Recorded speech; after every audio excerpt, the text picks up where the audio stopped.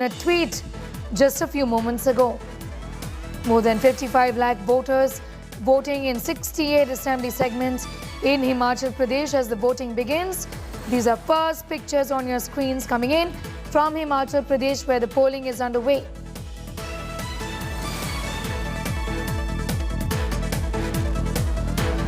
Manjeet is getting us more details on that big story.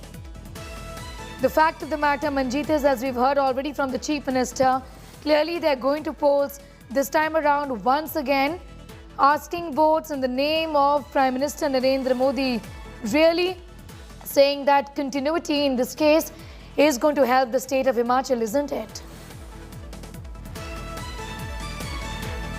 Yes, indeed, Sneha. BJP has launched a mission repeat by seeking votes in the name of the development. All we know is this Prime Minister made a number of visits and also addressed a number of rallies during the election campaigning. The number is 145 rallies, big and small rallies, addressed by Prime Minister and other star campaigners in various parts of the state. Congress also addressed rallies, but the number is quite low. It is 83 rallies, which is quite low as compared to 2017 election results. But all we know is this, that there are many issues which will be dominating this election. These issues include the corruption, unemployment and rising prices, besides the old revival of the old pension scheme and the GST which was being charged, which was levied on the packaging material used by the apple growers, besides the pesticides. So these are the issues concerning the common people. But as far as the Bharatiya Janata Party is concerned, BJP leaders try to justify that rising prices are a global phenomena.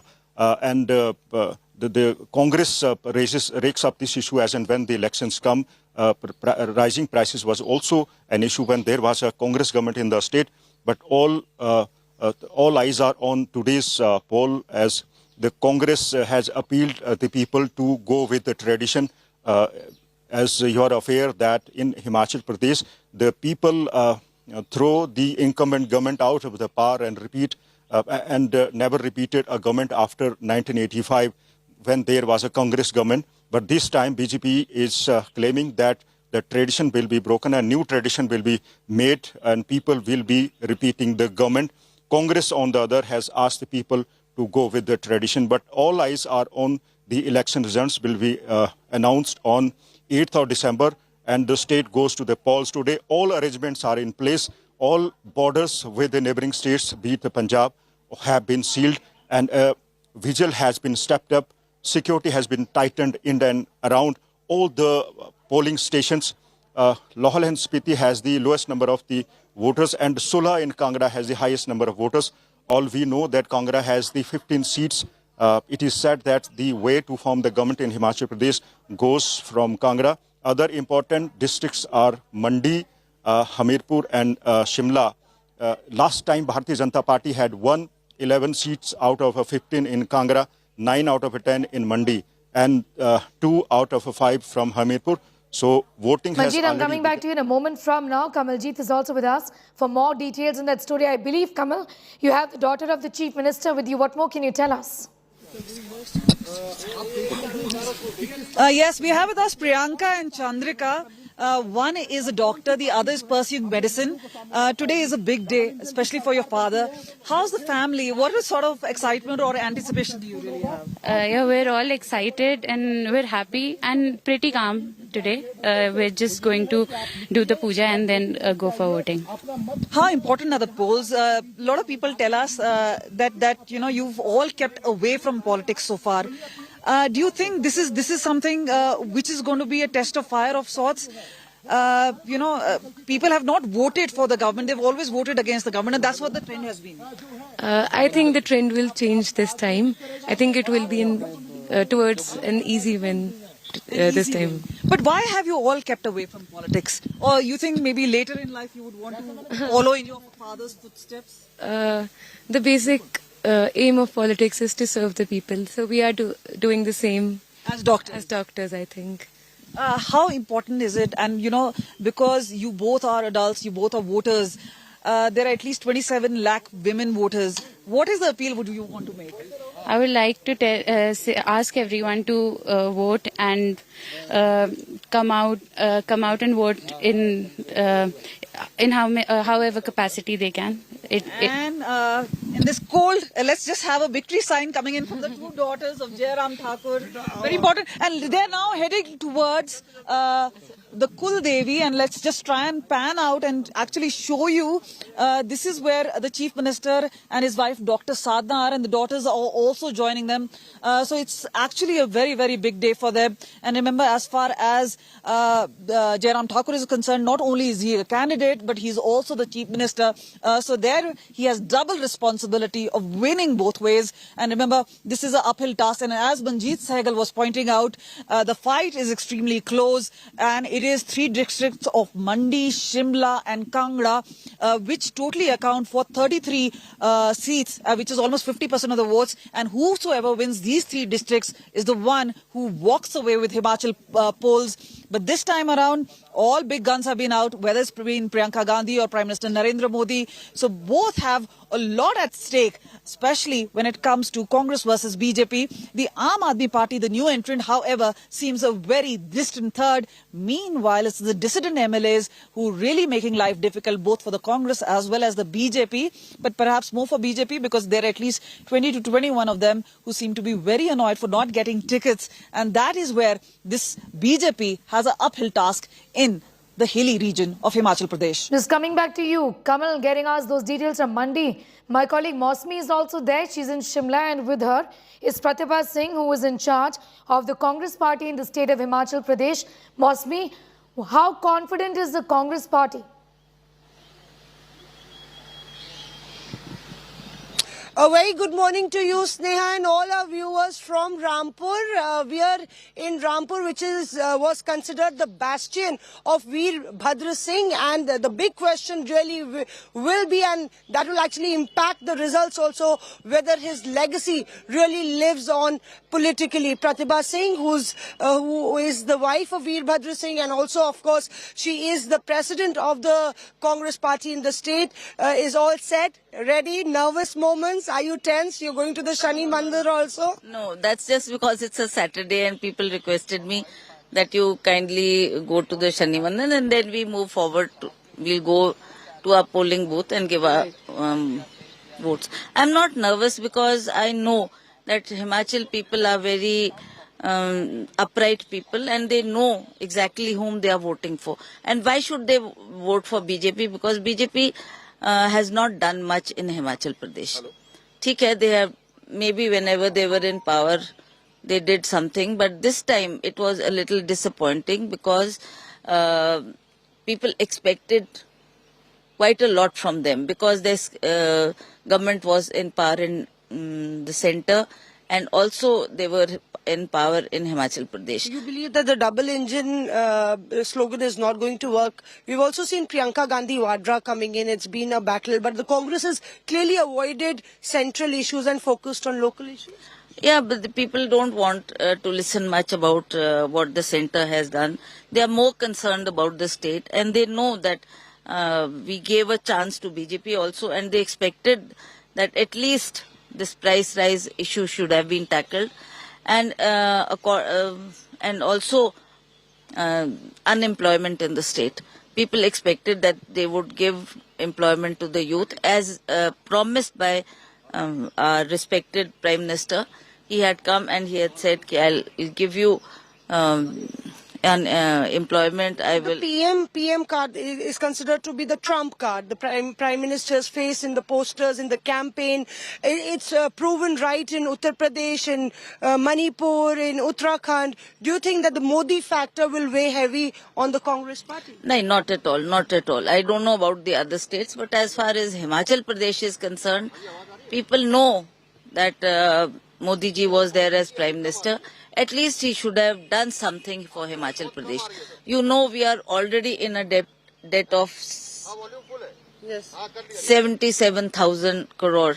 So people expected that whenever Prime Minister will come, he'll look into these matters, he'll solve our issues, he'll give some help for developing Himachal Pradesh. But people were quite disappointed that nothing much happened.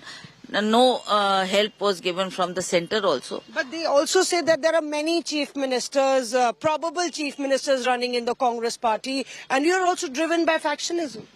No, that's not true. ठीक है. In politics, people are ambitious. If they are MLA, they will want to be a minister. If they are minister, they'll want to be a chief minister. There's nothing wrong in it. There's nothing wrong in it. And let the results come. Let's see what the results are and what the MLAs who win the election and come, what they have to say. And ultimately, it is for the High Command Congress Party, whether Sonia ji, whether Khadge ji, they will take the final call. And would you appeal to the voters to come out and vote? We've seen in Himachal Pradesh, Sneha, the nature of the voters, the awareness of the voters, the willpower of the voters is actually incomparable. Would you appeal to the voters to come out and vote? Definitely, definitely. Today is a very crucial day. People will go and form the new government. So I appeal to the people that they should cast their vote. And since being from the Congress party, I feel that Congress has done quite a lot of developmental works in the past also. And now also we are saying that you should vote for Congress and form our government. Okay. And this is how we will go ahead with our works. I remember the last time that in 2017, Rahul Gandhi had come and he had appealed that Veerbhadra Singh should be made the chief minister for the 7th time. Now you all are also going into in the public saying that his unfulfilled wish should be fulfilled, that the Congress should return in power. But then on the other side, there are questions that the leadership legacy, there's no legacy in leadership. As I told you, it is for the centre to decide who should lead Himachal Pradesh once we form the government. कितनी सीटें आ रही हैं आपकी? मुझे लगता है हम 40 cross कर लेंगे. Thank you very much, Pratibha ji. All the best. Wishing you all the best. There you are, Sneha. The Congress pretty confident that they are going to cross the 40-figure mark. But importantly, Shimla has been a bastion of the Congress earlier as well. Kangra would actually be the deciding factor.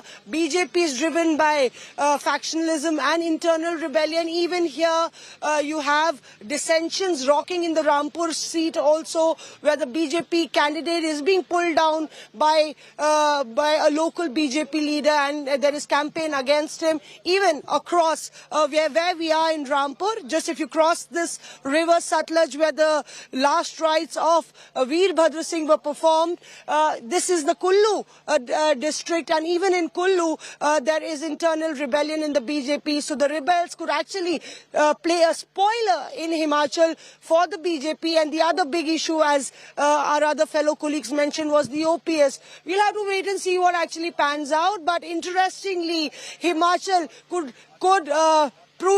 is a do-or-die match, because the winds of change could actually flow in from here, or it could actually prove yet again that Prime Minister Modi's trump card actually rules the roost in Indian politics. All right, thanking you for the moment, Mosmi. I'll keep coming back to you for more developments on the big story. In fact, my colleague Kamaljeet Sandhu spoke with the Chief Minister earlier. Listen in. इस बार रिवाज बदलने की बात की जा रही है, कितना कॉन्फिडेंट हैं आप? मैं आश्वस्त हूँ, बिल्कुल कॉन्फिडेंट हूँ। और क्योंकि अब की बार जो माहौल चुनाव में हमने देखा वो अलग तरह का माहौल था। सबसे बड़ी बात यह थी कि जब सरकार का 5 वर्ष का कार्यकाल पूरा होता है तो बहुत ऐसा माहौल होता है जिसमें ताजगी नहीं होती है, जोश नहीं होता है, जुनून नहीं होता है।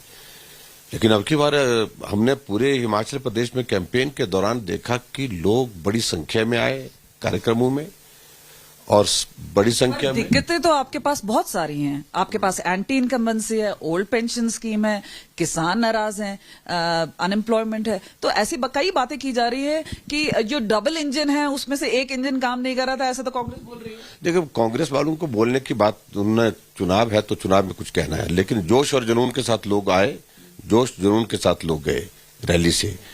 और हमारा कैंपेन कांग्रेस के कैंपेन से बहुत अलग था, अलग क्या यानी कि बहुत आगे था। और जहां कांग्रेस की इस चुनाव में हमने देखा कि मुद्दों को उठाने की कोशिश की उन्होंने, लेकिन लोगों ने उनको अपनी ओर से स्वीकार नहीं किया है काफी हद तक, मैं दावे के साथ कह सकता हूं।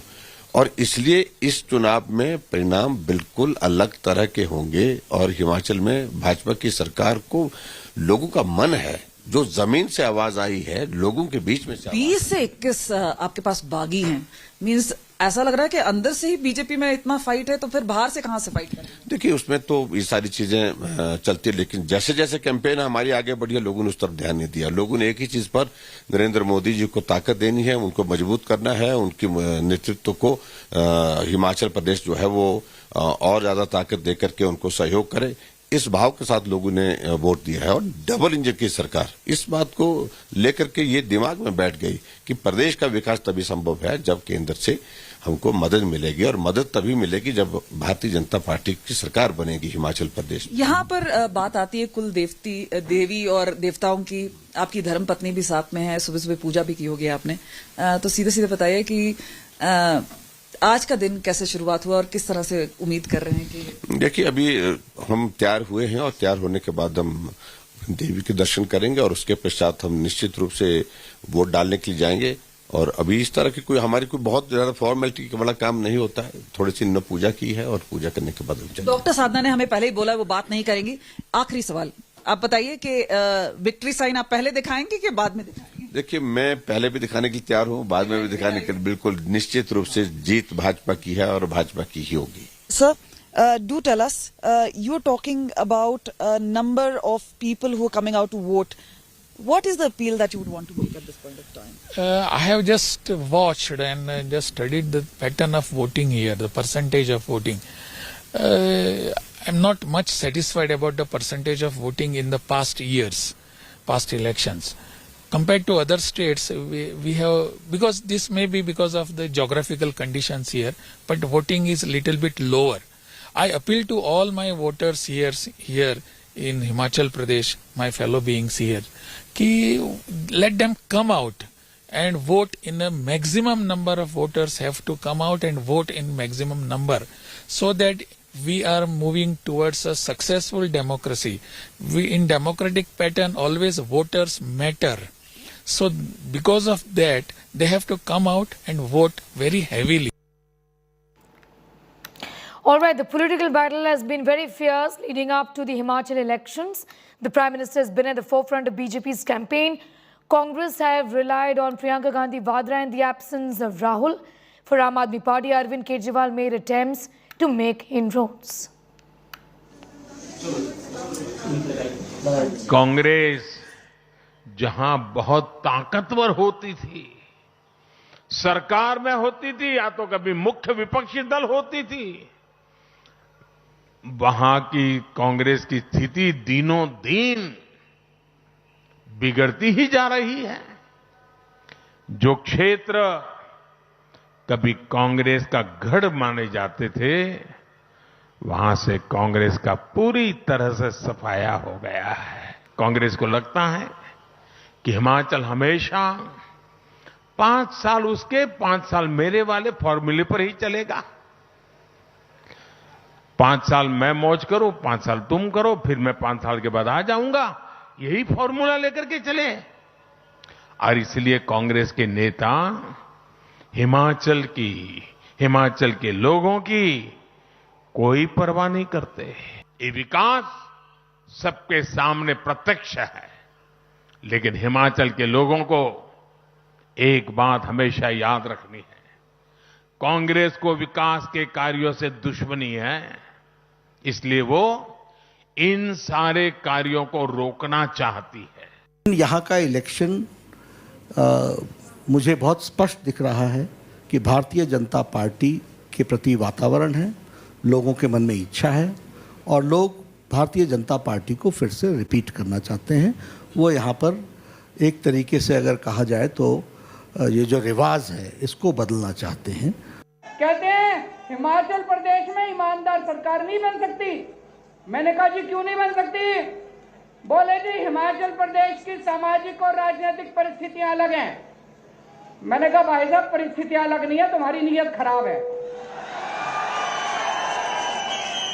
इनकी नीयत खराब है, इनकी नीयत चोरी करने की है। कहते हैं हिमाचल प्रदेश में ईमानदार सरकार नहीं बन सकती। बताओ क्यों नहीं बन सकती?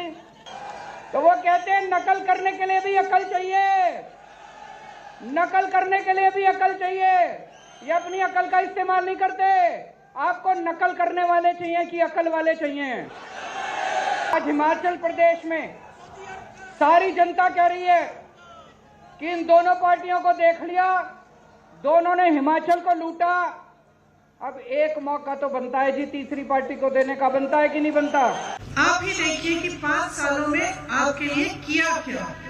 हाँ, ये सच है कि बड़े बड़े नेता हिमाचल के हैं, लेकिन उन्होंने अपने लिए किया कि आपके लिए किया? यहाँ के मुख्यमंत्री हैं, क्या किया है इस पूरे जिले के लिए?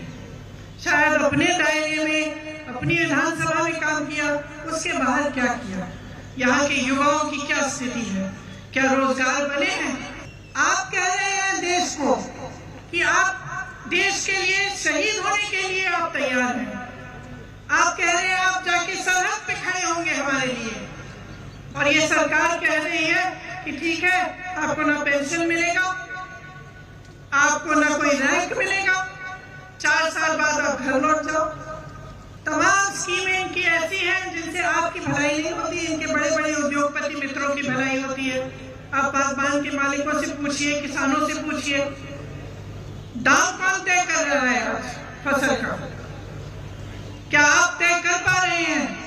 नहीं कर पा रहे हैं। बड़े बड़े उद्योगपति हैं, उन्हीं के कोल्ड स्टोरेज वही तय करेंगे दाम। All right, and my colleague Pooja Shali explains what's at stake in Himachal and what has been the voting trend and key issues in the hill state. Hello and welcome. This is India Today's green screen room, and from here I can transport you to anywhere else. And today I take you to Himachal Pradesh. It's also called the land of God, the Devbhumi, but this is where you may be planning your winter vacation. But before that winter storm comes in, the political temperature is rising because the netas are mudslinging each other because it is the Himachal Pradesh Assembly Elections. 5 points that you need to know about the upcoming polls.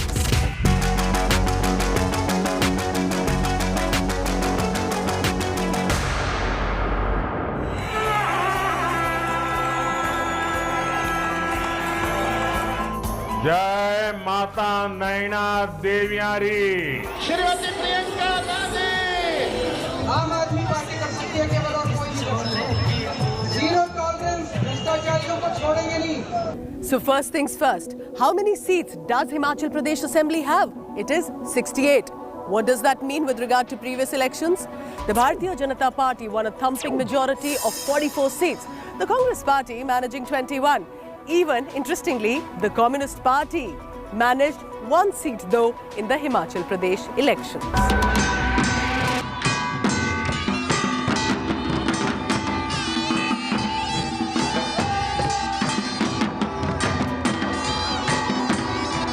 So our first question, who are the contenders? Ever since Himachal Pradesh has started to vote, it's always been a battle between the Congress and the BJP. What does that mean? Since 1985, no government has repeated a second consecutive term.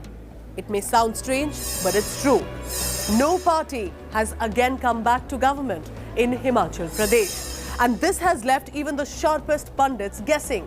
But is that likely to change this time? Because the Bharatiya Janata Party is campaigning extensively and aggressive in Himachal Pradesh, leading with Prime Minister Narendra Modi, who's a star campaigner in Himachal Pradesh. पहले उत्तर प्रदेश में, उत्तराखंड में यही कथा थी कि हर 5 साल के बाद सरकार बदली जाएगी। उत्तर प्रदेश ने, उत्तराखंड ने उस सारी सोच को ही बदल दिया और सरकार स्थिर होने की दिशा में उन्होंने अपना निर्णय दोहराया। Also, JP Nadda, who's the party president.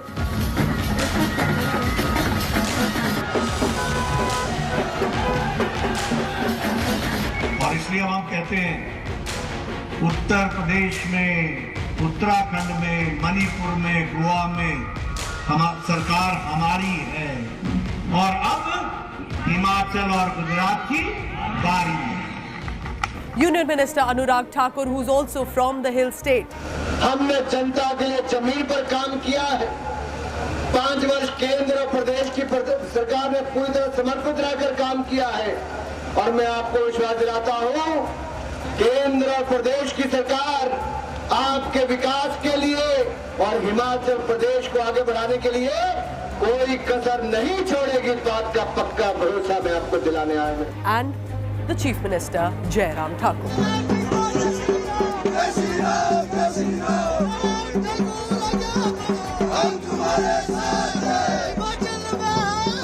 जो आपने कहा है वो किया, जो आपने मांगा है वो दिया।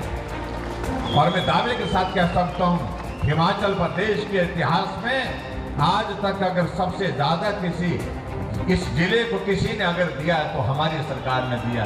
जनतंत्र के जनविश्वास के प्रयास, लोकतंत्र में लोकप्रियता के शिखर, जन आकांक्षाओं और जन विश्वास को साथ साधने वाले संपूर्ण भारत की असीम ऊर्जा, साहस और सामर्थ्य के आधार है माननीय प्रधानमंत्री जी। If you're wondering who could be taking on the Bharatiya Janata Party, the Congress Party, like I said earlier, is the biggest challenger for Himachal Pradesh elections. But this time, if I can say metaphorically, even the wind gushing through the hills are making more noise than the grand old party.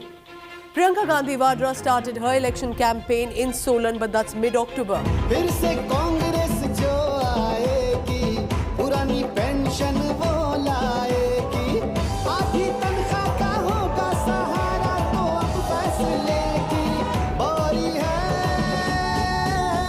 परेशान हर कर्मचारी है। हिमाचल का रिवाज जारी है, फिर से कांग्रेस आ रही है। आज यहाँ पे खड़े होते हुए मैं आपसे कहना चाहती हूँ कि जब कांग्रेस की सरकार हिमाचल प्रदेश में बनेगी तो दो निर्णय एकदम पहली मंत्रिमंडल की बैठक में होंगे। सबसे पहला, 1 लाख जो सरकारी नौकरियां हैं, जो पद हैं, वो भरे जाएंगे और वो नौकरियां मिलेंगी आपको। दूसरी चीज कि ये जो ओपीएस है, पुराना पेंशन, वो भी उसी मंत्रिमंडल के बैठक में तय किया जाएगा और आपके सामने लाएंगे, वो आपको वापस मिलेगा। Many are saying it's already too little, too late. But the biggest challenge to the Congress party is coming from within itself. 4 times Chief Minister Veerbhadra Singh passed away in 2021. He was the veteran for Congress in Himachal. And now his wife Pratibha and the son Vikramaditya are taking the party ahead. But the trouble does not seem to end there, because the bigger blow to the Congress party came when its own working president and the closest confidant of Veerbhadra Singh, Harsh Mahajan, instead jumped ship to the BJP. आज कांग्रेस दिशाहीन हो गई है।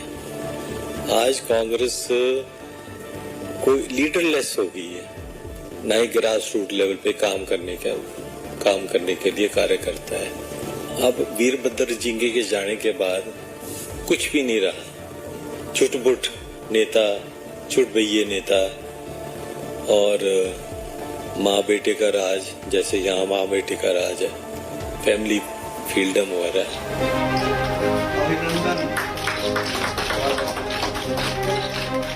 Even senior leaders like Sukesh Chandrasekhar have exited the door. Many are saying that this is because of a lack of vision of the Congress party for the hill state. So if not the Congress party, is there an alternative? Arvind Kejriwal's Aam Aadmi Party has thrown its hat into the ring.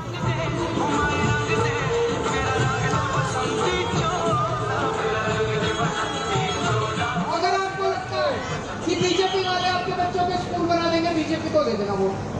आपको लगता है कि कांग्रेस वाले आपके बच्चों के school बनाएंगे, कांग्रेस वालों को दे देना वोट? ये कोई नहीं बनाने वाला।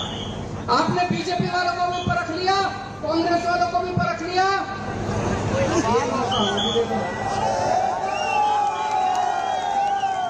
Riding from the gains of victory in Punjab,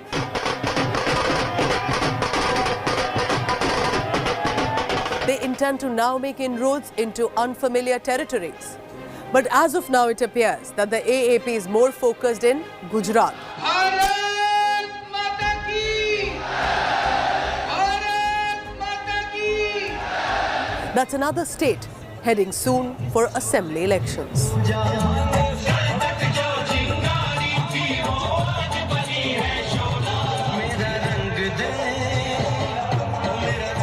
Gujarat करवा लो, 182 में से 150 सीट दे दो, सारे वादे पूरे करेंगे.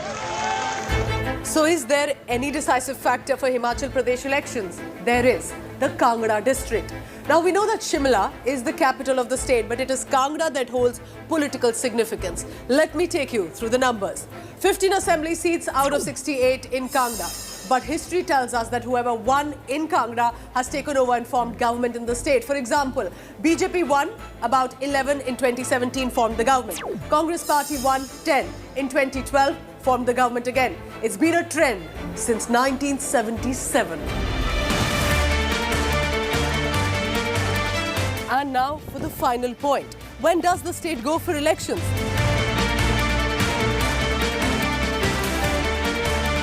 As expected, but also exciting as it sounds, is just one phase of polling.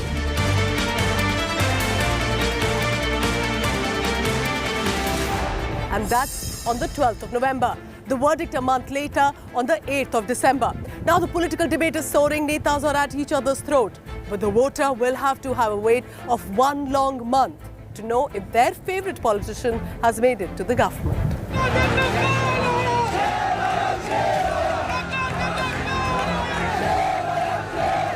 So for now, the script to Himachal Pradesh could be unlike the past. The Bharatiya Janata Party are a favourite. They look like a strong contender. But if there is one thing that we have learned from the past, that is that the voters can spring a surprise.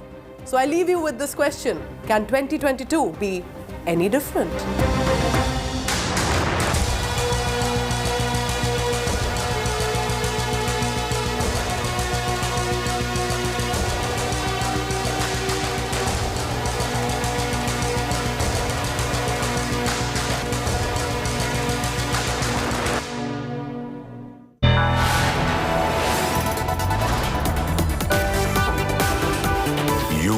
Watching India Today.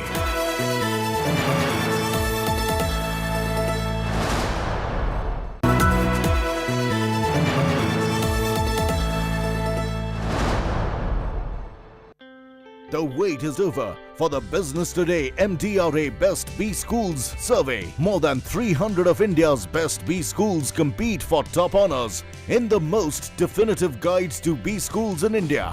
Which are the top 5 B schools? Will there be a new number 1? Who has the best placement record, the best facilities, the best technology? All this and much more in the Business Today Best B Schools survey.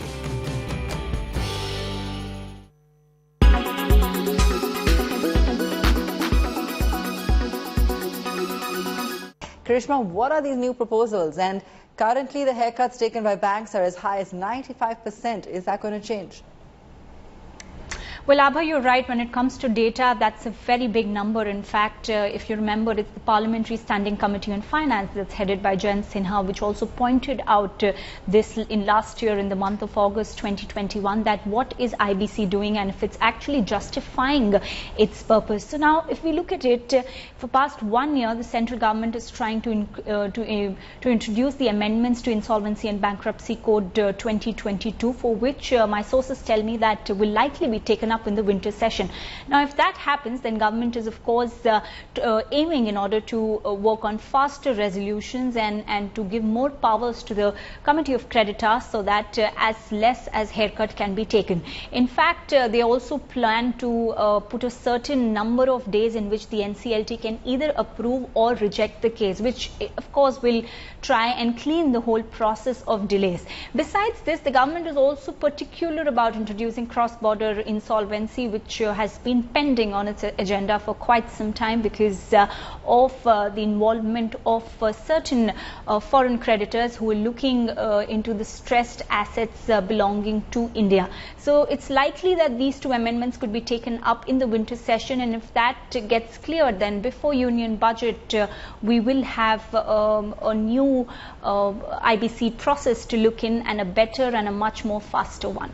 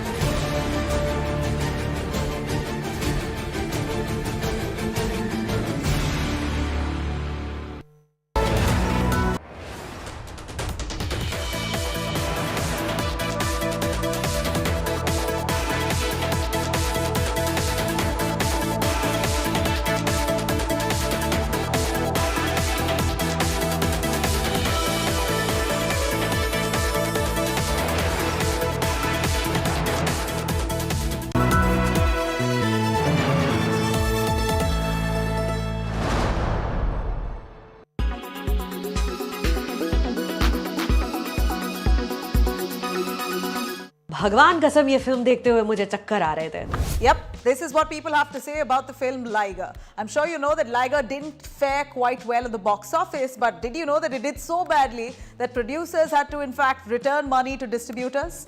It's not just Liger, even Amir Khan's Lal Singh Chaddha had to return money to their distributors. This really scares Bollywood, as even big stars' films are tanking at the box office. A film producer and a business analyst, Girish Johar, has said, and I quote, "It is important to retain goodwill and ensure the next film is bought. In the post-pandemic scenario, everyone across the chain wants to make money."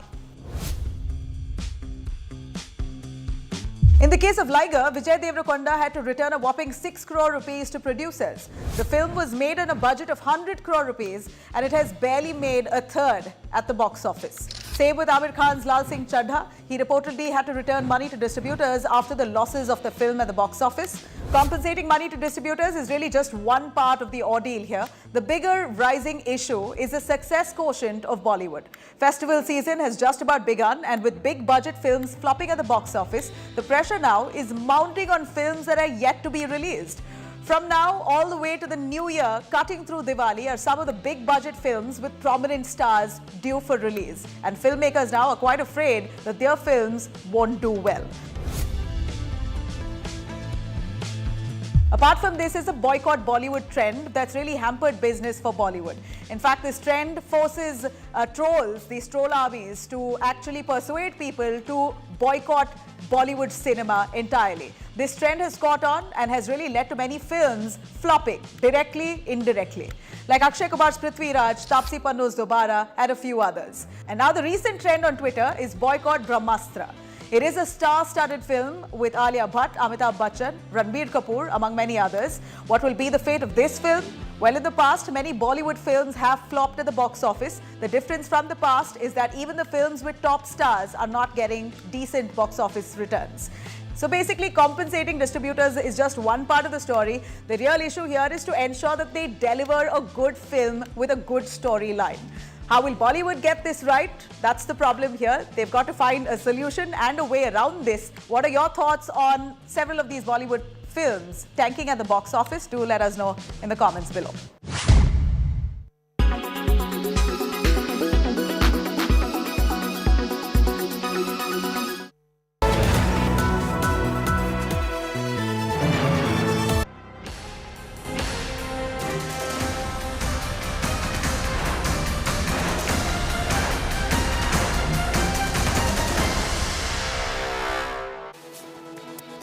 The voting is on in 68 constituencies of the state of Himachal. The ruling BJP is eyeing history on the back of its development agenda, while the Congress is hoping the voters go by the 4-decade-old tradition of voting out incumbents. Himachal Pradesh Chief Minister Jairam Thakur has said that people of the state have already decided to go with Modi. More than 55 lakh voters in the hill state will decide the fate of 412 candidates, including incumbent Chief Minister Jairam Thakur. The 2017 Assembly elections witnessed the highest ever voter turnout at nearly 76% in Himachal's electoral history. All arrangements have been put in place, and poll panel has prohibited exit poll predictions until voting in the state ends.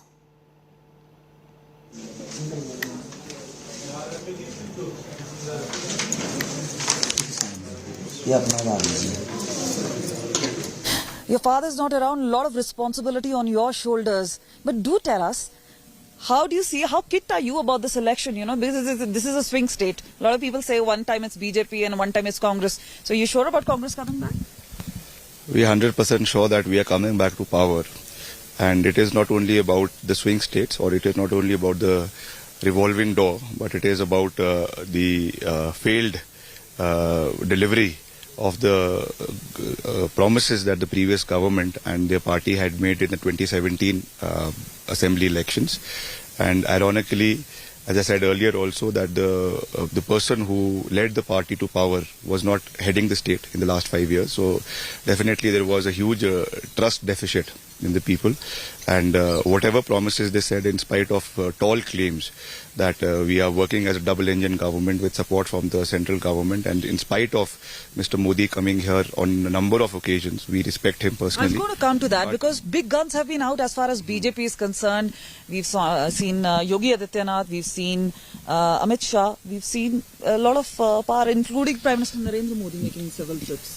They're most welcome to come to the state, but as I said, at these elections were fought on localized issues, on issues that were concerning the people of the state, and they were fought by the people of the state, and on the performance of the state government. As far as them coming here and trying to build a national narrative, that is not going to work here. मल्लिका जी, इस बार के चुनाव को किस ढंग से अलग देखती हैं आप? इस बार के हिमाचल के जो चुनाव है वो संपूर्ण रूप से विकास के लिए लड़ा जा रहा है और हमारे आदरणीय प्रधानमंत्री जी के द्वारा जो विकास की गति हिमाचल प्रदेश को दी गई है और उनका आह्वान है डबल इंजन की सरकार, तो मुझे लगता है निश्चित तौर पर यहाँ की जनता डबल इंजन की सरकार बना के भारतीय जनता पार्टी को विजयी बनाएगी। सबसे बड़ा मुद्दा क्या है बीजेपी के लिए इस बार? बीजेपी ने जो विकास के कार्य किए हैं उसको आगे बढ़ाने के लिए, आगे ले जाने के लिए जो वादा किया है और जो महिला शक्ति के नाम पे जो एक संकल्प पत्र जारी किया है, उस महिला शक्ति ही हमारी सबसे बड़ी ताकत है और उनके कारण हम विजयी होंगे। लेकिन इस बार बागी बहुत खड़े हैं, कह रहे हैं बागियों से जूझना बीजेपी के लिए बड़ी मुसीबत बन गई है।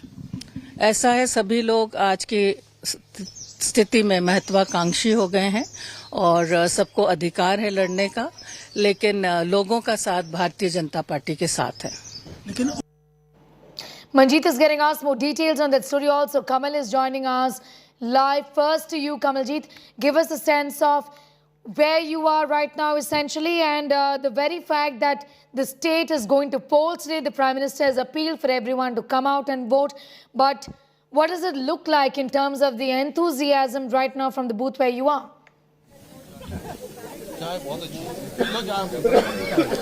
So the Chief Minister has arrived here with his family, his wife, his daughters, and there's some chai pe charcha really happening before they cast their vote. Ma'am, how excited are you for today? I am very much excited about the process going on today. Everybody here is very much excited और हमें लग रहा है कि लोगों में बहुत उत्साह है मतदान को लेकर। यह उत्साह हम पहले भी देखते थे, पर इस वक्त यह उत्साह बहुत बढ़ चढ़ कर है, क्योंकि वो महसूस करते हैं, वो मानते हैं कि इस बार हमारा ये मतदान मुख्यमंत्री के लिए पहली बार हो रहा है। 2000 Jairam Thakur, sir, you casting your vote? Yes. Just now? Just now. Do tell us about your link here, because I believe you were going to this particular school also. Yes. So I studied here from first to fifth class. So your destiny is going to be decided by that very primary school. Definitely, yes, there is there. So the family now getting ready to cast the vote, showing a victory sign right in the morning, and this is where the daughters also here. You casting your vote. I believe this is the second time you would be casting your vote. Yes. A lot of women out here. What is the sort of message that you come overwhelming numbers coming out? Yes, I think that in Himachal, this is the trend that every voter comes here, and I think that many people cast their vote today. So a doctor family which has actually stayed away. I think Jairam Thakur is the only one who is a politician. The rest of the family stayed away. We'll talk to his brother. Sir, आप से बात करना चाहेंगे? Because the humble background of Jairam Thakur is important. His eldest brother has been a labourer. His second brother has been a tailor. So only Jairam Thakur has really emerged from poverty and really risen. ये बताइए, एक गरीब तबके से होने से लेके इतना राइज हुआ है, लेकिन आप लोग जमीन से जुड़े रहे हैं, राजनीति से दूर रहे हैं, आज कितना बड़ा दिन है? ये बड़ी खुशी की बात है जी, जो आज जो है हमारे एक मुख्यमंत्री साहब जो यहाँ पहुँचे हैं। आप अपने भाई को भी मुख्यमंत्री साहब जो वोट देने आए हैं, तो हम भी आए कष्ट। छोटे भाई हैं, तो कैसे आशीर्वाद देते हैं उनको? नहीं, आशीर्वाद तो देते हैं हम, ठीक है, हम तो नाम भी पुकारते हैं इनके, छोटे हैं ना। क्या बुलाते हैं आप उनको? जयराम बोलते हैं हम। अच्छा, जयराम ही बोलते हैं। आपके माता जी आई हैं वोट के लिए कि नहीं? उनका घर में ही हुआ, पोस्टल बैलेट किया। हाँ जी। पर चुनौती तो बहुत है इस बार। चुनौती है नहीं हमारे सामने कुछ भी नहीं है. Let's just try and talk to the voters because we have spoken to the VVIPs. A sense about how women here, महिलाओं के लिए काफी लोगों ने लुभावने वादे किए हैं. भाजपा ने भी किए हैं, कांग्रेस ने भी किए हैं. यहाँ पे दबदबा आपको लग रहा है कि किस तरह से है और किस पार्टी का तो नहीं पूछेंगे कि इस वे है, बट मुद्दे कौन से आप लोगों के लिए है? हमारे लिए भारतीय जनता पार्टी. नहीं, मुद्दा क्या है? जैसे कि ओल्ड पेंशन स्कीम है, बेरोजगारी, मुद्दे क्या क्या? अच्छा, मुद्दे ये पेंशन लगाई है, लेडीज के लिए ये गैसें दी है, सब कुछ पेंशन दी है, सारा कुछ दे दिया इन्होंने हमारे लिए. हम जब आ रहे थे मुख्यमंत्री के कॉन्स्टिट्यूएंसी में आ रहे थे, रोड और सड़कें, यहाँ पे जो पोलिंग स्टेशन है, सड़कें भी इतनी बनी नहीं हुई हैं. कितनी मुश्किल आती है? मुश्किलें तो बहुत आती है, पर बहुत ही काम किया. रोडे धीरे धीरे से हो जाएगा सारा काम. So, this is largely where the Chief Minister has always won from. But typically speaking, we've been speaking to people across Himachal Pradesh. Old pension scheme, the GST tax for the apple farmer, that is very important. Unemployment, price rise. These are some of the issues which have been raised. But at this point of time, if we just try and turn around the camera and show you a lot of bustling activity right in a small town right here in Tandi. This is where the Chief Minister now heading towards casting his vote, and obviously there is a lot of media deployment, so everybody trying to catch in that particular moment. And here we are, we're getting you the visuals of the CM and his family now going inside Kurani polling station, trying to get you visuals about how this is now a test of fire. We're calling it a Agni Pariksha because people here have voted against the government. Only this time around, BJP is running the slogan, Rivaj Badlega. Meanwhile, Congress seemed very confident. So it is a tussle between these two parties.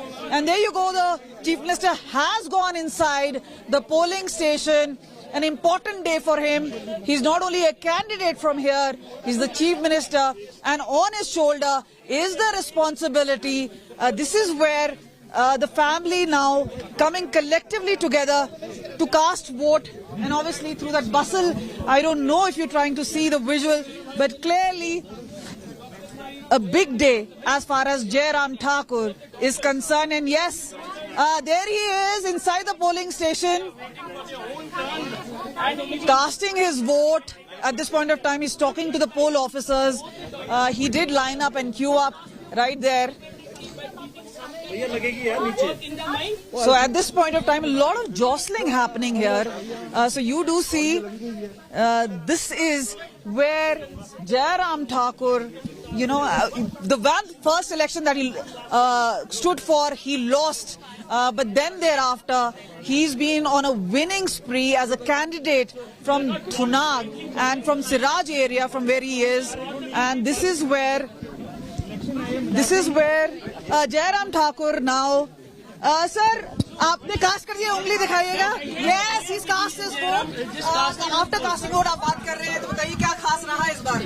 देखिए, सबसे बड़ी बात तो कि मेरा primary school है जहां इस बार वोट डालने का मौका मिला, और सबसे बात यह है कि इस वोट से हिमाचल प्रदेश में सरकार बनेगी, और मैं यहाँ का जनप्रतिनिधि विधायक के नाते और एक प्रत्याशी के नाते मुझे उम्मीद है कि पूरा का परचम यहीं से लहरा है. बिल्कुल निश्चित रूप से.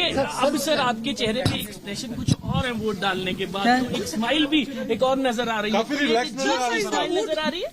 देखिए, अब की बार के चुनाव में अलग तरह की परिस्थितियां हैं, और मैं समझता हूं कि सरकार रिपीट हो रही है, और स्वाभाविक रूप से हमारे लिए खुशी की बात है. काफी रिलैक्स नजर आ रही है. After Jairam Thakur has cast his vote, he says it's obviously a relieving moment for him, but no, this is a big task because the state तरह से लोग वोट दे रहे हैं, शांतिपूर्ण ढंग से वोटिंग हो रही है, सबसे बड़ी बात, और भारतीय जनता पार्टी के पक्ष में. So there you go, the CM speaking to us at this point of time, a crucial time pe, speaking to Aaj Tak and India Today. Okay. We'll continue to keep a very close eye on all the big developments from the state of Himachal Pradesh, which is voting in 68 constituencies BJP's Himachal face, the Chief Minister has spoken to India today. With that report, it's time for a quick commercial break here. News continues on the other side.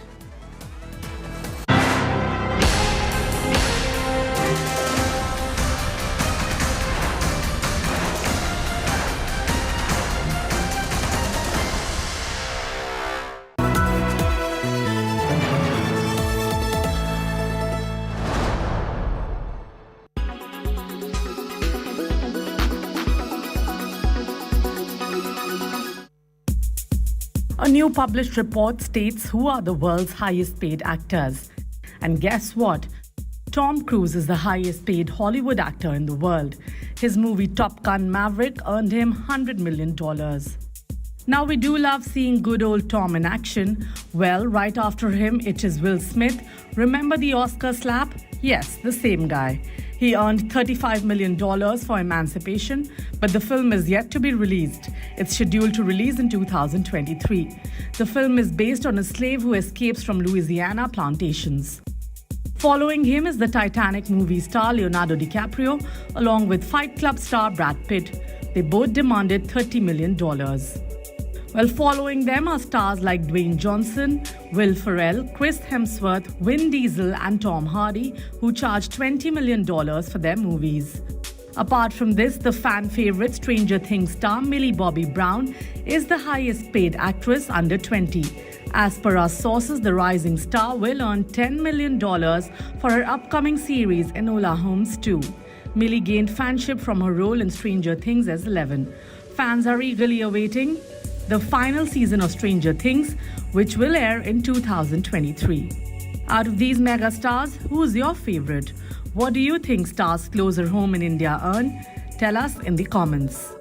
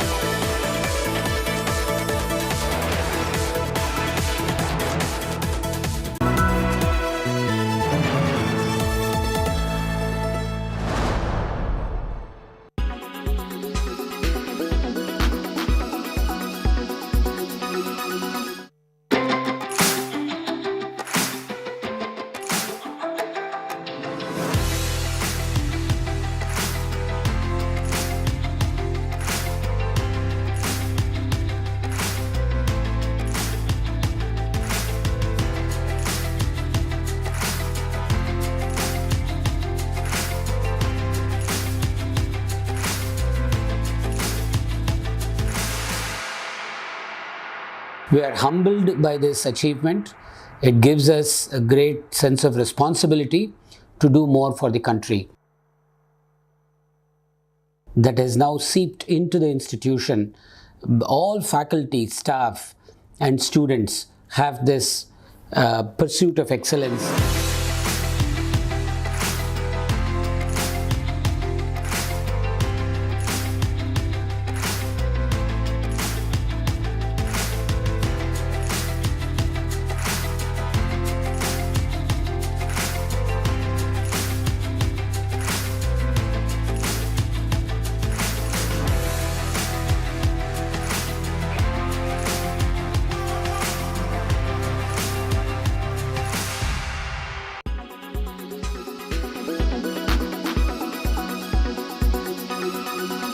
Make your media plan smarter with India Today Live TV on your connected devices.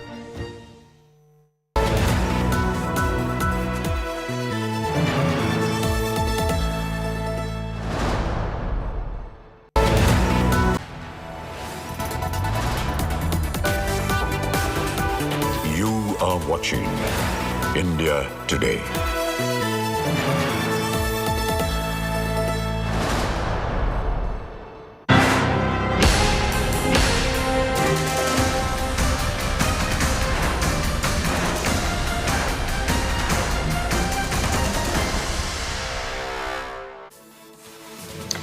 Hello there, you're watching India Today and this is our top focus. At this hour, we're getting you all the details of the voting in 68 constituencies of hill state of Himachal Pradesh, which is underway as we speak. The ruling BJP is eyeing history on the back of its development agenda. The Congress is hoping the voters go by the 4-decade-old tradition of voting out incumbents. Chief Minister Jairam Thakur says people of the state have already decided to go with Modi. More than 55 lakh voters in the hill state will decide the fate of 412 candidates, including incumbent Chief Minister Jairam Thakur. The 2017 Assembly elections witnessed the highest ever voter turnout at nearly 76% in Himachal's electoral history. All arrangements have been put in place and poll panel has prohibited exit poll projections until voting in the state ends.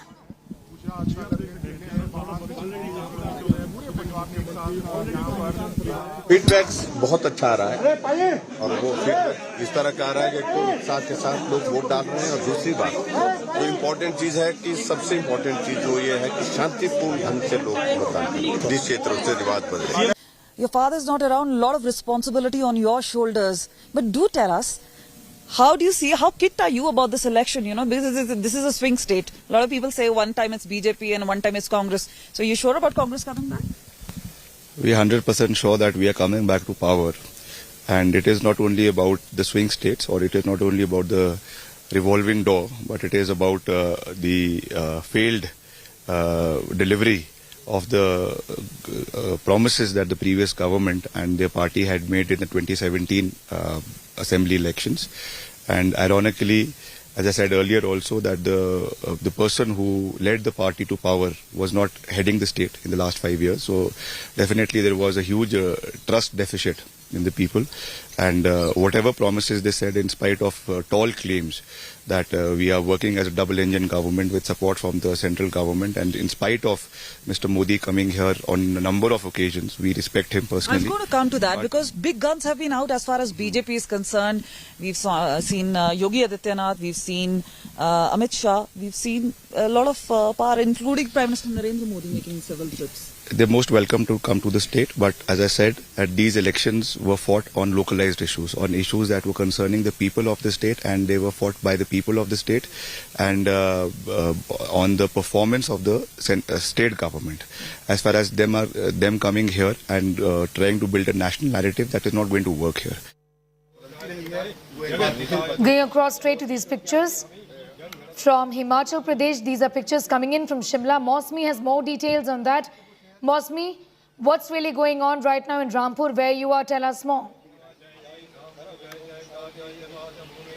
So Pratibha Singh and Vikramaditya right there in the pictures. You can see that here they are at the Shani temple in Rampur, where they've come to give their offerings today on this big day. These are nervous moments for politicians. Weeks of campaigning coming to an end, Himachal going to the polls, and naturally it is a testing time for all politicians, especially for Veerbhadra Singh's family. This is the first time a man who was considered a performing chief minister, fought 11 elections, 4 parliamentary elections, had remained at the centre twice. He was the minister at the centre and a 6th-time chief minister. So his legacy, you know, the mammoth legacy of Veerbhadra Singh, and these are testing times because it's also a litmus test whether Pratibha Singh and Vikramaditya can actually carry on this legacy, and whether this politics of legacy will actually work. And here you are, both of them, the son and mother duo, trying to put the best foot forward on this important day. We've seen a very hectic campaign by them. Pratibha Singh, of course, is the chief of Himachal Pradesh. There's also a lot of factionism in the ranks of of the Congress party. Amit Shah had hit out saying there are several chief ministers probables in the Congress party. We will have to wait and see whether that power tussle really carries on after the results are out. But here in the pictures at the Shani temple, Pratibha Singh and Vikramaditya offering their prayers. We've seen politicians often turn to God after the hectic campaigning is over, everything.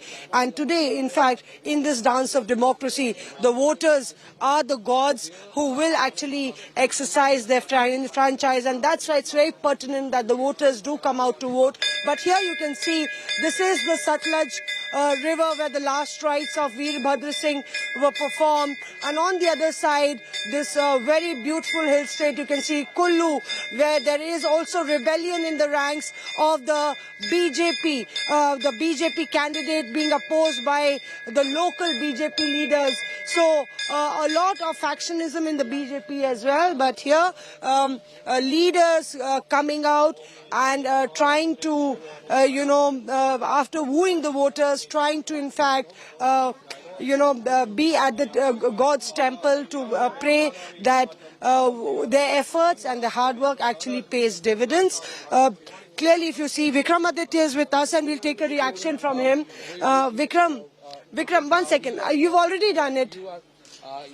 So we'll try and speak to Vikram there, but here you can see that Pratibha Singh coming out, and importantly, the entire legacy of Veerbhadra Singh. It's very important to note that it was during his tenure that electrification of Himachal Pradesh really happened, and the BJP is actually talking about the Veerbhadra model as far as the Congress coming back to power is concerned.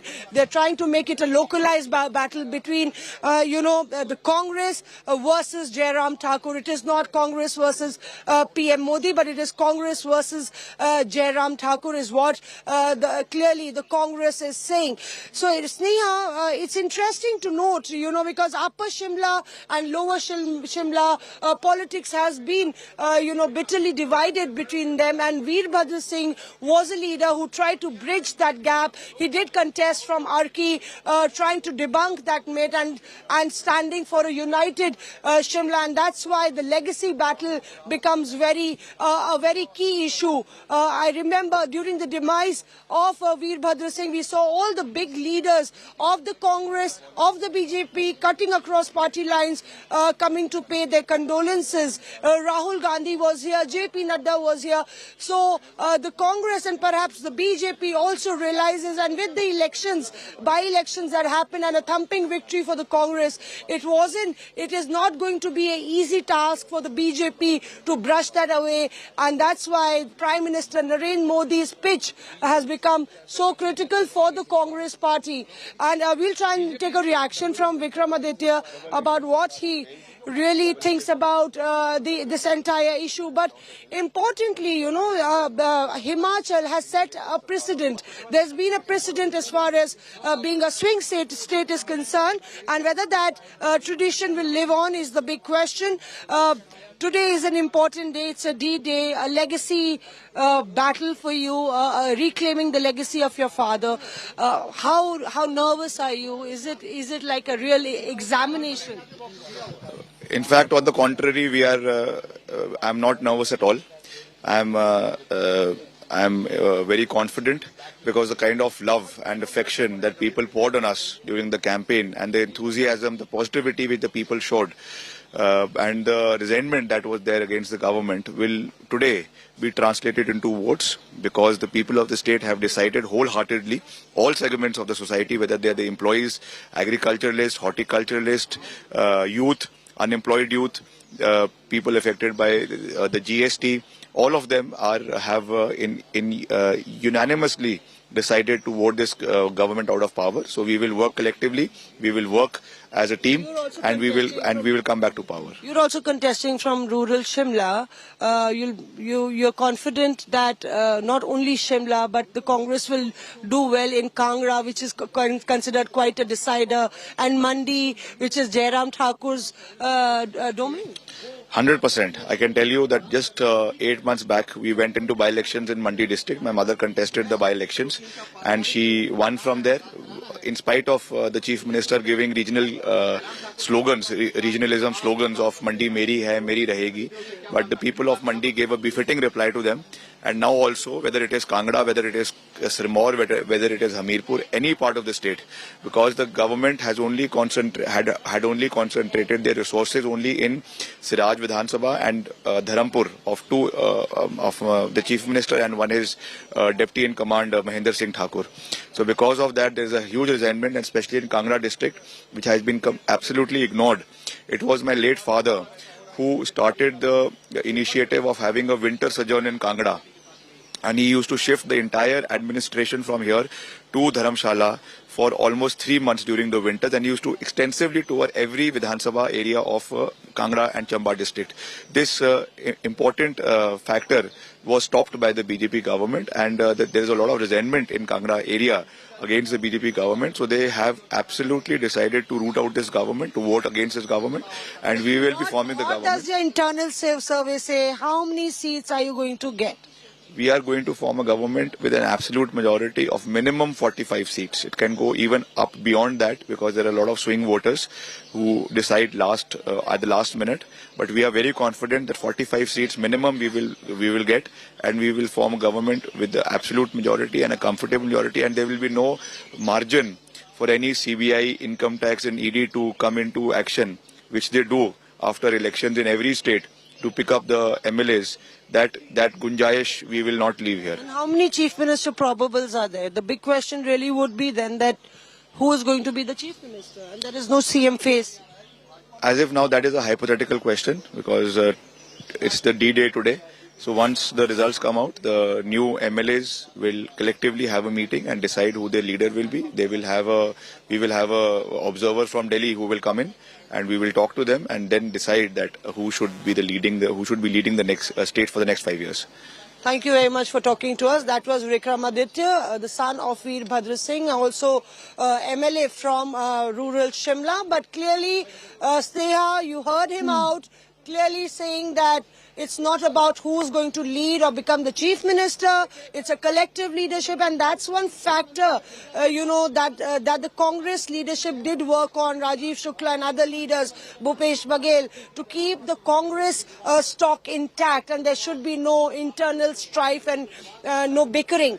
But we will have to see if the results come, and if they are in Congress's favor, whether the Congress leaders will maintain that restraint. Very interesting. Be with us, Moshe. I'm just going to come back to you. Manjeet is also with us.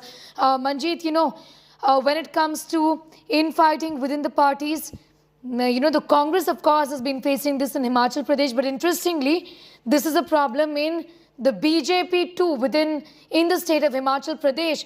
When this question was asked to Mr. Jairam Thakur, he said that because the people are happy with us, this problem has been essentially overlooked. Yes, there is infighting, and this indeed is a problem. In that sense, it's going to be very interesting, isn't it?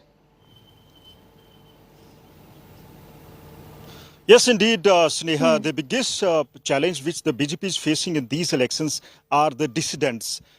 Their number is 21, and many of the dissidents were pacified by the Bharatiya Janata Party, but still the number is quite high. Even the Prime Minister Narendra Modi was also compelled to call Kripal Parmar, who happens to be one of the rebels who is still contesting the election. So the BJP is facing a big challenge.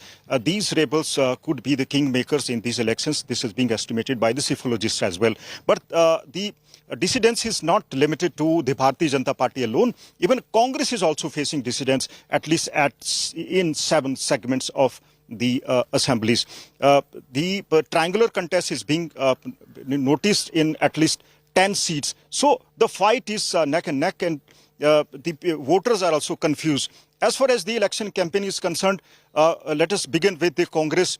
Veer Bhadra Singh during the past elections had held as much as 85 rallies single-handed. But this time Congress could not even beat his record. Congress held as just 83 rallies, and their campaign was single-handedly shouldered by Priyanka Vadra. Though Sachin Pilot was also there, but most of the leaders remained confined to Shimla. As far as the Bharatiya Janata Party is concerned, Bharatiya Janata Party addressed as much as 145 election rallies and covered almost all constituencies of the state. But if we talk about the Aam Aadmi Party leaders addressed only a few rallies, but this is the election campaigning. But this election will really be influenced by the issues which concern the local people, while the Bharatiya Janata Party contested election on some national issues like the nationalism, terrorism and national security and the development. Congress raised some local issues and issues concerning various segments of the voters, be it the revival of the old pension scheme. Bharatiya Janata Party did not mention anything about this scheme in its poll manifesto.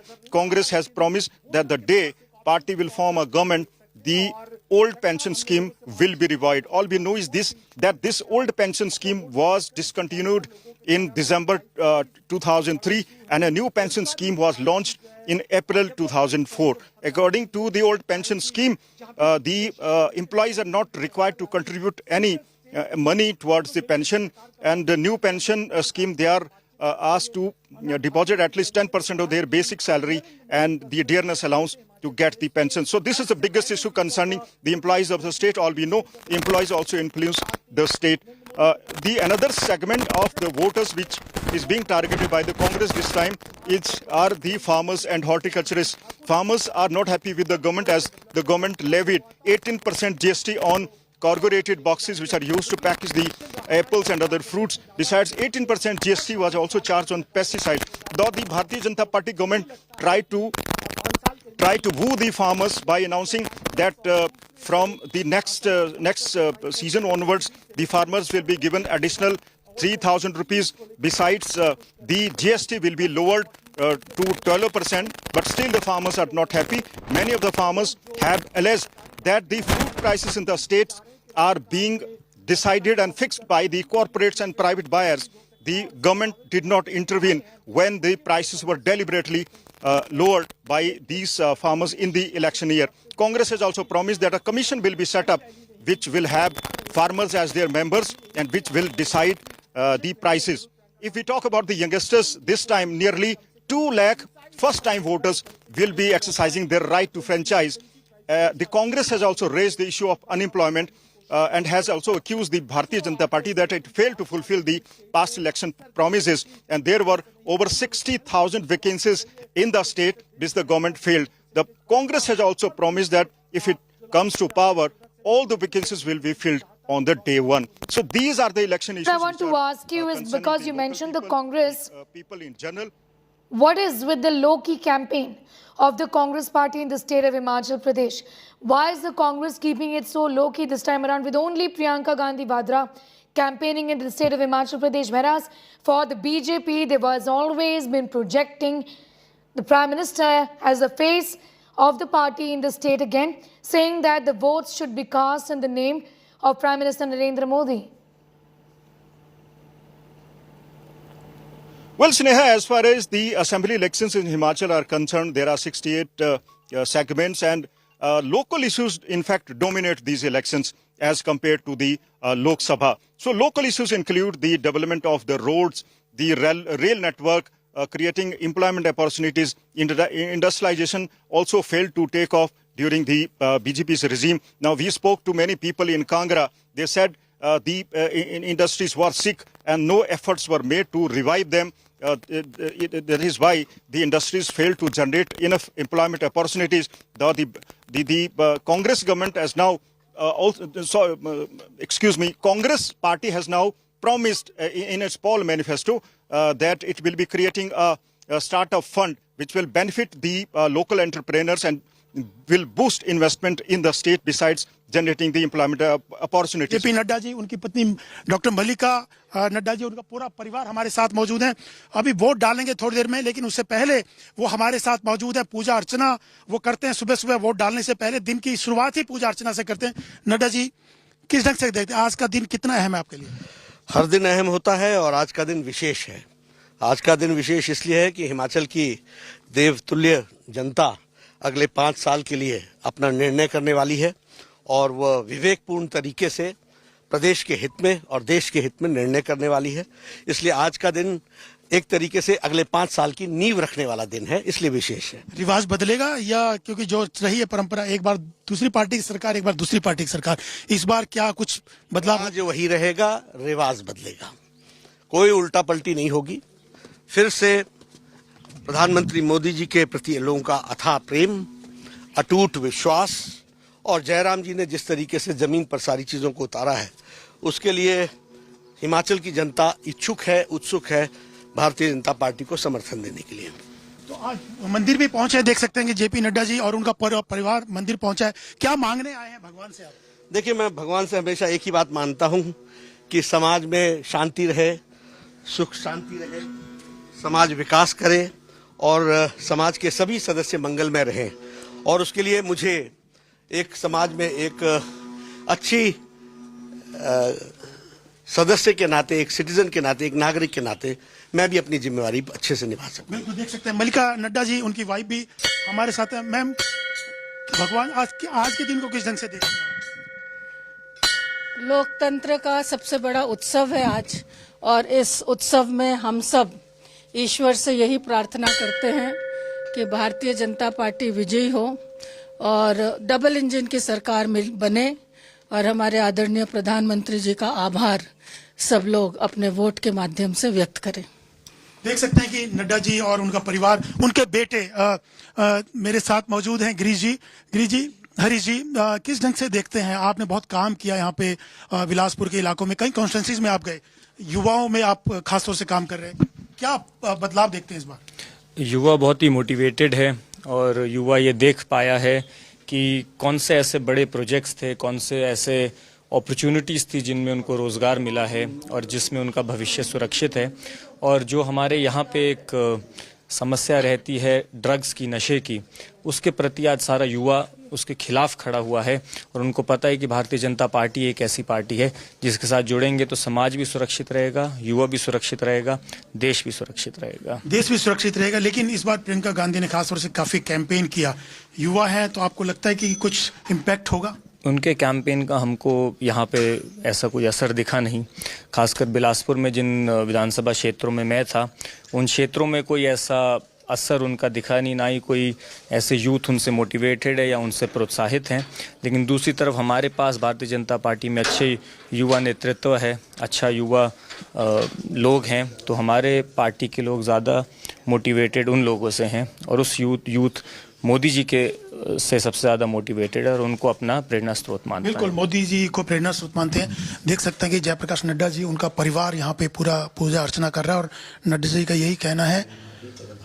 हाँ, देखिए उनकी भाभी भी हैं, उनके भाई भी यहाँ पर मौजूद हैं, तमाम लोग यहाँ मौजूद हैं। नड्डा साहब के भाई भी हैं यहाँ पे, पहली बार टीवी पे आप उनको देखेंगे। आप किस ढंग से देखते हैं इस बार चुनाव को?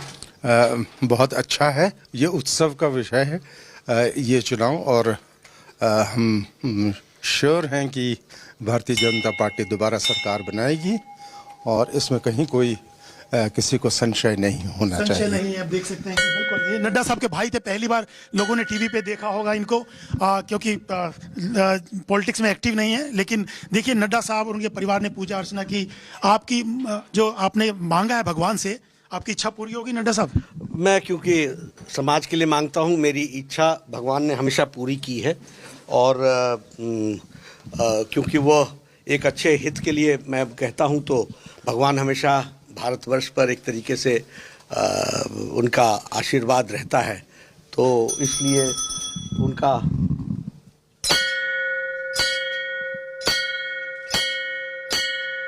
आशीर्वाद हमें मिलता है। और मैं क्योंकि समाज के लिए ही प्रार्थना करता हूँ और समाज में इतनी ताकत है जिसको ईश्वर सुनता भी है और हमें सफलता भी देता है। तो पूजा आज खास तौर से की है या हर रोज ही रूटीन आपका? नहीं, प्रतिदिन जब भी मैं यहाँ आता हूँ, यहाँ से निकलने के पहले मैं इधर आता हूँ। यह मेरी नवग्रह वाटिका भी है, श्रीमती जी ने बनाई है। मैं इसको भी एक बार नमस्कार करके, और इस हमारे बुजुर्गों ने, पिताजी ने ये मंदिर बनाया है, सिद्ध का मंदिर, इसको सिद्ध का मंदिर कहते हैं। जी जी। तो ये तपोस्थली जैसी है, तो यहाँ पिताजी ने बनाया है। तो मैं यहाँ आता हूँ, यहाँ चक्कर लगाता हूँ और इसके बाद ही मैं प्रस्थान करता हूँ। हमेशा से? हमेशा। यहाँ कितना बड़ा आपका होम स्टेट है हिमाचल प्रदेश, कितना बड़ा चैलेंज है आपके लिए ये चुनाव? अशोक जी, आप जानते हैं मेरे लिए हर चुनाव चैलेंज होता है और हर चुनाव को मैं उसी तरीके से देखता हूँ। अभी यहाँ से निकलूँगा तो दिल्ली का एमसीडी का चुनाव आ जाएगा और दिल्ली के एमसीडी के चुनाव के साथ साथ गुजरात का चल ही रहा है। तो कल भी मैंने गुजरात की मीटिंग ली थी और एमसीडी की मीटिंग ली थी, और उसके बाद वहाँ से हम आज हमने एमसीडी के टिकटों का फाइनल करना है, तो उसके लिए भी हम यहीं से वीसी से जुड़ेंगे और शाम तक आप देखेंगे कि हम कुछ फैसले एमसीडी की भी कर पाएंगे। गुजरात पे भी नजर, एमसीडी पे भी नजर। बीजेपी के बारे में कहा जाता है एक चुनाव खत्म नहीं होता, दूसरे चुनाव की तैयारी में लग जाती है बीजेपी। देखिए, बीजेपी आदरणीय मोदी जी के नेतृत्व में पार्टी ने 24/7 365 डेज काम करना सीखा है और इसलिए पूरी तन्मयता से वन आफ्टर अनदर हम चुनाव को लड़ते हैं और पूरी ताकत से लड़ते हैं। ये अपना चुनाव है, वो पराया चुनाव है, ऐसा कुछ नहीं होता। सब चुनाव हमारे हुए और सब चुनाव के प्रति मैं उसी तरीके से एक जिसको कहते हैं जागरूक भी रहता हूँ। और सारी पार्टी करोड़ों कार्यकर्ता लगते हैं, लाखों कार्यकर्ता लगते हैं। नड्डा जी, कहा जा रहा है इस बार का चुनाव बहुत टाइट है, जो खबरें आ रही हैं, जो चीज़ें सामने आ रही हैं, क्या वजह क्या है? क्या रिवाज जो रहा है, परंपरा रही है, वो चलती रहेगी या कुछ उसमें बीजेपी जिस ढंग से पूरी ताकत झोंकी बीजेपी ने, प्रधानमंत्री से लेकर तमाम लोगों ने, और आपका तो होम स्टेट है, आपने भी डेरा डाला हुआ है, तो आपको लगता है कुछ टाइट सिचुएशन है? क्योंकि बागी भी बहुत खड़े हैं, उन बागियों की वजह से नुकसान होगा? देखिए, हर चुनाव आप कहते हैं टाइट है और हर चुनाव में मैं बोलता हूँ, और आप रिकॉर्ड में लेते हैं अशोक जी मुझे, कि और हर चुनाव में मैं बोलता हूँ कि बिल्कुल कंफर्टेबली हम जीतेंगे और हम जीतते भी हैं। तो यह भी कोई चुनाव टाइट नहीं है, लोगों ने मन बना लिया है।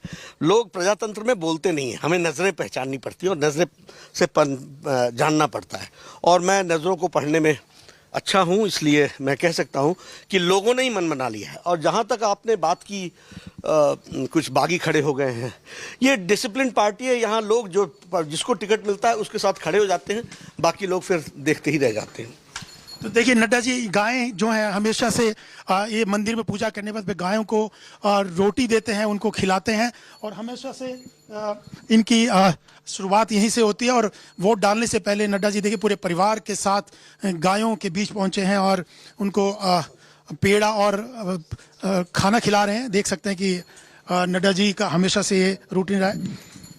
तो नड्डा जी, मैं आपसे बात कर रहा था कि इस बार का चुनाव पिछली बार से कुछ अलग चुनाव है।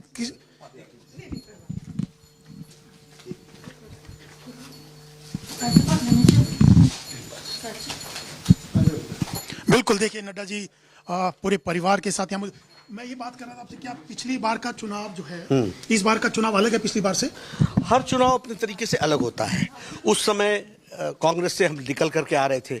इस बार के चुनाव में लोगों ने जो मन बनाया है वो मोदी जी को आशीर्वाद देने का और जयराम जी के काम को और मोदी जी का जो आशीर्वाद हिमाचल को मिला है उसको चुनाव है। कहा जा रहा है कि ओल्ड पेंशन स्कीम सबसे बड़ा मुद्दा है, उसको लेकर के कांग्रेस काफी अग्रेसिव है। देखिए, पूरा करेंगे जैसे सत्ता में लौटेंगे। देखिए, कांग्रेस को कोई सीरियसली यहाँ लेता नहीं है। ओपीएस बंद भी उन्होंने किया था, एनपीएस लाए भी वो थे, अब बोल बैठे कि हम देंगे नहीं। न जवानी जमा खर्च से कौन पूछता है उनको, कौन सब लोग जानते हैं कि न उन्होंने देना है, न कुछ उनको मिलना है, न ही उनको कुछ इसमें से कुछ होना है। लोगों को विश्वास है तो भारतीय जनता पार्टी पर है, और भारतीय जनता पार्टी जब ये कहती है कि हम चीज़ों को, महिलाओं का सशक्तिकरण करेंगे, हम युवाओं का सशक्तिकरण करेंगे, हम इंफ्रास्ट्रक्चर खड़ा करेंगे, हम विकास के नए आयाम स्थापित करेंगे, हम विकास के नए तीर्थ स्थापित करेंगे। एम्स दिया, all India institute of medical sciences है, IIM Indian institute of management है, Indian institute of information and technology है, बल्क ड्रग पार्क दिया, मेडिकल डिवाइस पार्क दिया। तो ये बड़े प्रोजेक्ट्स हैं। अटल टनल बना करके जनता को समर्पित कर दिया, डिफेंस के लिए बहुत बड़ी वो है। यहाँ 2024 तक रेलवे लाइन पहुँच जाएगी। तो ये मुद्दे हैं जिस पर भारतीय जनता पार्टी लड़ रही है और लोगों का आशीर्वाद इस पर मिल रहा है। मोदी जी को आशीर्वाद मिल रहा है। हमारे साथ मल्लिका जी, महिलाओं के सशक्तिकरण की बात की नड्डा साहब ने, आपको लगता है कि महिलाएं यहाँ की इंडिपेंडेंट मानी जाती हैं, इस बार अलग हट करके अपने ढंग से बीजेपी को जितवाएंगे? इस बार भारतीय जनता पार्टी ने स्त्री शक्ति संकल्प पत्र जारी किया है, जिसमें 11 ऐसे मुद्दे हैं जो महिलाओं को सशक्तिकरण की दिशा में एक पहल है, लड़कियों के छात्राओं की शिक्षा के लिए और उनको आगे बढ़ाने की एक पहल है, और महिलाओं को स्वास्थ्य की दृष्टि से, शिक्षा की दृष्टि से, उनको स्वावलंबन बनाने की दृष्टि से, आत्मनिर्भर बनाने की दृष्टि से भारतीय जनता पार्टी कटिबद्ध है और कार्य करने के लिए संकल्पित है। नड्डा जी, क्या बागी इतनी बड़ी चुनौती है, प्रधानमंत्री ने अपील भी की एक बागी से, उसके बाद भी वो नहीं माने, तो आपको लगता है बहुत बड़ा चैलेंज है बागियों से निपटना भी? नहीं, मैंने कहा ना आपको, जिस दिन भारतीय जनता पार्टी जिसको टिकट दे देती है उसके साथ जनता भी चल पड़ती है और पूरा पार्टी का काडर भी चल पड़ता है। इसलिए ये सवाल ही नहीं उठता। और आपने देखा होगा माहौल, कौन बात कर रहा है बागियों की? ये सिर्फ राजनीतिक दृष्टि से लोग, एक राजनीतिक पंडित के रूप में आप इन बातों को रखते होंगे, लेकिन सच्चाई ये है कि ना कोई इन बातों को ध्यान में लेता है, क्योंकि लोगों को आस्था है तो भारतीय जनता पार्टी से है और भारतीय जनता पार्टी को ही वो समर्थन देते हैं। बिल्कुल। तो क्या जयराम ठाकुर ही अगले सीएम होंगे अगर पार्टी सत्ता में आएगी? बिल्कुल, भारतीय जनता पार्टी ने उनके नेतृत्व में चुनाव लड़ा है और प्रधानमंत्री मोदी जी के आशीर्वाद से लोगों को जोड़ने का प्रयास हुआ है। तो इसलिए भारतीय जनता पार्टी सरकार में आएगी और यहाँ नेतृत्व जयराम ठाकुर जी संभालेंगे। आम आदमी पार्टी भी मैदान में है, तो त्रिकोणा मुकाबला बागी, तो आपको लगता है कि कहीं ना कहीं चैलेंज हो सकता है? कोई त्रिकोणा मुकाबला नहीं है अशोक जी। ये गए थे लड़ने उत्तर प्रदेश में 350 सीट में, 349 सीट्स में जमानत जब्त करा ली। उसके बाद ये गए थे उत्तराखंड में लड़ने में 69 में 65 सीट्स में जमानत जब्त करा ली। ये गए लड़ने गोवा में तो 39 सीट्स में 35 सीट्स पर जमानत जब्त करा ली। और यहाँ अशोक जी मेरी बात नोट कर लीजिएगा, 67 सीट्स पर लड़ रहे हैं, 67 की 67 सीट्स पर जमानत जब्त होगी। ये तो क्रीज पर आए, पीछे गए पहले। और हिमाचल की जनता जानती है, पंजाब को देख रही है किस तरीके से पंजाब में लॉलेसनेस हो गया, किस तरीके से वहाँ के एम्प्लॉय आकर के यहाँ केजरीवाल को उन्होंने बोलने नहीं दिया। ये तो दूर जाते हैं गुजरात, ताकि दिल्ली की और पंजाब का पोल्यूशन वहाँ ना पहुँचे। सबसे बड़ा मुद्दा क्या है बीजेपी के लिए इस बार? विकास, विकास और विकास। और ये मेरा नहीं, हिमाचल की जनता का मुद्दा है। ये पिछड़ा हुआ प्रदेश था, किनारे कटा हुआ प्रदेश था, आज मेन स्ट्रीमिंग हो गई है। आप 4 लेन से आ रहे हैं, आप देख रहे हैं कि किस तरीके से यहाँ की कनेक्टिविटी डेवलप हुई है। मैं गांव में बैठा हुआ हूँ, आप देखिए यहाँ पर 3 फेज लाइन है, इलेक्ट्रिसिटी, क्वालिटी पावर है यहाँ पर। आप सड़क से चल करके आए, कितनी अच्छी सड़कें मेंटेन्ड हैं। कोई व्यक्ति, पहले सब लोग शहर में रहते थे और कहते थे कि हमारे वहाँ क्वार्टर है या मैंने वहाँ मकान खरीदा है या मैंने वो किया है, और आज हमारे लोग कोई गांव में, कोई शहर में नहीं रहता है, सब अपना काम शहर में करते हैं। 20 minutes, 30 minutes, 40 minutes, they are back to their home. लेकिन कांग्रेस कह रही है महंगाई बड़ा मुद्दा है, बेरोजगारी बड़ा मुद्दा है। बीजेपी ने कुछ नहीं किया, बेरोजगारी इतनी बढ़ गई है, महंगाई इतनी बढ़ गई है। कांग्रेस के लोग ऊपर से नीचे तक न पढ़ते हैं, न लिखते हैं, न जानकारी हासिल करते हैं। आप बताइए, सारे दुनिया में इकोनॉमिक क्राइसिस आया कि नहीं आया? आप बताइए, यूक्रेन की मार का सप्लाई चेन पर असर पड़ा कि नहीं पड़ा? आप बताइए, कोरोना में अमेरिका के इकोनॉमी लड़खड़ाई कि नहीं लड़खड़ाई? आप बताइए, यूरोप में इकोनॉमी लड़खड़ाई कि नहीं लड़खड़ाई? और इस कोरोना में स्टेबल इंडियन इकोनॉमी चल रही है कि नहीं चल रही है?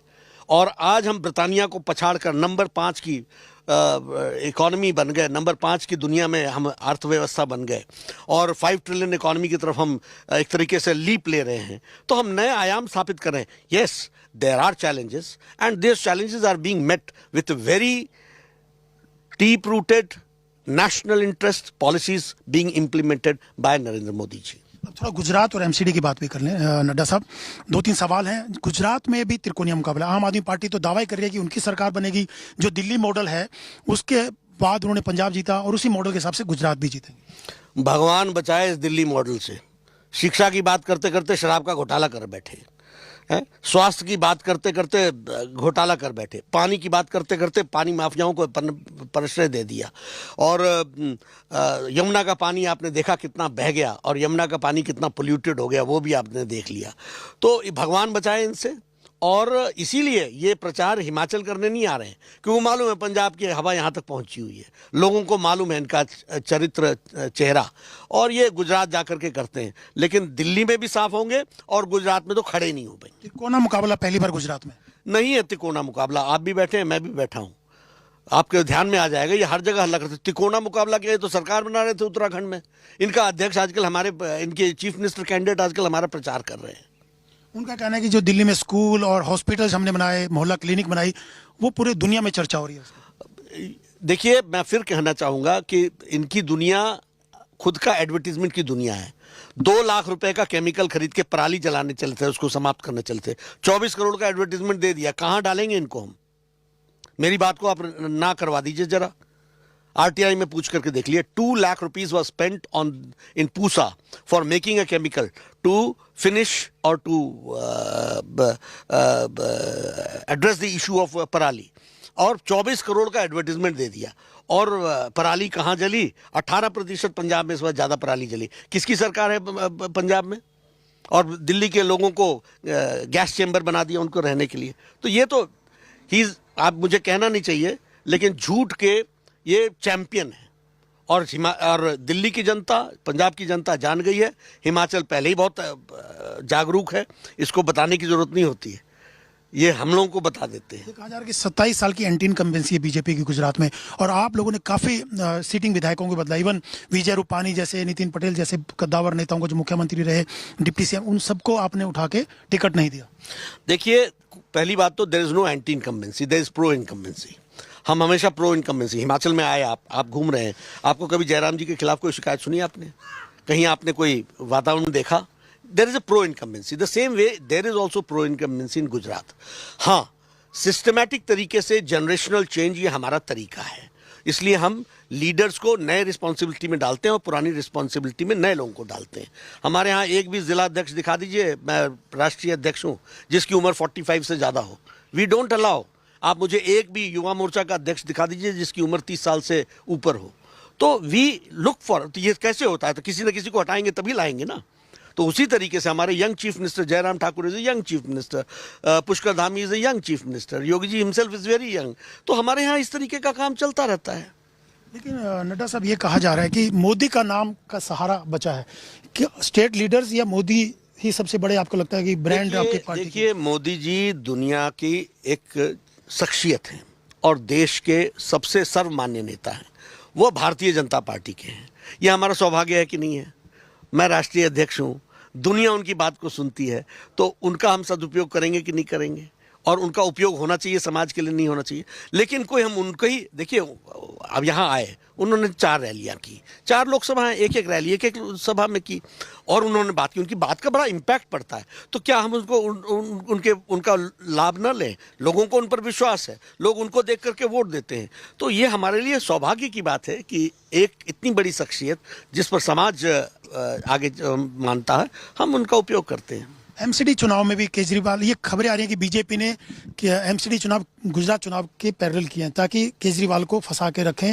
अगर गुजरात जाएंगे तो एमसीडी सफर करेंगे, एमसीडी में रहेंगे तो गुजरात। तो क्या स्ट्रेटेजी थी बीजेपी की? देखिए, ये अजब बात है। चुनाव हम डिलिमिटेशन कराते हैं तो बोले भाग गए चुनाव से, जब चुनाव कराते हैं तो बोलते हैं चुनाव ऐसे वक्त कर दिया। इनसे तो भगवान बचाए।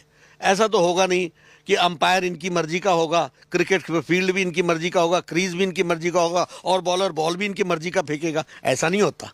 उनका कहना है कूड़े के ढेर, दिल्ली की खस्ताहाल सड़कें, सफाई नहीं, ये सब मुद्दे बनेंगे इनके कूड़े के ढेर। ठीक है ना, हम सारे मुद्दों का जवाब देंगे कि हमने आपको 300+ करोड़ रुपए दिया इस सारी चीज़ों के मैनेजमेंट के लिए, आपने नहीं खर्च किया, आपने उनका ध्यान नहीं रखा, आप ही इन सब चीज़ों को क्रिएट करते रहे, क्योंकि आपको लोगों के हितों से लेना देना नहीं है। राजनीति करना आपकी आदत है, आपकी फितरत है, और आपको इस बार एमसीडी में दिल्ली की जनता सबक सिखाएगी।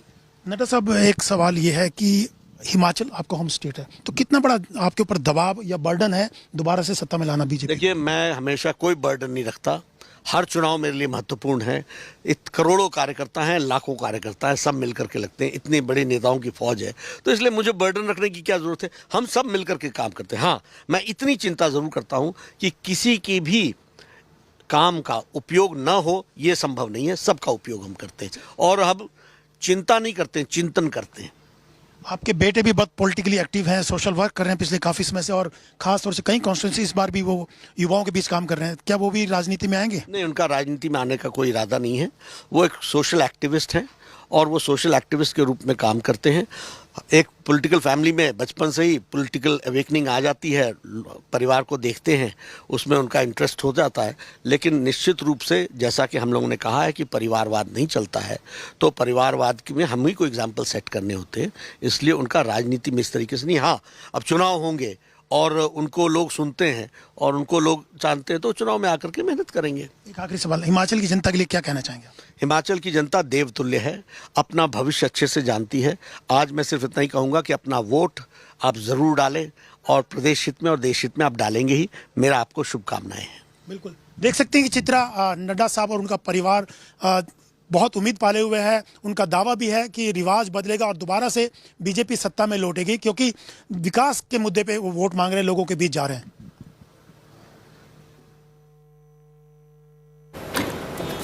All right, viewers, JP Nadda, the president of the Bharatiya Janata Party, giving that exclusive interview to India Today group. Interesting because a lot rests on his shoulder. The Bharatiya Janata Party building its campaign in the state of Himachal. He's been helming it whichever way the results go. On the 8th of December, it would be at the doorstep of JP Nadda. Quickly, let's take you through with the very latest. 68 seats of Himachal, viewers, goes to poll today since 85. Since the Congress came to power, the state of Himachal has been a swing state. Let's quickly dip into Anurag Thakur. Himachal Pradesh और गुजरात में भी होगा, क्योंकि सुशासन, विकास और जन कल्याण के बहुत काम हुए हैं। लगातार जो कांग्रेस की बात की जाए, ओपीएस जा रहा है, ओल्ड पेंशन स्कीम एक बड़ा मुद्दा, काफी उम्मीद लगाई हुई है कि वो वोटर्स उनको वोट करेंगे। देखिए, 10 साल केंद्र में कांग्रेस की सरकार रही, 10 साल राज्य में कांग्रेस की सरकारें रही। वापस करने वाले भी ओपीएस को यही थे, एनपीएस को लागू करने वाले भी कांग्रेस पार्टी ही थी। ये चाहते तो पहले भी कर लेते, इन्होंने ना कहीं किया है। इनको झूठे वादे करने की आदत है और फिर पूरे नहीं करते। हिमाचल में 2003 में भी और 2012 में भी इन्होंने पहले कहा कि हम हर घर से एक व्यक्ति को रोजगार देंगे, नहीं दिया। फिर उन्होंने कहा बेरोजगारी भत्ता देंगे, नहीं दिया। पंजाब, राजस्थान और बाकी राज्यों में इन्होंने कर्जे माफ करने की बात कही थी किसानों को, वो भी नहीं किया है। तो जनता कांग्रेस का असली चेहरा जानती है कि ये झूठे वायदे करते हैं फिर पूरे नहीं करते। हिमाचल के इलेक्शन वीरभद्र जी की वजह से और धूमल साहब की वजह से जाने जाते थे, दोनों इस बार नहीं चुनाव लड़े। निश्चित तौर पर हिमाचल की राजनीति में जो दो दिग्गज थे वो चुनाव नहीं लड़ रहे। एक का स्वर्गवास हो गया, एक चुनाव नहीं लड़ रहे हैं। इससे एक कमी खलती है, लेकिन राजनीतिक क्षेत्र में मुद्दों पर चुनाव लड़ा जाता है, नीतियों पर चुनाव लड़ा जाता है, विचारधारा पर चुनाव लड़ा जाता है, उपलब्धियों पर चुनाव लड़ा जाता है। और भारतीय जनता पार्टी ने अपनी विचारधारा के अनुसार जो जो जब जब कहा और जो वायदे भी किए उनको तो पूरा किया ही, उससे बढ़कर भी पूरा किया है तो भारतीय जनता पार्टी ने किया है। Yes, we're going to continue to play out all reactions from all political parties as the state of Himachal goes to poll. 68 seats like we were talking about. Ever since 1985 when Congress came to power, the state of Himachal has been a swing state, oscillating power between the Bharatiya Janata Party and the Congress. If you look at it politically, the state of Himachal, and we're going to give out the map there as well, is divided into two specific zones, the east and the west, the hills and the plains, 34 each. And it is usually the plains that decide the mandate of the state of Himachal, but a lot of swing seats in the plains as well. We're going to continue to get you the latest, lots of VIPs voting there. Jairam Thakur, who you see on your television screen, the chief ministerial face, once again for the Bharatiya Janata Party. But let's take take it to our guests this morning. A very good morning to all of you, as well as our reporters who are joining us. We'll first cut across to our reporters. I have with me this morning Vipin Pabbi, former senior journalist, author, who's joining us from Simla. Who's author of the book Shimla Then and Now. We also have Manisha Priyam, political analyst, in the studio with me. Is our national affairs editor Rahul Srivastav, and joining us from the ground, Kamaljeet Sandhu from Mandi, Manjeet Sehgal live from Hamirpur. So to split it there, Kamaljeet Sandhu joins us from East Himachal, Mandi, Manjeet Sehgal from Hamirpur, the stronghold of the Dhumals. Kamal, brisk voting this morning, over to you. Well, you're absolutely right. We are in the Chief Minister's constituency and we've got hold of a family who's going to cast vote. But most importantly, what are the issues here? Because all along we have travelled, we've seen there barely any roads. Now that is a big issue, and development has been a big issue in Himachal Pradesh. But just let's take away to the people and just ask them as to keeping in mind while voting. आप महिला भी हैं, voter भी हैं. क्या बड़े मुद्दे हैं आपके लिए इस चुनाव में? हमारे लिए तो कुछ भी नहीं है सर, क्या बोला? आप बता रही थी हमें.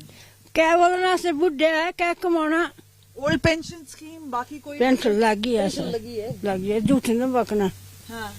आप बता रही थी कि अभी आपने वोट नहीं डाला है, लेकिन डालेंगे. क्या क्या मुद्दे देख रहे हैं? बेरोजगारी क्या मुद्दा है? डेवलपमेंट मुद्दा है? क्या है? बेरोजगारी तो है, जैसे कि नई जनरेशन जितनी भी है, बहुत सारे बेरोजगार हैं.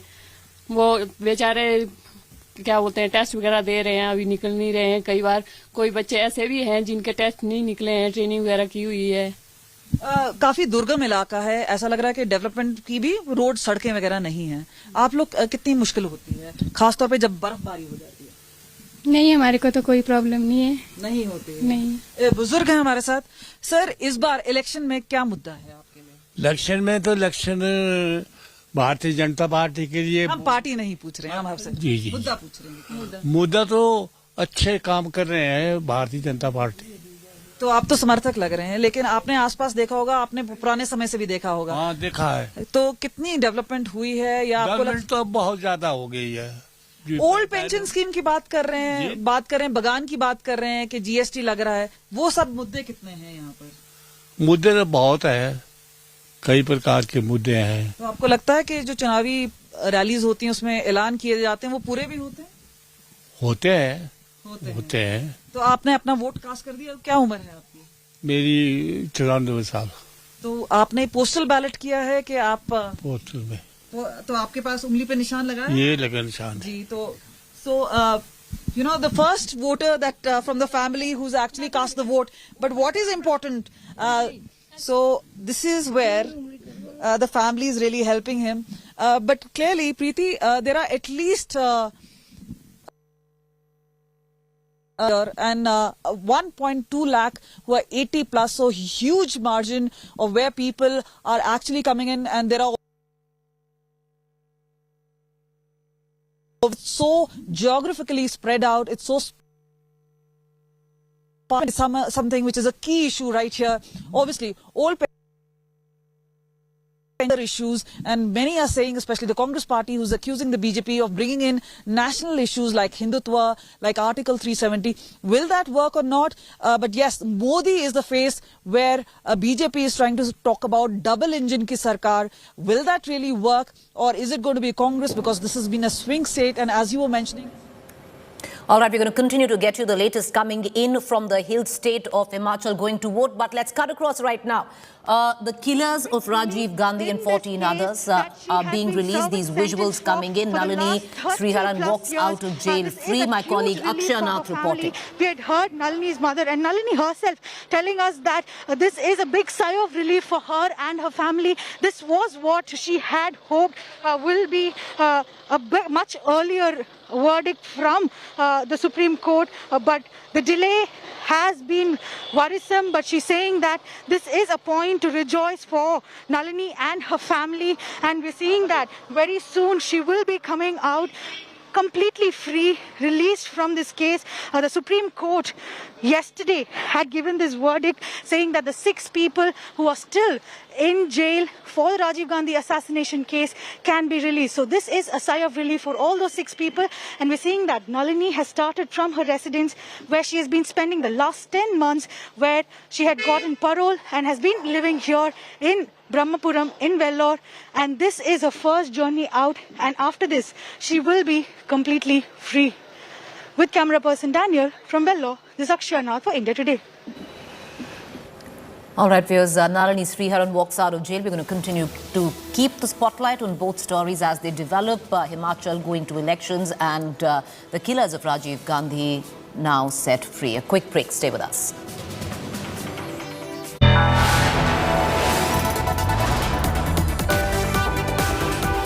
You are watching India Today.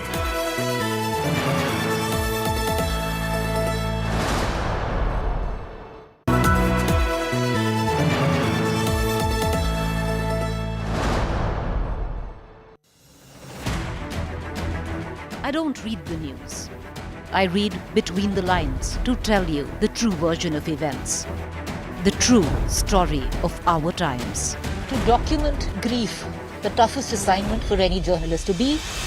From those who matter, Women politicians going to stick up for each other. of those who should matter, I document the truth. I don't distort the truth. I don't glamorize the truth. I don't gloss over the truth. The ghosts of India's contentious medieval history have come knocking again. I hustle for the truth, on the ground, in the newsroom, in the studio. I don't try to grab eyeballs. I inform you to make you see the point. To the point with Preeti Chaudhary at these times only on India Today.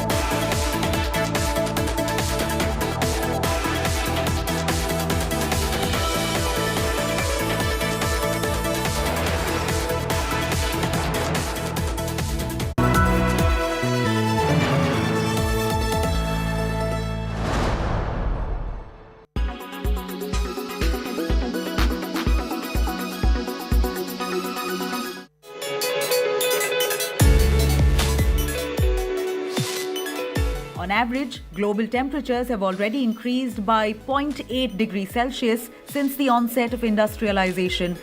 The concentration of greenhouse gases in the atmosphere is at its highest level for at least 800 years. Depending on how we manage future emissions, thermometers could climb another 5 degrees Celsius by 2100, which would have a devastating impact on life on Earth. Even in the most optimistic scenarios, the acceleration of global warming threatens available resources of drinking water and food security for millions of people. Production of the world's 4 major food crops, wheat, maize, rice and soybean will be reduced. And yet by 2050, food production will need to be doubled to feed the 9 billion people populating the planet. Simultaneously, 20 to 30% of animal and vegetable spices are facing extinction because temperatures are changing too fast for them to be able to adapt. Sea level is predicted to rise between 26 and 98 centimeters by the end of the 21st century due to melting glaciers and thermal expansion of ocean water. This is likely to trigger large-scale migrations of people around the world currently living in low-lying river deltas. Even a 30-centimeter increase could considerably aggravate extreme climate events, with storms, drought, flood and landslide increasing in frequency.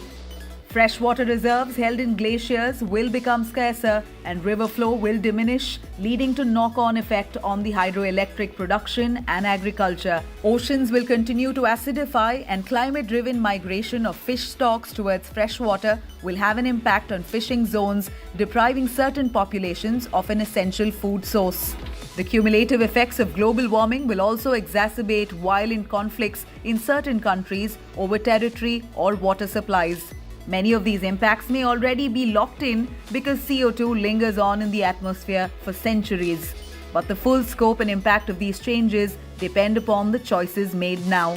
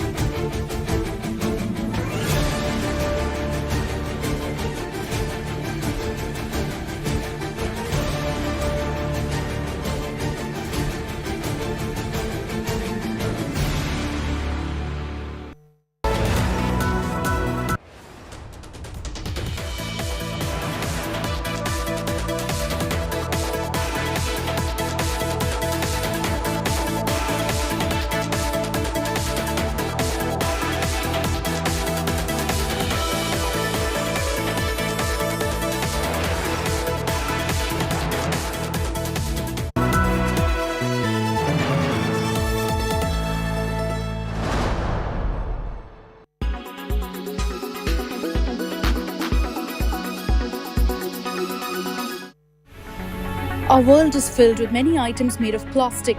We use plastics on an everyday basis. But how can you make plastic? And how can we recycle it?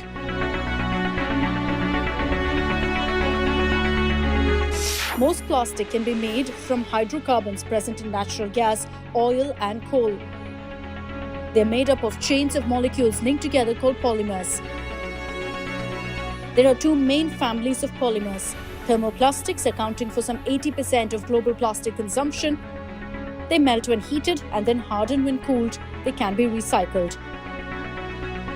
Thermosets are substances that set permanently when heated. In 1950, the industry produced 2 million tons of plastic per year. Plastic can be made into a huge variety of useful products. But here's the rub. Millions of tons of plastic end up in the ocean and landfill sites every year. A plastic beverage bottle takes more than 400 years to degrade. Less than 10% of plastic waste is currently recycled. Why? Because of the chemical complexity of polymers. Recycling presents major technical and environmental challenges. So in the end, it can be cheaper to make new plastic than to actually recycle it. So what can be done to help solve the problem? Massive investment in so-called bioplastics. Natural polymers from agricultural waste and biodegradable plastics. The use of high-quality recyclable plastics, high taxes on plastics production, pressure on corporations to stop using plastic altogether and invest in alternative packaging.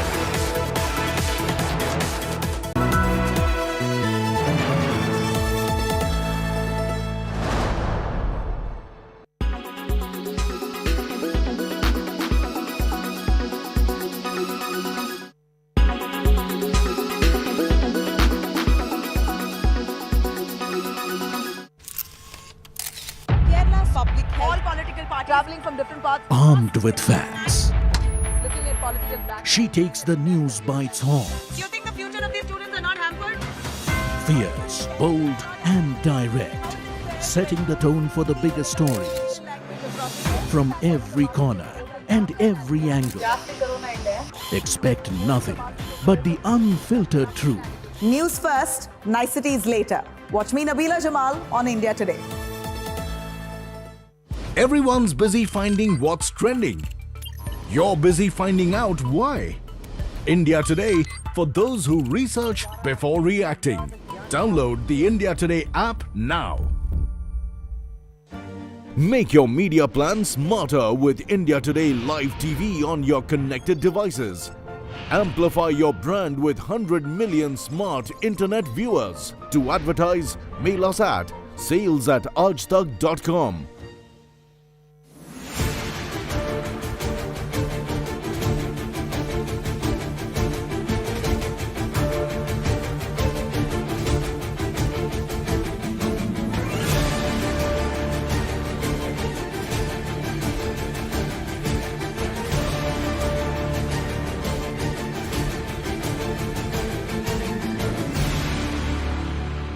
Make your media plan smarter with India Today Live TV on your connected devices.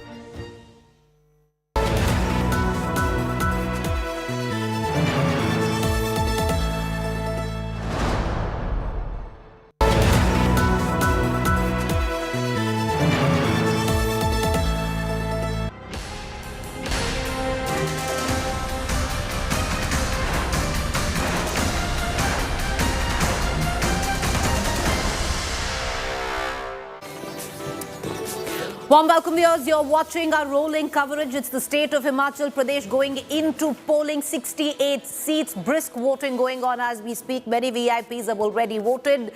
Will the BJP script history, which it hopes to, because Himachal Pradesh, ever since the Congress came to power in 1985 from 1990, has been a swing state, oscillating power between the Bharatiya Janata Party and the Congress. It was in 2017 that the BJP came into power. Let's quickly give you the figures there. Total 68. This is the seat share in 2017. The BJP took 44 of the 68. The Congress 21. Others just 3. Indicating that it's always been a bipolar contest where Himachal is concerned. Both the parties have usually got similar vote share. It was only in 2019 it changed, but let me quickly go across to vote share right now. This is what it looks like, viewers, where 2017 vote share between both of them, pretty much even keel, the Bharatiya Janata Party and the Congress there.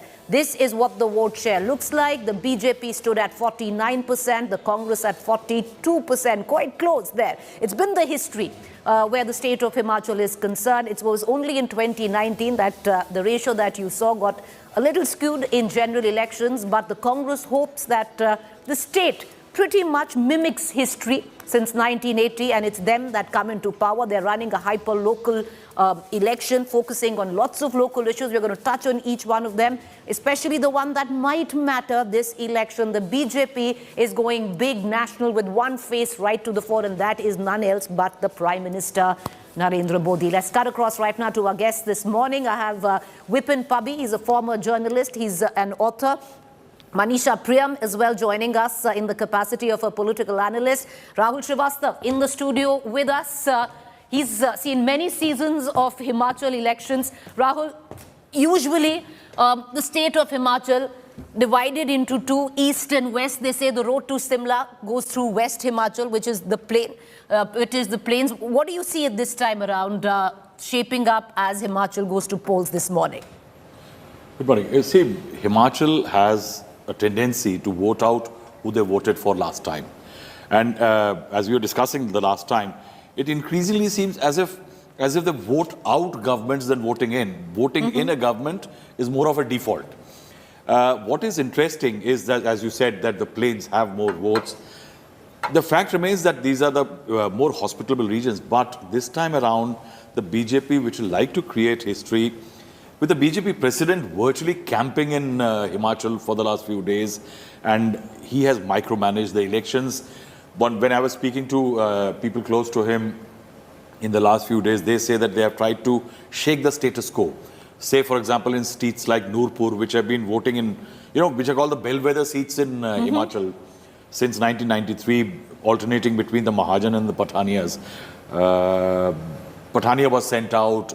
You had that video going viral, that video chat by Mr. Parmar, who was complaining that he has been ill-treated by JP Nadda. The fact remains that in Himachal, the margins of victory and defeat, if you look at the last elections, 1,000 votes margin in 10 odd seats, 20 seats at 3,000 votes margin. Now, in a scenario like this, where unlike the Lok Sabha elections... There's actually been 4 seats where the margin is less than 500. 500. In a state where for the first time the margin of victory between the winner and the loser was very high in 2019, right after that you had setbacks for the BJP in 3 assembly seats and 1 Lok Sabha seat in Mandi. And in that the margins were very high. The BJP vote fell up to 54%. And in that scenario, what one can say is that with issues like the pension scheme, unemployment and several others, I think with 1.7 lakh families impacted by the new pension scheme, I think it's a very, very uphill task for the BJP this time around, because it will have to fight not only NPS, anti-incumbency and several other things, and I think also convention in Himachal that governments are voted out. Stay with me, Rahul. We're going to cut across also to Maushmi Singh, who's joining us live from Rampur. But before that, I'll quickly bring Vipin Pabbi into this conversation. Vipin Pabbi, the Aam Aadmi Party, threw in its hat for trying to make it triangular contest, but they seem to beat a tactical retreat, focusing only on Gujarat, keeping in mind the history of Himachal, and clearly didn't get quite the reception that they hoped that they would. But Mr. Pabbi, the question is, it's still a triangular contest, isn't it? The BJP versus the Congress versus now all the independents or those who are a little miffed with the Bharatiya Janata Party. Yes, Preeti. In fact, Aam Aadmi Party almost withdrew even before the fight began. And they're really not much anywhere in the picture, although they're contesting from 67 or 68 seats. But you are absolutely right. This time, and I'm speaking from my experience for about 40 years, the number of rebels there are in the field are the highest so far. And these are not just, common people or independents, contesting as independent. They're strong leaders in their own constituency. So BJP has about 20 of the rebels in the field. In fact, as you would recall, BJP dropped 1/4 of its MLAs. Out of 44, 11 were dropped. And then there were certain other dissensions, certain seats were changed, a couple of seats were changed of ministers. So that has led to about 20 odd rebels, and these rebels are strong. They are not just ordinary independents. Similarly, Congress also has a list of rebels. They have about 7 or 8. So you're absolutely right that this is going to be 3 corners. So much would depend as to how many votes are cut in different constituencies by these rebels. That will make a significant impact. Well, what's interesting is the Congress has 8 to 9 rebels, but the Congress has a lot more chief ministerial aspirants. 17 of them is the last count on the numbers in terms of where the Congress aspires for the chief ministerial post. But the BJP also has its, troubles. We're going to get to that. Manisha Priyam, coming to you, and Maushmi, then I'm going to hand it over to you as well. Maushmi's joining us from Rampur, Simla. Nandlal from the Congress contesting. He won that seat in 2017. But Manisha Priyam, for somebody who studied demography so very closely, I want to ask you, a very basic question here. The state of Himachal is a little unique. 98% are Hindus, out of which every second person is upper caste, either Thakur or Brahmin. I'm so glad you've got me to the fabric of political sociology of the state.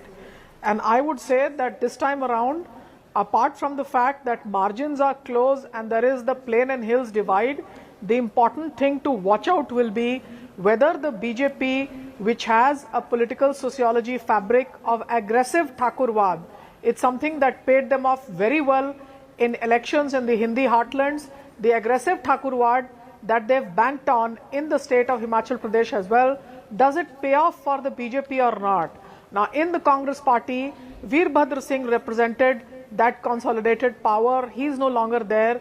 Is there any emotional sympathy or if there was any, did it last only till the re-election in the by-elections for Pratibha Singh? So I would say Thakurwad is a test. Are the Brahmins, who were left out in the cold? Now the Congress has not been able to capitalize on that. You've got an Anand Sharma out in the cold, but there's a Priyanka Gandhi who's camped in Himachal Pradesh with Rajiv Shukla, who's not a man from the state. So I would say the Brahmin politics, who's able to capitalize that? Is the BJP able to consolidate the Thakurwad? These are things that would be up for the grabs. Remember also that the issue of the army and the bharti and the pensions are also somewhat caste linked. There is also the talk of something called Himachaliyat. Now this is new. The Himachaliyat that is being spoken about by the Congress party is really speaking about the Himachalis. Now does this Himachaliyat mean they are going to cut across caste divides, or is the upper caste divide between the Rajputs and the Brahmins still going to work something? Now there's also been a movement amongst the Rajputs to set up something called the Swarna Ayog. The Rajputs have also been talking about a party of their own, but these are all fledgling movements. I do not see their resonance too much in the political arena. The main issue for the BJP will be, is it able to consolidate the Thakurwad that it has banked upon for very long? And the second point will be how the Congress maneuvers the loss of Veerbhadra Singh and its own sidelining of Anand Sharma. I think these two would be the important caste equations and political Many leadership of our reporters on ground, Manisha Prem, and I'm going to bring in one right now. Moshmi Singh, my colleague who's been in Himachal, quite envious of her for a very long time, tracking this election, joining me live. This is her third election in Himachal. Moshmi, if I'm not wrong, I want to bring you in on this. Talk a bit from where you are. Rampur, Nandlal, he won from the Congress in 2017. Will he do it again? But, away from that, I want to come down to that very basic question, Moshmi. The issue of OPS, we've been talking about it, old pension scheme. We spoke about it in a state like Uttar Pradesh. Maybe it didn't really matter as much because the expanse of the state of Uttar Pradesh is so big. When it comes to Himachal, it's a smaller state.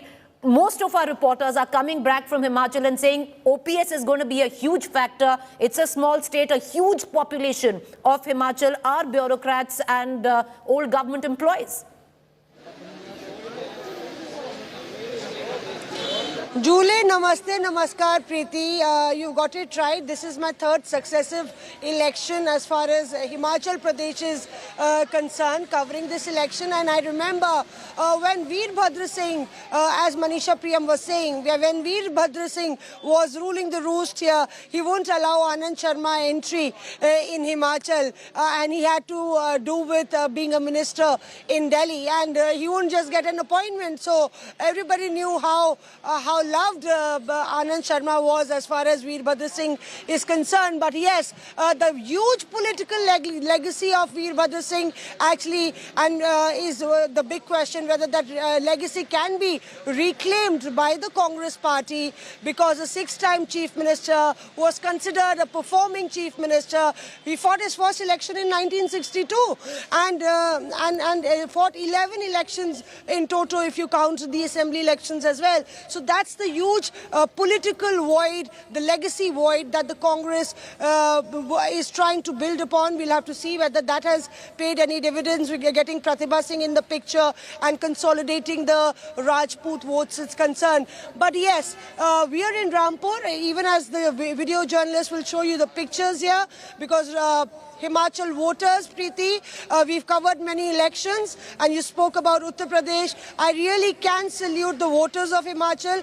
Talking to them, I can understand and can tell you, from youngsters to the elderly, they know each and every issue, from OPS, unemployment, Swarna Ayog, you call it, you name it, and they know it. There's a lot of literacy, second only to Kerala, and that's one reason also that, local factors, local candidate, Nandlal versus Kaul Singh Negi really matters. Now, Kaul Singh Negi is from the BJP here, and we were talking about rebellion and dissensions. The BJP leader here is actually opposing Kaul Singh Negi, who's a youth, and he had some good holding here, was challenging the current MLA. MLA, but there is still dissension here. And you can see there are some voters here. OPS, yes, OPS is a huge issue. We've heard some senior BJP leaders also voice that because they're an organized group. They're not very, very vocal. Yes, they had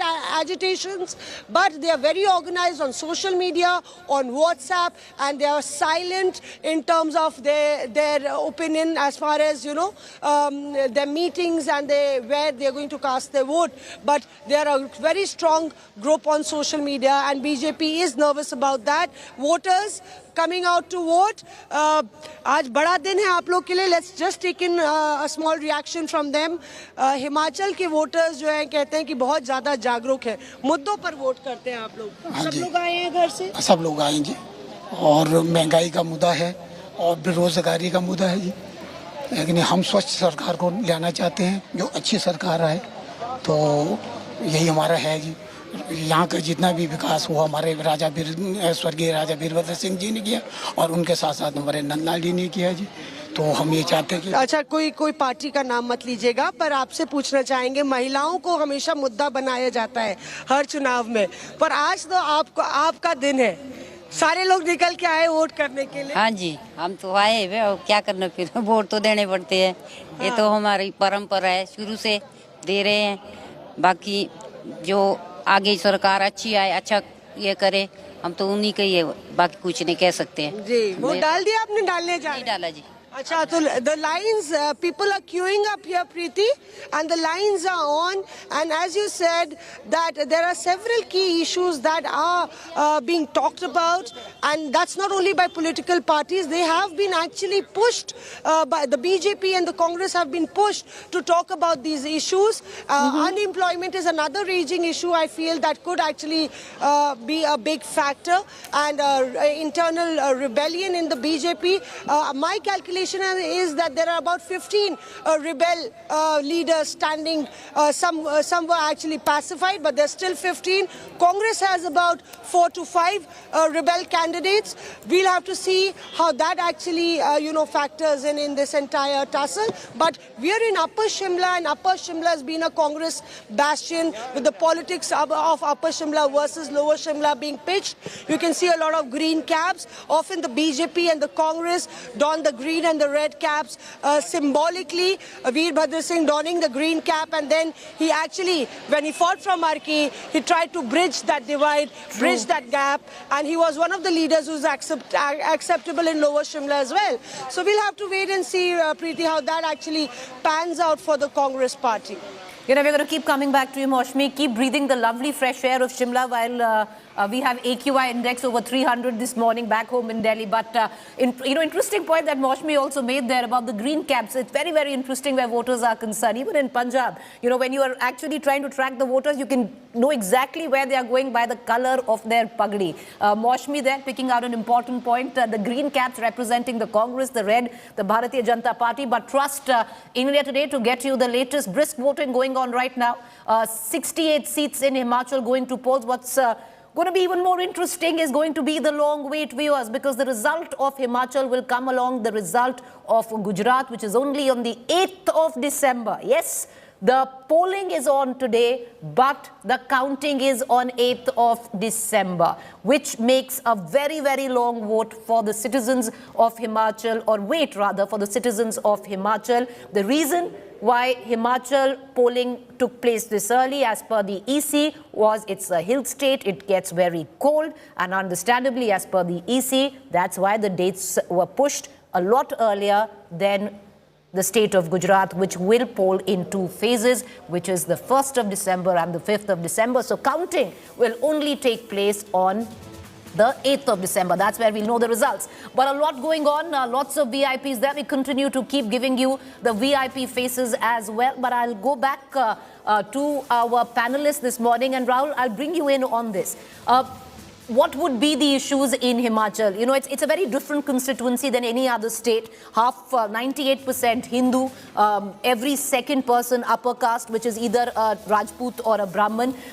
When it comes down to issues, there was a sense by many which seemed to suggest, yes, the Congress is trying to make this into a hyper-local elections, picking up issues like, the old pension scheme, issues like unemployment, even the apple farmers, road connectivity are issues which the Congress is focusing on.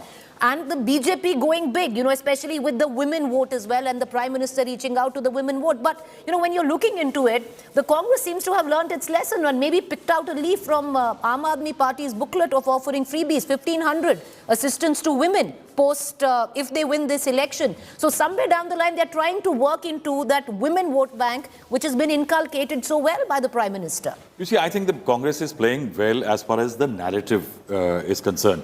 Primarily because the Congress knows that on a narrative which is national in character and has got that narrative which needs leaders, they are no match for a Narendra Modi, for example.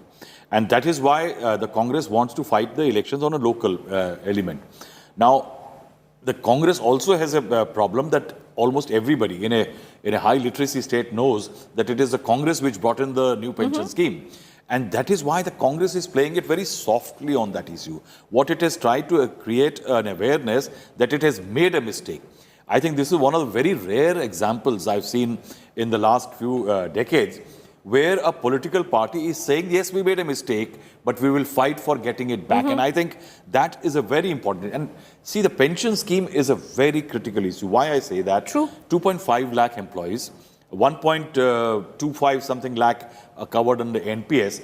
You see, if an employee retired as some 30,000, 40,000 rupees at one time when the old pension scheme was there, 50% of the basic salary would have been their pension. But today, it is virtually the interest generated on the 40% of the corpus under the NPS, which at times can be as low as 1,500 rupees pension per month.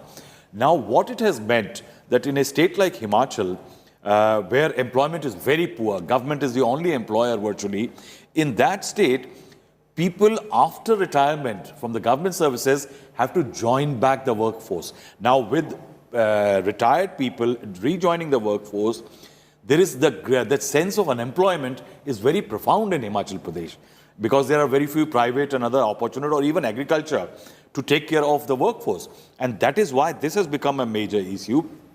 Apart from that, I think somewhere, importantly, this caste element Manisha was saying, very interesting because after Shanta Kumar, 3 districts have virtually dictated the chief ministership. And that is Shimla, Hamirpur and Kangra. And in that, Thakurs have ruled the roost. And Shanta Kumar was the last one before that.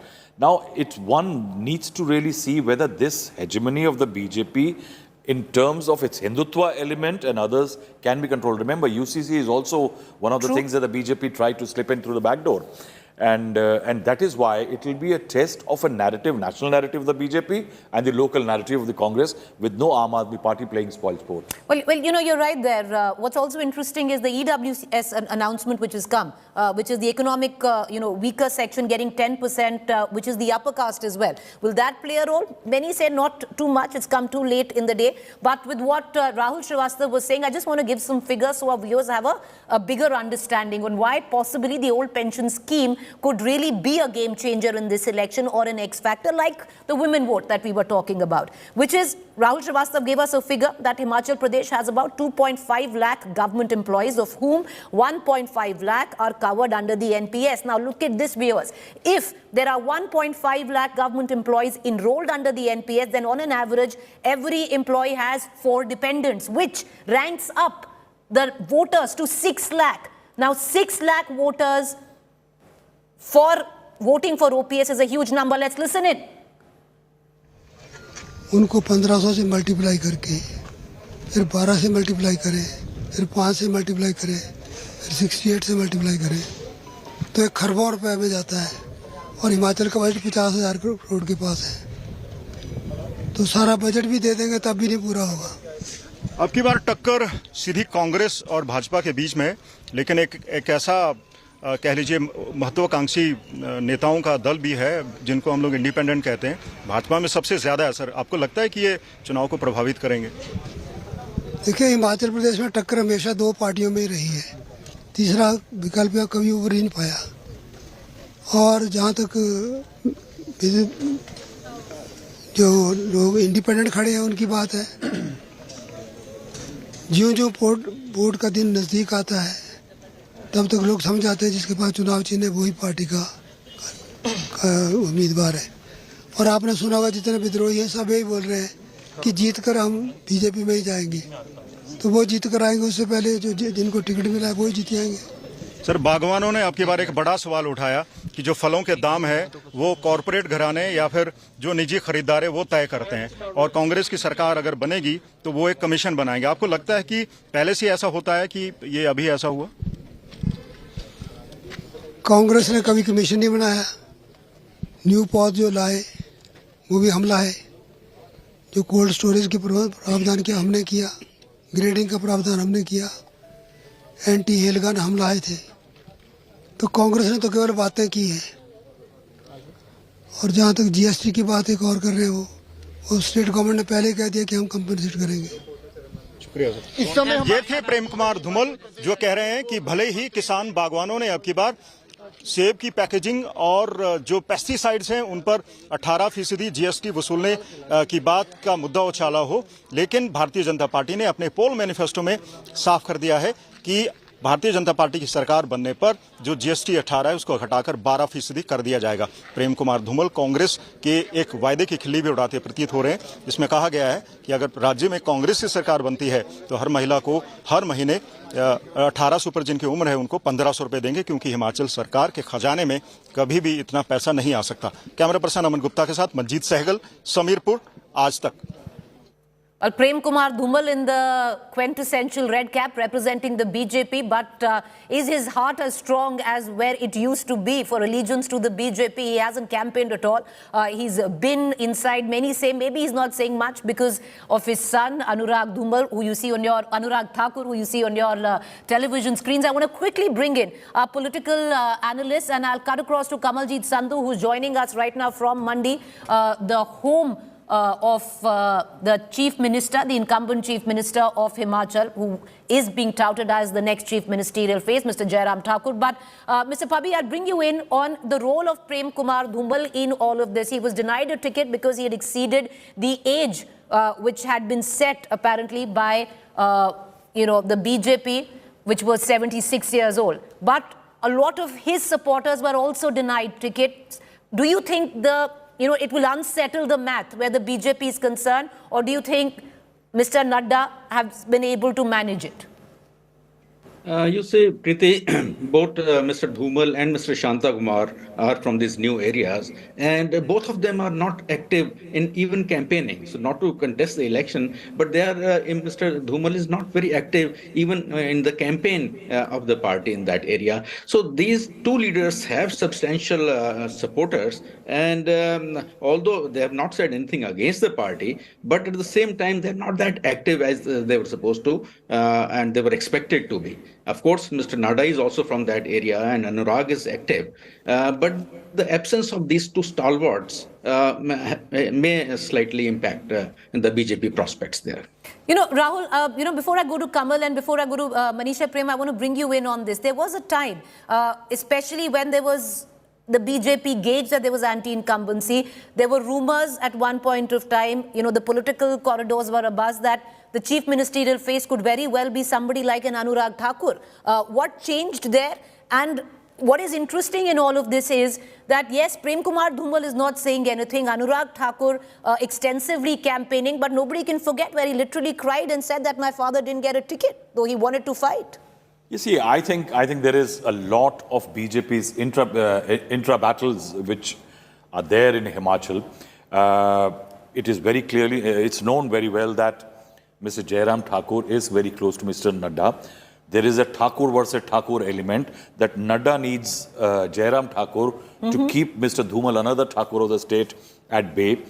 And there is a very interesting story of last election, how a lot of things unfolded. And everybody says that Mr. Jairam Thakur was a surprise candidate. But I was speaking to him a long time back when he told me that during the campaign in 2017, in the Rajgarh seat, Amit Shah went and announced that Dhumal will be the chief minister. One day later, when he came to Jairam's Thakur's seat in 2017 only, during his speech, he said कि इनको बड़ा काम देना है. So somewhere it seems Amit Shah knew that Mr. Dhumal was losing, and Mr. Jairam Thakur was already India, are almost ready to be picked up as the chief minister candidate. Somewhere, I think Mr. Dhumal has been asked to stay put. I don't think the BJP wants him to be a power center by campaigning. As Mr. Pabi is saying, he's not visible. I think it's not by choice. It is not by choice. A lot of people don't campaign and they want to sulk, show that they are sulking. But this is a case where I think Mr. Dhumal has compromised eventually, that his son is doing well in the national politics. He's a minister in the center. And eventually, I think that's his other son has also been accommodated quite well. Yes. So you see that accommodation element, I think that this is what I think a politician looks for. Why should he hurt? He's got that 76 barge is also there. I think Mr. Dhumal has retired gracefully more than anything else. Retired, tired or sulking, or been told to, lie low. But also the fact he might not impact it as much, but the very loyalists of his coterie that have also been denied tickets this time around. But I will cut across right now to Kamaljit Sandhu. But before that, Manisha Priyam, I'll bring you in on this. You yourself touched upon the Thakur path and trying the BJP's one of its biggest challenge to contain it. But, another thing that we've been talking about is that everyone's saying it's a close contest, it's a close contest. Do you see this as a close contest? And if it is a close contest, then ultimately, what has been traditional knowledge is that if it's a close contest, the last mile connectivity matters and the BJP will take it away from the Congress. I agree with you. And I believe very much that Himachal has always been a close contest. Himachal has been a two-party race. The Aam Aadmi Party's efforts to strike routes there have not worked, so it remains very much a two-party contest. Now, you are aware that in the first past the post system, minor differences can lead to different outcomes as far as seats taken are concerned. You have yourself shown how very narrow margins, including of 500 votes, have been determining in at least 4 seats. Now, in a 68-member assembly, these narrow margins make a lot of difference. And I would say last mile connectivity becomes very, very important. The electoral machinery becomes very, very important. So as far as the electoral arena in terms of campaigning was concerned, I would say Himachal looked like a very, very close contest. But the fact is that election day, numbers, small margins, a smaller overall number of 68 seats, that's going to be the way in which the results will come out. And I wouldn't be surprised if the BJP outsmarted the Congress in last mile connectivity. But today people are voting, and I will stay away from making partisan suggestions. People should vote where their issues are and let Himachalis have their best government and their best chief minister according to the issues they feel are important for them. Well, true, they were anyway giving out the data through our election intelligence dashboard. I'm going to go to it in just about a while, but I'll bring in Kamaljit Sandhu, my colleague who's reporting from Mandi. Kamal, what is the latest? What are you picking up? You traveled extensively, Kamal, through the state of Himachal Pradesh. From a reporter's perspective, how do you read this election? The contest is much closer than one really thought of. Big guns were there, both from BJP as well as the Congress party. But perhaps because this atmosphere in Himachal is quite cool, we didn't see that sort of high-pitched election. However, there have been several issues. Some of them you've raised. But we have with us people. We'll just speak to them. मुद्दा क्या क्या है यहाँ पर, क्योंकि one rank pension की भी बात कर रहे हैं, ओल्ड पेंशन स्कीम की बात कर रहे हैं, अग्निवीर की बात हो रही है. नौकरियां हैं क्या युवाओं के लिए? नौकरियां तो बहुत है यहाँ, ये काफी है ना. बच्चों को है आपके? बच्चों को मुझे अभी तो नहीं लगी ना नौकरी, कोई भी नहीं हुई. नौकरी में नहीं लगा नौकरी में ना, अभी थोड़ा पढ़ाई भी थोड़ी चल रही है. इस बार जो मैनिफेस्टो में है, चाहे भाजपा हो कांग्रेस हो, कोई बोल रहा है हम 5 लाख देंगे, कोई बोल रहा है 8 लाख नौकरी देंगे, पर आखिरकार जब चुनाव खत्म होते हैं नौकरी मिलती है कि नहीं? नौकरी तो मिल जाएगी, मतलब सरकार देगी, उम्मीद है हमें. आप लोगों को क्या मिल जाएगी? ये नौकरी करता है. आप ये बताइए, आप एक्स फौजी हैं, आप बता रहे थे अग्निवीर का एक बड़ा मुद्दा है, काफी लोग नाराज भी हैं उसको लेकर, आपका क्या मानना है? जी, अपनी सोच है. अग्निवीर जो है, सरकार ने जो अग्निवीर मुद्दा चलाया हुआ है वो अच्छा है. उसमें सब लोगों बच्चों को जो है 4 साल में नौकरी करने का मौका मिलेगा. जो और उसमें जो बहुत लोगों को जो उसमें सेना में जाने का मौका मिलेगा। पर ये तो कहते थे कि पहले तो यानी एक एश्योरेंस थी ना कि आप नौकरी मिल गई है तो लाइफ सेट हो गई है, अब तो सिर्फ 25% आगे जाएंगे और बाकी लोगों को तो फिर भी 25% में आर्मी में जो जाएंगे वो बिल्कुल अच्छे स्किल्ड बेस्ट स्किल्ड लोग जाएंगे, और जिसमें जो लोग जो उसमें नहीं हो रिटायर हो चुके। लेकिन महिलाओं से बात करते हैं। 27 लाख महिलाएं हैं, काफी लोगों ने अपील की है, किसी ने 11 मैनिफेस्टो निकाले हैं महिलाओं के लिए, तो कई बोल रहे हैं कि 1500 डाल देंगे। किसकी बातों पे यकीन करते हैं आप? नहीं, देखो 1500 हर महिला को देना बहुत मुश्किल है जी, और मैं नहीं समझती हूँ कि ये हर महिला को 1500 दे पाएंगे। पर जो भी बीजेपी सरकार ने महिला के लिए 65 साल पे 1000 रुपए देना शुरू करे और हर महिला को 60 साल के ऊपर पेंशन देना शुरू करी है, वो बिल्कुल सही है जी। सही है, पर आप फ्रीबीज जैसे लोग बात करते हैं कि फ्रीबीज दी जाती है, और ये हमेशा जब चुनाव होता है तो फ्रीबी आ जाती है, तो फ्रीबीज के खिलाफ है कि फ्रीबीज आप चाहते हैं? सब्सिडी बिल्कुल खिलाफ है हम जी। फ्री ये बिल्कुल को पार्टी से आ रहे हैं तो आप उससे खुश हैं। आपके क्या मुद्दे हैं? एप्पल को लेके कितनी, या जीएसटी को लेके कितना इशू है? मानते हैं कि जो बागी है यहाँ पे बीजेपी का मुश्किल कर देंगे? आपको क्या लग रहा है इस बार मंडी में? मंडी में तो बीजेपी का ठीक ही लगता है। You know, I'll tell you, because in 2017, 9 out of 10 seats in Mandi went to BJP. But this time it's a much more uphill task, especially when there are so many dissidents. And BJP has massive problem, at least 21 of them. Now the phone calls have gone from even the Prime Minister to one of the candidates. And this is where it's a high-stake battle. It may be a small state, but as far as the prestige is concerned, the BJP president, JP Nadda, is from here. Anurag Thakur has been camping here. So for BJP, it's also a matter of prestige. But meanwhile, for Congress, it's do or die. So both parties are pulling all out stops, and they're also ensuring. And remember, the Aam Aadmi Party, we see, was a distant third, and perhaps in its place is the dissident MLA who can make this particular election sway. And which way will the voters go? Only they know. Well, it is, after all, a swing state. Appreciate you joining us, Kamal. We're going to come back to you. I'm going to slip into a quick break. It's an unusual election also for the Congress, what we haven't quite seen. It might be focusing on a hyper-local election with local issues, but where are the top guns? We've only seen a limited number of rallies by Priyanka Gandhi. Was this by design? We're going to get into all of that in a quick break. Stay with us.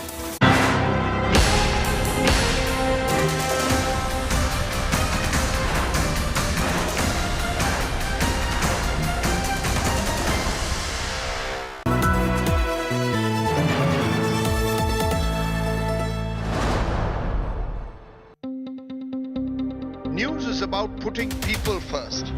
Just look at the cues right across about asking the right questions to those in power. Is money power being used to bring down elected governments? Who will be held accountable for ministerial corruption? It takes no sides. माँ का दर्द एक दर्द कोई नहीं समझ सकता उस दर्द को. It reveals. It heals. Angry people came out on the streets. Is this the kind of justice system we want in this country? News is all heart and no hatred. Bilkis Bano आज क्या कहना चाहेंगी आप? हमारे साथ जो हुआ है किसी के साथ भी नहीं होना चाहिए. Experience the news. With me, Rajdeep Sardesai, only on India Today.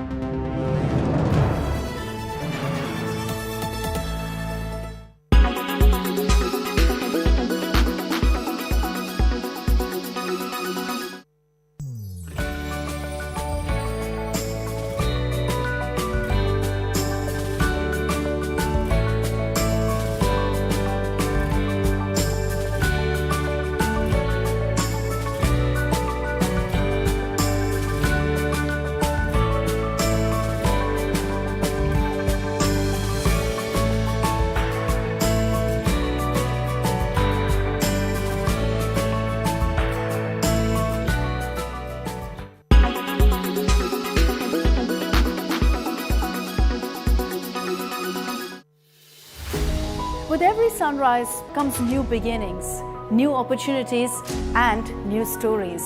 And that's why we're first up.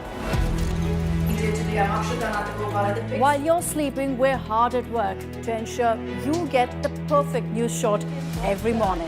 Get you all the updates. Our morning mission to get you news that's fresh and packed with flavor. Watch First Up every weekday morning with me, Akshita Nandagopal, right here on India Today. Make your media plan smarter with India Today Live TV on your connected devices.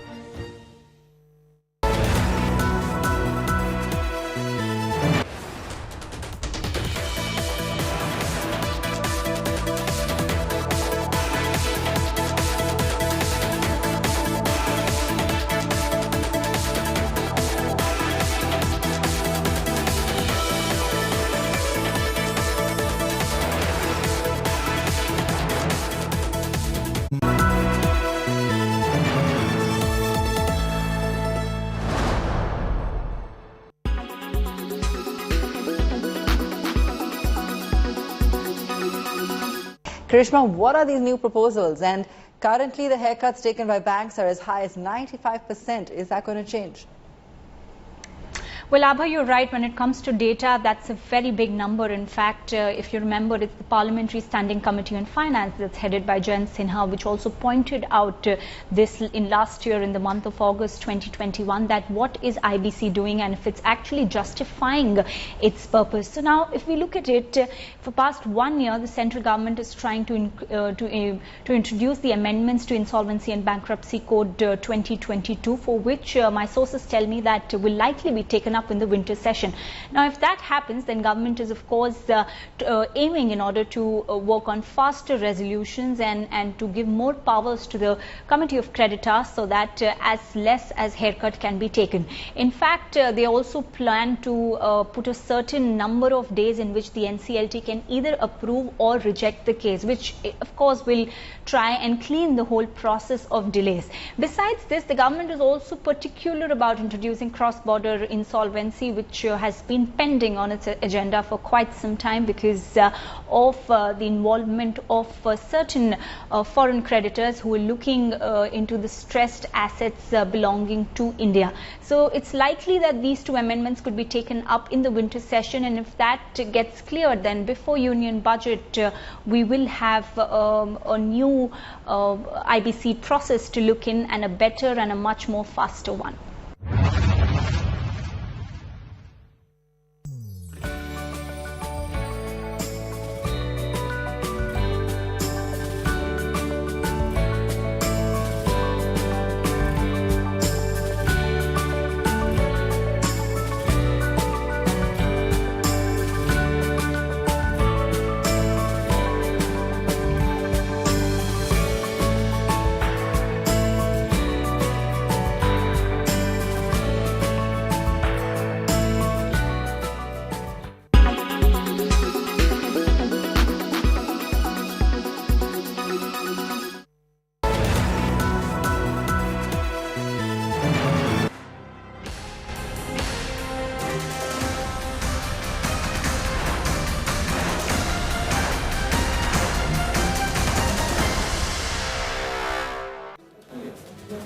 Warm welcome, viewers. You're watching our rolling coverage as the election state of Himachal Pradesh with its 68 seats goes to vote. Swing state ever since the Congress came in 1985. Since 1990, power has been oscillating in the state of Himachal. What I'm going to do is quickly take you through what the political chessboard was in terms of seat share 2017, giving you there 68, BJP 144, while the Congress stood at 21. Others at just 3, clearly indicating this is a bipolar contest. It's a state that is not very hospitable to a third party. The Aam Aadmi Party was quick to make a tactical retreat. With whoever we've been speaking to who has gone on ground seemed to suggest that it is going to be a direct face-off between the Bharatiya Janata Party and the Congress. Look at this. The vote share in 2017, 49% to the Bharatiya Janata Party and 42% to the Congress. Since 1980s, viewers, the vote share has always been even keel, neck and neck when it came down to it. The only aberration was in 2019 general elections, Lok Sabha. But that's the seat share. That is what the vote share looks like. We will also keep giving you the latest information coming in from our election intelligence dashboard.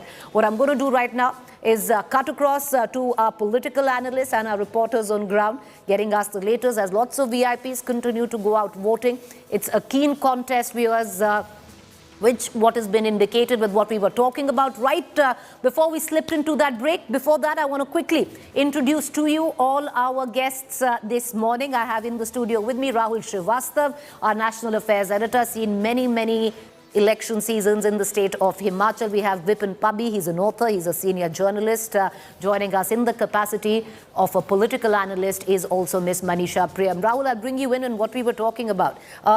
You know, with what we've seen, many had constantly asked, many political analysts have deliberated on the fact that this time around the Congress is fighting a very different campaign. We don't see the big guns in terms of the Gandhis actually firing in Himachal. Rahul Gandhi has been limited to the Bharat Jodo Yatra. He hasn't been to Himachal even once, or maybe one election rally is what he's addressed.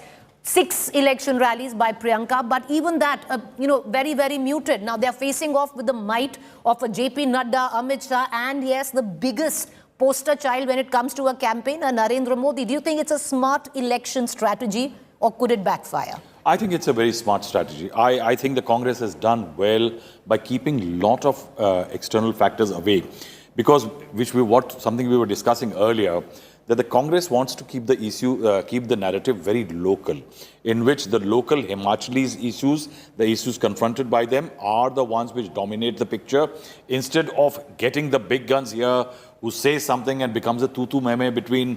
And BJP is very good at that. BJP is very good at creating a sub-narrative which is bigger than the true narrative on the ground. And in that, by keeping their local leaders at helm. You see, for example, Anand Sharma, G23, out of favor leader, you know, bled into the campaign committee, campaigning for the party, though he feels, yesterday in an interview, he said that he was not utilized fully, but yes, still, utilized still.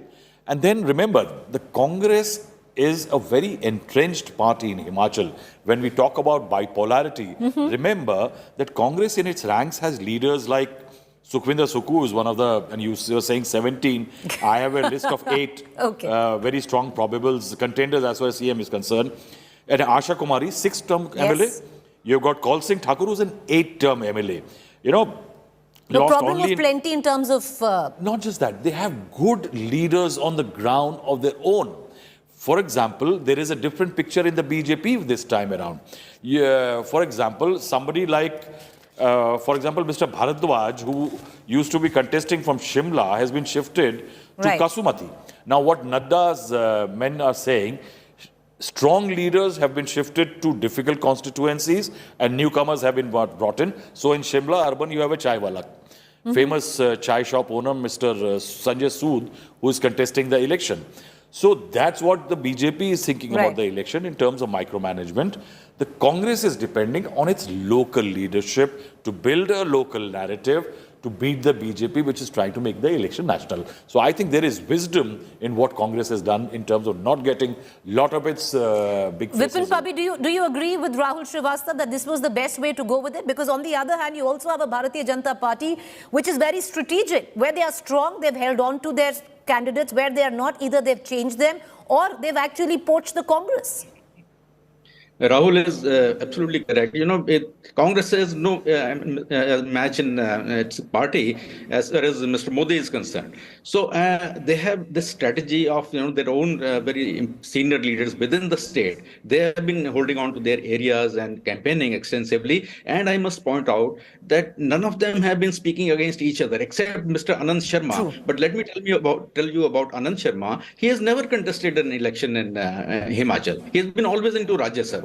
So he doesn't have grassroots kind of support, and he is the only one who is sulking. And yesterday's interview also he said I have been utilized, but none of the other leaders, they have not been speaking against each other or cutting into each other, and they've been supporting.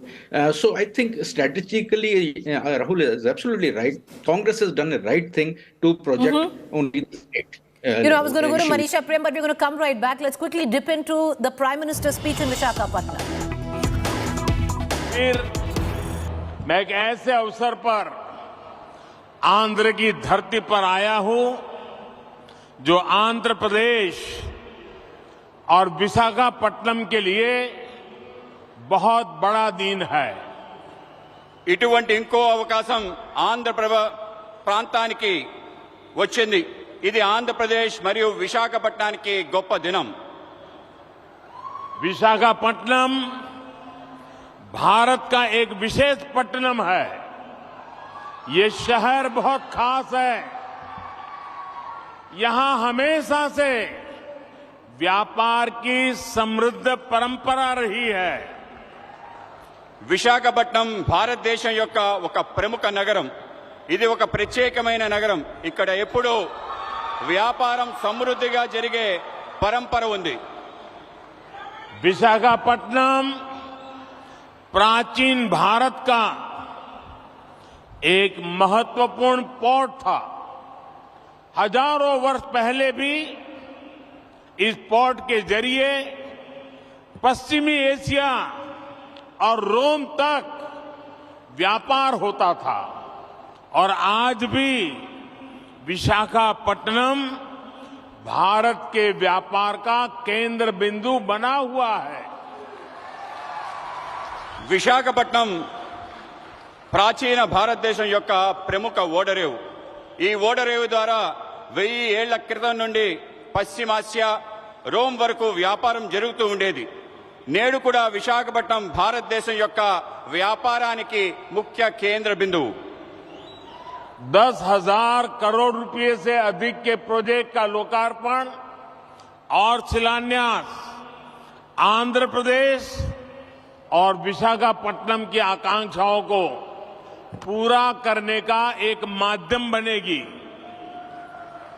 10,000 కోట్ల ప్రాజెక్టులు దేశానికి అంకితం మరియు శంకుస్థాపన చేసే ఆంధ్రప్రదేశ్ మరియు విశాఖపట్నం ప్రజల ఆకాంక్షల్ని పూర్తి చేసే మాధ్యంగా ఉంటుంది.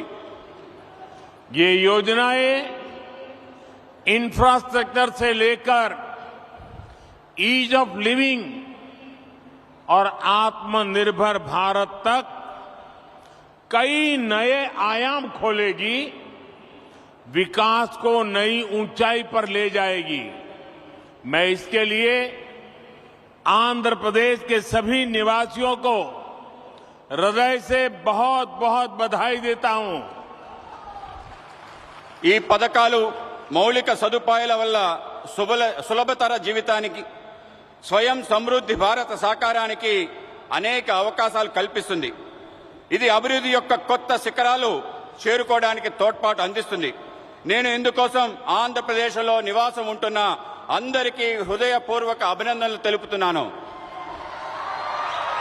मैं इस अवसर पर हमारे देश के पूर्व उपराष्ट्रपति श्री वेंकैया नायडू गारू का भी और श्री हरिबाबू का भी धन्यवाद करना चाहता हूं. वो जब भी मिलते हैं तो आंध्र के विकास के बारे में हमारी काफी बातें होती हैं. आंध्र के लिए उनका प्यार और समर्पण अतुलनीय है. నేను ఈ సందర్భంగా మన దేశ మాజీ ఉపరాష్ట్రపతి శ్రీ వెంకయ్య నాయుడు గారికి, హరిబాబు గారికి ధన్యవాదాలు తెలియజేస్తున్నాను. వాళ్ళు ఎప్పుడు నన్ను కలిసినా ఆంధ్ర ప్రాంతం యొక్క అభివృద్ధి, వికాసం గురించే మాట్లాడుతుండేవారు. ఆంధ్ర ప్రాంత ప్రజల పట్ల వాళ్ళకి ప్రేమ, అంకిత భావం కొలమానం లేనిది. साथियों, आंध्र प्रदेश के लोगों की एक बहुत खास बात होती है कि वो स्वभाव से बहुत स्नेही और उद्यमी होते हैं. आज तकरीबन दुनिया के हर कोने में, हर काम में आंध्र प्रदेश के लोग अपनी प्रतिभा का प्रदर्शन कर रहे हैं. మిత్రులారా, ఆంధ్రప్రదేశ్ ప్రజలకి ఒక ప్రత్యేకత ఉంది. వాళ్ళు స్వభావరీత్యా స్నేహపూర్వకంగా, ఔత్సాహికంగా కలిగి ఉంటారు. నేడు ప్రపంచంలో అనేక చోట్ల అన్ని పనుల్లో ఆంధ్ర ప్రాంతం వాళ్ళు తమ ప్రతిభను కనపరుస్తున్నారు. बात चाहे एजुकेशन की हो या एंटरप्राइज की, टेक्नोलॉजी की हो या मेडिकल प्रोफेशन की, हर क्षेत्र में आंध्र प्रदेश के लोगों ने अपनी विशिष्ट पहचान बनाई है। ఇది చదువు గురించి అయినా గాని, వ్యాపార దృక్పథం గురించి అయినా గాని, సాంకేతిక రంగంలో గాని, వైద్య రంగానికి సంబంధించిందైనా గాని అన్ని చోట్ల ఆంధ్ర ప్రాంత ప్రజలు తమ ప్రత్యేక గుర్తింపు ప్రదర్శిస్తున్నారు। ये पहचान सिर्फ प्रोफेशनल क्वालिटी की वजह से ही नहीं बनी, बल्कि ये उनके मिलनसार व्यवहार की वजह से बनी है। आंध्र प्रदेश के लोगों का खुश मिजाज और जिंदा दिल व्यक्तित्व हर किसी को उनका मुरीद बना देता है। ఈ గుర్తింపు వృత్తిపరమైన లక్షణాల కారణంగా కాక వాళ్ళ యొక్క కలుపుకోరుతనం కారణంగా ఏర్పడింది। ఆంధ్రప్రదేశ్ ప్రజల యొక్క ఉల్లాసవంతమైన ఉన్నతమైన వ్యక్తిత్వం వాళ్ళని అలా మెచ్చుకునేలా చేస్తుంది। तेलुगु भाषी लोग हमेशा बेहतर की तलाश में रहते हैं और हमेशा बेहतर करने की कोशिश करते रहते हैं। मुझे खुशी है कि आज यहां जिन विकास परियोजनाओं का शिलान्यास और लोकार्पण हुआ है वो भी आंध्र प्रदेश में प्रगति की गति को और बेहतर करेगी। తెలుగు ప్రజలు ఎప్పుడు కూడా అందరి బాగు కోసం వెతుకుతూ ఉంటారు, అలాగే బాగు చేయడం కోసం కృషి చేస్తుంటారు। నాకు చాలా సంతోషంగా ఉంది ఈ రోజు అభివృద్ధి కార్యక్రమాల యొక్క శంకుస్థాపన జాతికి అంకితం చేసిన విషయంలో ఆంధ్ర ప్రాంతం యొక్క అభివృద్ధి మెరుగుపడడానికి దోహదపడతాయని చెప్పి భావిస్తున్నాను। साथियों, आजादी के अमृत काल में देश विकसित भारत के लक्ष्य को लेकर विकास के रास्ते पर तेजी से आगे बढ़ रहा है। మిత్రులారా, మనం స్వతంత్ర దినోత్సవం యొక్క అమృత కాలంలో ఉన్నాం। వికసించిన భారత అనే లక్ష్యంతో అభివృద్ధి పదంలో ముందుకి తోసిపోతున్నాం। विकास की ये यात्रा बहुआयामी है। इसमें सामान्य मानवी के जीवन से जुड़ी जरूरतों की चिंता भी शामिल है। इसमें सबसे बेहतर आधुनिक इंफ्रास्ट्रक्चर का निर्माण भी शामिल है। అభివృద్ధి యొక్క ఈ యాత్రలో బహుముఖమైంది। ఇందులో సామాన్య మానవుడి యొక్క ఆలోచన కూడా దాగి ఉంది। ఇందులో ప్రపంచంలో శ్రేష్టమైన ఆధునిక మౌలిక సదుపాయాలు నిర్మాణం కూడా ఉంది। आज के इस कार्यक्रम में भी इंफ्रास्ट्रक्चर पर हमारे विजन की झलक भी साफ दिख रही है। हमारा विजन है समावेशी विकास का, इंक्लूसिव ग्रोथ का। నేడు ఈ కార్యక్రమంలో మౌలిక సదుపాయాల కల్పనలో మా దార్శనికత యొక్క స్పష్టమైన సంకేతం కనబడుతుంది। మా ఆలోచన అంతా కూడా సమ్మిళిత అభివృద్ధి కోసం। इंफ्रास्ट्रक्चर को लेकर हम कभी ऐसे सवालों में नहीं उलझे कि हमें रेलवे का विकास करना है या सड़क परिवहन का। हम कभी इसे लेकर दुविधा में नहीं फंसे कि हमें पोर्ट पर ध्यान देना है कि हाईवे पर। మేము మౌలిక సదుపాయాల కోసం ఎటువంటి సందేహాలకి లోను కాలేదు। అది రైల్వేల అభివృద్ధి అయినా, రోడ్ల అభివృద్ధి అయినా, మనం పోర్టుల అభివృద్ధి చేద్దామా, రహదారుల అభివృద్ధి చేద్దామా అనే విషయంలో సందేహపడలేదు। इंफ्रास्ट्रक्चर के इस आइसोलेटेड व्यू से देश को भारी नुकसान उठाना पड़ा। इससे सप्लाई चेन पर असर पड़ा और लॉजिस्टिक्स का खर्च बढ़ गया। మౌలిక సదుపాయాల్లో ఇటువంటి లోపభూయిష్టమైన ఆలోచన కారణంగా దేశానికి భారీ నష్టం చవిచూసింది। మిత్రులారా, సరఫరా గొలుసు, రవాణా సౌకర్యాలు బహుముఖమైన అనుసంధానంపై ఆధారపడి ఉంటుంది। ఆ విధంగా ముందుకు వెళ్ళడానికి దోహదపడతాయి। साथियों, सप्लाई चेन और लॉजिस्टिक्स मल्टी मॉडल कनेक्टिविटी पर निर्भर करते हैं। इसलिए हमने इंफ्रास्ट्रक्चर के विकास को लेकर के नई अप्रोच अपनाई। हमने विकास के इंटीग्रेटेड व्यू को महत्व दिया। మిత్రులారా, సరఫరా గొలుసు బహుముఖమైన అనుసంధానంపై ఆధారపడి ఉంటుంది. ఇందుకోసం మేము మౌలిక సదుపాయాల కోసం ప్రత్యేకమైన ఒక కొత్త పద్ధతిని ప్రారంభించాం. మౌలిక సదుపాయాలు ఏకీకృత ఆలోచనలకు పెద్దపీట వేశాం. आज जिस इकोनॉमिक कॉरिडोर की नींव रखी गई है उसमें 6 लेन वाली सड़क का प्रावधान है। पोर्ट तक पहुंचने के लिए एक अलग सड़क भी बनाई जाएगी। एक तरफ हम विशाखापट्टनम रेलवे स्टेशन को संवार रहे हैं तो दूसरी तरफ फिशिंग हार्बर को अत्याधुनिक बना रहे हैं। నేడు ఎకనామిక్ కారిడార్ ఆర్థిక లోగిళ్ల గురించి ఆలోచిస్తున్నాము. అందులో 6 రోడ్ల సదుపాయం గురించి ఉంది. పోర్టు వరకు చేరడం కోసం ఒక ప్రత్యేకమైన రోడ్డు నిర్మాణం చేయడం జరుగుతుంది. ఒక పక్క విశాఖపట్నం రైల్వే స్టేషన్ ని ఆధునీకరిస్తున్నాం, ఇంకో పక్క మన చేపల రేవుని కూడా ఆధునీకరిస్తున్నాం. साथियों, इंफ्रास्ट्रक्चर का ये इंटीग्रेटेड व्यू पीएम गति शक्ति नेशनल मास्टर प्लान की वजह से संभव हुआ है। गति शक्ति प्लान से न सिर्फ इंफ्रास्ट्रक्चर निर्माण की रफ्तार तेज हुई है, बल्कि इससे परियोजनाओं पर लगने वाला खर्च भी कम हुआ है। మిత్రులారా, మౌలిక సదుపాయాల ఏకీకృత ఆలోచన కారణంగా ప్రధానమంత్రి గతిశక్తి జాతీయ ప్రణాళిక కారణంగా జరుగుతుంది. మిషన్ గతిశక్తి ద్వారా మౌలిక సదుపాయాల వేగం పెరుగుతుంది. దీంతో పాటు అనేక ప్రాజెక్టులపై జరిగే ఖర్చు బాగా తగ్గుతుంది. मल्टी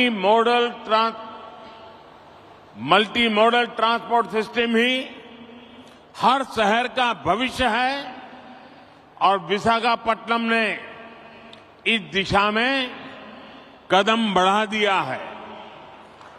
మల్టీ మోడల్ లాజిస్టిక్స్ బహుముఖమైన రవాణా వ్యవస్థ ప్రతి నగరం యొక్క భవిష్యత్తు. విశాఖపట్నం కూడా ఈ దిశగా ముందడుగు వేస్తుంది. मुझे मालूम है कि इन परियोजनाओं का आंध्र के लोगों को लंबे समय से इंतजार था और आज जब ये इंतजार पूरा हो रहा है तो आंध्र प्रदेश और इसके तटीय क्षेत्र एक नई रफ्तार के साथ विकास की इस दौड़ में आगे बढ़ेंगे। నాకు తెలుసు మీరు ఈ యొక్క ప్రాజెక్ట్ కోసం ఆంధ్ర ప్రజలు ఎంతో కాలం నుంచి ఎదురు చూస్తున్నారు. ఈ రోజు మీ నిరీక్షణ పూర్తయిన సందర్భం ఆంధ్రప్రదేశ్ మరియు తీర ప్రాంతం యొక్క కొత్త వేగంతో అభివృద్ధి దిశగా ఉరకలు వేస్తుంది. साथियों, आज पूरी दुनिया संघर्ष के नए दौर से गुजर रही है।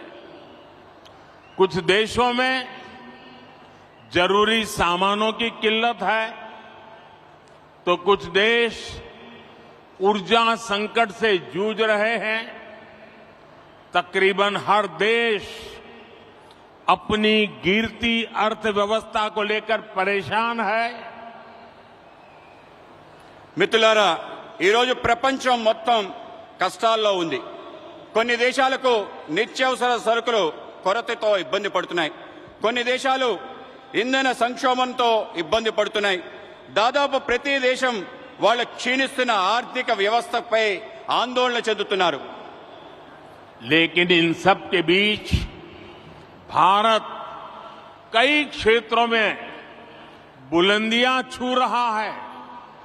भारत विकास की नई गाथा लिख रहा है और इसे सिर्फ आप ही महसूस नहीं कर रहे हैं, बल्कि दुनिया भी बड़े गौर से आपकी तरफ देख रही है। కానీ ఇటువంటి కష్టకాలంలో భారతదేశం అనేక సవాళ్ల మధ్య కొత్త ఎత్తులు చేరుకుంటుంది. భారతదేశం ఒక సరికొత్త అభివృద్ధి చరిత్ర రాస్తుంది. ఇది కేవలం మనం అనుభవిస్తుందే కాదు, ప్రపంచం మొత్తం మన వైపు చూస్తుంది. आप देख रहे होंगे कि कैसे एक्सपर्ट और बुद्धिजीवी भारत की प्रशंसा कर रहे हैं. आज भारत पूरी दुनिया की उम्मीदों का केंद्र बिंदु बन गया है. మీరు చూస్తున్నారు, ప్రపంచం భారతదేశంలో ప్రముఖులు అనేక మంది మేధావులు ప్రశంసిస్తున్నారు. ఇది మీరు చూస్తున్నారు.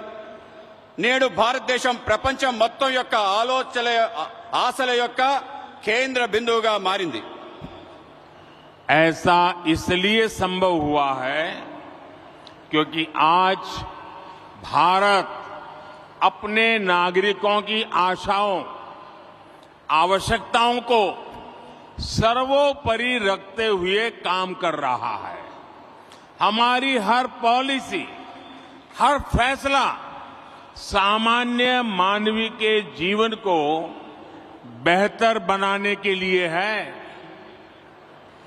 ఇది ఎందుకైందంటే ఇప్పుడు భారత్ వాళ్ళ పౌరుల యొక్క ఆకాంక్షలను, ఆశల్ని ప్రధానంగా తీసుకుని పనిచేస్తుంది. మా ప్రతి విధానం, మా ప్రతి నిర్ణయం సామాన్య మానవుడి యొక్క జీవితాన్ని మెరుగుపరచడం కోసమే. आज एक तरफ PLI scheme, GST, IBC, national infrastructure pipeline, गति शक्ति जैसी पॉलिसी की वजह से भारत में निवेश बढ़ रहा है, तो दूसरी तरफ गरीबों के कल्याण के लिए चलाई जा रही योजनाओं का लगातार विस्तार हो रहा है.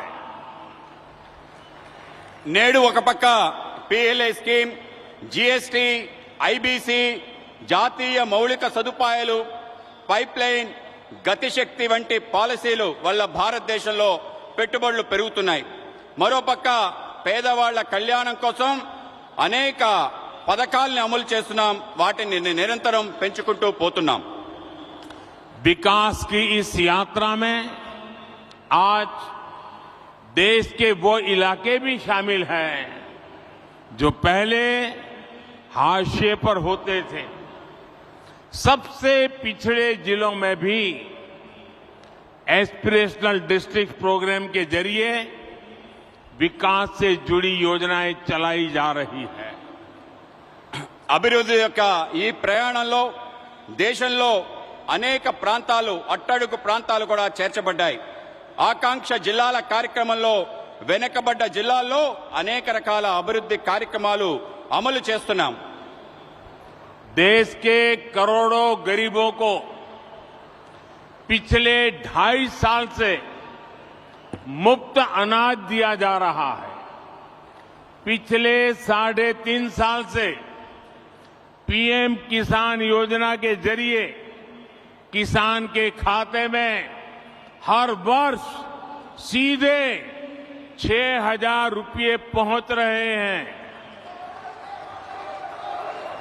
దేశంలో కోట్లాది మంది పేదవాళ్లకు గత 2.5 సంవత్సరాలుగా ఉచిత బియ్యం ఇస్తున్నాము. గత 3.5 సంవత్సరాల నుండి ప్రధానమంత్రి కిసాన్ సమ్మాన్ నిధి ద్వారా రైతుల ఖాతాల్లో నేరుగా 6,000 రూపాయలు చేరుతుంది. इसी तरह सनराइज सेक्टर से जुड़ी हमारी पॉलिसी की वजह से युवाओं के लिए नए अवसर बन रहे हैं. ड्रोन से लेकर गेमिंग तक, स्पेस से लेकर स्टार्टअप तक हर क्षेत्र को हमारी पॉलिसी की वजह से आगे बढ़ने का मौका मिल रहा है. అదేవిధంగా సన్ రైజ్ సెక్టర్స్ యొక్క ఆలోచన కారణంగా యువతకి కొత్త అవకాశాలు లభిస్తున్నాయి. అది డ్రోన్ మొదలు గేమింగ్ వరకు, అంతరిక్షం నుండి అంకురాల వరకు అన్ని క్షేత్రాల్లో మా పనుల కారణంగా ముందుకు వెళ్ళడానికి అవకాశం దొరుకుతుంది. साथियों, जब लक्ष्य स्पष्ट होते हैं तो आकाश की ऊंचाइयां हो या समुद्र की गहराइयां, हम अवसरों को तलाश भी लेते हैं और तराश भी लेते हैं। आज आंध्र में मॉडर्न टेक्नोलॉजी के जरिए डीप वाटर एनर्जी को निकालने की शुरुआत इसका एक बड़ा उदाहरण है। మిత్రులారా, ఎప్పుడైతే లక్ష్యం స్పష్టంగా ఉంటుందో అప్పుడు అవకాశం యొక్క అంచులైన సముద్రం యొక్క లోతులైన అవకాశాలని వెతుకుతాం, అవకాశాలని అందిపుచ్చుకుంటాం. ఈరోజు ఆంధ్రప్రదేశ్లో ఆధునిక సాంకేతిక పరిజ్ఞానం ద్వారా డీప్ వాటర్ లో ఇంధనాన్ని వెలికి తీయటం అనేది ఒక గొప్ప ఉదాహరణ మాత్రమే. और आज देश ब्लू इकोनॉमी से जुड़ी अनंत संभावनाओं को साकार करने के लिए भी बड़े स्तर पर प्रयास कर रहा है. ब्लू इकोनॉमी पहली बार देश की इतनी बड़ी प्राथमिकता बनी है. ఈరోజు దేశంలో నీలి ఆర్థిక వ్యవస్థతో ముడిపడి అనేక అవకాశాలు సాకారం కోసం పెద్ద ఎత్తున కృషి చేస్తున్నాం. బ్లూ ఎకానమీ మొదటిసారి ఇంత ప్రాధాన్యత అంశంగా చేర్చబడింది. मत्स्य पालकों के लिए अब किसान क्रेडिट कार्ड ऐसी सुविधा भी उपलब्ध है.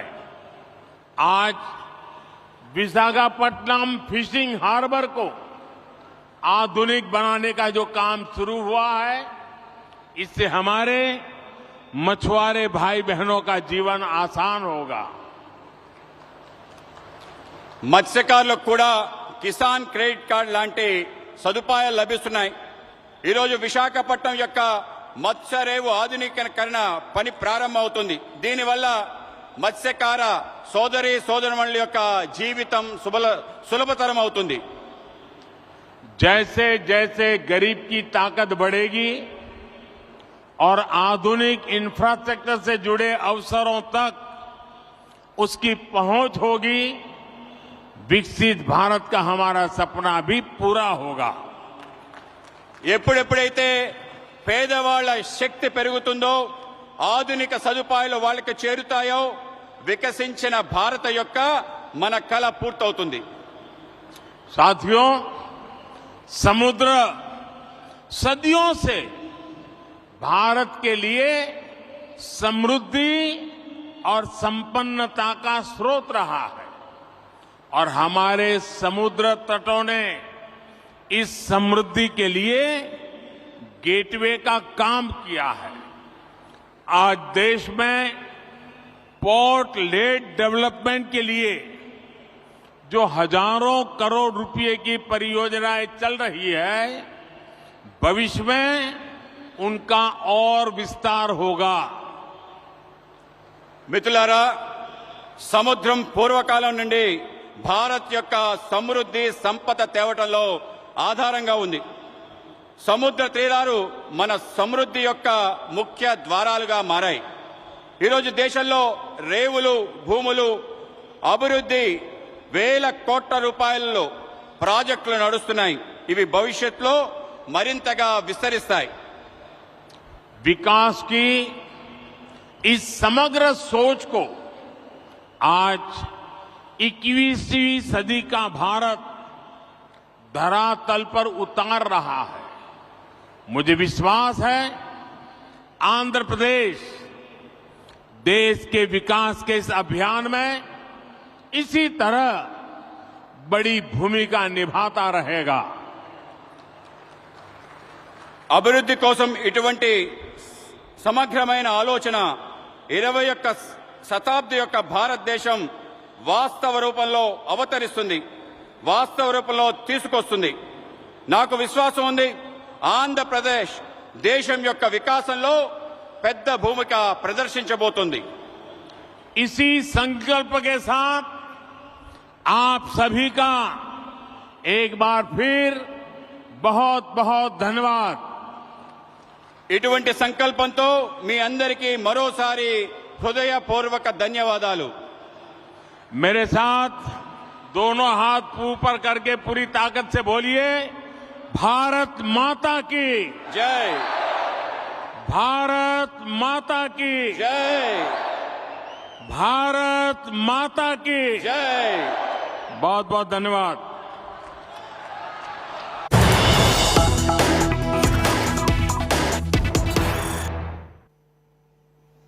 We have some news just coming in. Trouble seems to be brewing for Power star Pawan Kalyan. Well, the actor has been booked over his act of sitting on top of a car while carrying out a rally. Now, the Jan Sena chief has been booked for endangering the life and flouting traffic rules.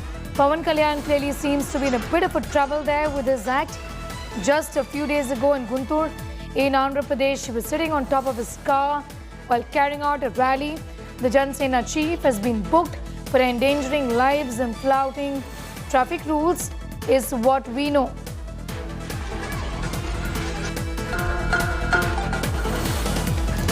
Pawan Kalyan was seen in those pictures from Guntur in Andhra Pradesh from the 8th of November, just 4 days ago, on top of his car.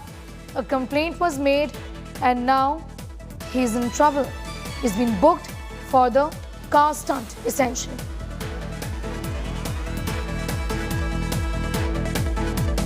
Trouble brewing for Pawan Kalyan. Well, the actor has now been booked over his act of sitting on top of a car while carrying out a rally.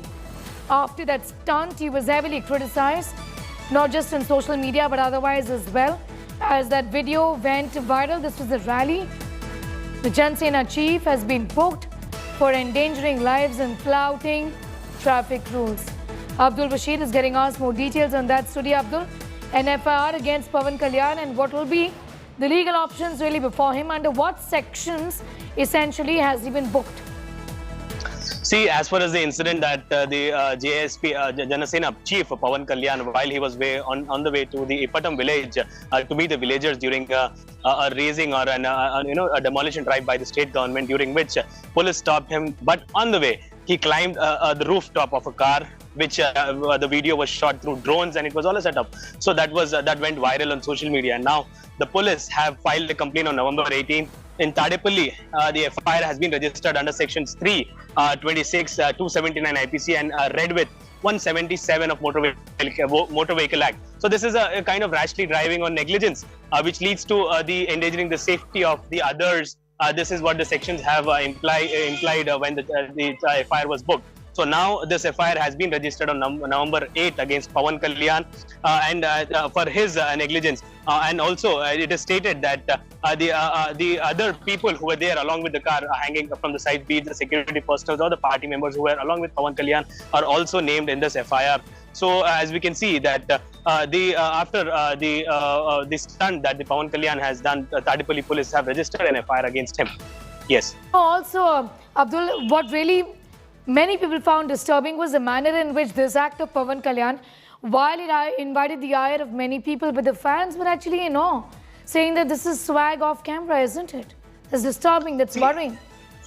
Yeah, as we've known that Pawan Kalyan is primarily an actor turned politician. So when he was in the movie line or in the so these actions are common to him. That is what he or the party members feel like. So now the sympathizers who were there, the party workers who were along with him, were enjoying him doing this kind of act while he was moving in the car. As we've seen, remember, he was not even having a proper support while he was sitting on the car, and it was quite endangering his life as well, apart from the others who were following right behind and beside him. So this was going on. This incident has taken place. Then an FIR has been registered by a complainant, P. Shiva Kumar, who has complained at the Tadepalli police station regarding this incident, and then police has registered an FIR against him. Now, as we have seen, that a drone was used. A drone was used to shoot the whole sequence from where he has started. However, the police had stopped him on his way to Ippatam village, but barging from the police security, he got onto the another convoy where he is seen sitting on the top roof of the car and then moving towards Ippatam village all the way along, where hundreds of followers, hundreds of party workers were following him right beside in the whole convoy. So after that, this case has been registered in this incident. Yes. What next in terms of the legal options for Pawan Kalyan? Can he be arrested? Is that a possibility? I mean, this is a case against him, but how will the police really take it forward from here on, Abdul? See, as far as the information that we are getting is concerned, the police has informed Pawan Kalyan regarding this FIR, but arrest has not been made yet. So maybe there are likely a chances of 41A CRPC notice will be issued to Pawan Kalyan, and then the further action will be proceeded by the Tadepalli police in this case. All right, Jan Sena chief, they're driving into trouble pretty much with that stunt act. Bolisati Satya is now joining us. He's from Jan Sena. Bolisati Satya, are you as a party worker really proud of what Pawan Kalyan did? Because this is dangerous, not just for him, but also for the security personnel who are pretty much dangling out of the car in that video.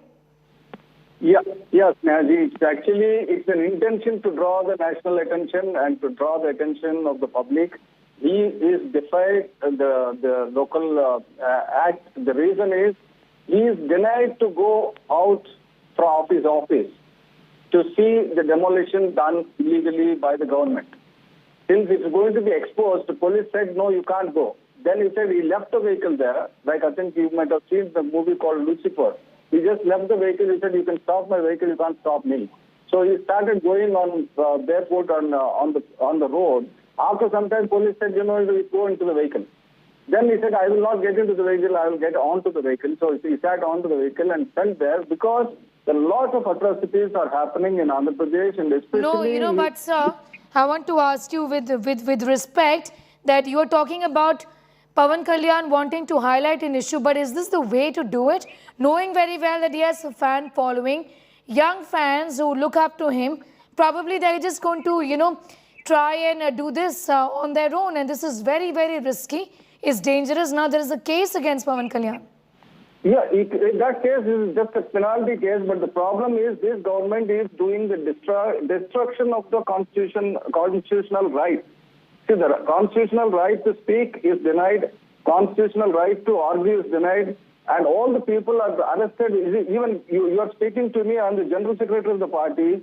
Myself and another general secretary, they put us in A1, A2 and filed an FIR stating that we have attempted the murder to a cabinet minister. And we were not even there because they create anybody and put anybody behind the bars, and to prevent the 41A notices, they said that Section 307 they imposed. But could have this not been avoided? Bolisati Satya, could have this not been avoided? No, it should not be avoided. If it is avoided, why you will discuss today in the national? So many things have happened. So far you have not discussed. Why you are discussing today? Because it has happened. It is not his followers are going to follow. His followers are going to follow because all his fan following is very die-hard fan following, and they are watching very carefully whenever there is something going wrong. And Pawan Kalyan will step in and he will do the justice Fair to enough. the people. Enough has been said about his work, his social work. A lot of people have appreciated that, but setting such an example for young fans, atop a car, these are disturbing visuals. These are worrying visuals. There are several fans who've come out and said, what awe, what swag. Does this not worry you? There are many young people who are going to end up doing this, probably hurt themselves and others. No, Sneha Mordani, basically this is an intention to draw your attention. The children are aware and his fans are aware why he did it. They are all aware of it. Because even his first movie itself, he put his hands on the road and rolled the cars on top of his hands, in real terms. Because he has actually sent a message to the people so far, and he sent a message in the movies. This is on the road, he did it with an intention to draw the national attention, and this has to be discussed. Why it has happened in Andhra Pradesh? Like, if fish is not dried, people ask why fish is not dried, then the whole scene will come. Why Pawan Kalyan gone on the road? It should be known, then only it will come. So that is the reason he did it, and he did it with an intention, and will face all the legal consequences. And we want the Chief Minister to face the legal consequences. We want the Home Minister to face... the audacity of the Lady Home Minister says that the thieves have gone there not to rape somebody. It's because the girl is available, they raped. That is the thing that the state government is doing. That is the intention. He wants to draw the national attention, and thanks to India Today, you take it up, and all the reasons will come behind why he did it. Okay, good. The fact that he wanted to draw attention to a particular issue is something that we agree with, but we certainly don't agree with this stunt, and that has clearly got him into trouble. Bolisati Satya, I'm thanking you for the moment. You heard from the party workers there who clearly say that they're okay with what Pawan Kalyan did, because that was to draw the attention, and he's going to be facing the legal consequences of it. The actor, the Neta, Pawan Kalyan, is willing and is ready to face all the legal consequences for the stunt act of which shockingly has got him into trouble. But there are many fans, shockingly, who've come out and said that this is great, they're in awe of it, this is real swag.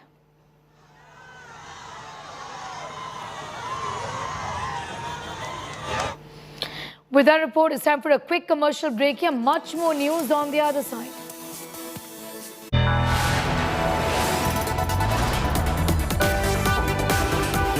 You are watching India Today.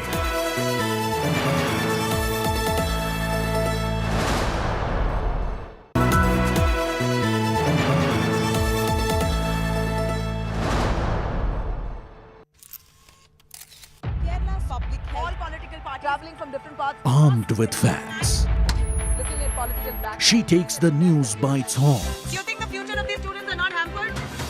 Fierce, bold and direct, setting the tone for the biggest stories from every corner and every angle. Expect nothing but the unfiltered truth. News first, niceties later. Watch me, Nabila Jamal, on India Today.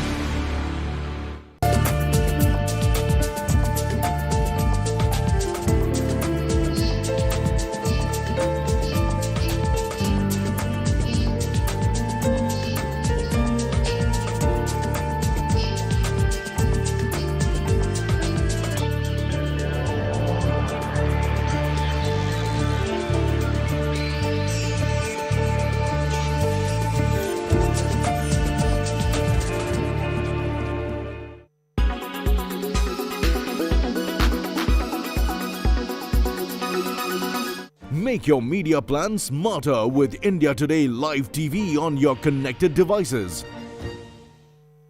Make your media plan smarter with India Today Live TV on your connected devices.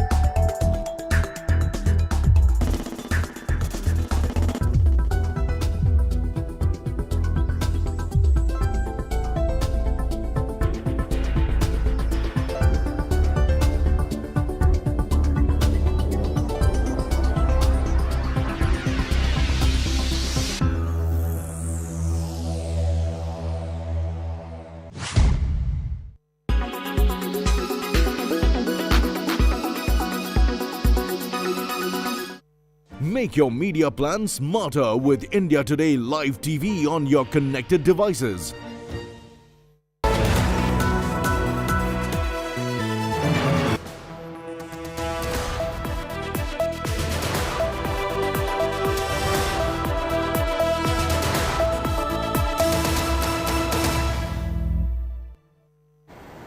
Hello and welcome to this week's edition of World Today, your weekly dose of top international stories. Let us begin with the midterm polls in the United States of America. Many election pundits predicted that the Republicans will fare rather well in the midterms, but that was not to be. Forget about a red wave. Many analysts called it a red ripple, a red splash, drizzle, sprinkler, but certainly not a wave. While the Democrats are happy about not doing so badly, they stand to lose control of the House and maybe even the Senate. Let us look at the numbers first and then analyze the reasons. Now, here at the US midterm elections, there are two battles that are on. One is the battle for the House of Representatives, which has about 435 seats. And we'll talk about the numbers and how the Republicans and the Democrats fared. The second big battle is the battle for the Senate. The Senate has about 100 seats, of which 35 seats went to polls. Again, we'll see the numbers, but it's the majority mark that is more important. At the House of Representatives over here, we are looking at a 218 mark to have majority in the House of Representatives. What we're looking at is not just the wins, but also the leads. And according to the leads, it's the Republicans who might end up with a 220 or more, which means they're crossing the majority mark and could wrest control of the House of Representatives. It has huge repercussions. We'll talk about that. But let's take a look at the Senate. Now, at the Senate, there are 35 seats that are up for polls, but you need 51 to have majority in the House.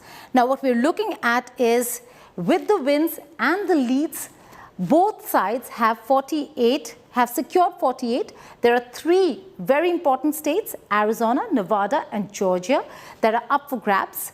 A tough fight over there. But we're also told that Georgia will be going for a runoff in December. So the clincher would be whether if Republicans get Georgia or Democrats, and that's the one which will land majority at the Senate. So that's how the play is going to be. Now, while the Democrats and the Republicans both are pleased with their performance, there is one person for whom this could be the beginning of a second end. For Donald Trump, these elections were a disaster. All the candidates he endorsed were rejected by the voters, paving the way for Ron DeSantis to become the undisputed face of the Republicans for the presidential race in 2024. I've never been more optimistic about America's future than today. The midterm elections in the US has cemented the idea that the country is a divided house. A perfect reflection of a polarized nation that mistrusts its leaders and isn't ready to unite on a new path.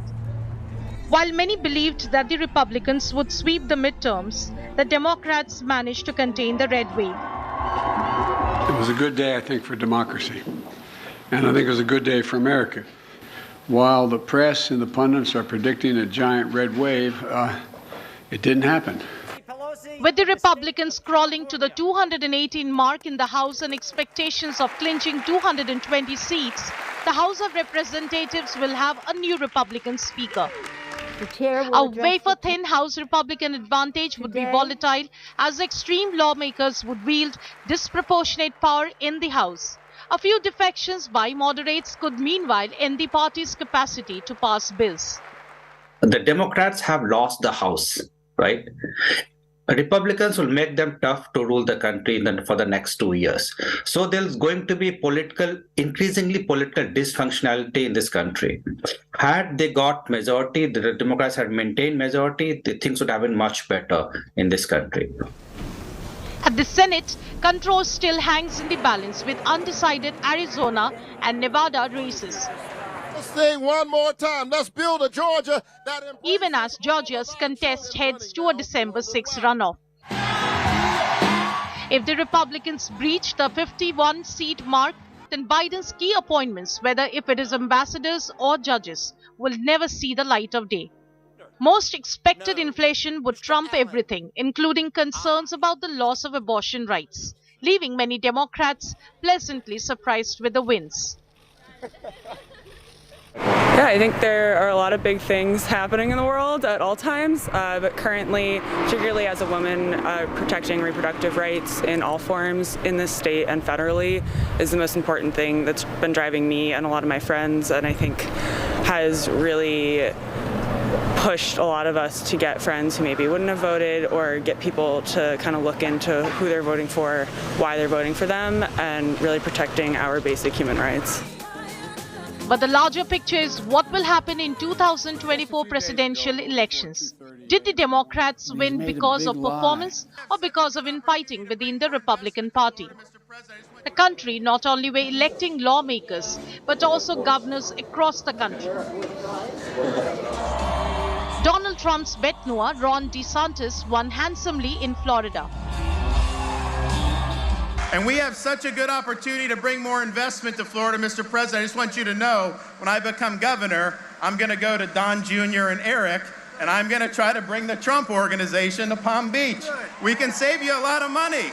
Getting millions. Trump ended a sore loser with all the candidates that he endorsed being rejected by the voters, indicating exhaustion with the kind of chaos fomented by the former Republican president, raising questions about the viability of possible run for the White House in 2024. Yeah, we're putting them up. We're winning big in the Republican Party for the nomination like nobody's ever seen before. Let's see, there it is, Trump at 71, Ron DeSanctimonious at 10%, Mike Pence at 7%. Oh, Mike's doing better than I thought. Liz Cheney, there's no way she's at 4%. You always ask me how we... But now it seems like the chamber effectively will be split down the middle and locked in an angry stalemate, like America itself.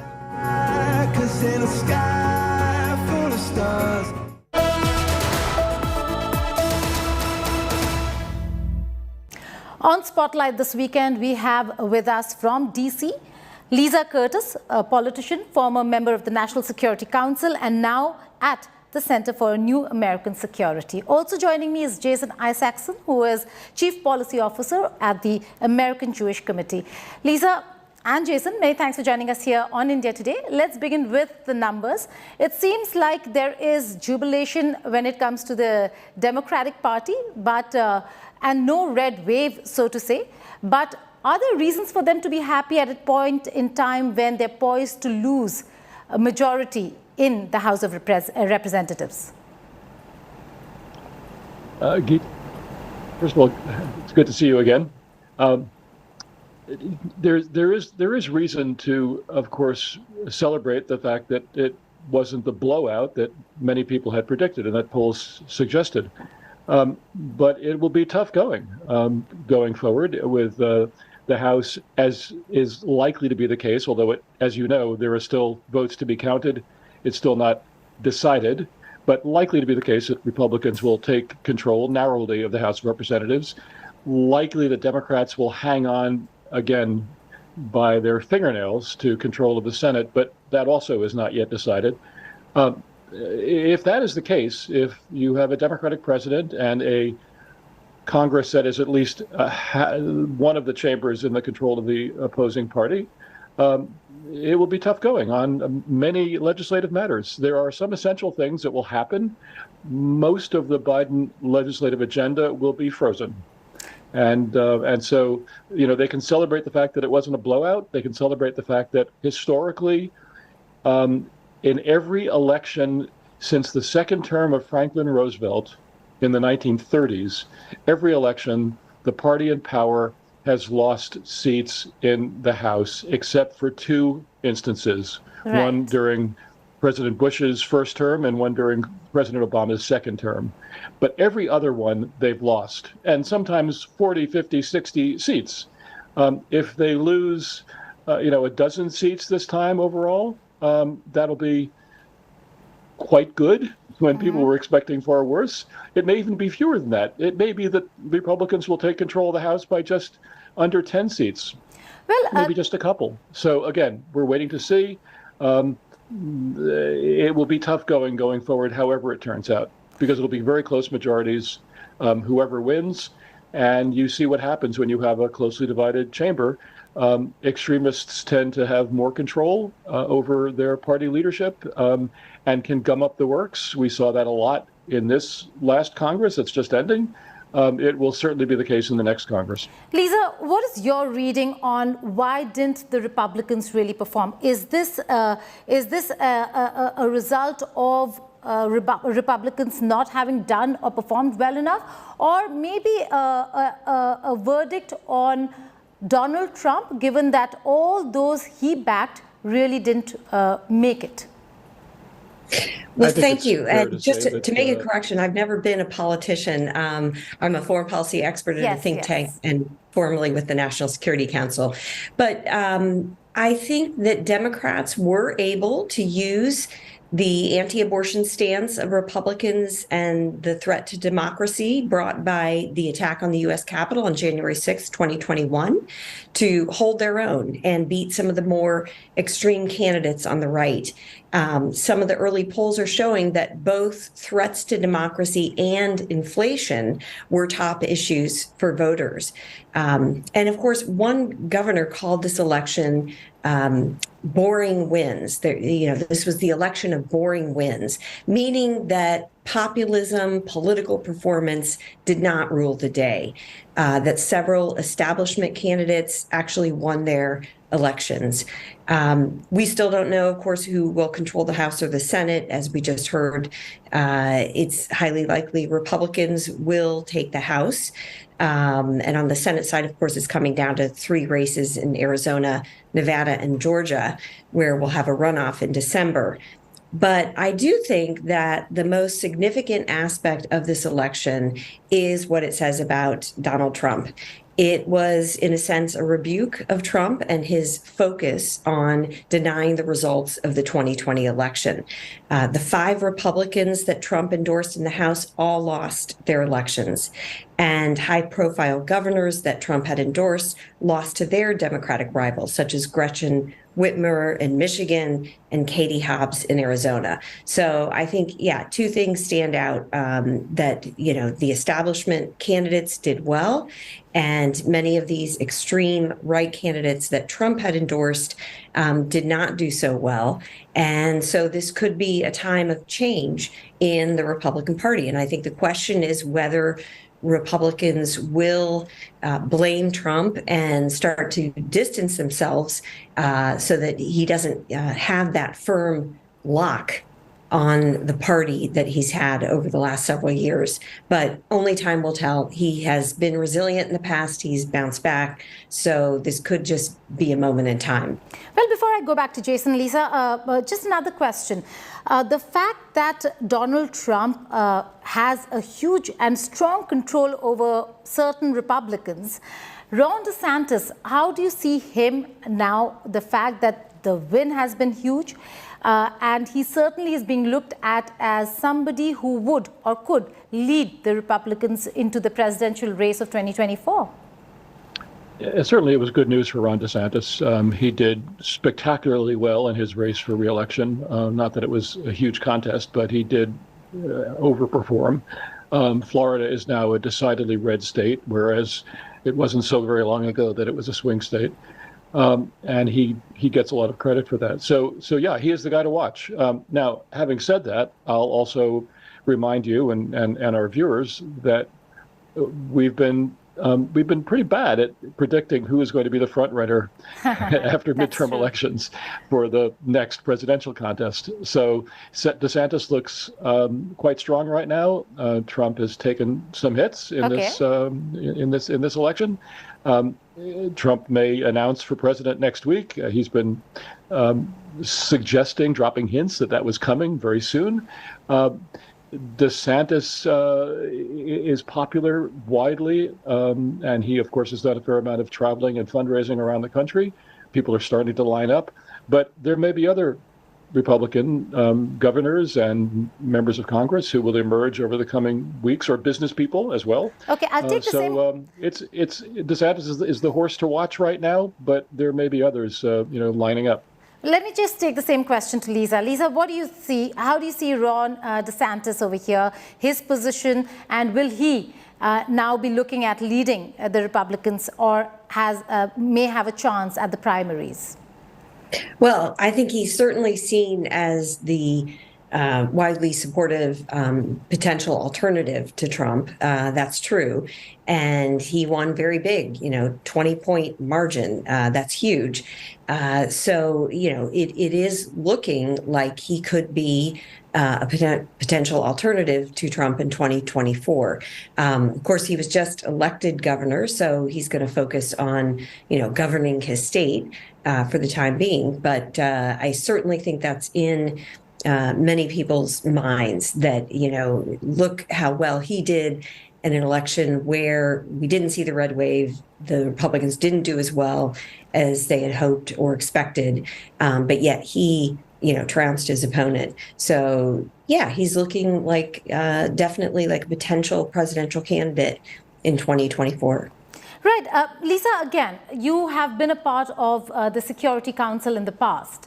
Now, for somebody who knows the importance of where to and what's the strategic play out here when it comes to the Russia-Ukraine war, should McCarthy become Speaker, he's opposed to the idea of continuing funding to Ukraine in this war against Russia. How do you see then the United States of America position itself when the Speaker would be opposed to the idea of funding Ukraine? Yes, let me first make a broad point here on foreign policy. There's been a lot of doubt in the minds of our friends and allies overseas about the future of American democracy, given the events on January 6th, the attack on the U.S. Capitol. But I think what this election, the message that this election sends is that American democracy is alive and well. The people are choosing, their voices are heard, and they care about, regular issues. So I think that's an important message that is sent to the world about American democracy. On the issue of Russia, I really don't expect to see much change, even if the Republicans take the House as expected. Certainly, there's been this conservative wing in the Republican Party that has supported limiting aid to Ukraine, but there's a lot of contradictions in this position, because on the one hand, Republicans support a strong United States. They want to show leadership in the world. So it doesn't make much sense to cut off the Ukrainians, especially when the Ukrainians are actually doing well in this war. The Russians just pulled out of Kherson. So it shows that to some degree, U.S. Military aid to the Ukrainians is helping them to succeed and push back against Russian aggression. So it really is not a time to be thinking about cutting aid to Ukraine. And the second point is that, we just discussed how a lot of the extreme candidates lost their elections on the Republican side. And so I think that also dictates against this really strong support. Time for a short break. Lots more on the other side. Stay tuned to World Today.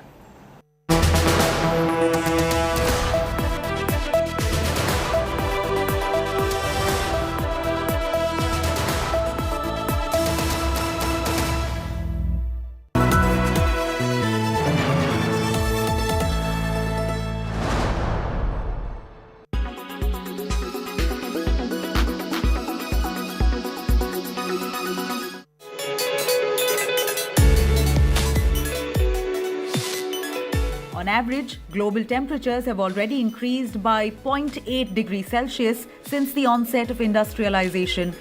The concentration of greenhouse gases in the atmosphere is at its highest level for at least 800 years. Depending on how we manage future emissions, thermometers could climb another 5 degrees Celsius by 2100, which would have a devastating impact on life on Earth. Even in the most optimistic scenarios, the acceleration of global warming threatens available resources of drinking water and food security for millions of people. Production of the world's 4 major food crops, wheat, maize, rice and soybean, will be reduced.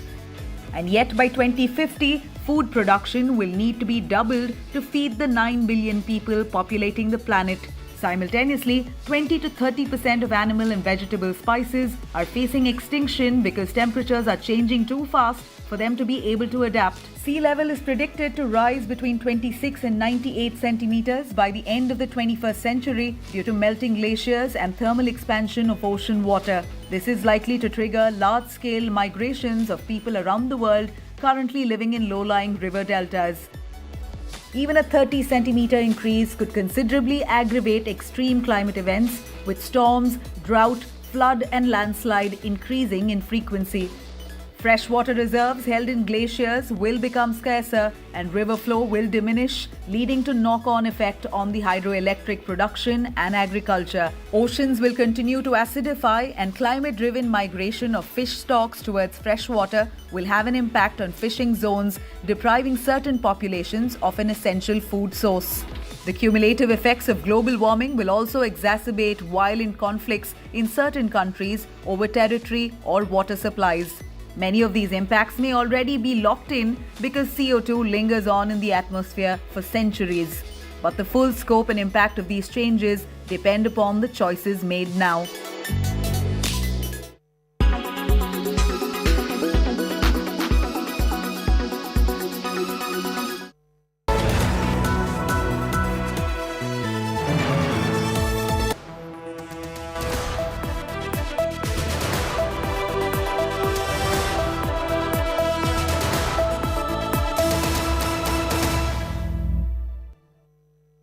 Welcome back to World Today. Now, world's biggest football tournament, FIFA 2022, is not less than 2 weeks away, and the host country, Qatar, is already gaining the center stage for all the negative reasons. Qatar is the first Middle Eastern country to host such an event, but human rights watchdogs are eyeing the country's stand on homosexuality. The Islamic State considers homosexuality a crime under Sharia law. Peaceful protest calls are now being raised by the competing teams, but the question is this criticism by the West justified? It's world's biggest football tournament. It's FIFA World Cup 2022 that we are talking about. And this time, it's FIFA that will bring Qatar on the center stage like never before as a host. Winner to organize the 2022 FIFA World Cup is Qatar. With the mega tournament just round the corner, the Gulf state is facing a criticism it did not see coming. The sword of human rights has been dangling over Qatar's global position. The Islamic State considers homosexuality a crime under Sharia law. The punishment includes prison sentences of up to 7 years and even death by stoning. What made the situation worse is a comment by Ambassador for FIFA in Qatar, Khalid Salman. He said that homosexuality is forbidden in Arabic and it is damage in the mind. He made the remark during an interview to a German broadcaster. But do you think gay is haram? It's haram. Because why is haram? I am not one big Muslim, but it's haram. Why? Because it's damage in the mind. Even FIFA's former chairman, Sepp Blatter, said it was a mistake to award the FIFA to the Gulf nation. It was just a year ago when The Guardian released a report stating 6,500 workers had died in Qatar since it won its World Cup bid. Claims it made using data supplied by embassies in Qatar. International human rights organization Amnesty International is calling out Qatar FIFA World Cup and titled the tournament as the World Cup of Shame. Amnesty International says that since 2010, hundreds of thousands of migrant workers have faced human rights abuses while employed to build wider infrastructure necessary to host the tournament. Like any other Gulf country, Qatar too relies on the migrant workers from the countries like Africa and South Asia. The tournament is less than 2 weeks away and peaceful protest calls are now being raised by the participating teams. England's Harry Kane and 9 other captains of European teams will be wearing One Love armbands to promote diversity and inclusion. Millions of football fans from across the globe are expected in Qatar. But to what extent is this criticism justified? Qatar is the world's largest exporter of natural gas and a crucial OPEC member. West, claiming to be an advocate of human rights globally, had never earlier raised any objection to its role in the energy and resources market, citing the human rights issues. What's interesting is that the criticism comes more than a decade later. The bid was awarded to Doha. The World Cup will take place from 20th November to 18th of December. With Simranjit Kaur Renu, Bureau Report, India Today. That's all in this edition of World Today. And now, before I leave you with a very interesting gaffe, let's talk about COP27 and climate change. The issue is serious, but there could be some goof-ups also. United Nations Secretary General Antonio Guterres read a wrong speech, and that was a moment to capture.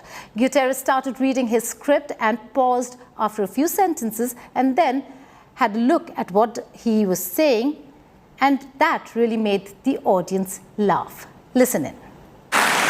So the world is losing the race against the climate crisis, but I'm hopeful because of you. You have been relentless in holding decision makers to account.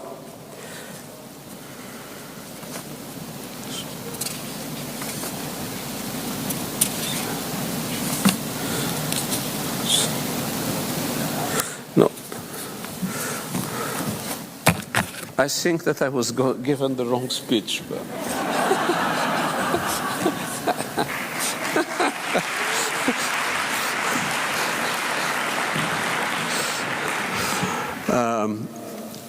I'm going to speak to the group of young people afterwards, and there was a small confusion.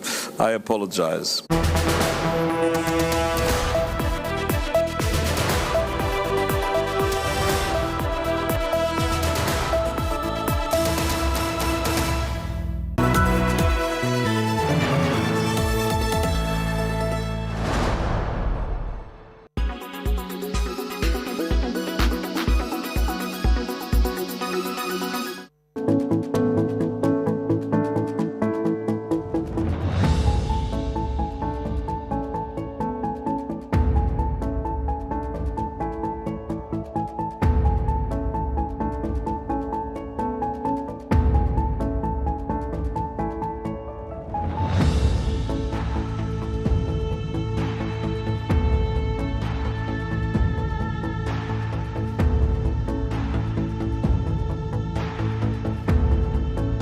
So we would have a base of organics.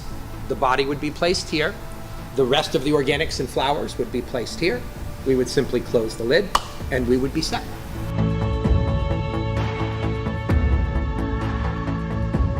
The microbes, when given heat and moisture, become super active.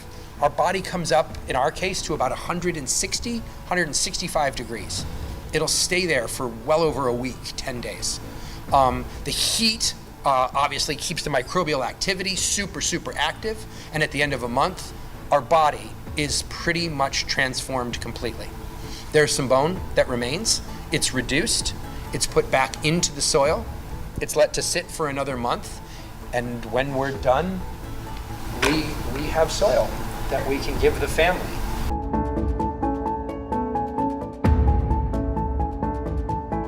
Cremation takes 30 gallons of fuel and pumps about 540 pounds of CO2 into the atmosphere every cremation. So we've devised a system that runs about 90% cleaner than that.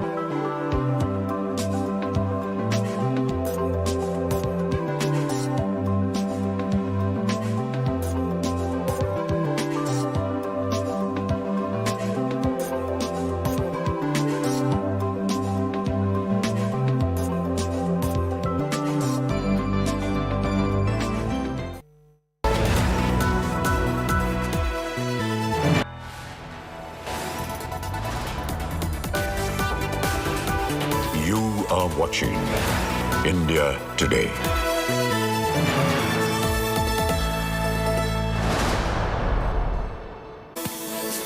Hello, very good afternoon. You're watching India Today TV. I'm Sneha Mordani. Let's tell you what the top stories this Saturday afternoon are. The battle for Himachal Pradesh is underway. Voting is underway right now. BJP has a second term in a row. Congress looks to return to power while AAP is hoping to spring a surprise. TMC Minister insults Draupadi Murmu, says how does the president look while talking about beautiful people after uproar. Didi's Mantri calls it a slip of tongue. Sukesh drops the fifth bombshell letter against Arvind Kejriwal, says he's ready to undergo a lie detector test, claims are paid to foreign newspapers to promote Delhi education model.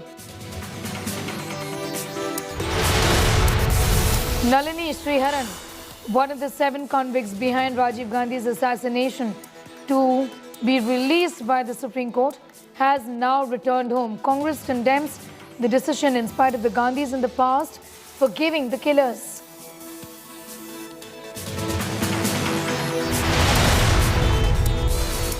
Another TRS BJP face-off brews in Telangana. Prime Minister Modi will be in Andhra Pradesh today, in Telangana also, to inaugurate slew of projects. Chief Minister KCR to give this event a miss. Twitter rolls back its controversial $8 subscription blue tick after increase in the number of fake accounts.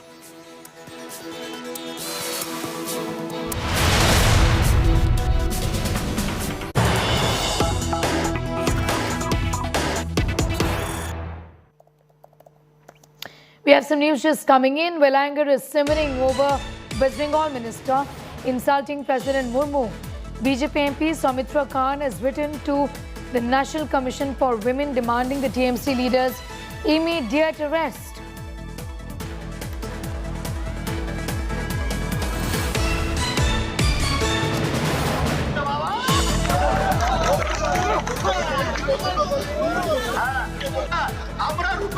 This is the TMC Minister Akhil Giri, who is under fire over comments on President Draupadi Murmu. Now this video now has gone completely viral that you see on your screens right now, where the minister, while addressing the people in Nandigram, is seen making comments on how the president looks. It's come under severe criticism. The minister here is saying, and talking about Suvendu Adhikari as well, saying that Suvendu Adhikari often comments on Giri's looks. He says, I'm not good looking. But how beautiful is he? Don't judge anyone by their appearance. We don't do it. We respect the office of the president. But how does our president look? Is the question that he asked. With the audience there clapping and laughing at these comments that were made. We respect the office of the president. But how does our president look? Says the minister, TMC leader Akhil Giri in Nandigram in this completely distasteful statement coming in from a minister for the president of the country, talking about the fact that we do not judge people by looks. But how does the president of India look? In fact, Amit Malviya, the BJP, has also spoken about this, saying that this is an insult to the president. BJP Soumitra Khan says the heinous act by Akhil Giri is not going to be forgiven. Insult of respected president is the insult of women empowerment, insult of the Indian democratic system, and an insult of 140 crore people. Speaking about the mindset of the TMC, the BJP has now demanded the arrest of Akhil Giri, writing to the National Commission for Women. BJP Bengal too has taken this matter head on, tweeting about it, saying that President Draupadi Murmu hails from the tribal community. Akhil Giri, Minister of Correctional Homes, made objectionable comments about her in the presence of Shashi Panja, who is actually another minister from the Women's Welfare Department. Mamata Banerjee and the TMC are anti-tribal, is what the BJP has said. Mamata Banerjee has always been anti-tribal, is what the BJP is saying. The minister Akhil Giri has insulted the president for the way she looks. Suryagni is getting asked more details on that story. Suryagni, in this day and age when videos of this nature go more viral than what we would expect them to, we have a callous, insensitive and distasteful comment being made by the minister. So we can see that in the video, we can hear that in the video. What is the TMC going to do now in terms of action against this man? Well, the Trinamool Congress hasn't, reacted to this entire issue apart from a series of tweets wherein Sushmita Dev and Saket Gokhale, they have clearly mentioned that it is his personal comment and that is not something that the party abides by. We spoke to a lot of Trinamool Congress people, off record. Even they have, internally slammed him for his comment, termed it to be a very, personal comment of his. So the party is not backing him as of yet. However, on record, they haven't come out and stated anything as of yet. However, the BJP has upped its ante. They are attacking the Trinamool Congress, as you know, throughout the country. Gaurav Bhatia was doing a PC just a while back. BJP's MP, Soumitra Khan, he has, written to NCW asking for the immediate arrest of Akhil Giri for his comment on the woman president of the country. Apart from that, he has also stated that the West Bengal Assembly Speaker needs to step in this particular issue and needs to suspend Akhil Giri for his comments on not only the president but also a woman. Back to you, Sneha. All right, this is rather embarrassing for the TMC, though they've not said anything just yet. Be with us. In fact, we will just listen in to that video also. The minister in question, Akhil Giri, has obviously come under severe criticism over these comments on President Draupadi Murmu. While addressing the rally and making a verbal attack on the West Bengal leader of opposition, Suvendu Adhikari, Akhil Giri dragged the president, making some very distasteful comments on how she looked. Reacting to this, the BJP has urged Mamata Banerjee, the Chief Minister, to sack Giri. MP Soumitra Khan has written to the NCW demanding action and arrest. Neither Giri nor the TMC have come out with a statement justifying his brazen comments of the highest chair of the Constitution. Giri said it was a slip of tongue and blamed the BJP instead of politicizing it. আমরা রূপের বিচার করি না তোমার রাষ্ট্রপতির চেয়ারকে আমরা সম্মান করি তোমার রাষ্ট্রপতি কেমন দেখতে বাবা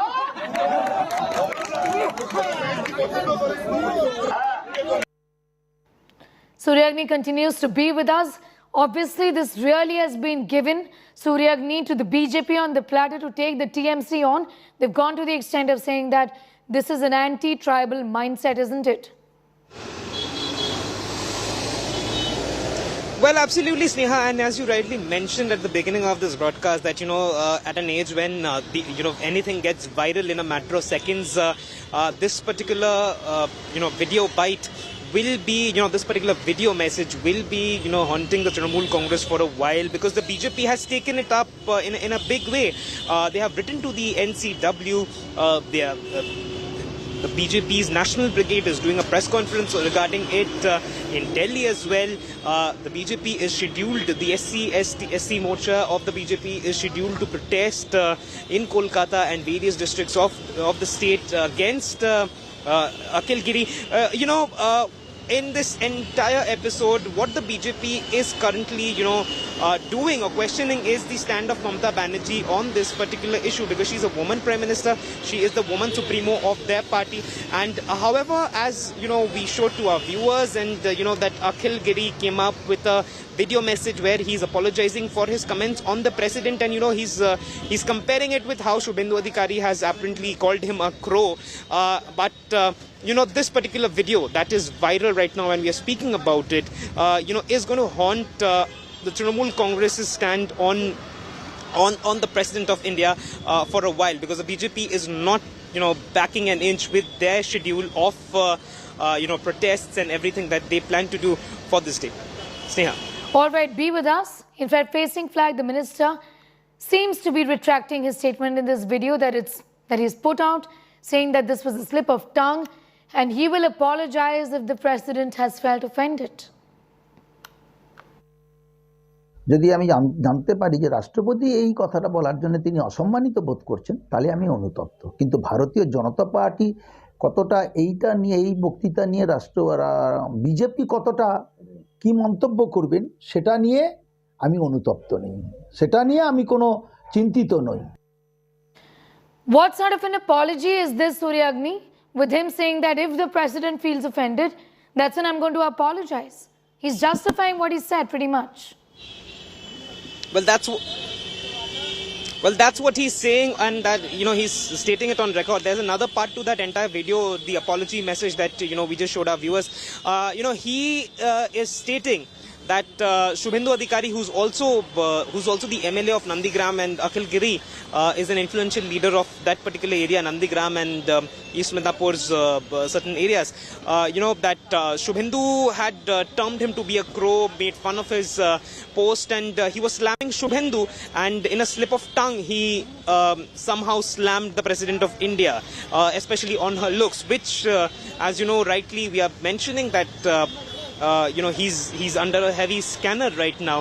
So that was the message that Akhil Giri had for everyone, which he termed to be an apology message. But as you rightly mentioned, that in that particular video, he's clearly stating that if the President of India feels offended, then he will, then he is apologizing. So clearly, questions are being raised that whether if he personally doesn't feel, or whether he doesn't understand whether this is an offensive comment by him or not. That is also a question, Sneha, that is rightly being mentioned by you.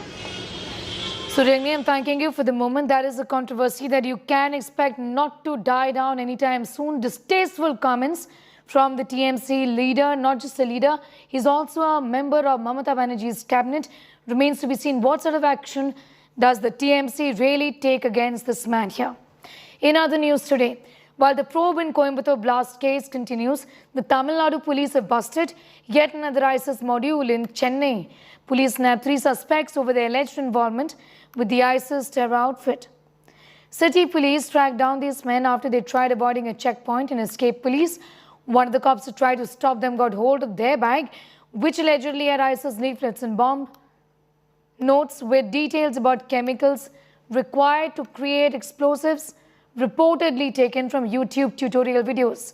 Using the bike's registration number, the police tracked the group. On Thursday, police recovered ISIS literature from Coimbatore terror blast accused Jamisha Mubin as well. As per reports, the Coimbatore blast accused Jamisha Mubin, owing allegiance to the ISIS terror group, was planning to carry out a suicide attack and cause extensive damage to symbols and monuments of a Hindu religious faith, with the intention to strike terror among the community. While the NIA, which took over the Coimbatore blast case, continues with the investigation, police has initiated further probe into this new ISIS terror link that has come to fore in Chennai. During a routine vehicle checkpoint in North Chennai, the police have uncovered a very important and shocking information. What has happened that on Thursday, there was a regular checkpoint at NRT Bridge. We are showing Royburam police, whose policemen were involved in that checkpoint, and 3 men on a motorbike tried to take a U-turn and escape from the point. First, the cops tried to stop them because it was triples, and they were riding triples and it was illegal. But one of the cops caught and snatched the bag which the 3 men had, because he had a suspicion. And when the bag's contents were verified, they were shocked to find Islamic extremism involving details reportedly linking to ISIS kind of words and everything. And the second important aspect was that there were also notes taken down from YouTube tutorial about using chemicals for explosives. This shocked the cops, and using the registration, the vehicle and the owner were immediately tracked down and 3 men were detained. For now, one of those 3 men, called Nagur Miran, has been arrested by Royburam police. And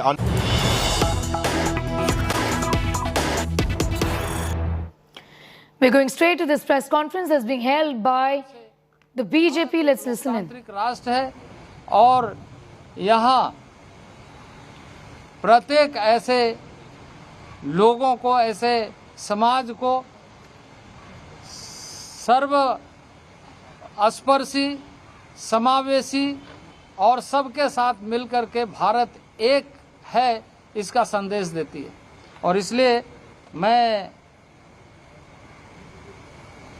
घोर निंदा करता हूं कि शहीद दिवस के कार्यक्रम में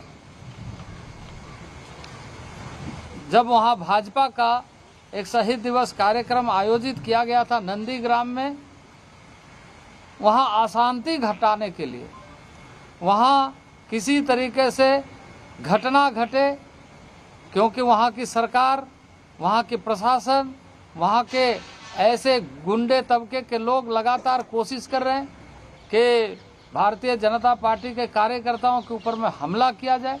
वो इस तरीके से षड्यंत्र करके, इस तरह के बयान दे करके और इस तरह का हंगामा करके न केवल देश को अपमानित किया है, बल्कि वहाँ के कार्यकर्ताओं को भी प्रताड़ित करने का काम लगातार कर रहे हैं। और इसलिए टीएमसी के मंत्री को तुरंत इस्तीफा देना चाहिए, मंत्रिमंडल से बर्खास्त करना चाहिए। और ममता बनर्जी जिसके मंत्रिमंडल में ये मंत्री है, देश के सामने माफ़ी मांगना चाहिए कि पहली बार आज़ादी के बाद यदि ऐसे महिला को मौका मिला है तो उसका सम्मान करते हुए देश के सामने माफ़ी मांग करके ये याचना करना चाहिए कि उसके मंत्रिमंडल के जो सदस्य हैं उन्होंने गलत किया है और उसको तुरंत बर्खास्त करना चाहिए। सवाल है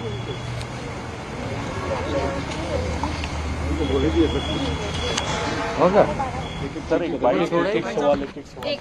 लाइव ही रहना। अभी दूसरा press conference. Okay, the BJP is going all guns blazing. You heard just from the Tribal Affairs Minister hitting out at Akhil Giri. This is Mamata Banerjee's minister who's insulted the president, and that video now has gone viral. The BJP has, in fact, gone all guns blazing. The Tribal Affairs Minister himself, you just heard from the minister who clearly says that, who clearly has in fact gone on to say that this is outrageous and that the BJP condemns this statement. In other news today, FIR has been filed against Telugu superstar Pawan Kalyan for his car stunt defying traffic rules earlier this month. The actor turned Neta was spotted sitting on top of a car on the rooftop essentially on the 5th of November, or rather on the 8th of November, where he made his way to a village in Guntur to meet families affected by a recent demolition drive. Pawan was leading the convoy, was sitting on top of this luxury SUV with his team members dangling onto the side of the doors. The Jan Sena party chief has been booked now for rash driving on a public road, endangering human lives and safety of others and flouting traffic rules.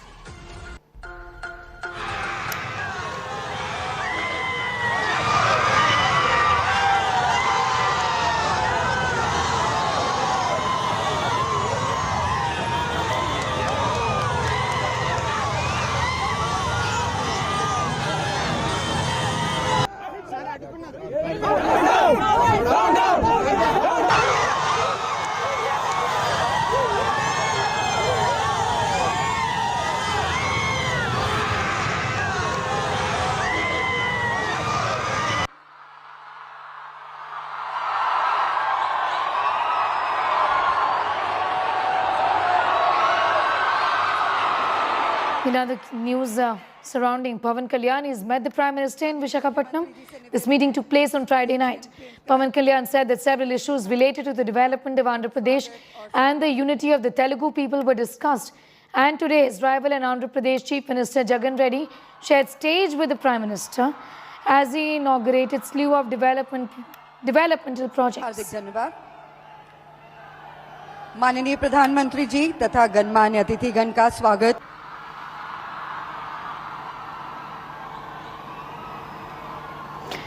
Krishna Sagar Rao is joining us from the BJP. Krishna Sagar Rao, what's really brewing in the state? Essentially, Pawan Kalyan is speaking with the Prime Minister, talking about the development of Andhra Pradesh and the people.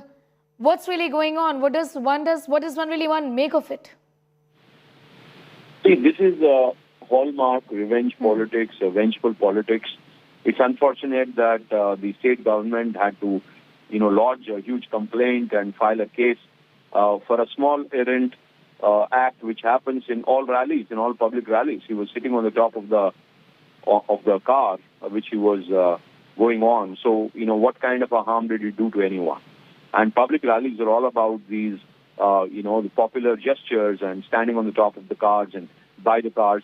So is that such a big crime that it has to be? Sir, Krishna Sagar, actually, with due respect, sir, that too is a story that we are tracking, and you've said what you had to in the way that you are saying that there's nothing wrong and this is vendetta if you book him. He's been booked, and that clearly is an act which is extremely reckless. Do you not agree? We also want to talk to you about the meeting between the Prime Minister and Pawan Kalyan. First of all, tell us, do you not think that this act is reckless? No, I think it applies to everybody who's doing public rallies, not just to Pawan Kalyan, that, the leaders have to be careful. Leaders have to set an example. And whenever they deviate from the law and order norms, certainly there will be a reaction. And the law will take its own course. So I am not objecting to a case being filed if there is a violation. I am only saying the timing of it is, is sending a wrong signal. And the timing of it is raising red flags that Pawan Kalyan just met the Prime Minister, and as if there is a reaction to it, we got this case being filed on him. One last question to you, Mr. Sagar Rao, before I let you go. Please tell me, what does one make of between the meeting of Mr. Pawan Kalyan and Prime Minister Narendra Modi? See, in politics, there are no permanent enemies, no friends. And Pawan Kalyan hasn't met the Prime Minister since 2014 elections, when he has actually participated along with us in that election. So it is after 8 long years, Pawan Kalyan has got an opportunity to interact with Prime Minister Narendra Modi, and we believe it is just a casual interaction between two political leaders. In casual interaction between two political leaders. I'm thanking you for the moment. Krishna Sagar Rao of the BJP.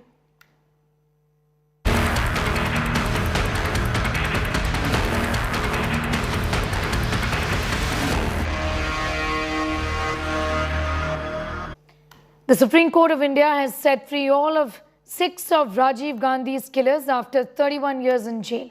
Nalini Sriharan, R.P. Ravichandran and 4 others serving life sentence in the assassination case.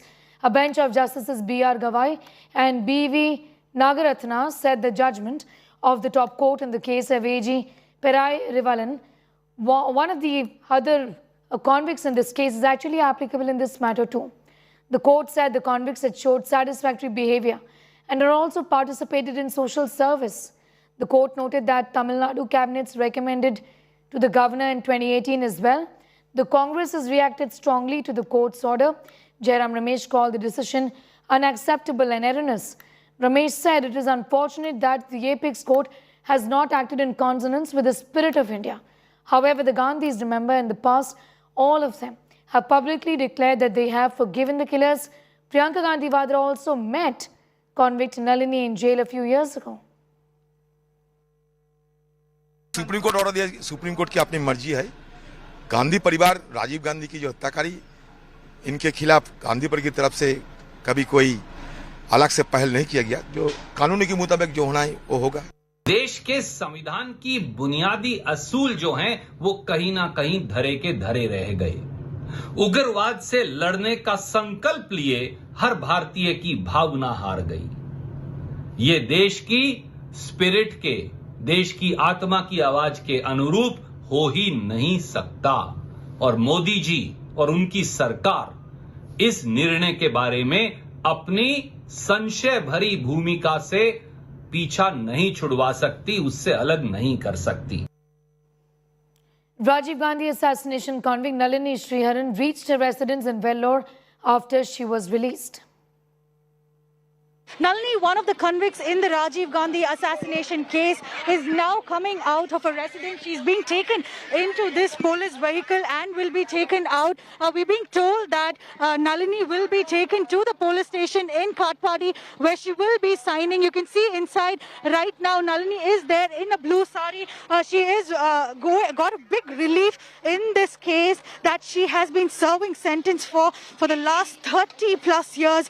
This is a huge relief relief for her family. We had heard Nalini's mother and Nalini herself telling us that this is a big sigh of relief for her and her family. This was what she had hoped will be a much earlier verdict from the Supreme Court, but the delay has been worrisome. But she's saying that this is a point to rejoice for Nalini and her family, and we're seeing that very soon she will be coming out completely free, released from this case. The Supreme Court yesterday had given this verdict saying that the 6 people who are still in jail for the Rajiv Gandhi assassination case can be released. So this is a sigh of relief for all those 6 people.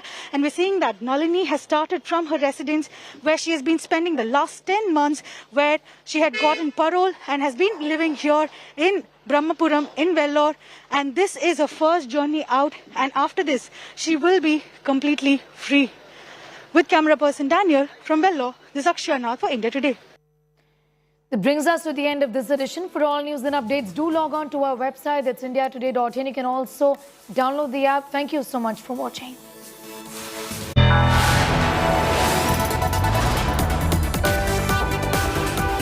You are watching India Today.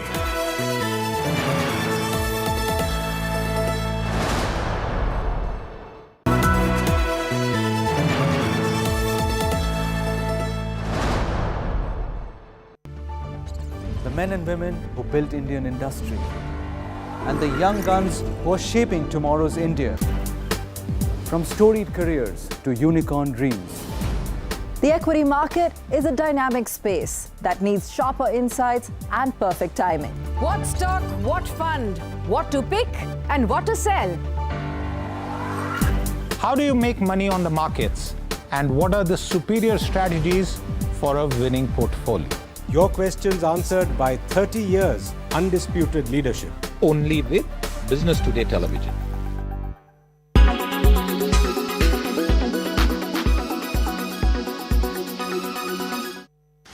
Is the monsoon season bringing relief to you from the hot summers? Well, what if we tell you that it can rain diamonds? Not certainly on Earth, but yes, it is raining diamonds on Uranus and Neptune. The temperature and pressure conditions on these planets are extreme. Due to this, carbon atoms can be crushed into diamonds. Uranus and Neptune are known by their unique blue shades. Both planets have a common condition to harden carbon atoms. But unfortunately, the inhospitable environment of the planet won't allow you to collect those diamonds. The blue color of these planets is due to methane. Methane has carbon in it. The carbon can be crushed by immense pressure that happens in the atmosphere. And when it gets hot and dense inside the planets, these diamonds are formed and accumulated. This causes them to rain in the atmosphere. Tell us what you think about this unique phenomena.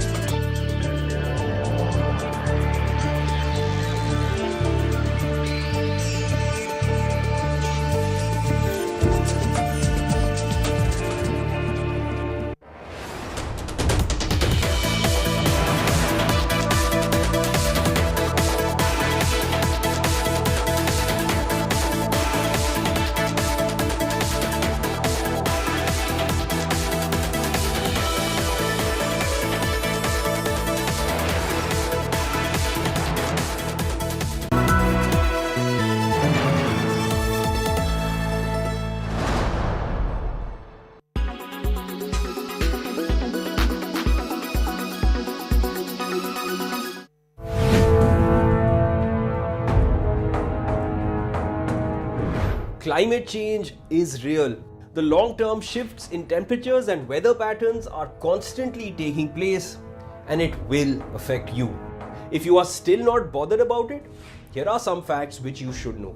The world's polar ice caps are shrinking little by little.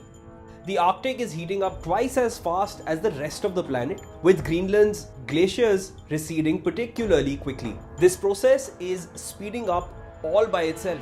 Melting snow exposes ice underneath. which then absorbs the sun's rays and increases thawing. At the opposite end of the Earth, 90% of the ice shelves on the Antarctic Peninsula are starting to disintegrate. Ice melt is also being observed in mountain ranges like the Himalayas, Kilimanjaro, the Alps, and Pyrenees. In the Andes, glaciers are retreating and risk disappearing altogether. Ocean levels are rising due to the combination of melting ice and warmer sea temperatures, as warm water has a greater volume than cold water. At the current rate, it is predicted that by the year 2100, sea levels will rise between 26 centimeters and a meter. Islands in the Pacific or Indian Oceans like the Maldives will be submerged. Densely populated, low-lying coastal areas like Bangladesh, Vietnam, the Netherlands, and the east coast of the United States are all under threat.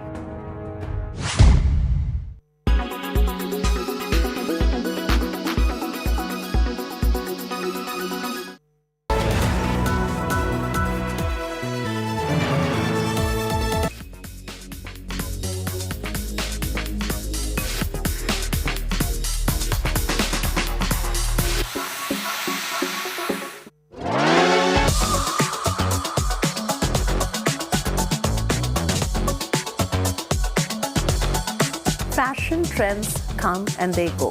They are seasonal. But when it comes to style and individuality, it's always going to remain timeless.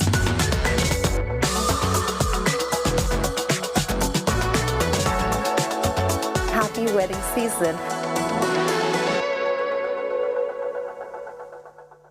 Hello and welcome to the Fashion Edit, the wedding season special. I'm Shweti Narula. My producer Vaishnavi Gaharwar and I have decided to put together some looks of 2022 that stand out of the pack this season. What's special in 2022?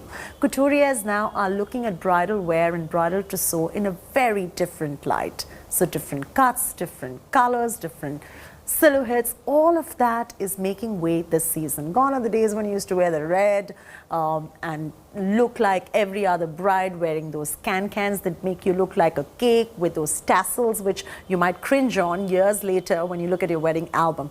This time around, the colors are fresh, they're different, the cuts are different, silhouettes are different. So what's trending this season as far as bridal trousseau is concerned? Our report will just tell you now.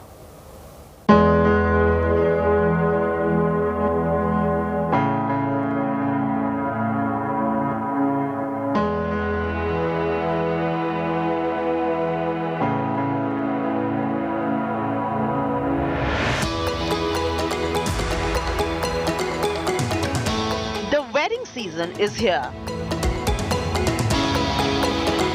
And what do the brides want? In fact, what should they want? You decide the kind of bride you are and get on with these looks. The looks that set the tone this season are works by designers that look at wedding couture with a different lens and reinvent the idea of wedding couture completely. Case in point, Varun Bal's New Leaf collection. Falguni and Shane Peacock's Love Always collection embracing pastel hues. Shantanu and Nikhil's Capella collection. The looks from Rahul Mishra's Festive Couture edit. Tarun Tahilyani's Kashida-inspired saris. Fiery florals like these from Sahil Kochar. Or romantic nostalgia-inducing works from Anju Modi and many such styles and designers that stand out. Bridal couture does not have to look the same old red lehenga with cake-like can-cans anymore. What is the biggest trend this season for weddings that you notice? Less bling, more bling, and the color palette. You know, I would begin with saying that people now in today's day and time are much more aware than what they used to be earlier. So there's a big shift in trend. They know exactly what they want. They know, there's some changes that I've seen over the time is like, for example, the kind of colors that they're looking for. It's not the usual colors that everyone used to buy earlier. People are opting for more pastels, and I've actually seen a big change there, and which actually inspires us to do more and more experiment with more colors, more English colors also, and people are more open now. Pastels are in every season because it is a certain kind of choice a person has, and some people just don't like jewel tones and dark tones. They only like pastels. So pastels are never going out. A classic red bridal look is always timeless if you like to play safe. But you sure don't want to look back years later and cringe on some outlandish tassels. So pick the red well.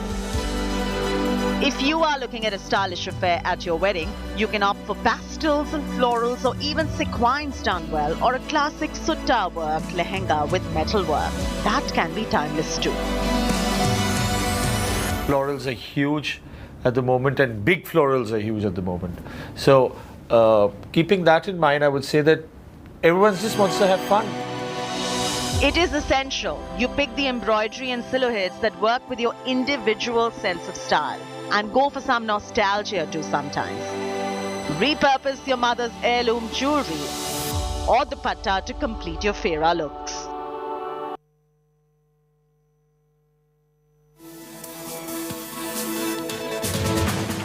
What did mom wear? What did mom have which she loved? Yes. And at the end of it, of course, it's about being conscious. It's about looking after the earth. And what about the can-cans? Every bride wants to know how that would reflect years later when she looks at her wedding album. When everything is fitted and slightly short on top, there becomes the time comes when there is volume at the bottom. We're feeling there is volume, but clients and people don't want to wear can underneath, but they would love the volume. So there is a dichotomy now. So there is a lot of innovation and technology that's coming into making of these clothes, which have the volume but don't have the can effect. Most brides actually, when they go and buy this absolutely massive lehenga, choli, chunni, it just lies in their cupboard forever. If you have a can on, and it's kind of big, voluminous, and if you are smacking people around you, then it's too much. And if you are the one to make an out-of-the-box fashion statement, there are ways to do that. Women are wearing their lehengas with, with their sneakers, and there are these short blouses, there are knit blouses that they're wearing. They're even going to the extent of wearing a very heavily embroidered blouse with just a plain skirt. So a lot of mixed matches happening. People want to be easy now, more comfortable. What I absolutely love for the current season is the rise of the pantsuit bride. They are actually saying no to just having to wear that red lehenga with the red chunni, etc. And they are saying hi to basically genderless style. At the end of the day, have fun. Choose cuts and silhouettes that work for your personality. Choose colors that make you happy and make sure the trousseau is not weighing you down and you are free to dance and make merry. In New Delhi, with inputs from Vaishnavi Gaharwar, Chaiti Narula for India Today. Our favorite is the Gen Z bride. The Gen Z bride is very different. She's not your regular bride who'll go with the same old predispositions of how she's supposed to look on a wedding day. She chooses pantsuits with a veil or a safa or an odhni at her wedding.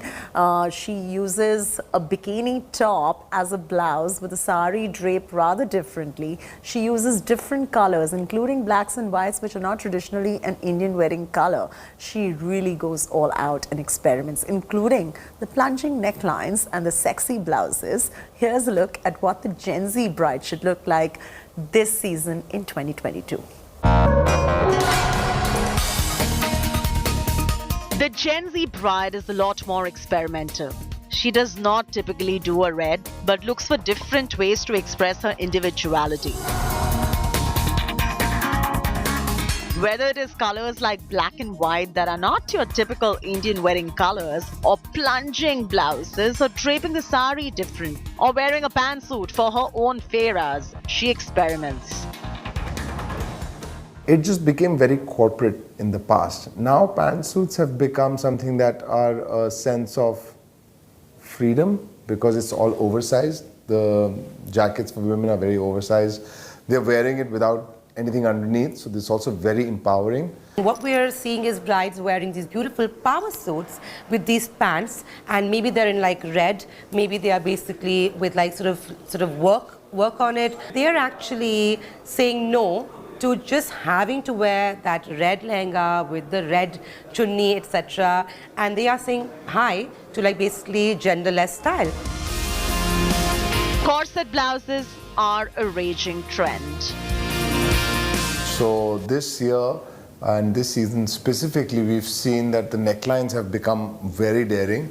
And so they've also become quite scanty. So we're actually seeing brides wearing these beautiful corsets with their lehengas, with their saris, and just kind of owning their own bodies, you know, and just being sexy on their biggest stage. A big fashion statement is that of a pantsuit bride. Right from Sukesh Chandrasekhar to Payal Khandwala to Gaurav Gupta, the designers have tapped into the mindset of the Gen Z bride. With so much happening on social media and there's so much more access to what is happening around the world, I think they have become a lot more fiercer in their thoughts. They have their own individuality, I feel. They're fun-loving. They want not very heavy in weight. They want it to be responsible fashion, and they want it fun. In fact, some of them are choosing to go with saris. The catch here is that the saris are draped differently, making a bold statement of individuality. From pre-drapes to sari with a belt, jacket over saris, palla drape to a swimsuit sari. Go ahead and experiment with your style. We're seeing now, it is so many beautiful ways, so many cool, interesting ways to be wearing your sari. One is with a belt. It just kind of cinches in your waist, makes it all sit in a much leaner way. Number two is with a little jacket, which you can either wear on top, even the swimsuit sari, right, where you actually wear a bathing costume underneath your basically sari. And what we're seeing is that everyone's wearing beautiful sequin saris, and they look very, very 90s Bollywood, but also quite nice and quite glamorous. There is also a crafts revival, and do not be shy of the brocades, kanjivarams, banarsis, fabrics of the bygone era, as they are back with a contemporary twist. In New Delhi, with inputs from Vaishnavi Gaharwar, Chaiti Narula for India Today. You know, it is so boring to look like everybody else when you attend a wedding. Everyone is wearing the same lehengas, the same blouse, the same dupatta with the same color tones. Just go wild this wedding season, and couturiers are here to make that happen for you. There's a lot of experimentation going on when it comes to you attending a wedding is concerned and not looking like everybody else. Take a look.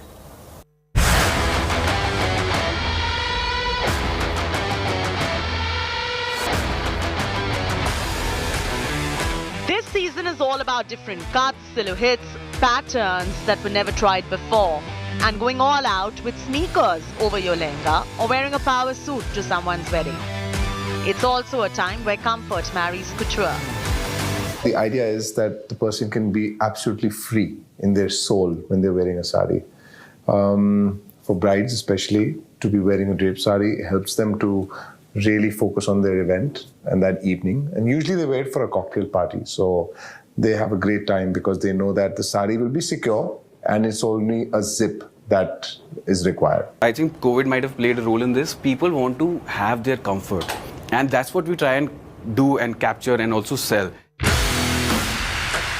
And if you want to make a maximalist statement, go for it. It's a time when your appearance has to make heads turn.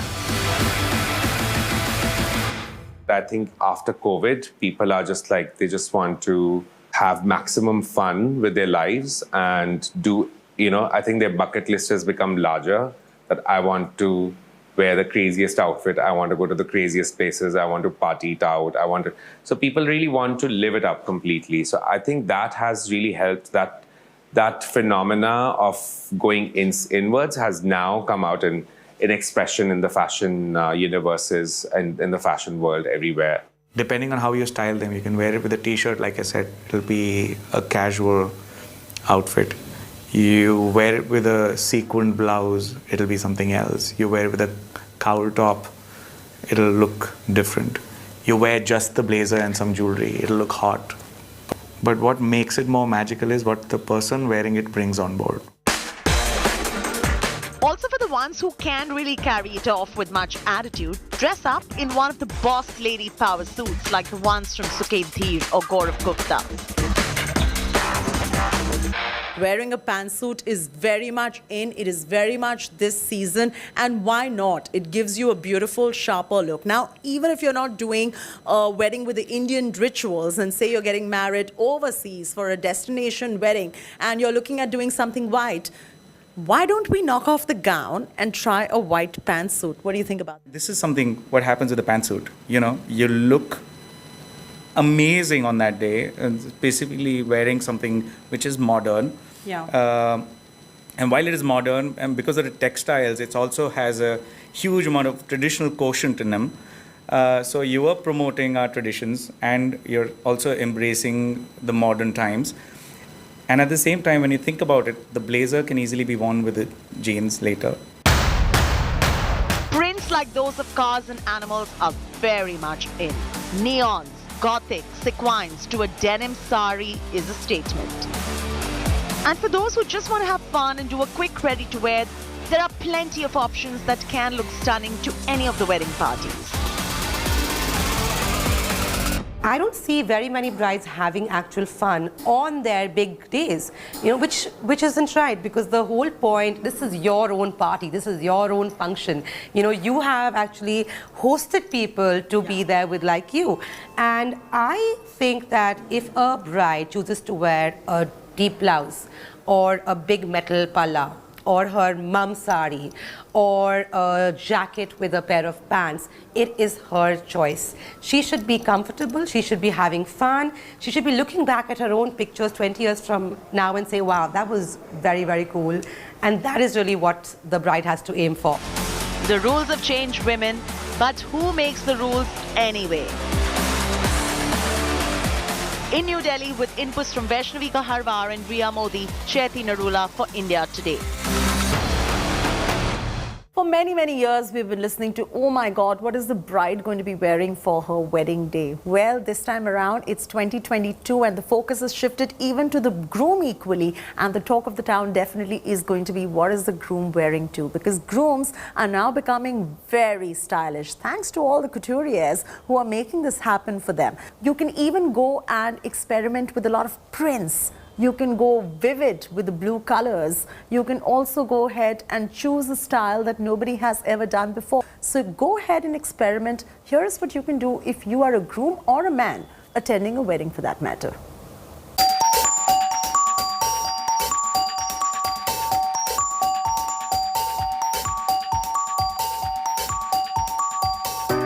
Bold colors, color blocks, the vivid look at me blues is the latest if you are attending someone's wedding as a guest. Or are a groom yourself, this is indeed the time to forget the fashion rules that have been making rounds for years now. Traditionally, Indian men used to dress up a lot more. As much as women, you know, we would wear robes and drapes and turbans and jewelry and everything.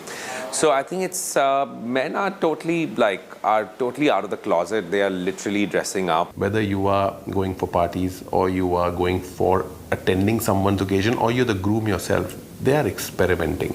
The man and the groom can just take off his jacket and just push his limits to enjoy his own function. And I think that's where a bit of functionality will come in. What matters now in 2022 is to have a distinct fashion voice and go express your individuality. Oh God, yes.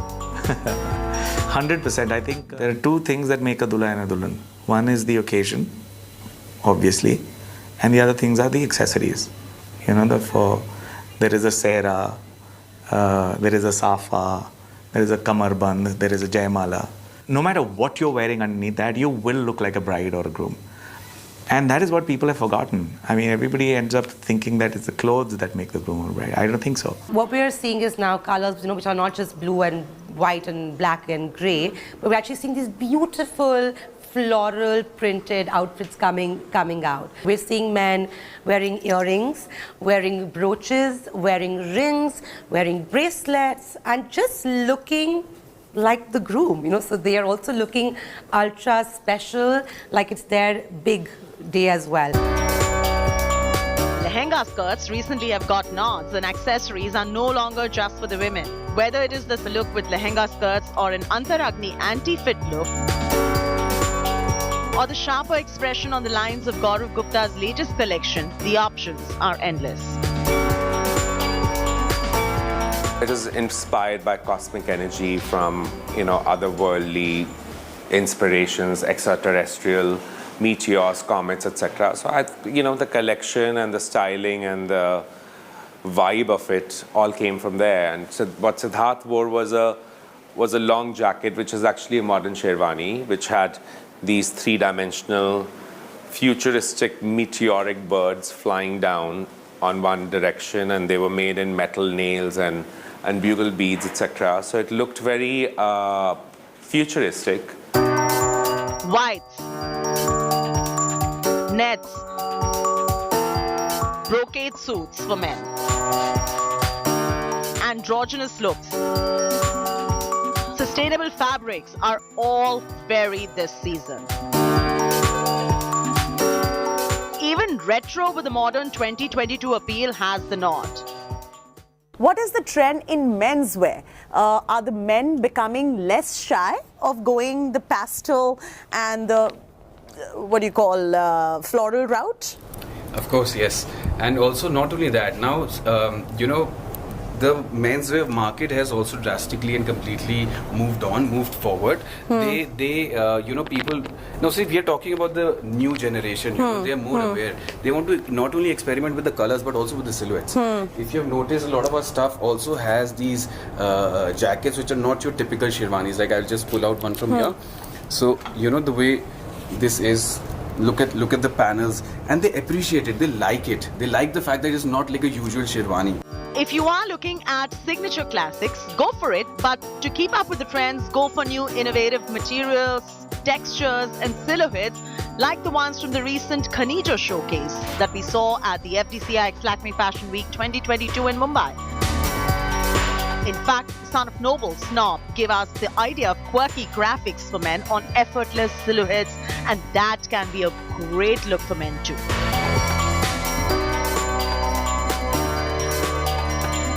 So keep up with the sartorial trends and go for the look of the season. With inputs from Vaishnavi Gaharwar and Riya Modi, Chaiti Narula for India Today.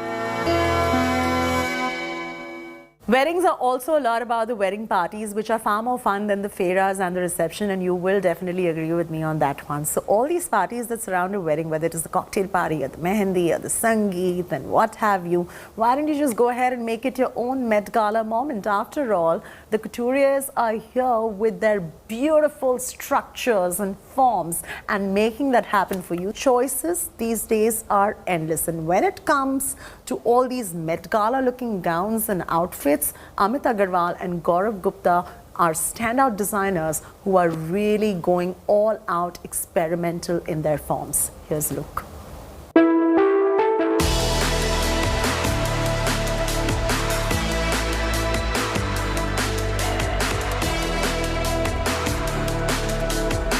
New age cuts, structures, forms. For the cocktail parties and events around the wedding, try looks that stand out this season. Not just the women, the men too, FYI. Of course, the design language is primarily a process. It's not that every collection is treated differently. I think we start with a concept and it kind of translates into feelings throughout multiple collections of the brand. Different kind of, different aspects of the human race have really started getting center stage is what we celebrated. And I think that it went beyond the idea of clothing into a true form of celebration. Gilded gowns, suit shots with tuxedos, sculpture gowns, concentric tuxedos. Go for it this season. It's very heartening to see that People are really looking up to futuristic and experimental design. What is also, and not just Met Gala moments. I think when our bride is wearing a Gaurav Gupta lehenga as well, which is not a traditional lehenga, because the lehenga looks like a gown, or it has a sculpted blouse, it has a ruffled dupatta, it has its meteoric embroideries, etc. So she's finding pride in a whole modern India or a modern Asian aesthetic. Don't be bogged down. Make the wedding cocktails and parties nothing short of your own Met Gala moment. In New Delhi, with inputs from Vaishnavi and Riya, Chaiti Narula for India Today. We've shown you enough ways and reasons how you should do it, and go ahead and express your own style and individuality. After all, fashion trends come and they go. They are seasonal, but when it comes to style and individuality, it's always going to remain timeless, and it's always going to be what you want to express to the world. So have a happy wedding season, and go ahead, don't forget to experiment. Take care.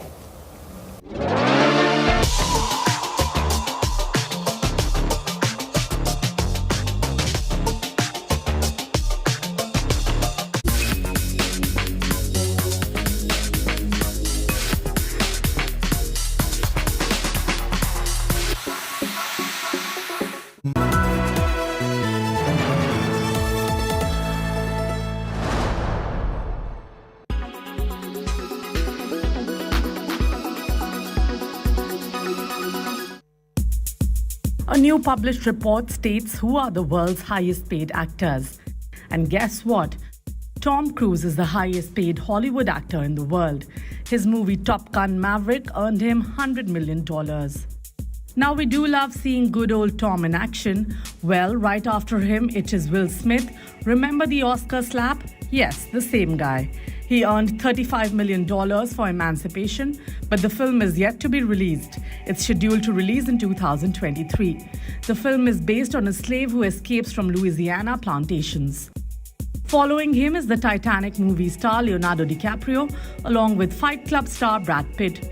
They both demanded $30 million. Well, following them are stars like Dwayne Johnson, Will Ferrell, Chris Hemsworth, Vin Diesel and Tom Hardy, who charged $20 million for their movies. Apart from this, the fan favorite Stranger Things star Millie Bobby Brown is the highest paid actress under 20.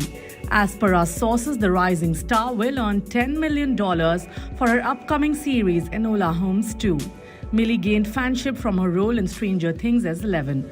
Fans are eagerly awaiting the final season of Stranger Things, which will air in 2023. Out of these mega stars, who's your favorite? What do you think stars closer home in India earn? Tell us in the comments.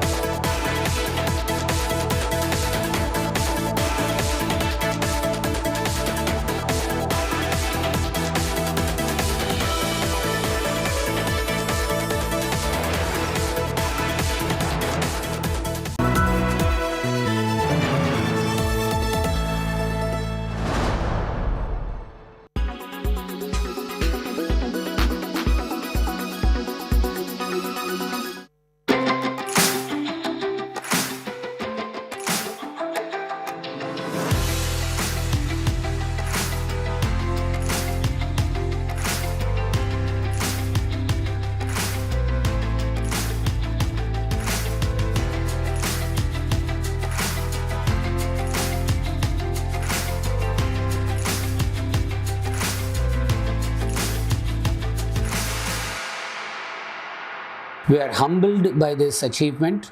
It gives us a great sense of responsibility to do more for the country. That has now seeped into the institution. All faculty, staff, and students have this pursuit of excellence.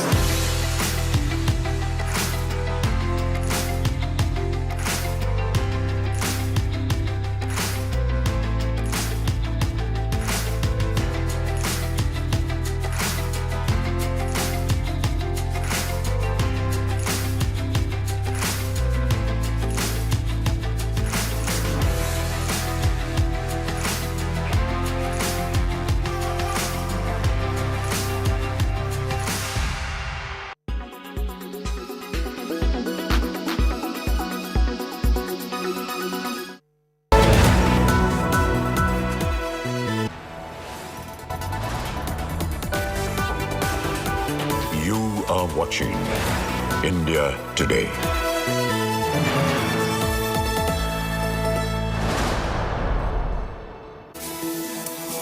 Hi there, very good afternoon. You're watching India Today TV. I'm Sneha Mordani. Let's tell you what the top stories in this edition are.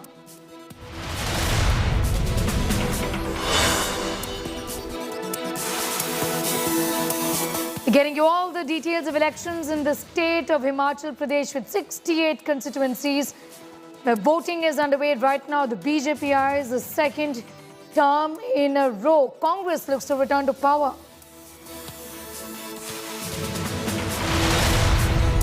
TMC Minister insults President Draupadi Murmu, says, how does the President look while talking about beautiful people? After uproar, Didi's Mantri calls it a slip of tongue.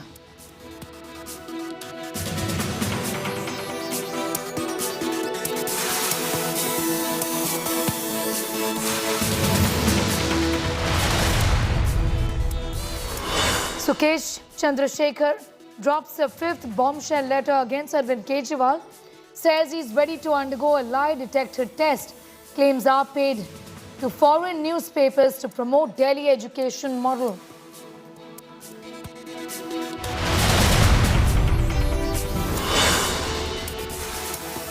All the 7 convicts behind Rajiv Gandhi's assassination have been released by the Supreme Court. Congress condemns the decision in spite of the Gandhis in the past forgiving the killers.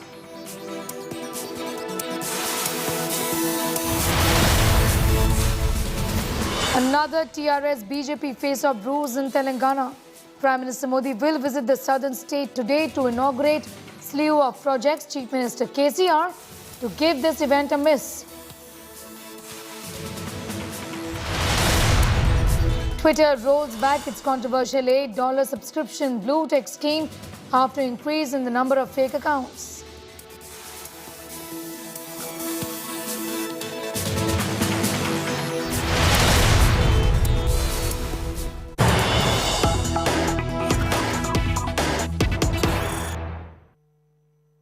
We have some news just coming in. The BJP has filed a complaint against TMC Minister Akhil Giri in Nandigram police station against his controversial statement on the president. So after approaching the National Commission for Women, the BJP has upped the ante, talking to the police about this, filing a formal complaint against TMC Minister Akhil Giri. Suryagni is getting asked more details on that. Sorry, Suryagni, where will this move from here on? Is there an FIR, a proper case against the Mantri here, against Akhil Giri, probable?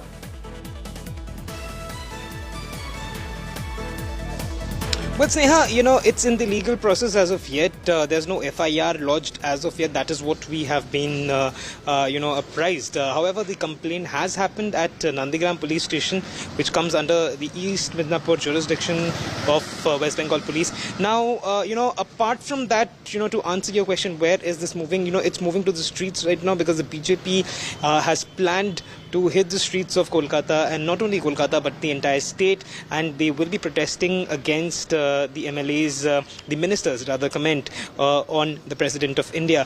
So the BJP has, as you rightly mentioned, upped the ante. They wrote to the NCW asking for his immediate arrest. Also, Soumitra Khan, MP, BJP, he issued a statement that the speaker needs to step in. Akhil Giri's MLA-ship needs to be suspended because he's an MLA and the speaker can suspend his MLA-ship. And apart from that, the BJP has hit the streets and, they have also filed a formal complaint at the Nandigram police station. Back to you, Sneha. Be with us. Coming back to you for more on that story. Remember, we're getting you the details of the minister here from the TMC, Akhil Giri, who's come under severe criticism over his comments on President Draupadi Murmu while addressing the rally and making a verbal attack on West Bengal leader of opposition Suvendu Adhikari. Akhil Giri also dragged the president, making ill comments on how she looked. Reacting to this statement, BJP IT cell chief Amit Malviya urged Mamata Banerjee, the West Bengal chief minister, to sack Giri. Not just that, the MP from BJP, Soumitra Khan, has already written to the National Commission for Women demanding the leader's immediate arrest. Neither Giri nor the TMC have come out with a statement regarding this matter, justifying his brazen comments of the highest chair of the Constitution, Giri said it was a slip of tongue and blamed the BJP.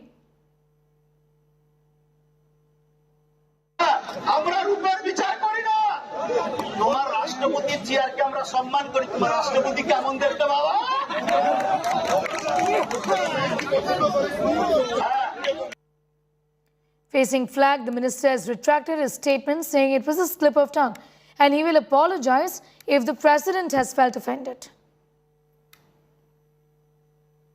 যদি আমি জানতে পারি যে রাষ্ট্রপতি এই কথাটা বলার জন্য তিনি অসম্মানিত বোধ করছেন তাহলে আমি অনুতপ্ত কিন্তু ভারতীয় জনতা পার্টি কতটা এইটা নিয়ে এই বক্তৃতা নিয়ে বিজেপি কতটা কি মন্তব্য করবেন সেটা নিয়ে আমি অনুতপ্ত নই সেটা নিয়ে আমি কোনো चिंतित तो नहीं देश के सामने आदि के बाद यदि ऐसे महिला को मौका मिला है तो उसका सम्मान करते हुए देश के सामने माफी मांग करके ये याचना करना चाहिए कि उसके मंत्रिमंडल के जो सदस्य हैं अखिल गिरी वो हमारी देश की राष्ट्रपति श्रीमती द्रौपदी मुर्मू जी के लिए अपशब्द कहते हुए ऐसी टिप्पणी करते हैं जो टिप्पणी मैं यहां पे बोल भी नहीं सकता हूं ये जो राजनीति को प्रदूषित करके ये स्तर गिरा रहे हैं आज इस मंच से इस मुद्दे को भी हम उठाना चाहते हैं It is most shameful that the government of West Bengal, which is headed by a very respected leader, a woman leader at that, who herself has come from difficult circumstances, allows such statements to be made by her own cabinet ministers and colleagues in the presence of other ministers, which are the most insulting, not just to the position of the president, not just to Draupadi Murmu ji herself, but to the entire tribal community. I think there should be a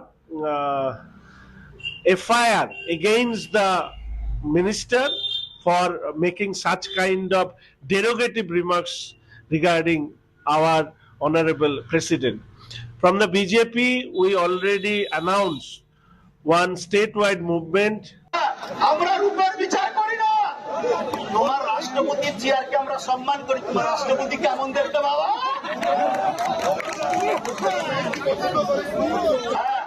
যদি আমি জানতে পারি যে রাষ্ট্রপতি এই কথাটা বলার জন্য তিনি অসম্মানিত বোধ করছেন তাহলে আমি অনুতপ্ত কিন্তু ভারতীয় জনতা পার্টি কতটা এইটা নিয়ে এই বক্তৃতা নিয়ে বিজেপি কতটা কি মন্তব্য করবেন সেটা নিয়ে আমি অনুতপ্ত নই সেটা নিয়ে আমি কোনো চিন্তিত নই Suryagni continues to be with us. Suryagni, the minister continues to be defiant. In fact, we'll just go back to Suryagni for more on that story. The Mantri has said that I'm not perturbed by what the BJP says. I'm only going to apologize if the president is offended by what I have said. This is the minister, Akhil Giri, Mamata Banerjee's cabinet, who's come out against President Draupadi Murmu, making rather distasteful comments about how President Draupadi Murmu looks. The BJP has complained to the National Commission for Women, also have approached the state police, demanding the immediate arrest of the minister here.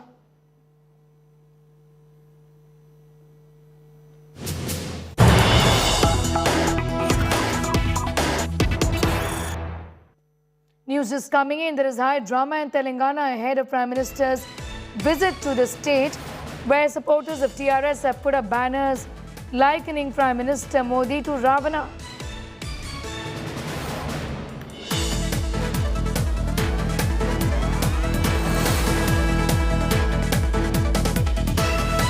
Banners against Prime Minister Modi depicting him as Ravan has been put up by the TRS.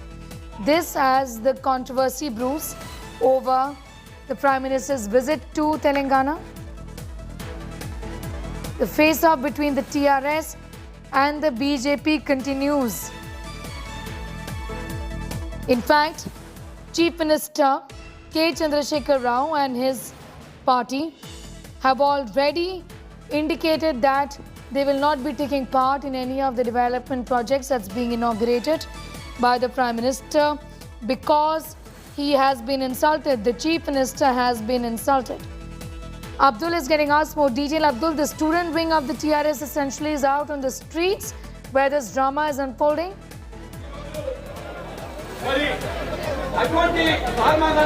Yeah, absolutely. Since today the Prime Minister Narendra Modi is scheduled to visit Hyderabad. Right now we are at the Begumpet airport where Prime Minister is going to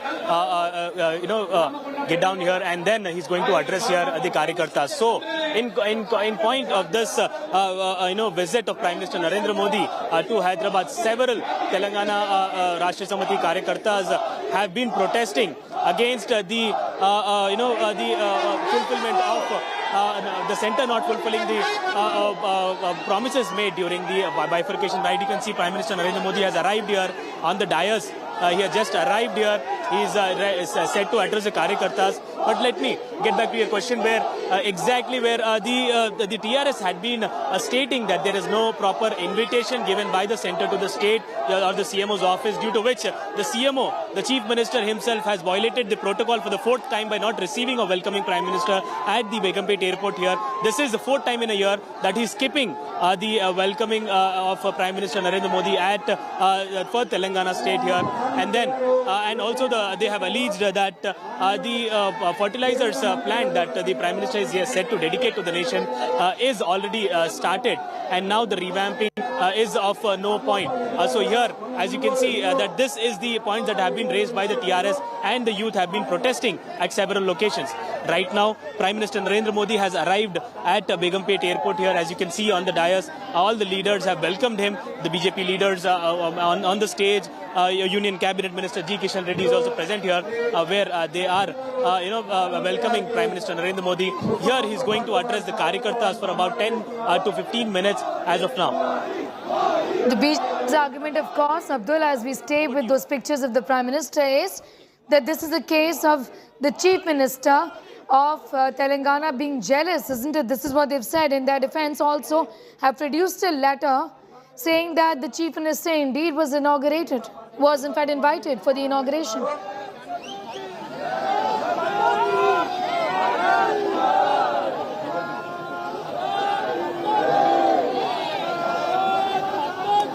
Abdul, I was asking you that the BJP says that the Chief Minister indeed was invited for this event. The BJP also says KCR is jealous, and that's the reason why he is not turning up for these events. Yeah, absolutely. See, Union Cabinet Minister G. Kishan Reddy, replying to the claims by the TRS, has stated that Union Health Minister was invited. Union Health Minister Mansukh Mandiyaji has personally wrote a letter to KCR inviting him for the program in Ramagundam, where the program is set to be held. And here, after that, as you can see, that the Chief Minister's office has been not given a proper welcome. This is the allegations raised by the TRS party. So now Union Cabinet Minister G. Kishan Reddy has clearly said that an invitation was given by the Fertilizers Minister, Health Minister Mansukh Mandiyaji to the Telangana Chief Minister KCR, asking him to participate in the program where Prime Minister Narendra Modi is going to dedicate to the nation urea plant of Ramagundam Fertilizers Company. This is the urea plant project that Abdul is telling us about. But Abdul, there are a series of development projects will be inaugurated by the Prime Minister. Take us through those details as well. See, right now, as you can see, the Prime Minister has arrived here in Hyderabad at this Begumpet airport. From here, he is going to address the Karyakartas for 10 to 15 minutes, and then he is heading towards Ramagundam in a chopper, where he is going to dedicate to the nation the urea plant, which is said to be a big move for the farmers of the state at the Ramagundam. So now this urea plant in Ramagundam Fertilizers and Chemicals Limited is going to be inaugurated by Prime Minister Narendra Modi, which is a 9,500 crore project which will be dedicated to the nation. So with this, several farmers, thousands of farmers will be benefited with this urea plant. That is what is as we know. So here, after this program, Prime Minister Narendra Modi will inaugurate the program in Ramagundam, and then he's going to address a gathering there. However, the Chief Minister is not going to participate in that program of Ramagundam, where Prime Minister is said to, dedicate to the nation the urea plant. But however, 11% stake has been claimed by the state government, but no proper invitation is the allegations by the state government. So here now Prime Minister will, after this address, will move towards Ramagundam, and then there he is going to inaugurate first he's going to dedicate to the nation the urea plant of Ramagundam Chemical and Fertilizers Limited, and then he's going to inaugurate and lay foundation stone for several railway projects and road projects in Ramagundam area. Abdul, I'm thanking you for the moment, for getting us all of those details. We'll keep coming back to you for more developments on that story, even as the bickering between the TRS and the BJP continues in the state of Telangana. In other news, FIR has been filed against Telugu superstar Pawan Kalyan for his car stunt defying traffic rules earlier this month. The actor turned politician was spotted sitting on top of a speeding car as he made his way to a village in Guntur to meet families affected by a recent demolition drive. Pawan, leading the convoy, was sitting on the top of a luxury SUV with his team members dangling on the side doors. The Jan Sena party chief has been booked for rash driving on public road, endangering human lives and safety of others and flouting traffic rules. I think it applies to everybody who's doing public rallies, not just to Pawan Kalyan, that the leaders have to be careful, leaders have to set an example, and whenever they deviate from the law and order norms, certainly there will be a reaction, and the law will take its own course. So I am not objecting to a case being filed if there is a violation. I am only saying the timing of it is, is sending a wrong signal, and the timing of it is raising red flags. That Pawan Kalyan just met the Prime Minister, and as if there is a reaction to it, we got this case being filed on him.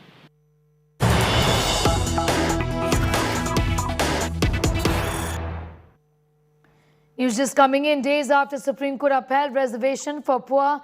Tamil Nadu government has said it will not implement the 10% economically weaker sections quota and will challenge this in Supreme Court. In fact, they have said they will be taking this matter up legally.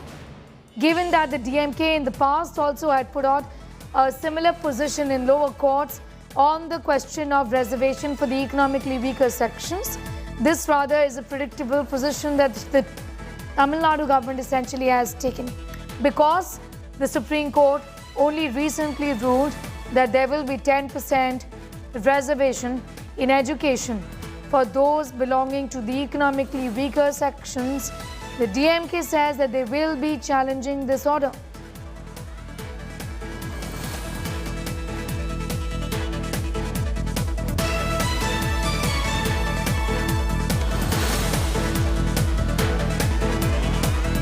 As expected, the 10% quota for the economically weak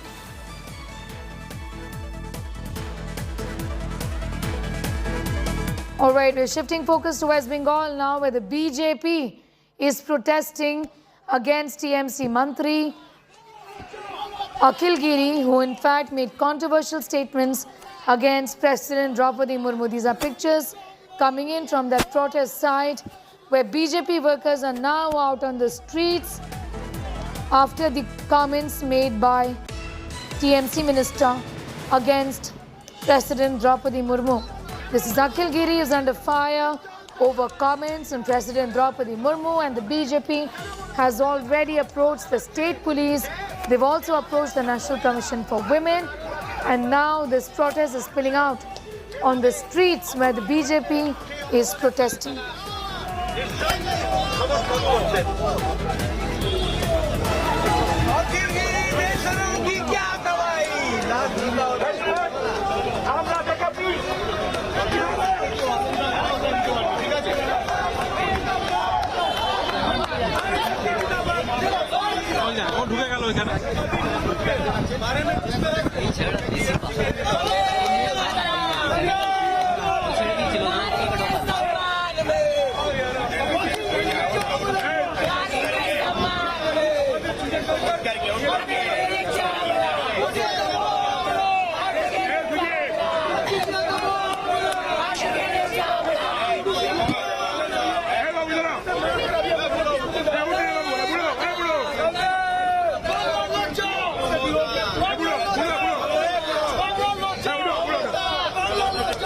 Paul of the BJP is now joining us. The BJP is out on the streets raising this issue. How do you plan to then escalate this further? Are you demanding the sacking of the minister here?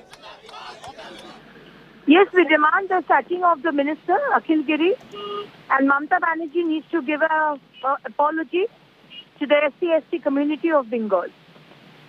Because we always knew that Mamata government was against the tribals, against the SCs, and that is the reason when Honorable President of India, Srimati Draupadi Murmuji's name was proposed, Mamata had gone to Delhi to go against this. She went against Draupadi Murmuji. So we knew that they are always against the tribals and the SC/ST. But the kind of statement that Akhil Giri has given, this will not be tolerated. And immediately Akhil Giri needs to be sacked, terminated, expelled from the party if necessary. And Mamata Banerjee needs to give a written apology to the people of the SC/ST community of Bengal. We will not tolerate this. But Agnimitra Paul, the minister here has issued some sort of a clarification in which he actually goes on to say that I don't care or I'm not perturbed by what the BJP says. Only if the president is offended, then he will apologize. How do you respond to that? It is very natural that Akhil Giri will say this kind of thing because his netri, Mamata Banerjee abuses Honorable Prime Minister Narendra Modi ji. Mamata Banerjee abuses Honorable Home Minister Amit Shah ji. So it is very natural that TMC's ministers will abuse Honorable President of India. But if he thinks he can go away with it, and if Mamata thinks that she can go away with it, she is extremely wrong. Because anyways, this 12 years of TMC government, how they have treated the people of Bengal, the people of Bengal have realized that. But this kind of statement regarding looks of the Honorable President of India will not be tolerated. And we will see to it. Be with us. That Mamata Agnimitra Paul, Shantanu Sen of the TMC is with us. Shantanu Sen, are you embarrassed by this comment that is coming from the minister? Our party stand is very clear. We have made it very clear that as a party we never supported this type of statement made by anybody. And at the same time you must have noticed, after realizing that he shouldn't have spoken this type of words, whatever might have been the situation. That's why our minister also, he apologized openly in the very next situation. No, sir. He has not apologized. He is not apologized. He says, I will apologize only if the president is offended. I'm not going to say anything and I'm not perturbed by what the BJP is saying. Agnimitra Paul of the BJP is also with us, Mr. Sen. It might be your interpretation, but so far my interpretation is concerned. After going to the statement made by our minister in the later part of the event, it seems to me that he has apologized. Whatever might be the situation, our party doesn't support this, number one. Number two, so far this women empowerment is concerned, the way Madam Mamata Banerjee has started so many social welfare projects benefiting the women community, she has become a symbol of women empowerment. And thirdly and last but not the least, the way BJP is criticizing this, it doesn't suit them because our learned Prime Minister used to ridicule the only lady Chief Minister of the country, calling Didi or Didi. Our BJP state national Vice President used to say so many unparliamentary words regarding women Chief Minister. Two wrongs don't make one right, Shantanu. Coming in, the Prime Minister is speaking right now. Listen in. बड़े project का लोकार्पण और शिलान्यास का कार्यक्रम है, लेकिन इसके साथ ही मैं भी आपकी तरह भाजपा का एक छोटा कार्यकर्ता हूं और जब कार्यकर्ता के नाते हमारे संजय जी ने हुक्म कर दिया कि आप हैदराबाद में कार्यकर्ताओं को मिलकर के जाइए, तो मैं इसे अपना सौभाग्य मानता हूं कि एक कार्यकर्ता के रूप में आप सब कार्यकर्ताओं के बीच में आने का मुझे अवसर मिला। साथियों, मैं तेलंगाना बीजेपी के कार्यकर्ता इस कार्यक्रम में मैं आपको बधाई देने के लिए आया। मैं वाकई बताता हूं कि मैं तेलंगाना के कार्यकर्ताओं से बहुत प्रभावित हूं। कदम कदम पर आप लोग मां भारती के लिए समर्पण भाव से, निष्ठा भाव से जिस प्रकार से डटे हो, हर जुल्म के खिलाफ सर ऊंचा कर करके जंग लड़ रहे हो, निराशा की गर्त में डूबी हुई यहां की सरकार जिस प्रकार आप पर जुल्म ढो रही है, अत्याचार कर रही है, लेकिन आप बिना थके, बिना डरे, बिना झुके भारती की सेवा में लगे हैं। आपको बहुत बहुत बधाई है।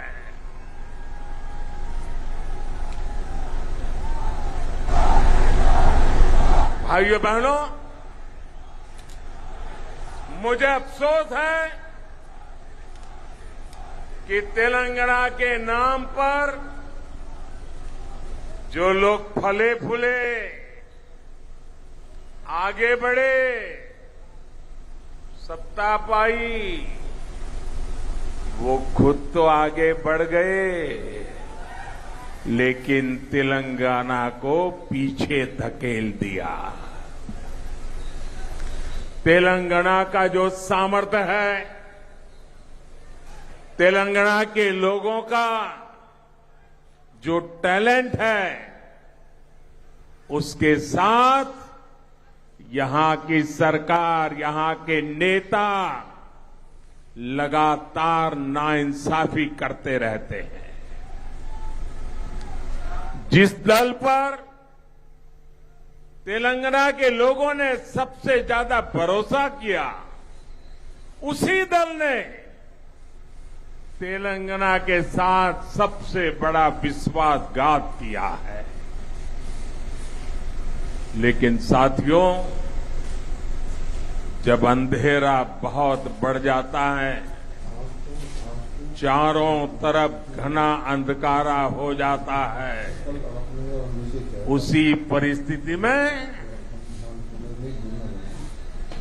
कमल का खिलना शुरू हो जाता है। और भोर से ठीक पहले, उजियारे से पहले आज तेलंगाना में भी ऐसे ही कमल खिलता नजर आ रहा है। बीजेपी के परिश्रमी, मेहनती कार्यकर्ताओं की वजह से अब तेलंगाना में अंधेरा छटने की शुरुआत हो गई है।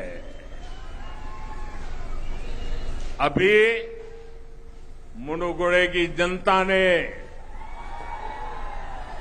जिस प्रकार भाजपा पर भरोसा जताया है, वो अभूतपूर्व है। और मैंने देखा कि कैसे बीजेपी के कार्यकर्ताओं ने पूरी की पूरी तेलंगाना राज्य सरकार को एक विधानसभा सीट पर लाकर खड़ा कर दिया। बड़े आकाओं को घुटने टेकने के लिए मजबूर कर दिया। ये दिखाता है कि जनता के आप पर आशीर्वाद है और आपकी मेहनत कैसे रंग ला रही है। आपने हर बूथ पर कितनी ईमानदारी और लगन से काम किया है, इसका ये सबूत है भाई। बीते कुछ समय से जो भी उपचुनाव हुए हैं, सभी उपचुनावों का एक ही संदेश है। तेलंगाना में सूर्योदय दूर नहीं है। तेलंगाना का अंधेरा दूर होगा। तेलंगाना में हर तरफ कमल खिलेगा। साथियों,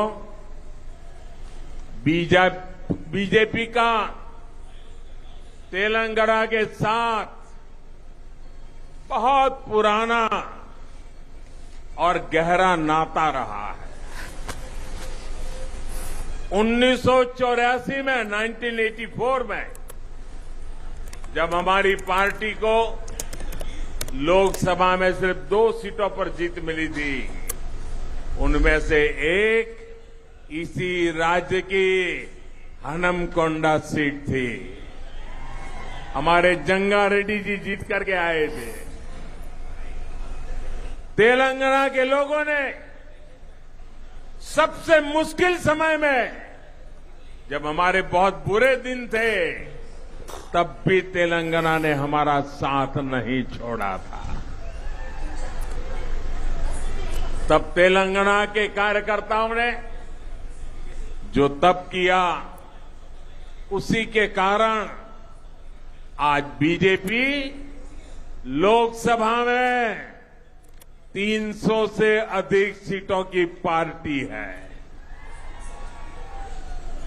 आज तेलंगाना की जनता बीजेपी को तेलंगाना की सबसे बड़ी पार्टी बनाने के लिए भी मन बना चुकी है।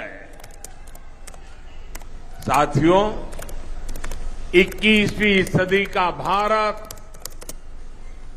अपनी विरासत को संजोते हुए, आधुनिकता को अपनाते हुए तेज गति से आगे बढ़ रहा है। यह शहर तो इंफॉर्मेशन टेक्नोलॉजी का किला है, किला। जब मैं देखता हूं कि इस आधुनिक शहर में अंधविश्वास को बढ़ावा दिया जा रहा है, तो बहुत दुख होता है। ऐसा लग रहा है कि तेलंगाना की सरकार ने अंधविश्वास को राज्याश्रय दिया हुआ है।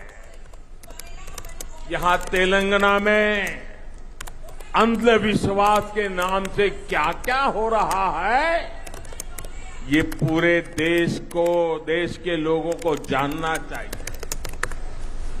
कहां रहना है, किस दफ्तर में जाना है, किसे मंत्रिमंडल में रखना है, मंत्रिमंडल कब बनाना है, मंत्री में से किसको निकालना है, ये सारा अंधविश्वास तय करता है।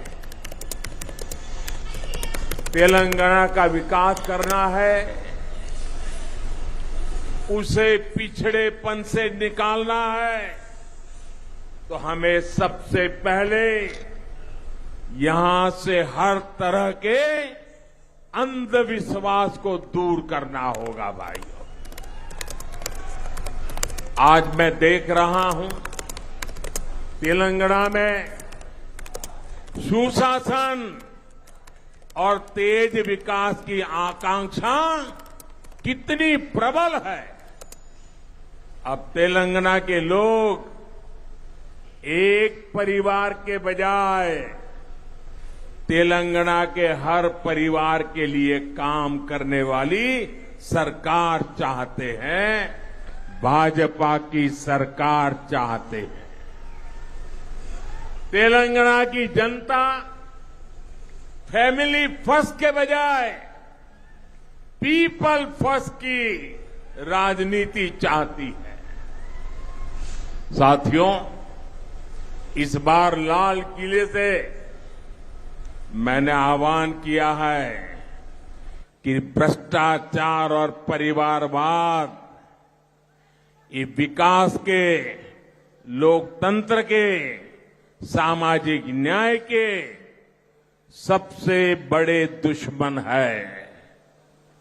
आज मैं तेलंगाना में भ्रष्टाचार और परिवाद के विरुद्ध जो जनाक्रोश है, जनता जनार्दन में जो गुस्सा है, नौजवानों में जो गुस्सा है, वो आज हिंदुस्तान देख रहा है। और मैं आज तेलंगाना की जनता को आश्वस्त करता हूं, मैं आज तेलंगाना की जनता को आश्वस्त करता हूं, गरीब के लूटने वालों को, गरीब को लूटने वालों को छोड़ा नहीं जाएगा।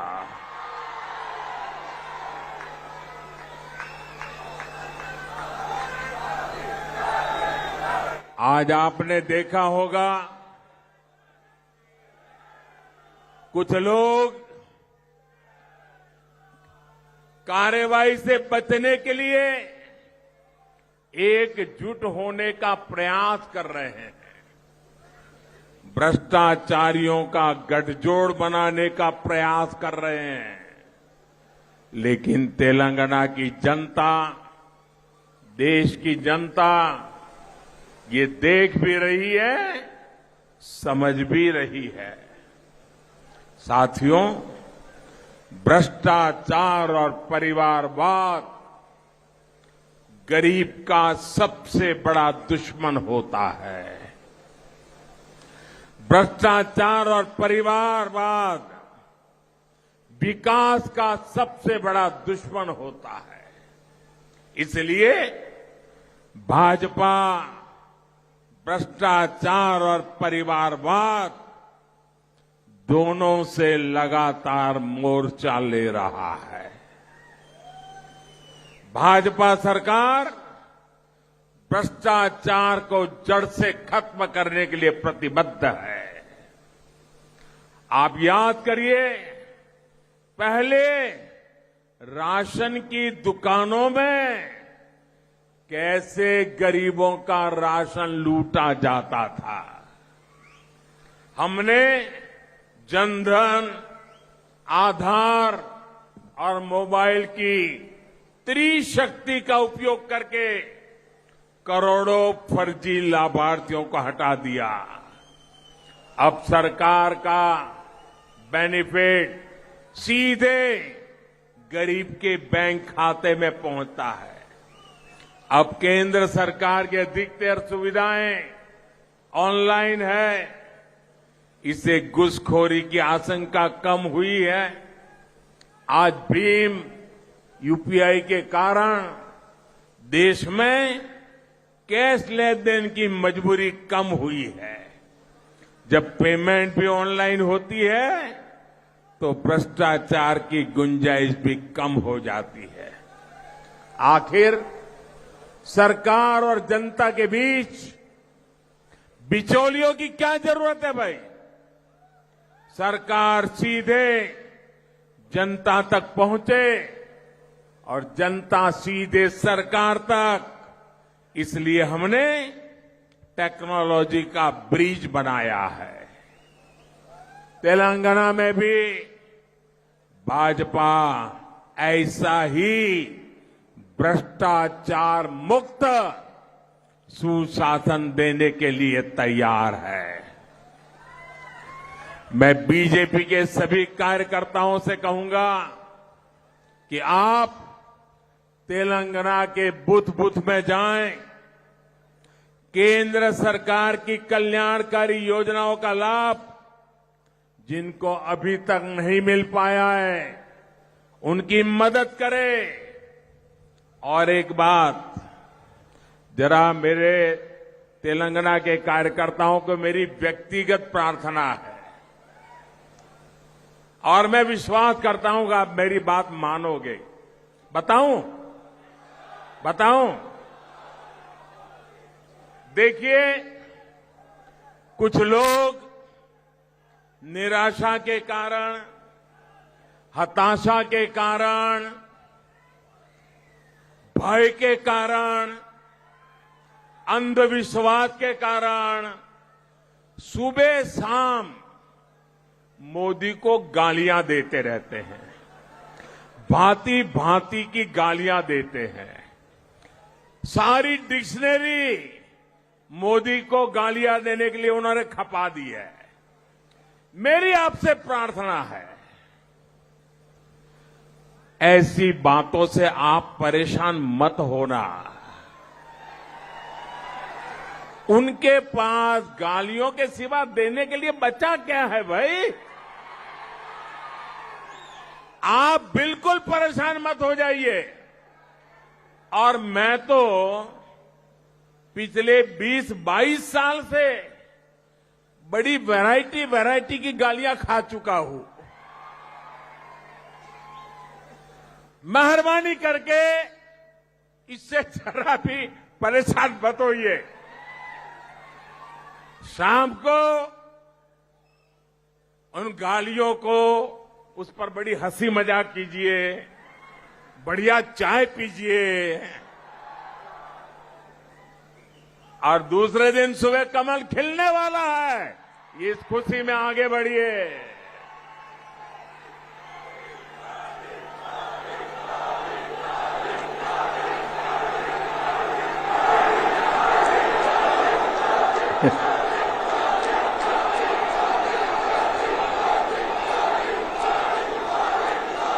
तो दोस्तों, आप मुझे बताइए, अब ये गालियों से आप परेशान नहीं होंगे ना? बिल्कुल नहीं होंगे ना? शाबाश। अरे सीना चौड़ा करके चलिए दोस्तों।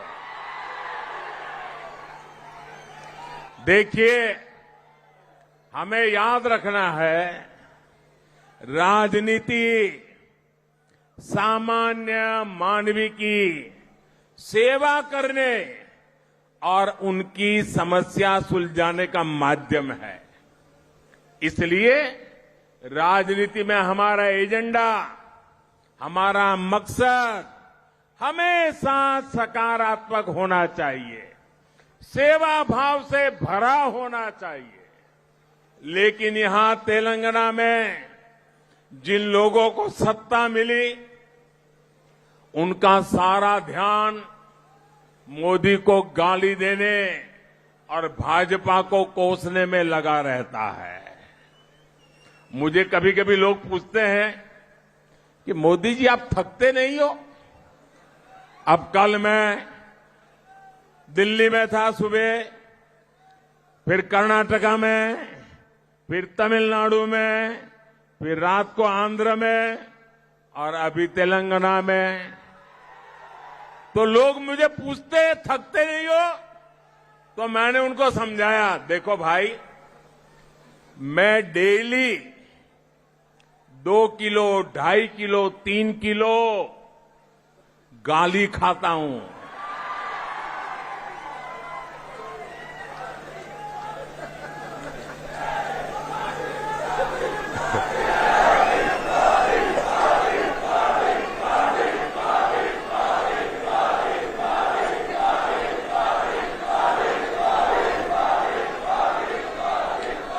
और परमात्मा ने मेरे भीतर ऐसी रचना कर दी है, ईश्वर ने ऐसे आशीर्वाद दिए हैं कि ये सारी गालियां मेरे अंदर प्रोसेस होके न्यूट्रिशन में कन्वर्ट हो जाती है। एक सकारात्मक ऊर्जा बन जाती है, जो जनता के सेवा में काम आती है भाइयों। भाइयों बहनों, जो दिन रात मुझे गाली देते हैं, बड़ी नई नई गालियां खोजते रहते हैं, मैं उन्हें कहना चाहता हूं, अगर आप मोदी को कितनी ही गालियां दीजिए, हम हजम कर जाएंगे। भाजपा को गाली दीजिए, हमें कोई समस्या नहीं है, हम तो ऐसे ही बड़े हुए हैं। लेकिन अगर तेलंगाना के लोगों को गाली दी तो लेने के देने पड़ जाएंगे।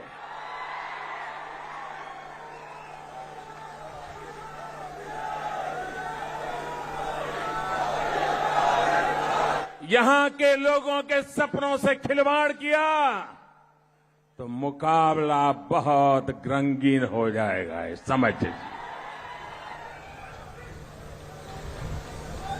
भाइयों बहनों, मोदी और भाजपा को गाली देने से अगर तेलंगाना का भला होता है तो देते रहिए, अगर यहां के लोगों की सुख सुविधा बढ़ती है देते रहिए, ईज ऑफ लिविंग होता है देते रहिए।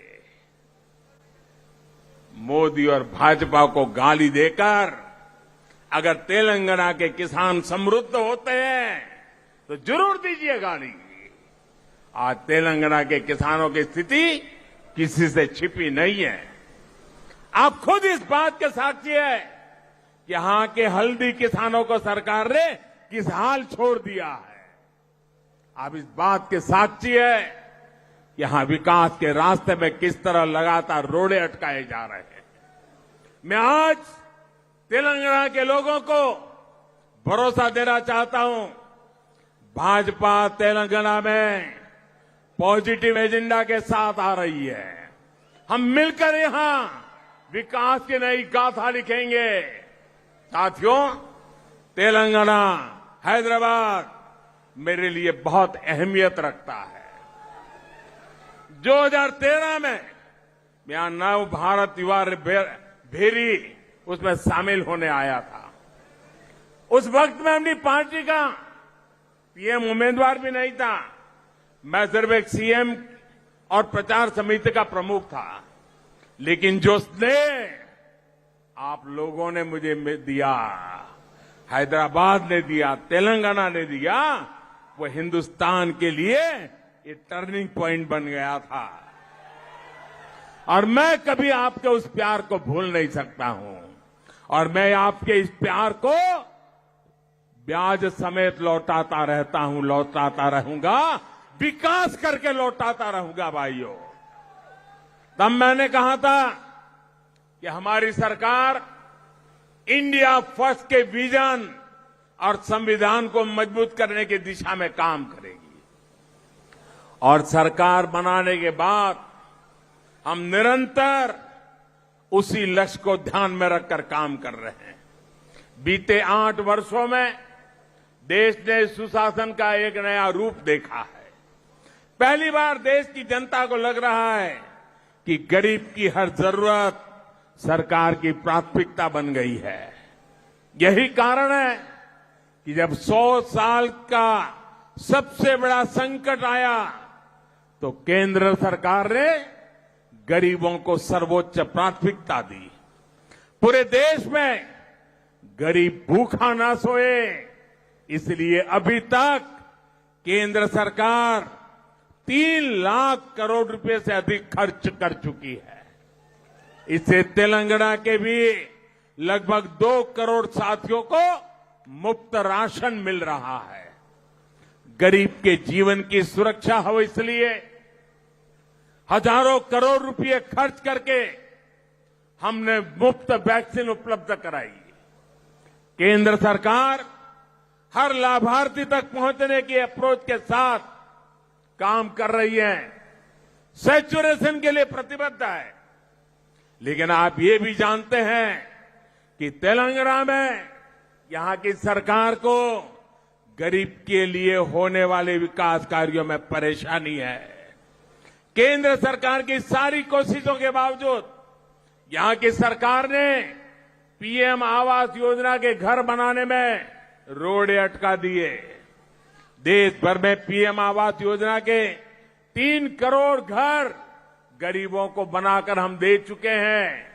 उनके सिर पर पक्की छत हो गई है, लेकिन तेलंगाना के गरीबों से ये सुख भी यहां की सरकार ने छीन लिया।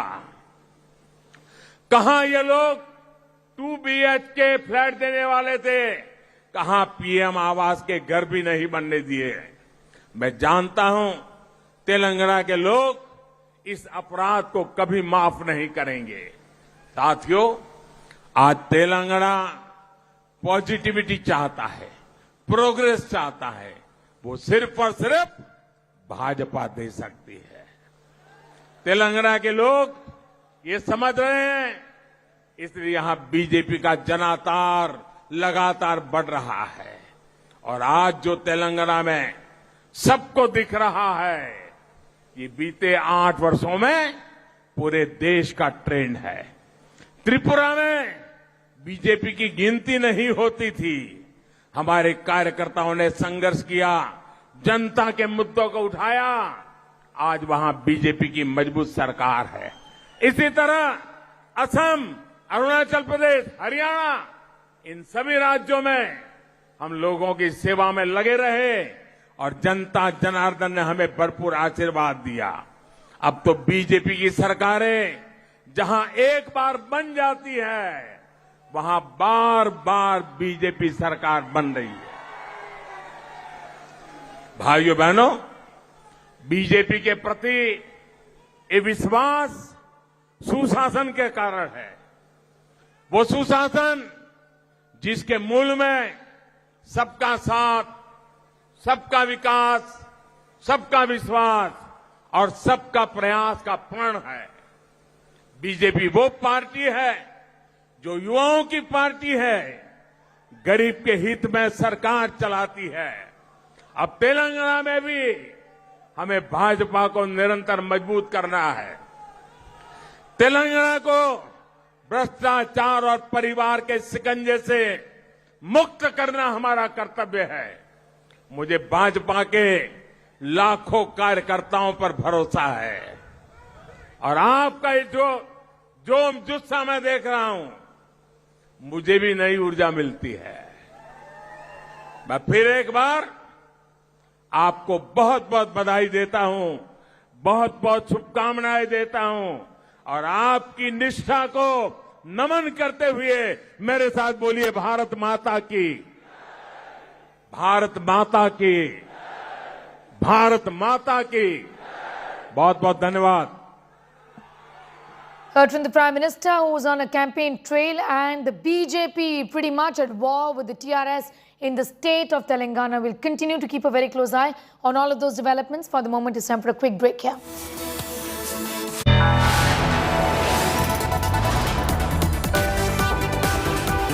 You are watching India Today.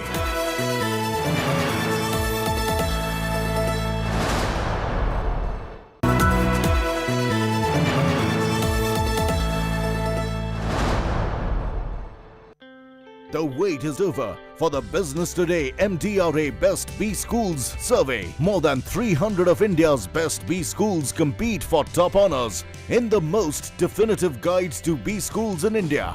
Which are the top 5 B schools? Will there be a new number one? Who has the best placement record, the best facilities, the best technology? All this and much more in the Business Today Best B Schools survey.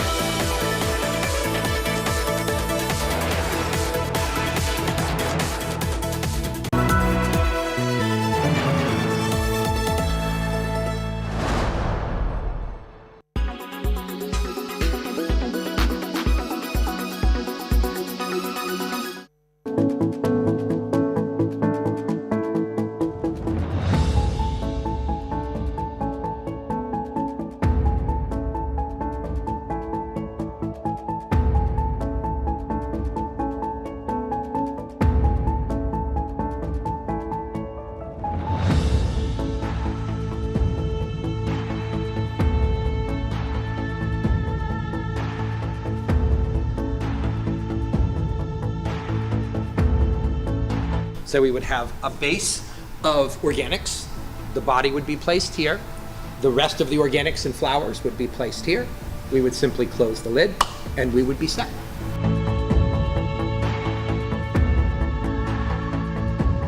The microbes, when given heat and moisture, become super active. Our body comes up, in our case, to about 160, 165 degrees. It'll stay there for well over a week, 10 days.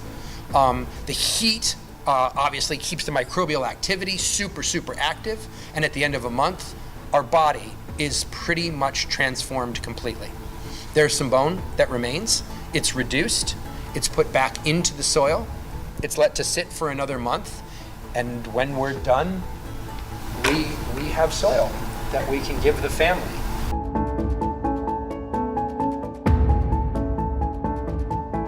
Cremation takes 30 gallons of fuel and pumps about 540 pounds of CO2 into the atmosphere, every cremation. So we've devised a system that runs about 90% cleaner than that.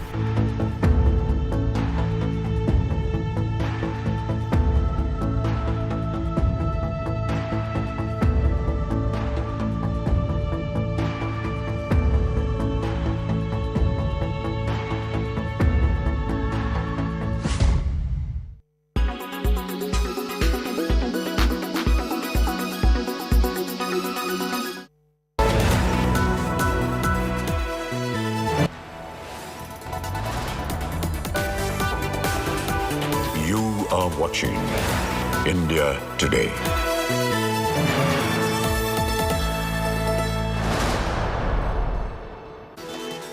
Hi there, good afternoon. You're watching India Today TV. I'm Sneha Mordani. Let's get started with the headlines in this edition. TMC Minister insults Draupadi Murmu. The President says, how does the President look while talking about beautiful people? After a prod, Didi's Mantri calls it a slip of tongue.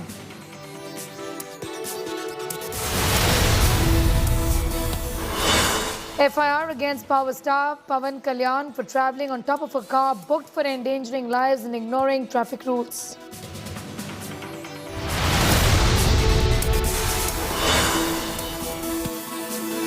The Battle of Himachal Pradesh is underway. Voting is on in the hill state. BJP eyes a second term in a row. Congress looks to return to power.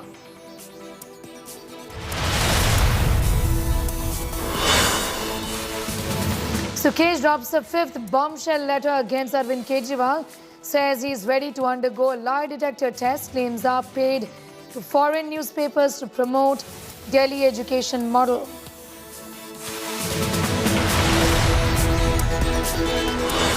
All the convicts behind Rajiv Gandhi's assassination have now been released by the Supreme Court. Congress condemns the decision in spite of Gandhi's in the past forgiving the killers.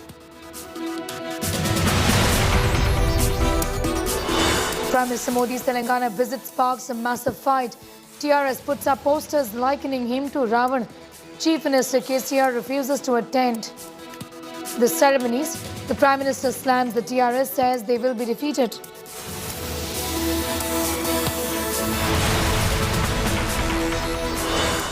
Twitter rolls back its controversial $8 subscription blue tick scheme after increase in the number of fake accounts.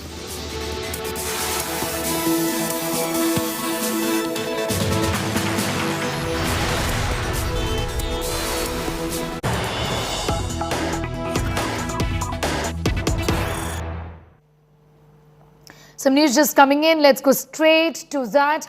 Days after the Supreme Court upheld reservation for the poor, Tamil Nadu government has said it will not implement the 10% quota for the economically weaker sections and will challenge the Supreme Court order. A resolution passed in an all-party meeting to file a review petition against the Supreme Court verdict on the 10% quota for the economically weaker sections. Pramod Madhav is getting us more details on that story. Pramod, they're not even surprising given that this is the DMK's position from day one. Even when it came to implementation within the state, they had taken this position in court, isn't it? It absolutely is, and this all-party meeting was conducted after the Chief Minister decided and went on it with his discussion with senior ministers and legal experts. And earlier, even before the all-party meeting, the Chief Minister criticized this verdict, especially this EWS 103 amendment itself, claiming how can a person earning 8 lakh rupees be considered as poor. The Chief Minister said that if you are earning 62,000 rupees per month, you are not poor, because as per the below poverty line criteria, is actually for one person to be called as below BPL from a rural area, but this criteria is calling a person earning 2,200 rupees per day as a person who is poor. This was a criticism kept by the Chief Minister, who also very clearly stated that EWS quota is only for the forward caste and the poor is being discriminated by the caste. That's what the Chief Minister said, and post which this whole meeting occurred, and Ponmudi, the Chief Minister for Higher Education, he came forward and he said that the Chief Minister has very clearly mentioned that EWS quota 10% will not be implemented in the state of Tamil Nadu. All right, but this is not something that's going to go down well with some other parties as well, Pramod, given that many have made it clear that this is a move that they welcome, isn't it?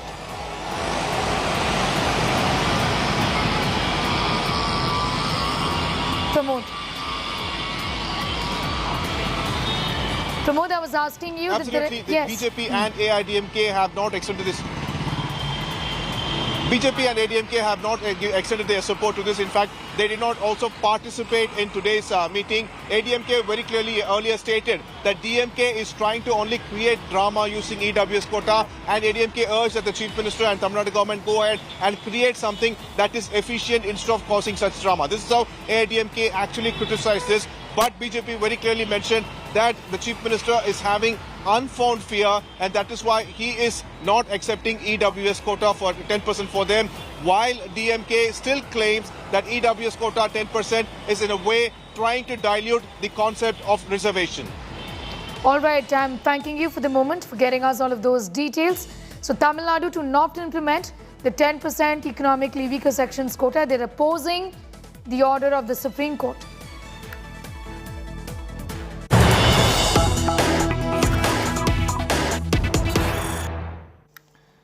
More news coming in. The TMC has distanced itself from its minister Akhil Giri over his insulting remarks on President Draupadi Murmu. Party MP Shantanu Sen says the TMC does not endorse his views. In fact, he was speaking exclusively to India Today, where he says that we do not support what he said. Listen in. Trinamool Congress इसको support नहीं करता है. हमारा दल संविधान का ऊपर आस्था रखता है, विश्वास रखता है, रिस्पेक्ट करता है, और राष्ट्रपति जो कॉन्स्टिट्यूशनल हेड है हमारा देश का, उनका ऊपर भी बहुत हाई रिगार्ड्स हम लोग रखते हैं, हमारा पार्टी रखते हैं. स्पेशली जहाँ पर वुमेन का बात है, वुमेन एम्पावरमेंट का सिंबल है मैडम ममता बनर्जी. सो कोई ये सवाल ही पैदा नहीं होता है कि हम लोग इसको सपोर्ट करें. हम लोग इसका सपोर्ट नहीं कर रहे हैं. लेकिन इसके साथ साथ आपको ये भी देखना पड़ेगा, हमारा मंत्री अखिल गिरी जो ये बोला था उसको भी खराब लगा बोल के आज सुबह उन्होंने माफ़ी भी मांग लिया openly on camera, social media में भी वो दिखाया. It's a clarification coming in from the TMC. We don't support him. Remember, a minister from the TMC, Akhil Giri, has come under severe criticism over his comments on President Draupadi Murmu while addressing the rally and making a verbal attack on the West Bengal leader of opposition, Shubhendu Adhikari. Akhil Giri also dragged the president, making ill comments on how she looked. BJP IT cell chief Amit Malviya urged Mamata Banerjee, the West Bengal chief minister, to sack Giri. Not just that, MP Soumitra Khan has written to the National Commission for Women, demanding the TMC leaders' immediate arrest. They've written a letter as well already to the NCW. Giri has not really apologized, but he's come out and said that if the president is offended, then he will apologize. The TMC has now come out and said that we do not support this statement that has been made by Giri, justifying his brazen comment rather. Giri said that he is not perturbed by what the BJP says, and this was just a slip of the tongue. আমরা রূপের বিচার করি না, তোমার রাষ্ট্রপতির চেয়ারকে আমরা সম্মান করি. তোমার রাষ্ট্রপতি কেমন দেখতে বাবা?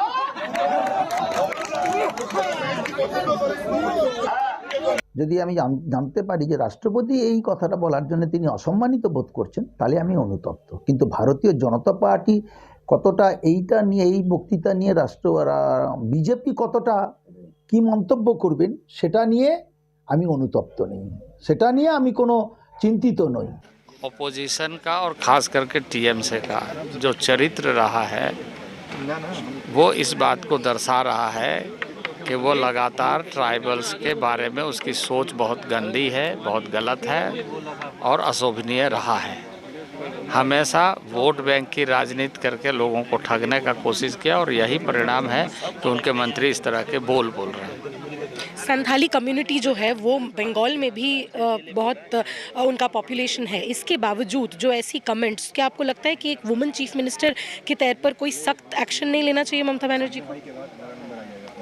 ममता बनर्जी को मंत्री परिषद से उस मंत्री को बर्खास्त करना चाहिए और अगर उन्हें बर्खास्त नहीं करना चाहिए तो खुद इस्तीफा दे करके बताना चाहिए कि हमारे मंत्रिमंडल में इस तरह के बातों को कहने का ये जो फुटेज आया है यह देश के सामने हम माफी मांगते हुए इस्तीफा दें। अखिल गिरी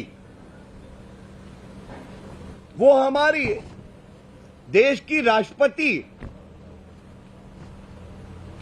श्रीमती द्रौपदी मुर्मू जी के लिए अपशब्द कहते हुए ऐसी टिप्पणी करते हैं जो टिप्पणी मैं यहां पे बोल भी नहीं सकता हूं। ये जो राजनीति को प्रदूषित करके ये स्तर गिरा रहे हैं, आज इस मंच से इस मुद्दे को भी हम उठाना चाहते हैं। It is most shameful that the government of West Bengal, which is headed by a very respected leader, a woman leader at that, who herself has come from difficult circumstances, allows such statements to be made by her own cabinet ministers and colleagues in the presence of other ministers, which are the most insulting, not just to the position of the president, not just to Draupadi Murmuji herself, but to the entire tribal community. I think there should be a FIR against the minister for making such kind of derogative remarks regarding our honorable president. From the BJP, we already announced one statewide movement.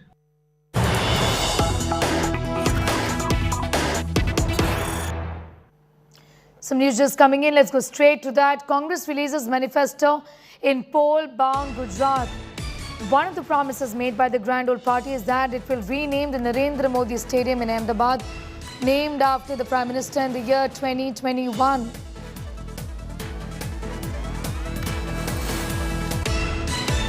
एक point की बहुत ज्यादा चर्चा हो रही है कि जो नरेंद्र मोदी स्टेडियम का नाम बदलकर सरदार पटेल स्टेडियम किया जाएगा, उस पर क्या आज बड़ी सुबह काफी लोग मिले थे, वो क्या हमने अभियान चला रखा पूरे गुजरात के अंदर कि सरदार पटेल का नाम पहले था स्टेडियम का, उसको बदल के मोदी जी के नाम का नहीं करना चाहिए था। तो मैंने कमेंट किया भाई कि अच्छा होता ये स्टेडियम है, इससे बड़ा स्टेडियम बन जाता, उसका नाम मोदी जी का होता, क्योंकि एक बार नामांकन होने के बाद में हमारे यहाँ संस्कार संस्कृति ऐसी है देश के अंदर कि बाद में कोई बदलता नहीं। मैंने कभी देखा नहीं है, पहली बार सुन रहा हूँ मैं यहाँ नाम बदला गया है। तो ये परंपरा क्यों डाली गई है मुझे नहीं मालूम है। मेरा मानना है कि नाम बदलने की परंपरा कायम हो गई, पूरे देश के अंदर सब नेताओं के नाम बदलते जाएंगे तो नई पीढ़ी कहेगी ये क्या हो रहा है। तो ये जो परंपरा क्यों डाली गई है, क्यों हुआ है, नामांकन पटेल साहब के नाम का किस रूप में हुआ या नहीं, वो मुझे मालूम नहीं है। अगर हुआ है तो ये परंपरा नहीं होनी चाहिए। An FIR has been filed against Telugu superstar Pawan Kalyan for his car stunt defying traffic rules earlier this month. The Neta was spotted sitting on the rooftop of a speeding car on the 5th of November as he made his way in a village in Guntur to meet families affected by a recent demolition drive. Pawan, leading the convoy, was sitting on top of a luxury SUV with his team members dangling on the side doors in a risky way. The Jan Sangh Party chief has been booked for rash driving on public road, endangering human lives and safety of others and flouting traffic rules. Who's doing public rallies, not just to Pawan Kalyan, that the leaders have to be careful. Leaders have to set an example, and whenever they deviate from the law and order norms, certainly there will be a reaction, and the law will take its own course. So I am not objecting to a case being filed if there is a violation. I am only saying the timing of it is, is sending a wrong signal, and the timing of it is raising red flags. That Pawan Kalyan just met the Prime Minister, and as if there is a reaction to it, we got this case being filed on him. The problem is this government is doing the destruction of the constitutional right. See, the constitutional right to speak is denied, constitutional right to argue is denied, and all the people are arrested. Even you are speaking to me, I'm the General Secretary of the party. Myself and another General Secretary, they put us in A1, A2 and filed an FIR stating that we have attempted the murder to a cabinet minister. And we were not even there because they create anybody and put anybody behind the bars, and to prevent the 41A notices. Pawan Kalyan met Prime Minister Modi in Visakhapatnam on Friday. He said that several issues related to the development of Andhra Pradesh and the unity of the Telugu people were discussed. And today his rival and Andhra Pradesh Chief Minister Jagan Reddy shared stage with the Prime Minister as he inaugurated a slew of developmental projects. हार्दिक धन्यवाद। ఈ meeting వెనుక ఉన్న ముఖ్య ఉద్దేశం ప్రధానమంత్రి గారి ఆకాంక్ష కూడా ఆంధ్రప్రదేశ్ బాగుండాలి, ఆంధ్రప్రదేశ్ ప్రజలు అభివృద్ధి చెందాలి, తెలుగు ప్రజల ఐక్యత చాలా బాగుండాలి, వర్ధిల్లాలి. అలాగే అన్ని విషయాలు అడిగి తెలుసుకున్నారు. నాకు అవగాహన ఉన్నంత మేరకు అన్ని తెలియజేశాను. దీని భవిష్యత్తులో ఇది ఆంధ్రప్రదేశ్కి మంచి రోజులుగా వస్తాయని నేను మనస్ఫూర్తిగా నమ్ముతున్నాను. ఈ మీటింగ్ అలాంటి మంచి రోజుల్ని తీసుకొస్తుందని చెప్పి నేను చాలా గాఢంగా నమ్ముతున్నాను.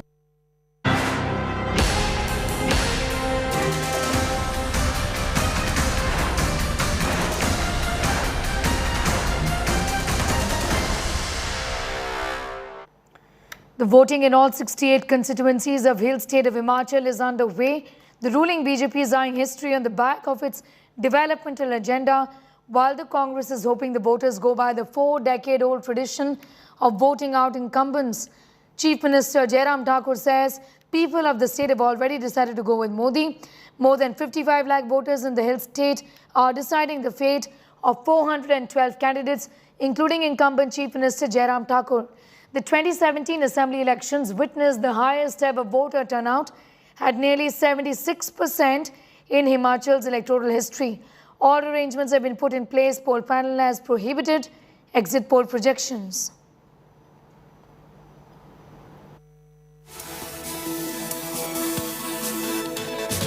नड्डा जी, किस ढंग से देखते हैं आज का दिन कितना अहम है आपके लिए?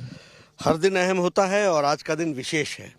आज का दिन विशेष इसलिए है कि हिमाचल की देवतुल्य जनता अगले 5 साल के लिए अपना निर्णय करने वाली है और वह विवेकपूर्ण तरीके से प्रदेश के हित में और देश के हित में निर्णय करने वाली है। इसलिए आज का दिन एक तरीके से अगले 5 साल की नींव रखने वाला दिन है, इसलिए विशेष है। रिवाज बदलेगा या क्योंकि जो रही है परंपरा, एक बार दूसरी पार्टी की सरकार, एक बार दूसरी पार्टी की सरकार, इस बार क्या कुछ बदलाव? आज वही रहेगा, रिवाज बदलेगा, कोई उल्टा पलटी नहीं होगी। फिर से प्रधानमंत्री मोदी जी के प्रति लोगों का अथाह प्रेम, अटूट विश्वास और जयराम जी ने जिस तरीके से ज़मीन पर सारी चीज़ों को उतारा है, उसके लिए हिमाचल की जनता इच्छुक है, उत्सुक है भारतीय जनता पार्टी को समर्थन देने के लिए। तो आज मंदिर भी पहुंचे, देख सकते हैं कि जेपी नड्डा जी और उनका परिवार मंदिर पहुंचा है। क्या मांगने आए हैं भगवान से आप? देखिए, मैं भगवान से हमेशा एक ही बात मानता हूँ कि समाज में शांति रहे, सुख शांति रहे, समाज विकास करे और समाज के सभी सदस्य मंगलमय रहें। और उसके लिए मुझे एक समाज में एक अच्छी सदस्य के नाते, एक सिटीजन के नाते, एक नागरिक के नाते मैं भी अपनी जिम्मेवारी अच्छे से निभा सकूं। इस बार रिवाज बदलने की बात की जा रही है, कितना कॉन्फिडेंट हैं आप? मैं आश्वस्त हूँ, बिल्कुल कॉन्फिडेंट हूँ। और क्योंकि अब की बार जो माहौल चुनाव में हमने देखा वो अलग तरह का माहौल था। सबसे बड़ी बात यह थी कि जब सरकार का 5 वर्ष का कार्यकाल पूरा होता है तो बहुत ऐसा माहौल होता है जिसमें ताजगी नहीं होती है, जोश नहीं होता है, जुनून नहीं होता है। लेकिन अब की बार हमने पूरे हिमाचल प्रदेश में कैंपेन के दौरान देखा कि लोग बड़ी संख्या में आए कार्यक्रमों में और बड़ी संख्या में। दिक्कतें तो आपके पास बहुत सारी हैं। आपके पास एंटी इनकम्बेंसी है, ओल्ड पेंशन स्कीम है, किसान नाराज हैं, अनएम्प्लॉयमेंट है। तो ऐसी कई बातें की जा रही है कि जो डबल इंजन है उसमें से एक इंजन काम नहीं कर रहा था, ऐसा तो कांग्रेस बोल रही है। देखिए, कांग्रेस वालों को बोलने की बात, उन्होंने चुनाव है तो चुनाव में कुछ कहना है, लेकिन जोश और जुनून के साथ लोग आए, जोश जुनून के साथ लोग गए रैली से। और हमारा कैंपेन कांग्रेस के कैंपेन से बहुत अलग था, अलग क्या यानी कि बहुत आगे था। और जहां कांग्रेस की इस चुनाव में हमने देखा कि मुद्दों को उठाने की कोशिश की उन्होंने, लेकिन लोगों ने उनको अपनी ओर से स्वीकार नहीं किया है काफी हद तक, मैं दावे के साथ कह सकता हूं। और इसलिए इस चुनाव में परिणाम बिल्कुल अलग तरह के होंगे और हिमाचल में भाजपा की सरकार को लोगों का मन है, जो जमीन से आवाज आई है, लोगों के बीच में से 20 से 21 आपके पास बागी हैं।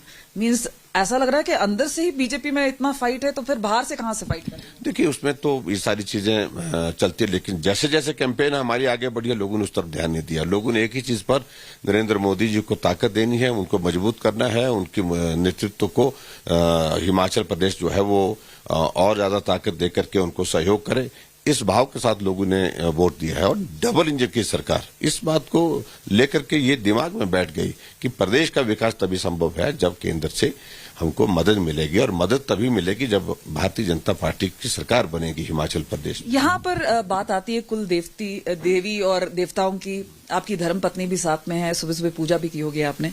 तो सीधे सीधे बताइए कि आज का दिन कैसे शुरुआत हुआ और किस तरह से उम्मीद कर रहे हैं कि? देखिए, अभी हम तैयार हुए हैं और तैयार होने के बाद हम देवी के दर्शन करेंगे और उसके पश्चात हम निश्चित रूप से वोट डालने के लिए जाएंगे। और अभी इस तरह की कोई हमारी कोई बहुत ज्यादा फॉर्मेलिटी का बड़ा काम नहीं होता है, थोड़ी सी न पूजा की है और पूजा करने के बाद हम चलेंगे। डॉक्टर साधना ने हमें पहले ही बोला वो बात नहीं करेंगी। आखिरी सवाल, आप बताइए कि विक्ट्री साइन आप पहले दिखाएंगे कि बाद में दिखाएंगे? देखिए, मैं पहले भी दिखाने के लिए तैयार हूँ, बाद में भी दिखाने के लिए। बिल्कुल निश्चित रूप से जीत भाजपा की है और भाजपा की ही होगी। लोगों ने मन बनाया हुआ है। मैं पूरे राज्य में गया हूँ और लोगों के जोश से, उत्साह से, उनकी आंखों में उम्मीद देख सकता हूँ। ये राज्य सरकार के खिलाफ पिछले 5 साल में जो कोताही हुई, जो वायदा खिलाफी हुई, उसके खिलाफ मत पड़ेगा। अनएम्प्लॉयमेंट, युवा बेरोजगारी 22.5% है और वो चिंता का विषय है, क्योंकि इतने भारी संख्या में नौजवान बेकार हो, उनके सामने अंधकार हो, वो अच्छा नहीं है। ये भी एक विषय है। उत्तराखंड, उत्तर प्रदेश, उत्तराखंड, उत्तर प्रदेश, मणिपुर, गोवा, सब में फिर हमारी सरकारें बनी, तो अब की बार भी बनेगी। हिमाचल प्रदेश और गुजरात में भी होगा, क्योंकि सुशासन, विकास और जन कल्याण के बहुत काम हुए हैं। It's time for a quick break here. On the other side, Twitter rolls back its controversial $8 subscription blue tick scheme after increase in the number of fake accounts. So getting into that story and much more on the other side.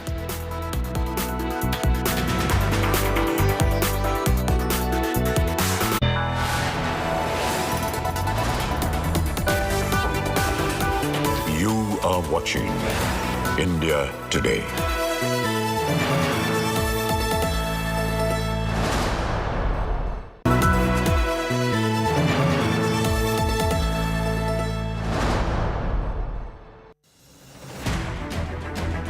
I don't read the news. I read between the lines to tell you the true version of events, the true story of our times. To document grief, the toughest assignment for any journalist to be. From those who matter. Women politicians going to stick up for each other. Of those who should matter. I document the truth. I don't distort the truth. I don't glamorize the truth. I don't gloss over the truth. The ghosts of India's contentious medieval history have come knocking again. I hustle for the truth. On the ground, in the newsroom, in the studio. I don't try to grab eyeballs. I inform you to make you see the point. To the Point with Preeti Chaudhary at these times, only on India Today.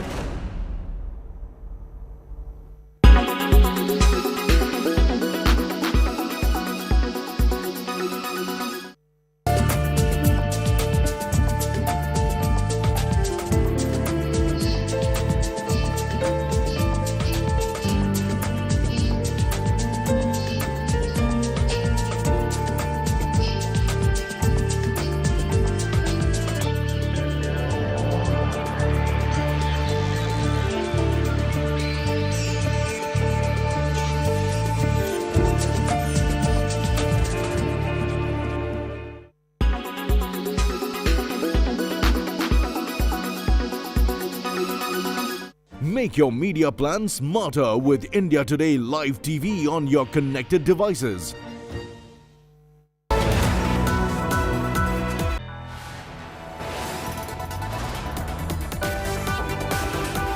You are watching India Today.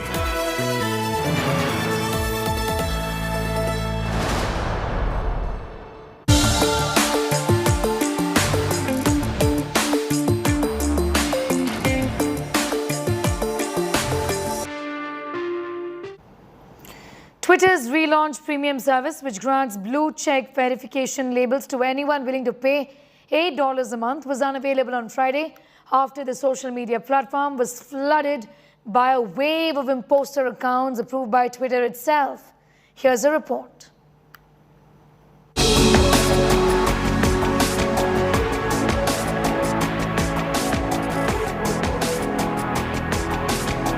Billionaire Elon Musk's ride at Twitter does not appear to be a smooth one so far.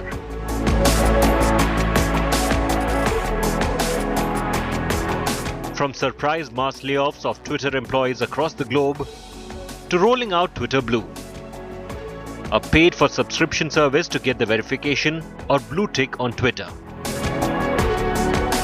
But with Elon doling out reform after reform, it has been far from smooth sailing for Chief Twit. Twitter Blue has now seen a surge in many fake handles getting verification via the subscription, leading to utter chaos after many believed them to be real accounts. But now Musk has overturned the Twitter Blue subscription after an increasing number of fake handles just led to mass confusion and hysteria. Aside from this, Musk also introduced an official tag for verified accounts. But within just hours, Chief Twit swiftly removed the new feature. Twitter users were also blocked from changing their surnames, leading to pop star Doja Cat venting her frustration to Musk. In just another few hours, the feature was disabled to allow users to keep modifying their usernames on Twitter. Musk had warned that the platform will see changes that might work or won't. But with many threatening legal action, is Musk on a self-destructing path? Bureau Report, India Today.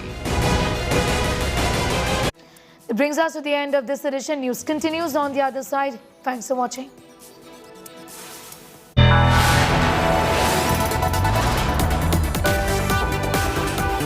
You are watching India Today.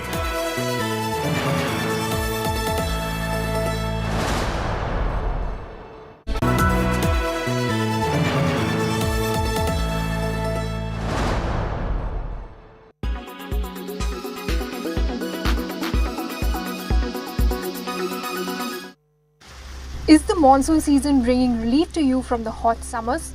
Well, what if we tell you that it can rain diamonds? Not certainly on Earth, but yes, it is raining diamonds on Uranus and Neptune. The temperature and pressure conditions on these planets are extreme. Due to this, carbon atoms can be crushed into diamonds. Uranus and Neptune are known by their unique blue shades. Both planets have a common condition to harden carbon atoms. But unfortunately, the inhospitable environment of the planet won't allow you to collect those diamonds. The blue color of these planets is due to methane. Methane has carbon in it. The carbon can be crushed by immense pressure that happens in the atmosphere. And when it gets hot and dense inside the planets, these diamonds are formed and accumulated. This causes them to rain in the atmosphere. Tell us what you think about this unique phenomena.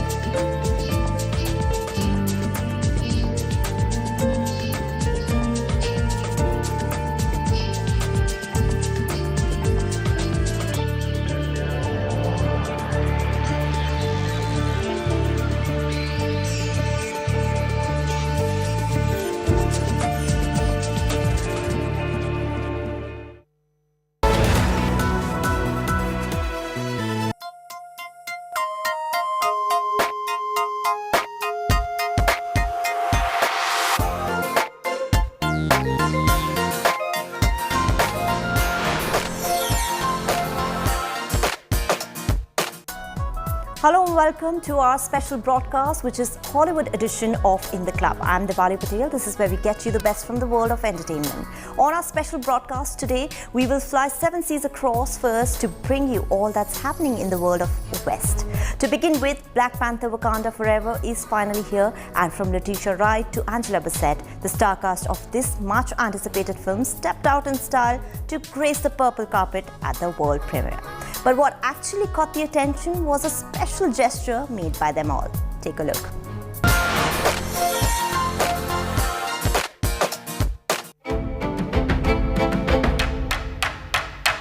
From Letitia Wright to Angela Bassett, the star cast of Black Panther Wakanda Forever stepped out in style to grace the purple carpet at the world premiere. But what caught the attention was this incorporation of a little something special to honor the memory of their late king and former Black Panther, Chadwick Boseman. Yes, while director Ryan Coogler arrived at the premiere wearing white for Boseman, who played T'Challa, Letitia Wright, who plays Shuri, T'Challa's younger sister, appeared in a black suit with sequin detailing around the shoulders, and she also was seen striking the signature Wakanda Forever pose on the purple carpet. As soon as these photos and videos from the premiere turned up online, fans noted these gestures and even got emotional at the sweet tribute. Wakanda Forever also stars Lupita Nyong'o, Danai Gurira, Winston Duke, Florence Kasumba, Dominic Thorne, Michaela Cole, and Martin Freeman. The film, which is all set to release in theatres on November 11th, will follow Queen Ramonda, Shuri, Baku, Okoye, and the Dora Milaje as they fight to protect Wakanda from intervening world powers after the demise of their king, T'Challa. Only the most broken people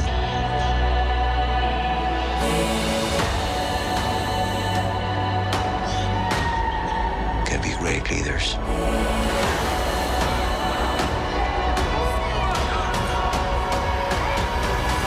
Entertainment Bureau, India Today. Show them who we are.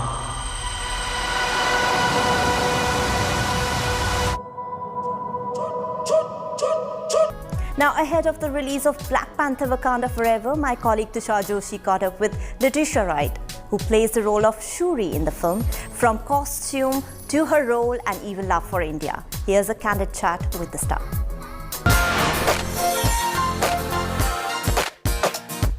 Hi Letitia, welcome to India Today. This is truly exciting. I have to quickly ask you, do you remember the first time you wore that costume and went on set, and what did it feel like to just see yourself? I love how Ruth Carter just allows for Shuri's vibrancy to be in the clothes. We see that in Panther 1, and we're going to see a little bit more of that in Black Panther Wakanda Forever. We're going to see the ways in which Shuri, just her clothes is a reflection of her coolness and her personality. Yes. Yeah. Absolutely. And what is the coolest fan story that you've had? Like, when you go to a mall or when you're out and about, these girls come to you and tell you some stuff. What's the one story that stayed with you?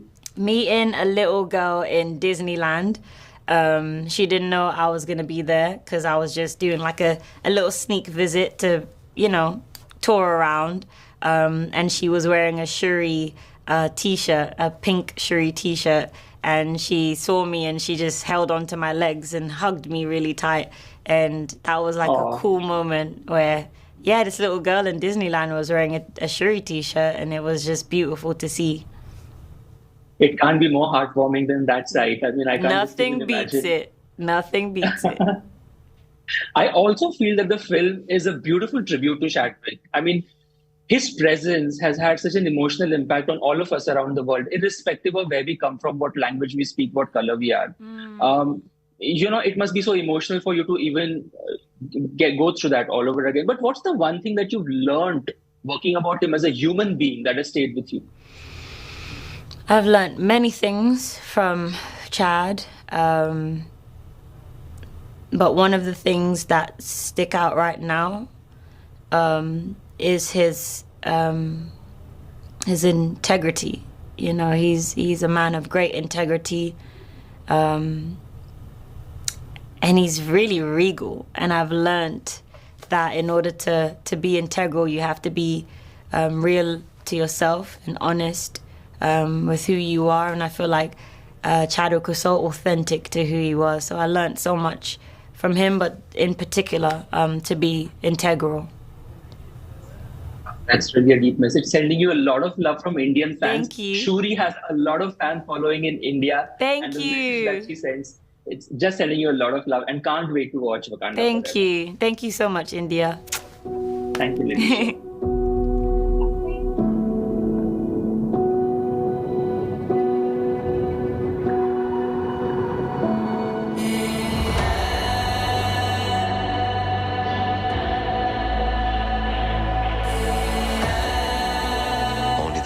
Broken people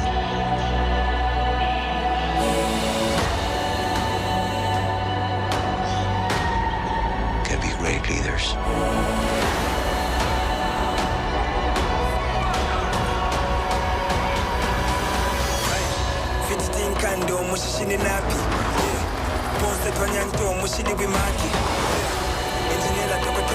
His people did not call him general or king. They called him Kukul Khan, the feather serpent god. Killing him will risk eternal war. He's coming for the surface world.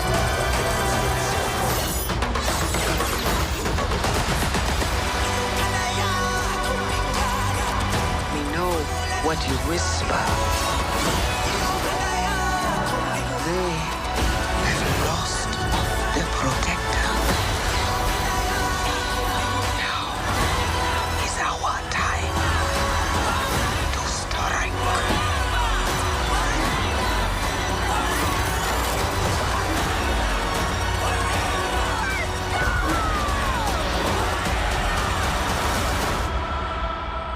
Show them who we are.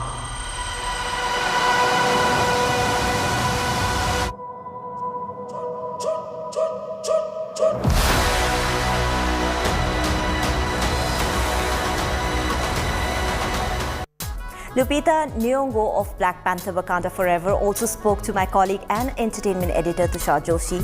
Here's what all she had to say about the costume, her role and late co-star Chadwick Boseman.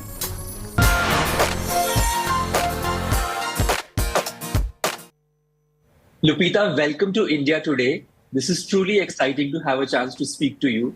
I want to quickly ask you, the first time you wore that costume, that uniform, do you remember seeing yourself in front of the mirror, and what was that feeling like?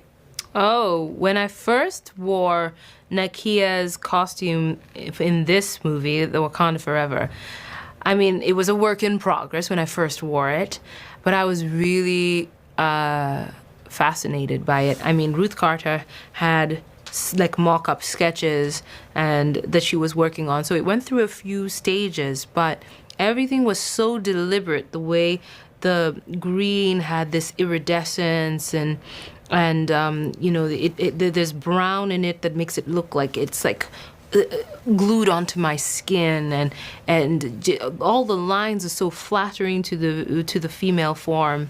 I felt very beautiful in my costume. Absolutely stunning. And I have to speak to you about the fact that, the first time I saw the trailer and how moved all of us were around the world, there was an emotional connect when we saw Chadwick in that particular scene. There is so much love that has come to him just because of the fact that the way he was. What is the one thing that he has told you off camera that has stayed with you?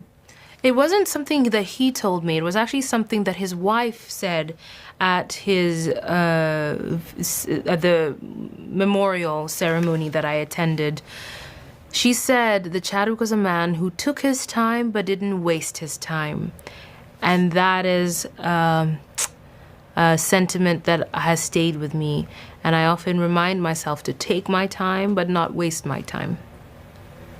Wow, that's truly deep and that's truly meaningful. Mm-hmm. I also have to ask you, if you were given the chance to jump and cross over into another multiverse from the Marvel Cinematic Universe, which storyline would it be? Oh, that's a really good question. If I had a chance to jump into another Marvel universe, oh man, I would probably say, oh God, what is that one called? The irreverent one, Deadpool. I'd really love to be in Deadpool.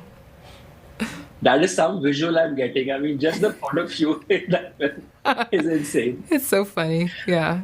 I also have to speak to you about the fact that the film has resonated with people around the world, irrespective of which country, what language, what creed and color you're from, right? I'm from India, and the film is one of the biggest box office hits in our country, and the excitement for Wakanda Forever is insane. What do you think has been the reason it's connected so well universally? I think that Ryan's superpower, Ryan Coogler, the director, is that he has his finger on the pulse of the human condition, and he tells stories. He only tells the stories that he deeply and viscerally understands. And he often is asking a question that he doesn't know the answer to. And I think people can sense that there is just an honesty to his storytelling that is compelling. And he also is a really cool person. He understands popular culture in a way that he participates in moving it forward. And so you have those two things, honesty and cool, you get a blockbuster like Black Panther. Oh my God, absolutely. And Lumita, we would love to host you in India someday. You have a huge fan base here, sending you lots of love from all the Indian fans. And hopefully someday you're here in our country and having a conversation. Oh, I would like nothing more. That would be amazing. Thank you. Thank you. Wakanda forever. Wakanda forever to you too.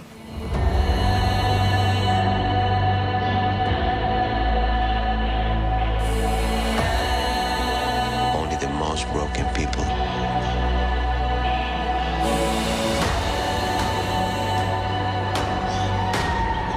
can be great leaders.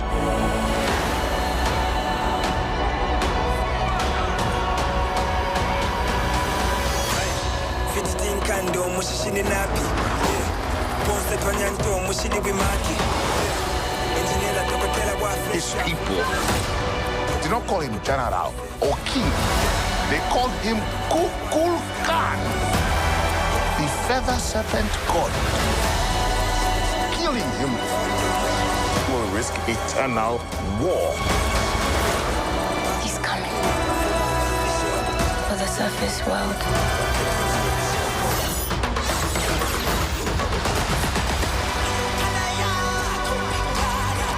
We know what you whisper.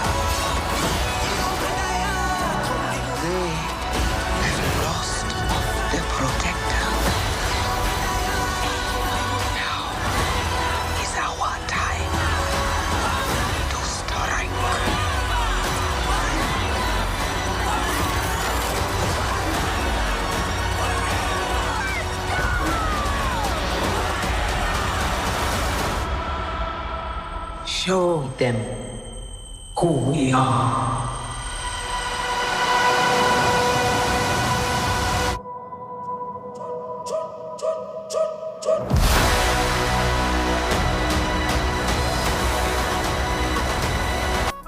We are slipping into a very short break now, but there's lots more coming up on the other side, so stay tuned to India Today.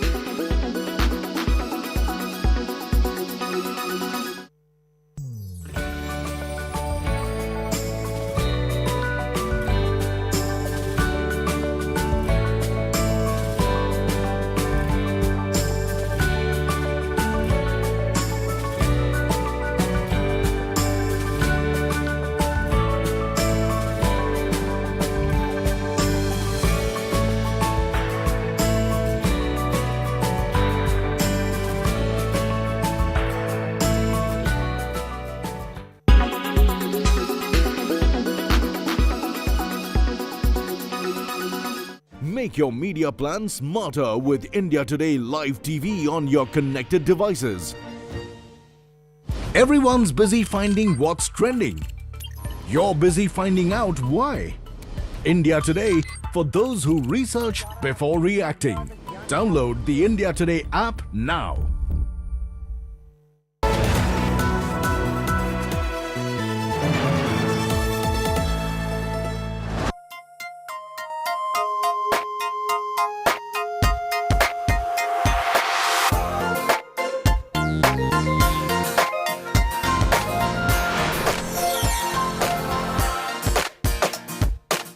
From Katy Perry to Shakira, there are other big newsmakers as well. So let's take a look at our next segment, Fully Foreign.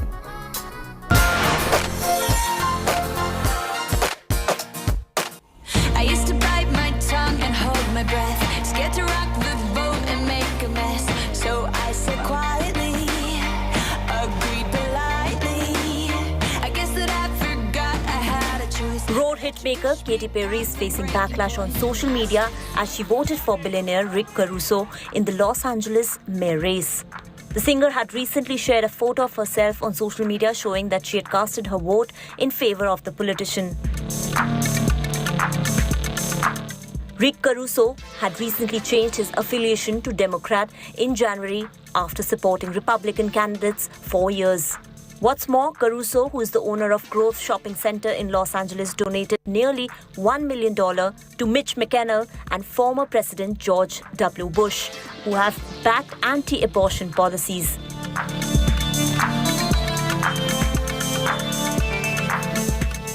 After learning about Katy Perry's vote, fans and other celebrities have slammed her decision. Reacting to the photo, comedian Traven Fee wrote, and we quote, "As much as the right tried to spin it, Katy Perry voting for Rick Caruso is not an indication of anything other than a rich white woman voting for a fake Democrat who will ultimately have no effect on the quality of her life but will worsen the lives of many others." Katy Perry, however, is not the only celebrity to publicly support Caruso. Chris Pratt also posted on his Instagram story that if you are an LA voter, I urge you to vote for Rick Caruso. He's a builder, he's the guy for our city. Rick Caruso for LA Mayor.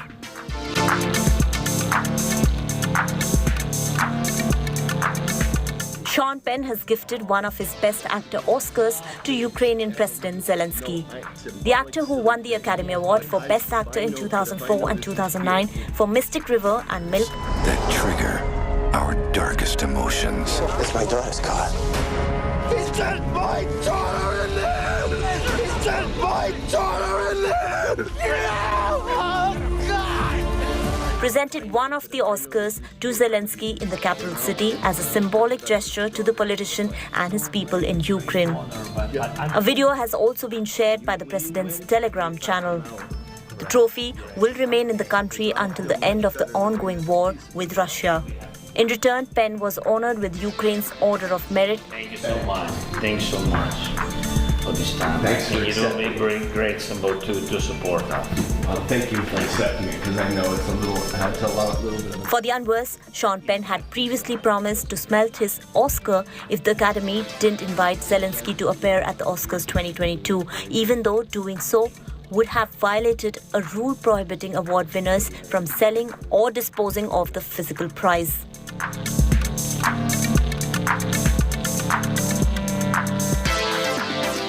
Up in here tonight, no fighting. We got the refugees. No fighting. No fighting. Shakira. I never really knew that she could dance like this. She make a man wanna speak Spanish. Como se llama? Bonita. Picasa. Shakira. Oh, baby, when you talk like that, you make a woman go mad. So be wise and keep on reading the signs of my body. It's right, all the attraction, the tension. Don't you see, baby, this is perfection. Hips don't lie hitmaker Shakira has reportedly reached an agreement with her former partner Gerard Piqué over the custody of their 2 children following the breakup of their 11-year relationship earlier this year. According to reports, the agreement specifies that their sons Milan and Shasha will move to Miami with their mother. The custody agreement was reached 1 week after Gerard formally announced his retirement from professional football. For the Unverse, Shakira and Gerard were together since 2011 but never got married. They met during the 2010 World Cup in South Africa when he featured in the tournament's music video Waka Waka. You're a good soldier, choosing your battles. Pick yourself up and dust yourself off and back in the saddle. You're on the front line, everyone's watching. You know it's serious, we're getting closer, this isn't over. The pressure's on, you feel it, but you got it all, believe it. When you fall, get up, oh, and if you fall, get up, The Whenever singer is facing a trial over her alleged tax fraud charges in Spain after she lost an appeal on May 26th. According to reports, she has failed to pay up to 14.5 million euros in tax on income earned between 2012 and 2014.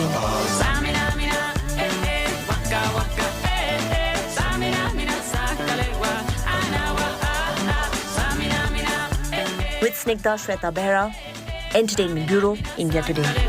This time for Africa. Now, Twitter has been making headlines more often than not, especially after millionaire Elon Musk completed his long-standing takeover. It was Amber Heard's Twitter account that vanished first, and now Gigi Hadid has quit the platform, citing it's unsafe. In our next segment, we will give you a lowdown on what's been happening and why.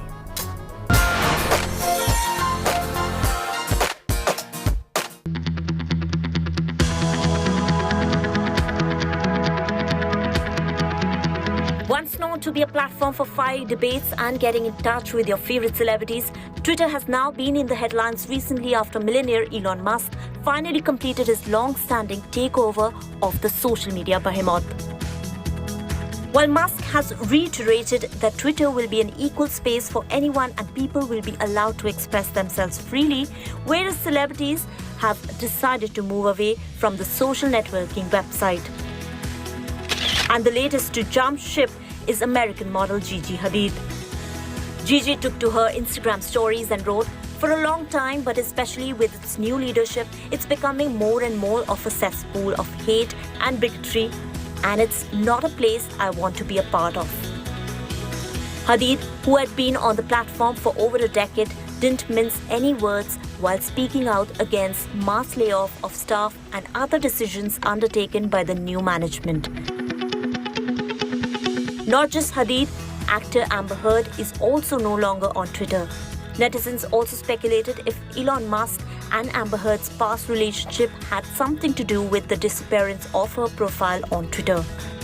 For the uninitiated, Musk and Heard were dating for nearly 2 years after she got divorced from Johnny Depp.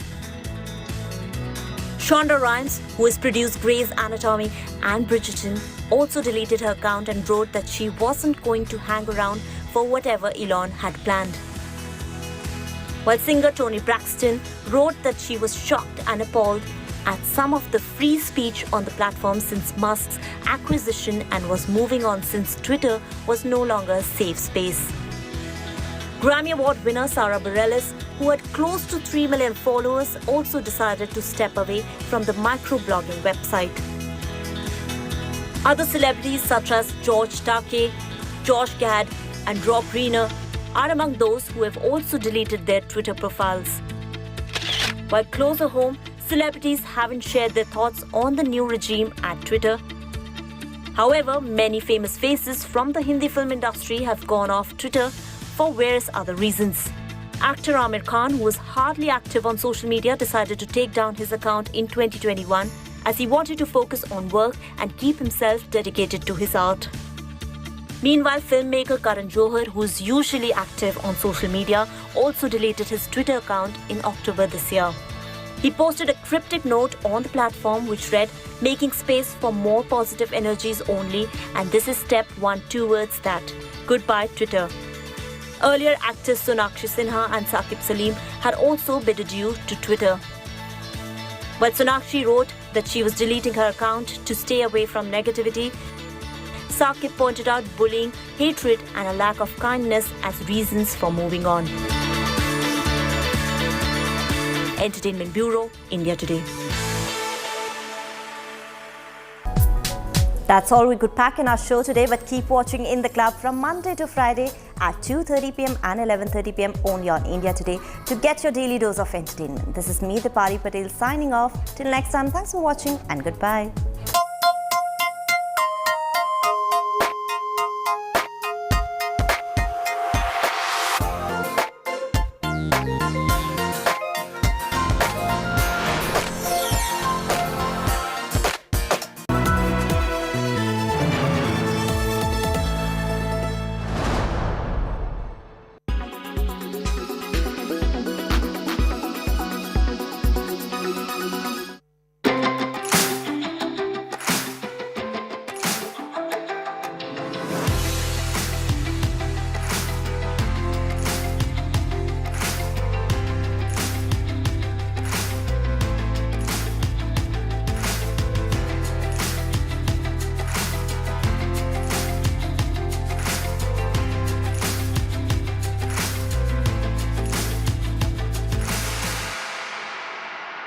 We are humbled by this achievement. It gives us a great sense of responsibility to do more for the country. That has now seeped into the institution. All faculty, staff and students have this pursuit of excellence.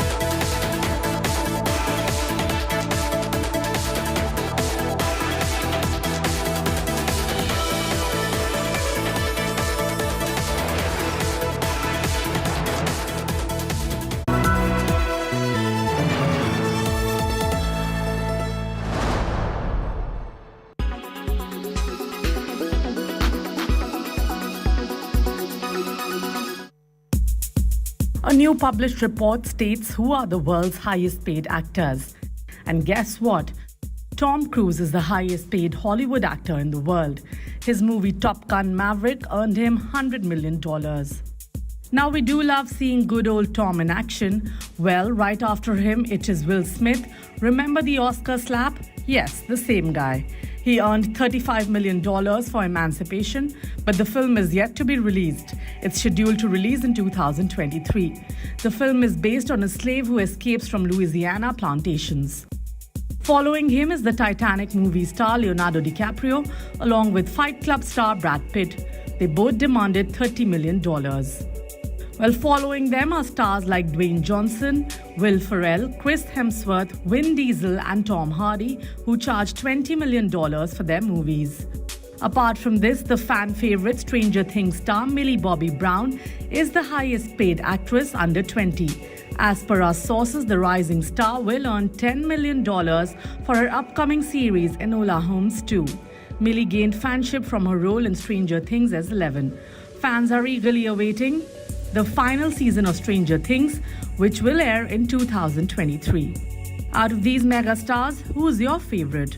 What do you think stars closer home in India earn? Tell us in the comments.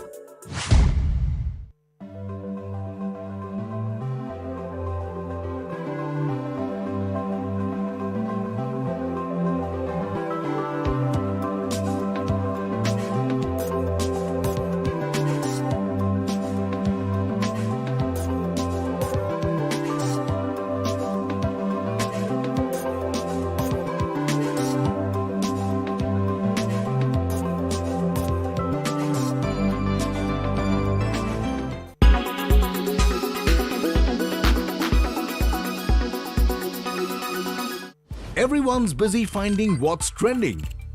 You're busy finding out why. India Today, for those who research before reacting. Download the India Today app now. Presented by धूल आए पर घर पे ना टिक पाए.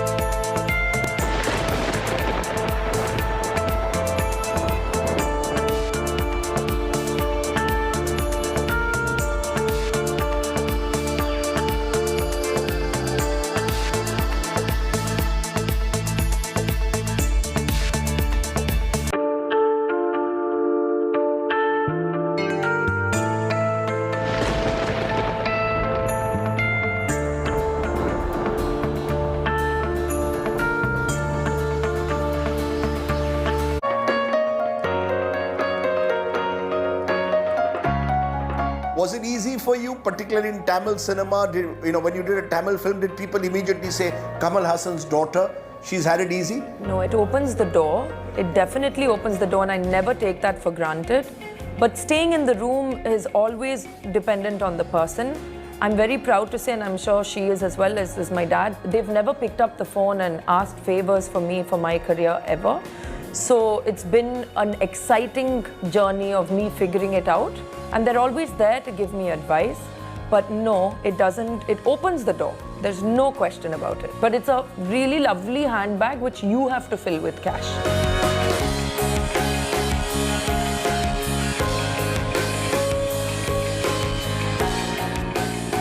Presented by Only OLX Autos gives the best price for your car. Co-presented by Macho Hint, Fashion Bade Aaram Se. Powered by Ashirwad Shubh Chakki Aata. Raho 4 kadam aage.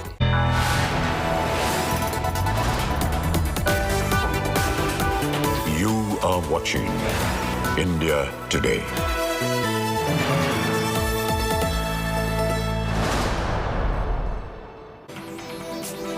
Good afternoon and a warm welcome to India Today. I'm Paulami Saha. These are the headlines we're tracking at the top of this hour.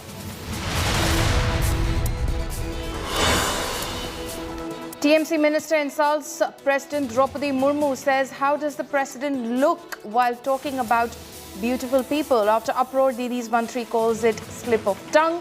Not just BJP, even his own party slams the insensitive remark.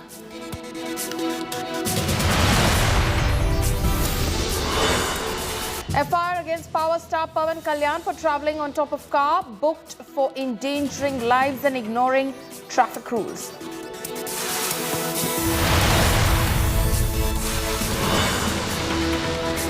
The Battle of Himachal Pradesh is underway. Voting is underway in the hill state currently. The BJP eyes a second term in a row. Congress looks to return to power. Congress की इस चुनाव में हमने देखा कि मुद्दों को उठाने की कोशिश की उन्होंने, लेकिन लोगों ने उनको अपनी ओर से स्वीकार नहीं किया है काफी हद तक, मैं दावे के साथ कह सकता हूँ. Nalini, one of the 6 convicts released yesterday over Rajiv Gandhi's assassination, has returned home after the Supreme Court's order.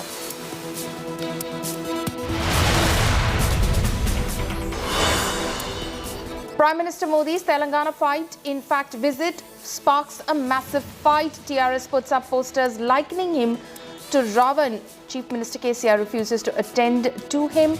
Prime Minister slams TRS, says they will be defeated. Telangana की सरकार ने अंधविश्वास को राज्याश्रय दिया हुआ है. यहां तेलंगाना में अंधविश्वास के नाम से क्या-क्या हो रहा है.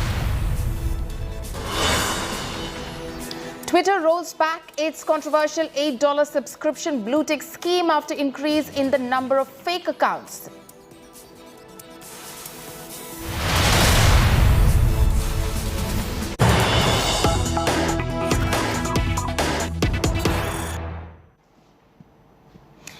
No respite for Congress. Bengal Minister Akhil Giri, not just BJP, even his party is condemning his insensitive remark on the president. The TMC has called his act misogynist, saying that the party doesn't believe in such a statement. So the Trinamool Congress, they're now slamming its own minister for the insensitive remark that he made against President Draupadi Murmu. The BJP, of course, upped the ante against the Trinamool Congress, demanding that the party, in fact, sack the minister. Now, the TMC has, in fact, condemned his remark. My colleague Suryagni is joining me live on this. Akhil Giri's comments, Suryagni, has brought a lot of embarrassment to the Trinamool Congress. Well, absolutely, Paulomi, and maybe that's the reason why the Trinamool, has come out. They have become aggressively. They have slammed Giri for his statement. If you just look at that tweet that Trinamool has, shot just a while back, it clearly indicates that they are slamming Akhil Giri for it. They have. On record, we spoke to Dr. Shantanu Sen. He stated that, the Trinamool as a unit, they do not support what Akhil Giri said. And the party will not support misogynist, attitude of anyone or be it whosoever it is. However, when we were speaking to him, to Dr. Sen, who's a spokesperson and an MP, he compared Akhil Giri's statement, the way he, made fun of the president, made a misogynistic, approach towards the president, and compared it to Narendra Modi's Didi O Didi Jaib of 2021 elections. So amidst this, amidst the fact that the Trinamool is not supporting Giri, is slamming Giri for his statement, they are also taking a dig at the BJP, especially Prime Minister's Didi O Didi Jaib, which had happened in 2021 during the West Bengal elections. Back to you, Paulomi. Right. Suryagni, and what is Akhil Giri saying about those remarks that have been caught on camera? While his party, of course, is slamming him for that condemnable remark, what does he himself say? Well, today morning, Akhil Giri, released a video where he was apologetic about whatever happened. What he wants to say in that particular video is simple. He was slamming Shubhendu Adhikari, and quote unquote, what he says is that he slipped his tongue, and that is how the president's topic came in this particular video, in the original viral video, which was the center, which was at the center of the storm. What he also indicated was that Shubhendu, because all of these people, Akhil, Shubhendu, they are all strong leaders of East Midnapur, and what he claims is that Shubhendu used to call him a chrome, used to make fun of his looks, and he was slamming Shubhendu and somehow he just, mentioned about the president and her looks. He also indicates that, action should be taken against Shubhendu Adhikari as well, because Shubhendu Adhikari has made fun of his particular looks, and he's claiming that, he's someone who abides by the constitution. He believes the president, respects the president, and he has taken oath under the constitution. He's a minister, he's an MLA. So there should be action against Shubhendu as well. This is what he is stating. However, one important point, Paulami, if you look at that video, it's in Bengali. Akhil mentions that, if he feels that the president of this country, that is Draupadi Murmu, if she doesn't like what he said, then he is apologetic about it. If that video is offensive to the president of India, then he is apologetic about it. However, he is not he's not going to apologize to the BJP, but to the president of this particular country only. So there is a lot of politics that is playing, amidst this particular controversy over here in West Bengal. Paulami. Okay, Suryagni, thank you so much for joining us with all of those details. So clearly, an embarrassing episode there for the Trinamool Congress. The Trinamool Congress now putting out a statement saying that they do not endorse the remarks made by Akhil Giri and misogyny is unacceptable. A minister from the Trinamool Congress, Akhil Giri, has come under severe criticism over his comments on President Draupadi Murmu while addressing a rally and making a verbal attack on West Bengal leader of opposition Shubhendu Adhikari. Akhil Giri dragged in the president, making ill comments on how she looked. Reacting to this statement, the BJP IT cell chief Amit Malviya urged Mamata Banerjee, the West Bengal chief minister, in fact to sack Giri. Not only that, BJP MP Soumitra Khan has written to the National Commission for Women demanding that the TMC leaders in fact his immediate arrest. Neither Giri nor the TMC have come out with a statement regarding the matter, but only short while ago the TMC did in fact issue a statement and said that they do not find misogyny acceptable and they condemn the remarks that have been made by Akhil Giri. In fact, justifying his brazen comment of the highest chair of the Constitution, Giri had said that it was just a slip of tongue and blamed the BJP instead for politicizing it.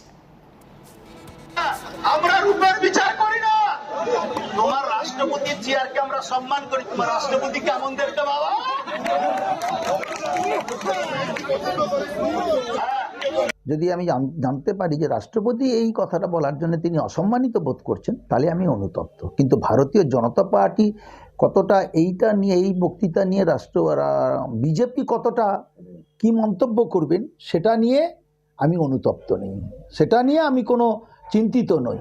Opposition का और खास करके TMC का जो चरित्र रहा है वो इस बात को दर्शा रहा है कि वो लगातार ट्राइबल्स के बारे में उसकी सोच बहुत गंदी है, बहुत गलत है और अशोभनीय रहा है। हमेशा वोट बैंक की राजनीति करके लोगों को ठगने का कोशिश किया और यही परिणाम है कि उनके मंत्री इस तरह के बोल रहे हैं।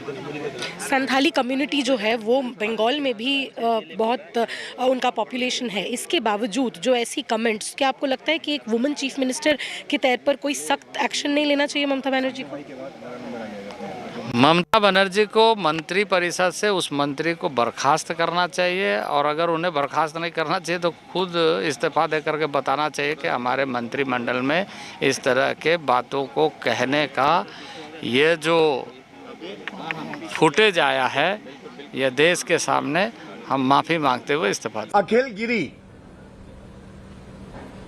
वो हमारी देश की राष्ट्रपति श्रीमती द्रौपदी मुर्मू जी के लिए अपशब्द कहते हुए ऐसी टिप्पणी करते हैं जो टिप्पणी मैं यहां पे बोल भी नहीं सकता हूं। ये जो राजनीति को प्रदूषित करके ये स्तर गिरा रहे हैं, आज इस मंच से इस मुद्दे को भी हम उठाना चाहते हैं। It is most shameful that the government of West Bengal, which is headed by a very respected leader, a woman leader at that, who herself has come from difficult circumstances, allows such statements to be made by her own cabinet ministers and colleagues in the presence of other ministers, which are the most insulting, not just to the position of the president, not just to Draupadi Murmu ji herself, but to the entire tribal community. Trinamool Congress इसको support नहीं करता है। हमारा दल संविधान का ऊपर आस्था रखता है, विश्वास रखता है, रिस्पेक्ट करता है और राष्ट्रपति जो कॉन्स्टिट्यूशनल हेड है हमारा देश का, उनका ऊपर भी बहुत हाई रिगार्ड्स हम लोग रखते हैं, हमारा पार्टी रखते हैं। स्पेशली जहाँ पर वुमेन का बात है, वुमेन एम्पावरमेंट का सिंबल है मैडम ममता बनर्जी। सो कोई ये सवाल ही पैदा नहीं होता है कि हम लोग इसको सपोर्ट करें। हम लोग इसका सपोर्ट नहीं कर रहे हैं, लेकिन इसके साथ साथ आपको ये भी देखना पड़ेगा, हमारा मंत्री अखिल गिरी जो ये बोला था उसको भी खराब लगा बोल के आज सुबह उन्होंने माफ़ी भी मांग लिया openly on camera, social media में भी वो दिखाया। Yes, we demand the sacking of the minister, Akhil Giri, and Mamata Banerjee needs to give an apology to the SC/ST community of Bengal. Because we always knew that Mamata government was against the tribals, against the SC, and that is the reason when Honorable President of India, Srimati Draupadi Murmuji's name was proposed, Mamata had gone to Delhi to go against this. She went against Draupadi Murmuji. So we knew that they are always against the tribals.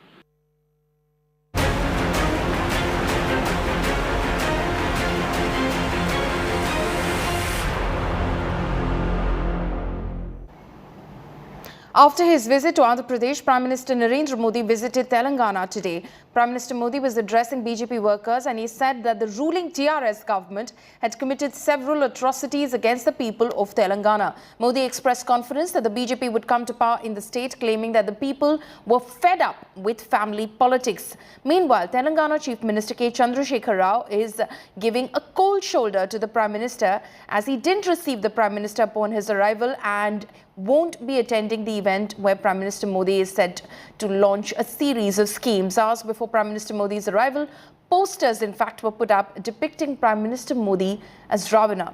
In Telangana's Ramagundam, Modi will be dedicating a fertilizer plant to the nation. The foundation stone for the Ramagundam project was also laid by Prime Minister Modi in 2016. The Prime Minister will also dedicate Bhadrachalam Road Sattupalli rail line to the nation, which has been built at a cost of around 1,000 crore rupees. साथियों, भ्रष्टाचार और परिवारवाद गरीब का सबसे बड़ा दुश्मन होता है। भ्रष्टाचार और परिवारवाद विकास का सबसे बड़ा दुश्मन होता है। इसलिए भाजपा भ्रष्टाचार और परिवारवाद दोनों से लगातार मोर्चा ले रहा है। देखिए, कुछ लोग निराशा के कारण, हताशा के कारण, भय के कारण, अंधविश्वास के कारण सुबह शाम मोदी को गालियां देते रहते हैं। तेलंगाना की जनता फैमिली फर्स्ट के बजाय पीपल फर्स्ट की राजनीति चाहती है। Right, so Prime Minister Modi there of course is in Telangana. He is on a two-day visit to the southern states of Karnataka, Tamil Nadu, Telangana and Andhra Pradesh. But in a snub to the Prime Minister, the Chief Minister of Telangana in fact refused to receive him upon his arrival at the airport in Telangana and also is not attending the program that Prime Minister Modi in fact was convening and the program which saw the launch of a few schemes. FIR filed against Telugu superstar Pawan Kalyan for his car stunt defying traffic rules earlier this month. The actor-turned-politician was spotted sitting on the rooftop of a speeding car on November 5th as he made his way to a village in Guntur to meet families affected by a recent demolition drive. Pawan Kalyan, in fact, was leading the convoy and was sitting on top of a luxury SUV with his team members dangling on the side doors. The Janasena party chief has been booked for rash driving on public road, endangering human lives and the safety of others and flouting of traffic rules. I think it applies to everybody who's doing public rallies, not just to Pawan Kalyan, that, the leaders have to be careful. Leaders have to set an example. And whenever they deviate from the law and order norms, certainly there will be a reaction. And the law will take its own course. So I am not objecting to a case being filed if there is a violation. I am only saying the timing of it is, is sending a wrong signal. And the timing of it is raising red flags. That Pawan Kalyan just met the Prime Minister, and as if there is a reaction to it, we got this case being filed on him. Problem is, this government is doing the destruction of the constitutional right. See, the constitutional right to speak is denied, constitutional right to argue is denied, and all the people are arrested. Even you are speaking to me, I'm the General Secretary of the party. Myself and another General Secretary, they put us in A1, A2 and filed an FIR stating that we have attempted the murder to a cabinet minister. And we were not even there because they create anybody and put anybody behind the bars, and to prevent the 41A notices. Pawan Kalyan, in fact, met Prime Minister Modi in Visakhapatnam on Friday night. Pawan Kalyan said that several issues related to the development of Andhra Pradesh and the unity of the Telugu people were discussed. And today, his rival and Andhra Chief Minister Jagan Reddy shared stage with Prime Minister Modi as he inaugurated a slew of developmental projects.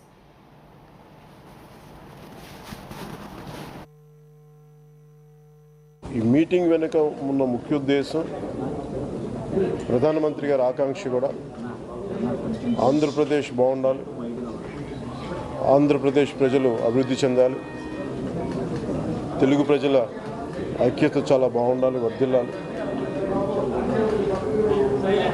అలాగే అన్ని విషయాలు అడిగి తెలుసుకున్నారు. నాకు అవగాహన ఉన్నంత మేరకు అన్ని తెలియజేశాను. దీని భవిష్యత్తులో ఇది ఆంధ్రప్రదేశ్కి మంచి రోజులుగా వస్తాయని నేను మనస్ఫూర్తిగా నమ్ముతున్నాను. ఈ మీటింగ్ అలాంటి మంచి రోజుల్ని తీసుకొస్తుందని చెప్పి నేను చాలా గాఢంగా నమ్ముతున్నాను. While the probe in Coimbatore bomb blast case continues, the Tamil Nadu police busted yet another ISIS module in Chennai. Police nabbed 3 suspects over their alleged involvement with the ISIS terror outfit. City police tracked down these men after they tried avoiding a checkpoint and escaped the police. One of the cops who tried to stop them got hold of their bag, which allegedly had ISIS leaflets and bomb schematic notes with details about chemicals required to create explosives, reportedly taken from YouTube tutorial videos. Using the bike's registration number, the police later on tracked the group. On Thursday, the police recovered ISIS literature from Coimbatore terror blast accused Jamesha Mubin, as well as per records, the Coimbatore blast accused, owing allegiance to the ISIS terrorist group, was planning to carry out a suicide attack and cause extensive damage to symbols and monuments of Hindu religious faith with the intention to strike terror among the community. While the NIA, which took over the Coimbatore blast case, continues its investigation, the police has initiated further probe into this new ISIS terror link that has come to fore in Chennai.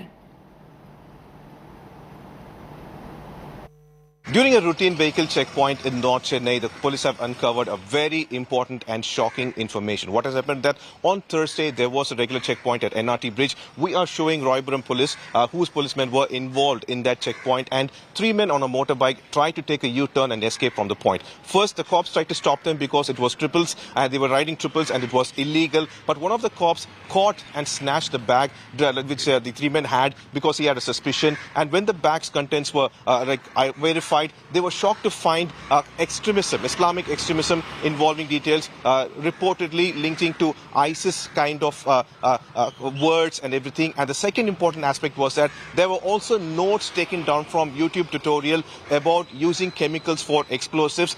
This shocked the cops, and using the registration, the vehicle and the owner were immediately tracked down and 3 men were detained. For now, one of those 3 men called Nagur Miran has been arrested by Royburam police, and under the sections of 153A, 5051B and 5052, and they have initiated a detailed investigation into the matter. This case is of utmost importance because just before Diwali in Coimbatore, such a blast occurred, killing Jamesha Mubin. It was handed over to NIA, and earlier it was said to be a cylinder car blast, but now it is an act of terror because Jamesha Mubin was targeting religious symbols, and this case is yet to pan out.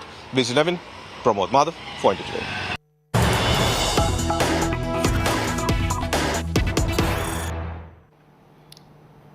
Politics over Tipu Sultan, in fact, continues. Congress MLA Tanveer Said vows to build 100 feet tall Tipu statue in Mysuru. Union Minister Prahlad Joshi hates out. Prahlad Joshi says, let them build statues wherever they want. The people will send them back. So the Congress there, in fact, a Congress leader there, Tanveer Said, has said that he will, in fact, build a 100 feet tall Tipu statue in Mysuru.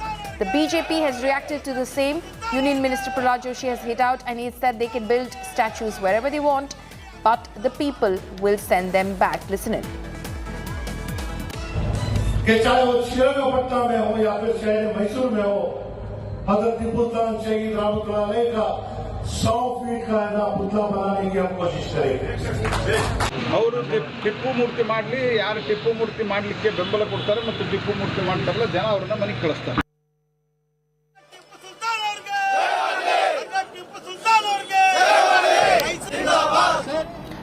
My colleague Sagai Raj is joining me live at the moment. Sagai, this whole controversy around Tipu Sultan continues to brew in Karnataka. Now, the Congress, in fact, is saying, one of their leaders at least is saying that he will be building a 100 feet tall statue of Tipu Sultan, and the BJP is saying that the people will in fact retort to the same.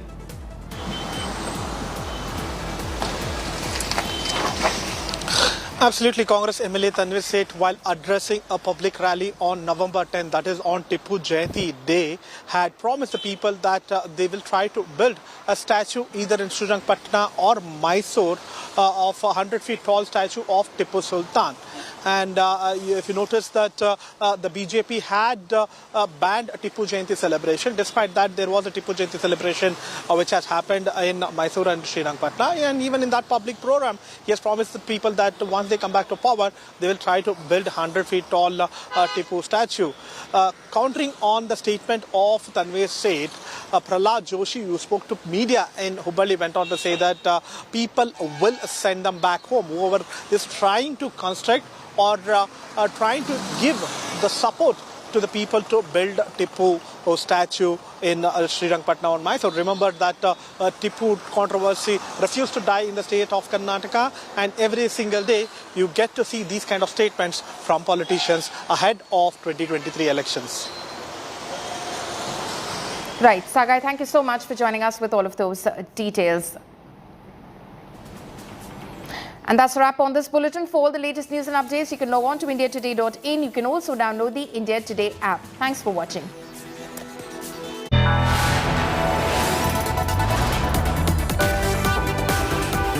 You are watching India Today.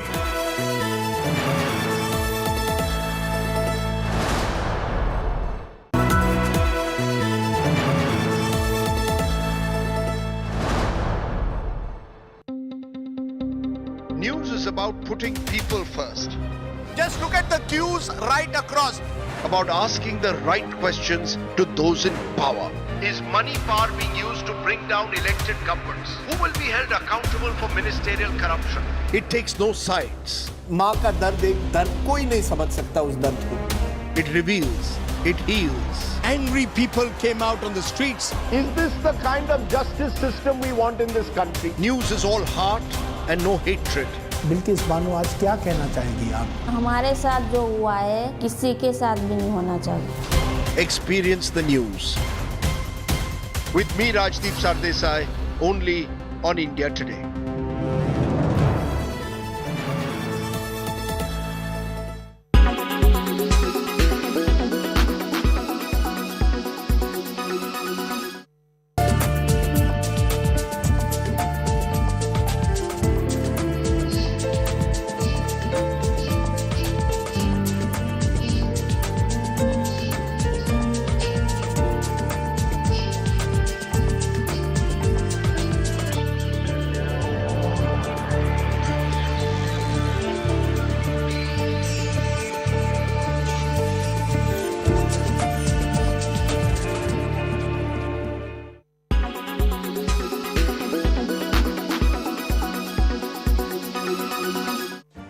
Make your media plan smarter with India Today Live TV on your connected devices.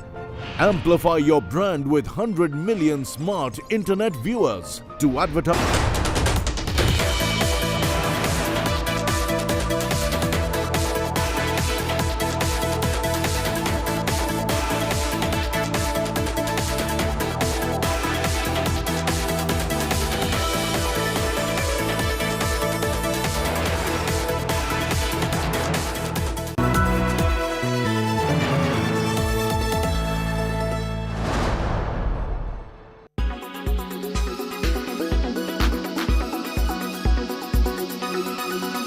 Imagine this very rich friend who often guilt-tripped you into paying for them.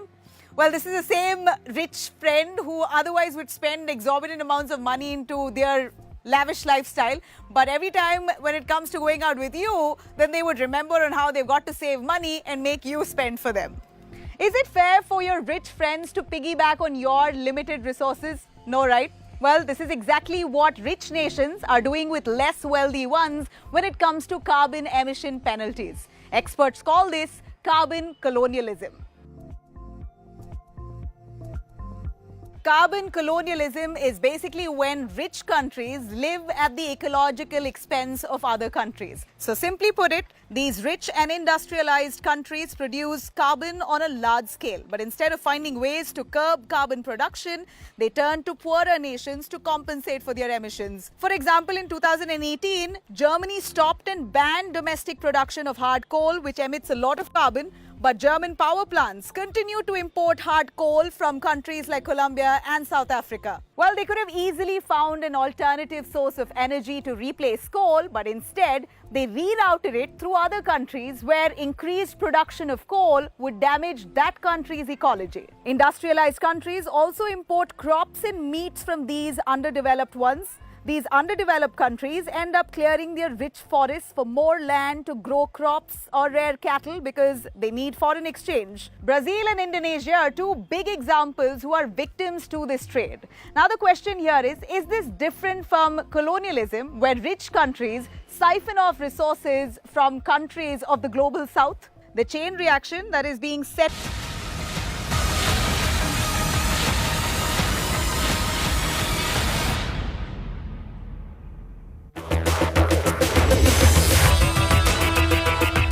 He is lodged in jail, but has access to phones and visitors. And being behind bars is no restriction for him at all. He is Sukesh Chandrashekhar, the conman whose net spreads across the power corridors of politics to industry to the glamour world of Bollywood. His first reported con act was when he was in his late teens and duped a septuagenarian family friend for more than ₹1 crore. In his early 30s now, he is in prison for duping a convicted industrialist's wife for ₹200 crore. And then while sitting in the prison, he has started writing letters now, each a bomb in its punitive effect, have started a firefight among political parties. And with that, Sukesh Chandrashekhar has established himself as politics ka super chor. This is the inside story. Politics ka super chor is our focus. The focus is on Sukesh Chandrashekhar, the con man whose debut con act way back in 2007 was worth more than ₹1 crore. In the past 2 decades and a half, he's reached more than ₹200 crore and had top politicians in his net. In the first week of November, he letter-bombed Indian politics and has made the poll season a fiery one. All this while sitting behind bars in prison. On the first day of November, a letter written by Sukesh Chandrashekhar to the LG of Delhi became public. It was written nearly a month before. Sukesh accused Delhi Minister Satyendra Jain of extorting 10 crore rupees in the name of protection inside Tihar jail, where he was lodged. He also alleged that he has contributed about 50 crore rupees to the party coffers of Aam Aadmi Party for a Rajya Sabha berth from South.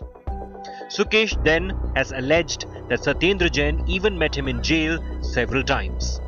He claimed that he was being harassed to withdraw the serious charges that he's leveled against Aam Aadmi Party and so wanted the LG to crack the whip.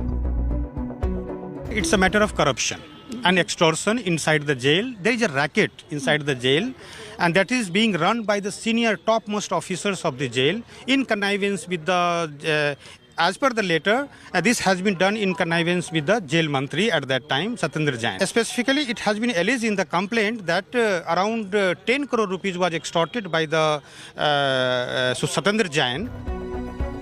Allegedly, all these payments were collected by Jain's assistant Chaturvedi in Kolkata. Sukesh Chandrashekhar claimed that he had known Satyendra Jain since 2015. As expected, it ignited the political circuit. I would not hitch to say that there is this person called Sukesh Chandrashekhar who is a con man, who was running a syndicate, a crime syndicate from inside the jail, while we have the Aam Aadmi Party and its ministers who are running a crime syndicate outside of the jail. It would not be an exaggeration if I say that Aam Aadmi Party is a con man party today. Morbi से ध्यान भटकाने के लिए ये एक completely fictitious, completely फर्जी story एक plant की गई है. मतलब इससे ज़्यादा ब्लेटेंट और क्या हो सकता है कि मोरबी के मुद्दे को दबा के उसको डाइवर्ट करने के लिए, और सक्सेसफुली डाइवर्ट कर दिया उन्होंने. सारे चैनल इस टाइम इस सुकेश चंद्रशेखर की बात कर रहे हैं, जबकि 150 लोग जिनकी मौत हो चुकी है उसका सब भूल चुके हैं. 3 days later, on 4th November, his next letter was addressed to the Delhi Chief Minister. He asked the Delhi CM why he allegedly took 50 crore rupees and asked him to bring in 30 people for party positions. Sukesh further questioned why Arvind Kejriwal constantly kept contact with him even after his arrest. आम आदमी party के दक्षिण भारत में कोई position देने के लिए 50 करोड़ रुपए मैंने दिए. मैं आज कह रहा हूं, मैं और भी पोजीशन देने को आप दिलाती हो तो 50-50 करोड़ दिला दो. मैं कई सारे, मतलब हमारी इस तमिलनाडु का कोई अध्यक्ष बनने के लिए 50 करोड़ अगर देने को तैयार है तो यार हम तो बड़े माला माल हो जाएंगे. Aam Aadmi Party dismissed the charges, calling Sukesh BJP's star campaigner for Gujarat polls. Bharatiya Janata party के बड़े बड़े नेताओं को सुकेश चंद्रशेखर जैसे महाठग का सहारा लेना पड़ रहा है. भारतीय जनता पार्टी के स्टार कैंपेनर कौन है? सुकेश चंद्रशेखर भारतीय जनता पार्टी के स्टार कैंपेनर है. किसी भी मुख्यमंत्री पर इस प्रकार का आरोप कि जेल में अपराधियों को शरण दे रहे हैं, उनके लिए सुविधाएं मुहैया करा रहे हैं, और सुकेश चंद्रशेखर तो एक ठग है, लेकिन तिहाड़ में तो आतंकवादी भी बंद है. तो सत्येंद्र जैन और केजरीवाल अगर सुकेश चंद्रशेखर से पैसे ले रहे हैं तो इसका मतलब ये और आतंकवादियों से, देश के दुश्मनों से, उनसे भी पैसे की डील कर रहे होंगे. हमारा भारतीय जनता पार्टी से यही 2 सवाल हैं कि पहले आप हमें बता दीजिए कि आपके अनुसार क्या सुकेश चंद्रशेखर ठग है या सत्यवादी राजा हरिश्चंद्र है. दूसरा सवाल, क्या सुकेश चंद्रशेखर को तिहाड़ जेल से छुड़वाकर भारतीय जनता पार्टी अमित शाह जी और नड्डा जी ज्वाइन कराने वाली? ऐसा है कि अभी सत्येंद्र जैन नए डॉन बनकर दिल्ली में सामने आए हैं. ये आम आदमी पार्टी का जो पहला गनौना चेहरा था उससे भी भयानक चेहरा सामने दिख रहा. A day later, he wrote another letter, and this time to the LG of Delhi once again. He demanded a fresh CBI probe into the extortion allegations he levelled against Aam Aadmi Party Minister Satyendra Jain and others. In the letter, the con man reiterated his charge that he has been receiving severe threats from Satyendra Jain and ex-DG prisons of Tihar Jail, Sandeep Goel. In his third letter, the con man has claimed that he submitted 50 crore rupees to jailed Aam Aadmi Party Mantri Satyendra Jain at the behest of Delhi CM Arvind Kejriwal at Transport Minister Kailash Gehlot's farmhouse. Sukesh rubbished Aam Aadmi Party's defense that he was being used by the BJP. Allegation को तो हमेशा जो other side होता है वो deny ही करेगा, ठीक, कोई एक्सेप्ट तो करेगा नहीं. तो इसीलिए मेरा मानना है कि इस पर एक फेयर इंक्वायरी हो जाए, एक इन्वेस्टिगेशन हो जाए, और इस कंप्लेंट का पर्पस भी वही है कि ये मैटर सीबीआई को हैंडओवर कर दे. This letter provided more salvo to the already raging political war between Aam Aadmi Party and BJP.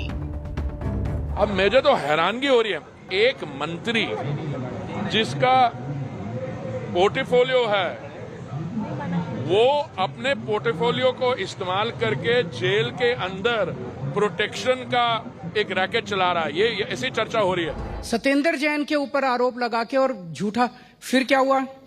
जब बेल एप्लीकेशन कोर्ट में आई, 3 सुनवाई में लगातार जज ने पूछा, भाई सत्येंद्र के खिलाफ छोटा सा सबूत तो दे दो। फ्रंट पेज पे आया था, सारे अखबारों के फ्रंट पेज पे था। 3 बार जज ने 3 सुनवाई में पूछा, भाई एक सबूत तो दे दो सत्येंद्र के खिलाफ। जब वो सबूत नहीं दे पाए तो तीसरी सुनवाई में इन लोगों ने एप्लीकेशन डाल दी जज के ऊपर वाले जज पे कि ये जज बड़ी गंदी है, इसको बदला जाए। And then came the 4th letter in which Sukesh Chandrashekhar claimed, I funded Aam Aadmi Party for Punjab and Goa polls. Don't threaten me for exposing Aam Aadmi Party. Stop victim card. Face CBI. Sukesh Chandrashekhar has raised the issue that Aam Aadmi Party has time and again scuttled these letters, not answered a single allegation. All they've done is question either the timelines of the letters or the character of Sukesh Chandrashekhar. That's all that has been done. No answers have come. The series of allegations prompted a massive protest by the BJP, which hit the streets, finding new ammo to target Aam Aadmi Party government, daring Kejriwal to take a lie detector test. Therefore, this AKVC company must answer that why don't they take the resignation of these 2 people, these 2 ministers, allow a free and fair probe. 4.5 months have passed, Mr. Jain is in jail, but he's still a minister. Is he a minister so that he can do extortion inside jail? And if these allegations are not true, as Mr. Kejriwal claims, do a live lie detector test of all 3 people. 500 crore रुपए जुटाने का आरोप है उस अरविंद केजरीवाल जी का भी। इन तीनों का पॉलीग्राफ लाई डिटेक्टर टेस्ट करवाने की जरूरत है, ऐसी भारतीय जनता पार्टी डिमांड करती है। Kejriwal hit back hard, claiming a BJP plot to malign him ahead of Gujarat and MCD polls. कोई भी सर्वे हमें एक भी सीट नहीं दे रहा था और हमारी 28 सीट आई और हम जीत गए। गुजरात के अंदर ये सारे सर्वे फेल होंगे, आज आप लिख लीजिए, सारे सर्वे फेल होंगे। And with these 4 letters in quick succession, the poll game of November-December became hot, hotter, hottest. All masterminded by Sukesh Chandrashekhar.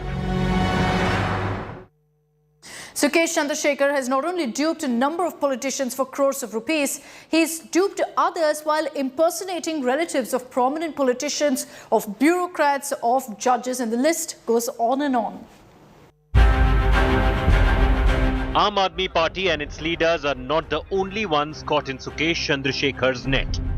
In 2017, he was arrested for allegedly striking a deal with a faction of the AIADMK led by VK Shashikala and her nephew TTV Dinakaran. He assured them that he would influence Election Commission officials and get them the 2 leaves symbol of the party ahead of the keenly contested RK Nagar by-polls in Chennai. The investigation led to Sukesh's door and he landed in Tihar jail.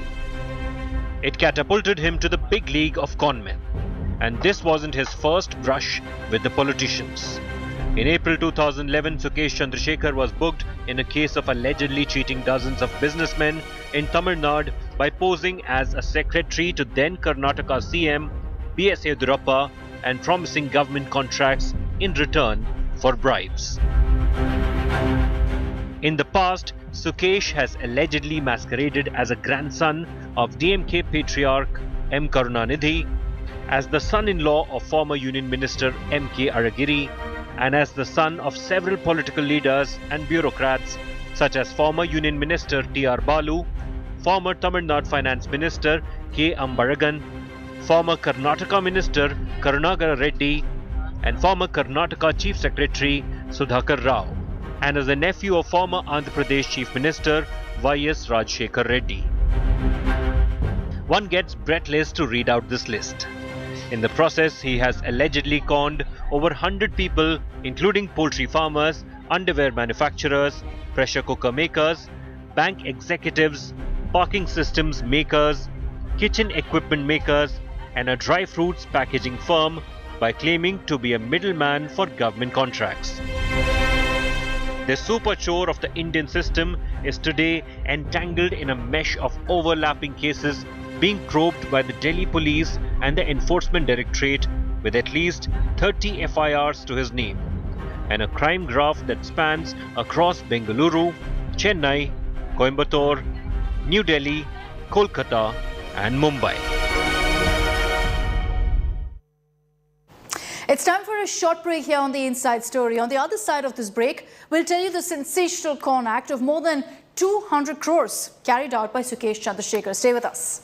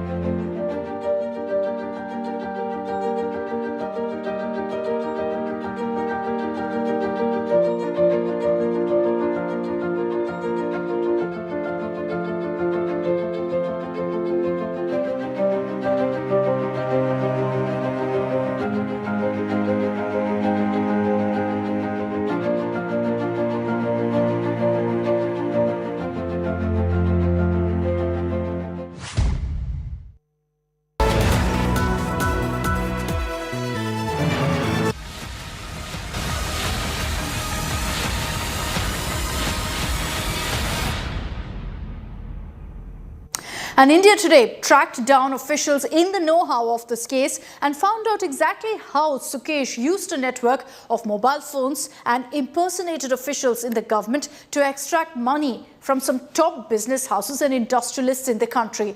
He extorted crores, promising essentially to help sort out their problems with the government. India Today's Munish Pandey has in fact accessed one such audio conversation.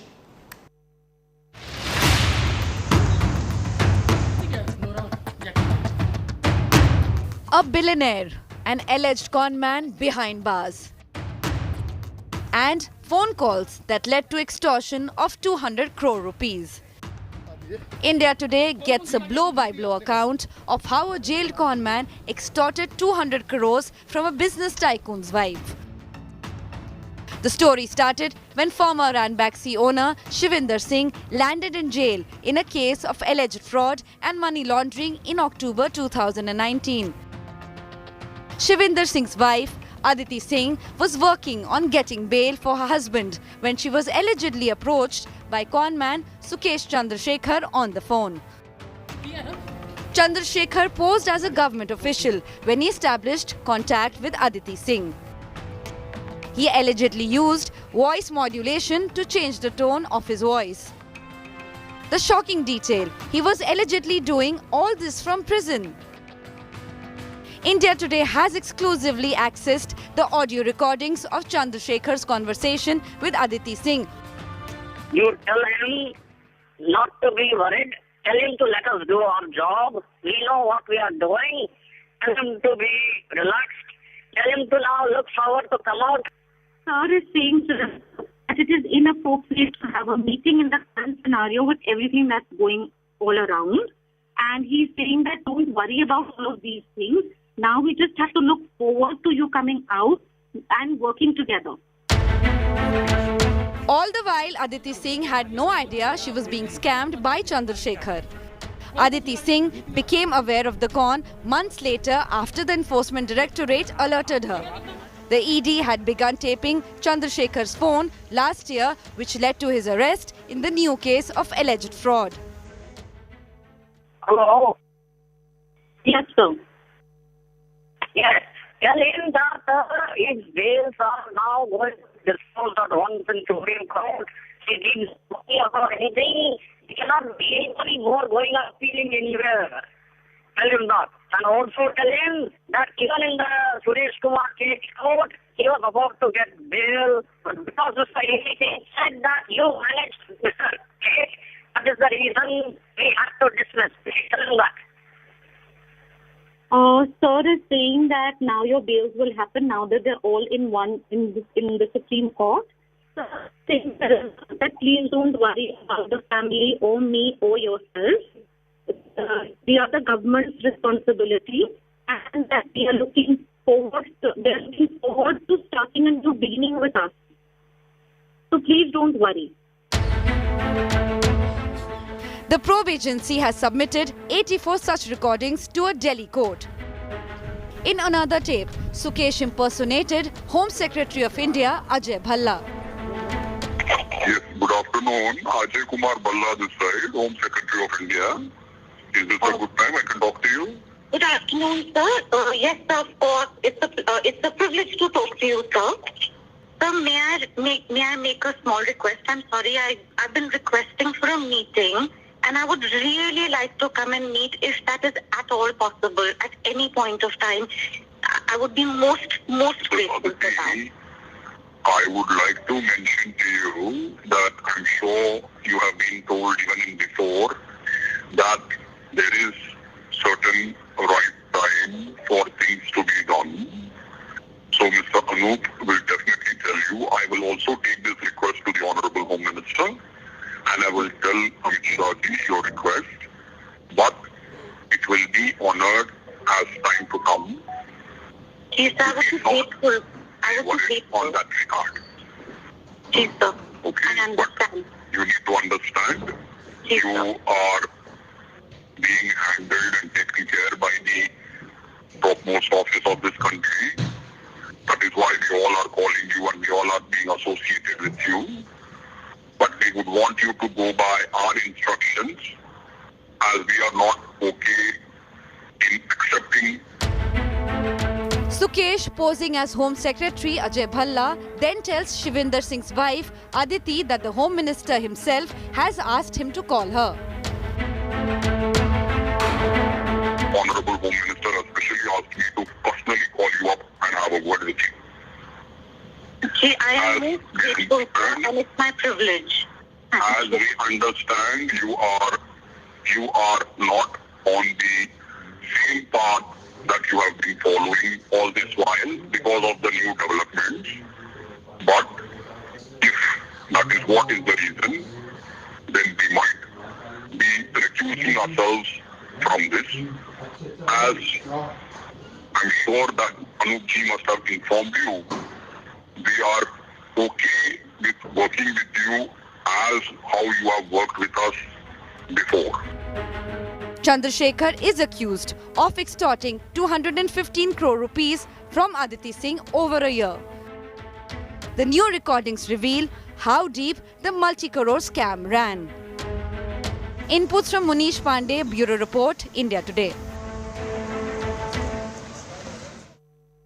I'm sure a lot of you are asking, who exactly is Sukesh Chandrasekhar? What's his background? A con man, he's a native of Bengaluru. Sukesh Chandrasekhar is currently lodged in a jail in Tihar for allegedly extorting money from high-profile people and celebrities. He has pictures, in fact, with several Bollywood stars, including, of course, Jacqueline Fernandez and Nora Fatehi. Apparently, apart from showering them with expensive gifts, including luxury cars and homes, he promised them big-budget films as well, claiming he was a producer. These celebs are also being questioned currently in the 200 crore mega extortion scam.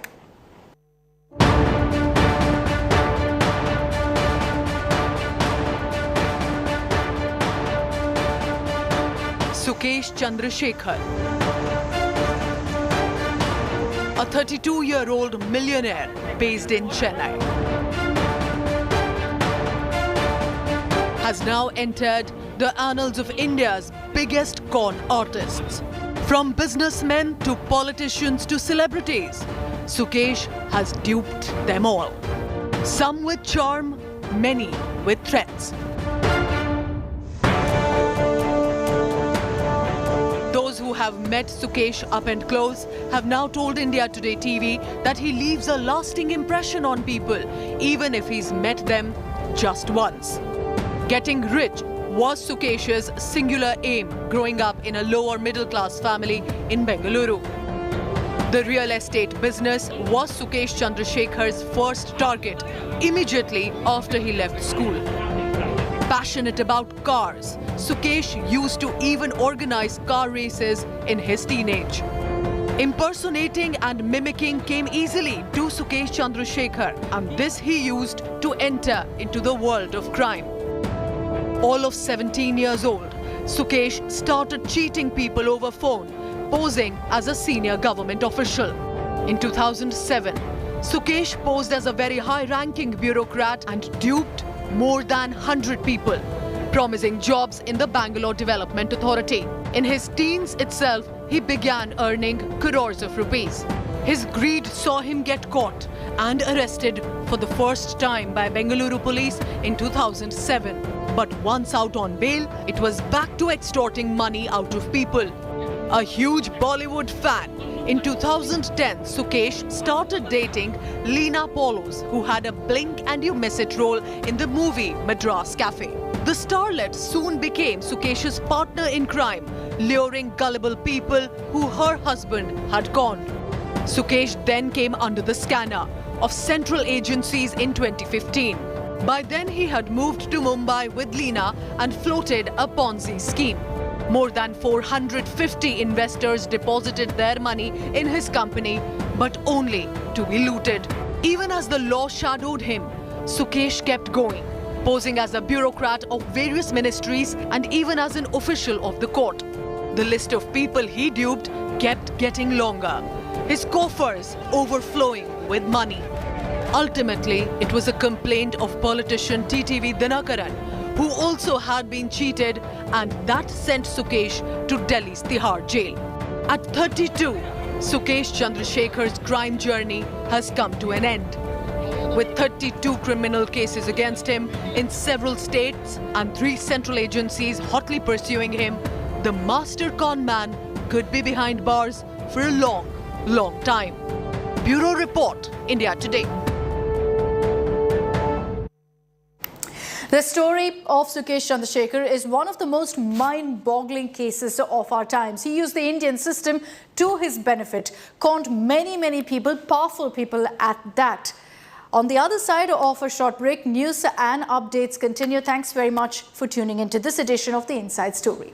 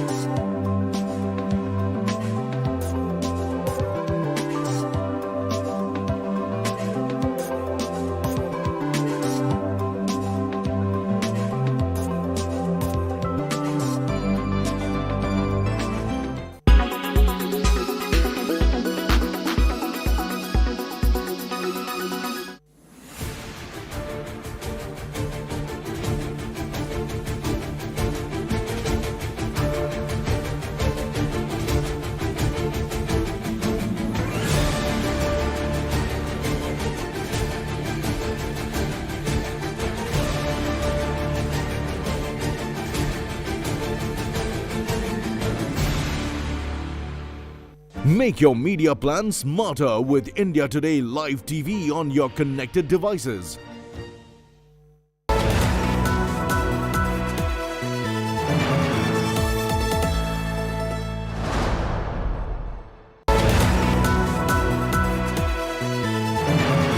Presented by धूल आए पर घर पे ना टिक पाए।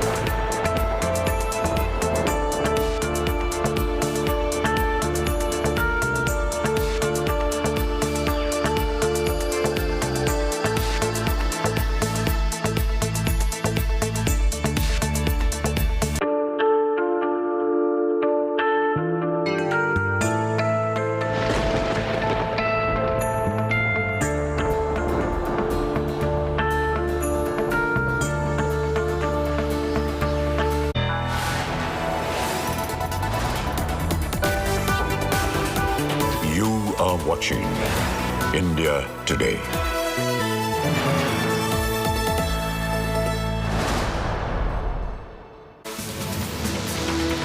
Good evening and a warm welcome to India Today. I'm Paulami Saha. These are the headlines we're tracking at the top of the hour.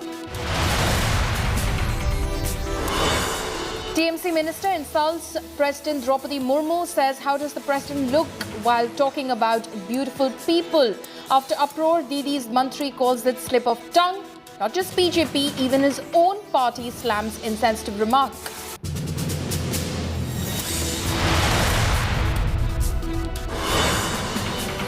Nalini, one of the 6 convicts released yesterday over Rajiv Gandhi's assassination, has returned home after the Supreme Court's order.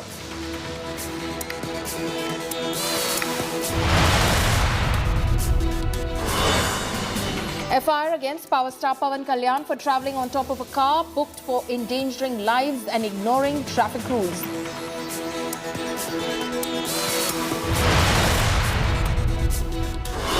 The battle for Himachal Pradesh is underway. Voting is currently underway in the hill state. The BJP eyes a second term in a row.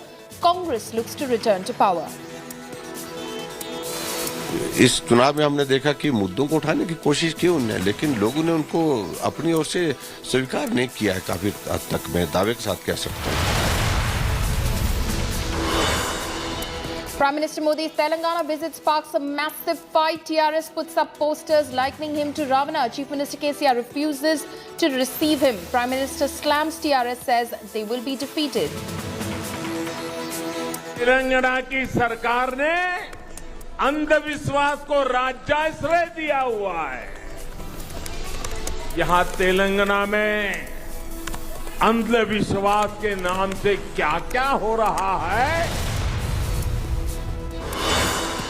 Twitter rolls back its controversial $8 subscription blue tick scheme after increase in the number of fake accounts.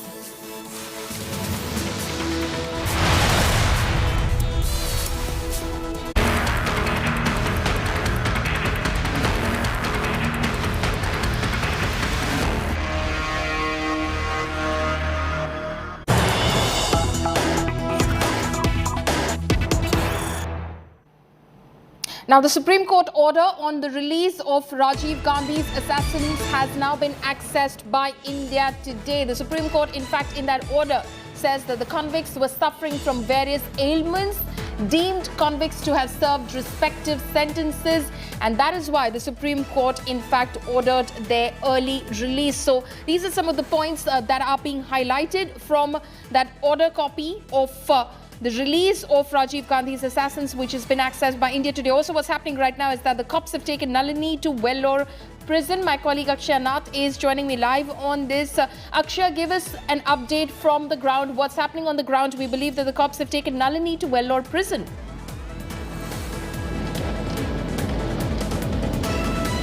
Well, Well, Polami, around 15 minutes back, the cops who were there on guard outside Nalini's Brahmapuram residence have taken her into the official police vehicle and are now taking her to the Vellore women's prison. And right now we are on the way chasing that vehicle. My camera person Daniel will give you a glimpse of that white van which has Nalini in it.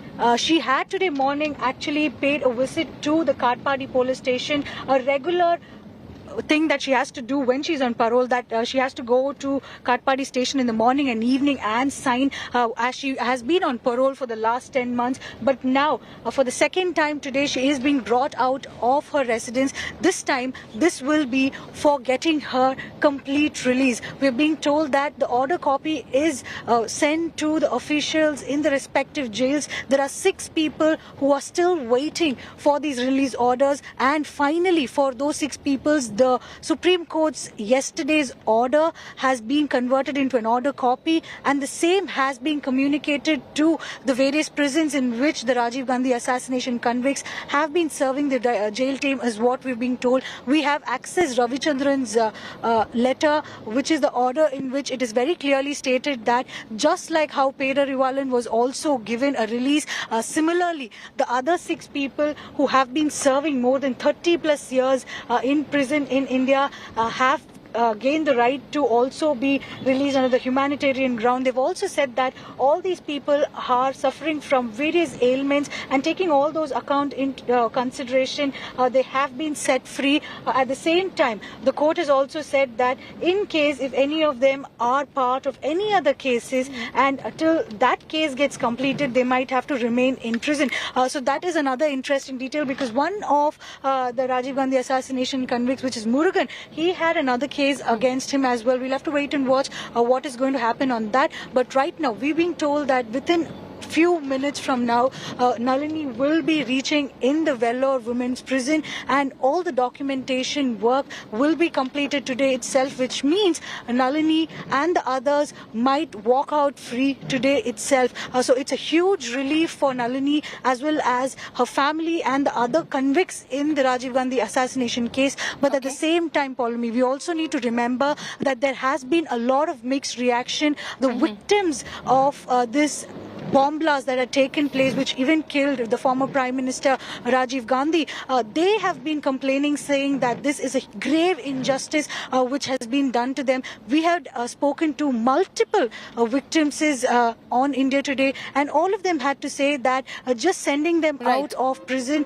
will not give them any relief, and the families who have been suffering for more than 32 years, the impact on them will be huge, and these prisoners should not be left free is also the saying. Similarly, the Congress party has also opposed it. Absolutely. Meanwhile, the Congress party, of course, has also condemned that decision.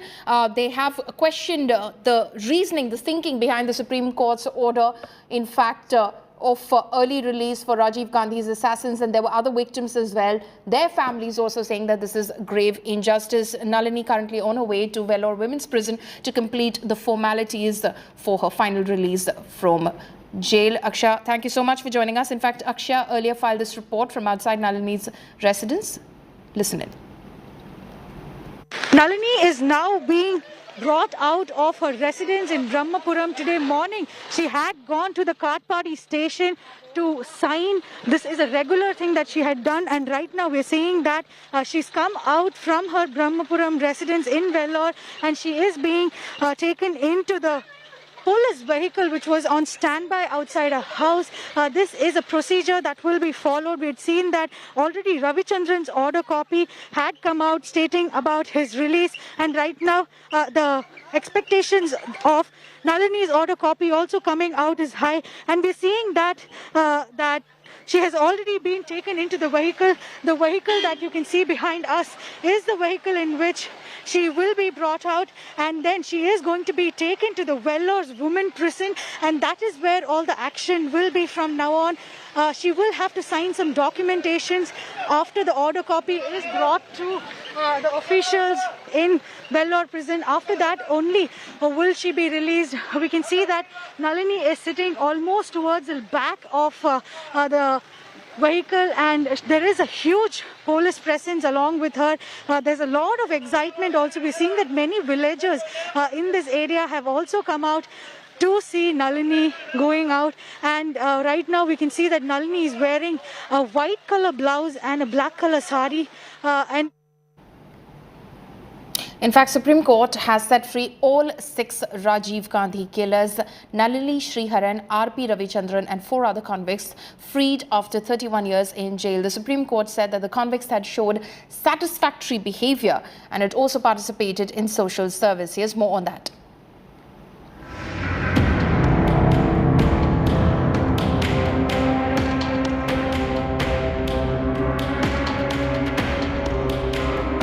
Assassinated.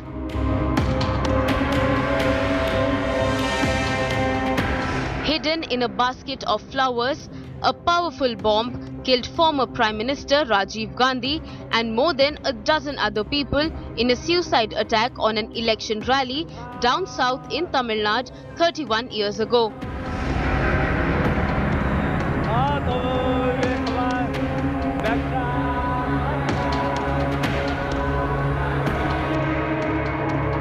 More than 3 decades later, all convicts are ordered to walk free.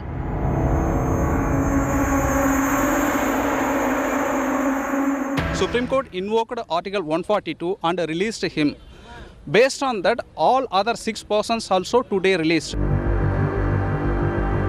Friday's order came after another convict, A.G. Pirarivallan, was released in May. His case was taken into consideration when the top court ordered that Nalini, her husband Murugan alias Sriharan, Ravichandran, Jayakumar, Robert Pes and Santhan be also set free. Nalini, please tell us, how would you look at the order coming in from the Supreme Court, an early release for you? Very happy. All 6 have been released, and I thank all the judges in the Supreme Court with my wholehearted, praise. In 2000, the death sentence of Nalini, the only woman convict in the case, was commuted to life in jail on appeal by then Congress President Sonia Gandhi. 14 years later, the death sentences of others were also commuted. Daughter of the slain Prime Minister Priyanka Gandhi met Nalini in a Vellore jail back in 2008. In Tamil Nadu, regional parties, the DMK and the AIA-DMK included, have largely played to local sentiments sympathetic to Tamil nationalists. Not much an outrage was recorded in the southern state when then Chief Minister J. Jayalalitha in 2014, when her government recommended release of all convicts in the Rajiv Gandhi assassination case. The Congress party, however, has opposed the release of the remaining 6 prisoners, calling it unacceptable and erroneous. Rajiv Gandhi was unpopular with many in the Tamil communities of Sri Lanka and India for sending Indian peacekeepers to the island nation battling a civil war.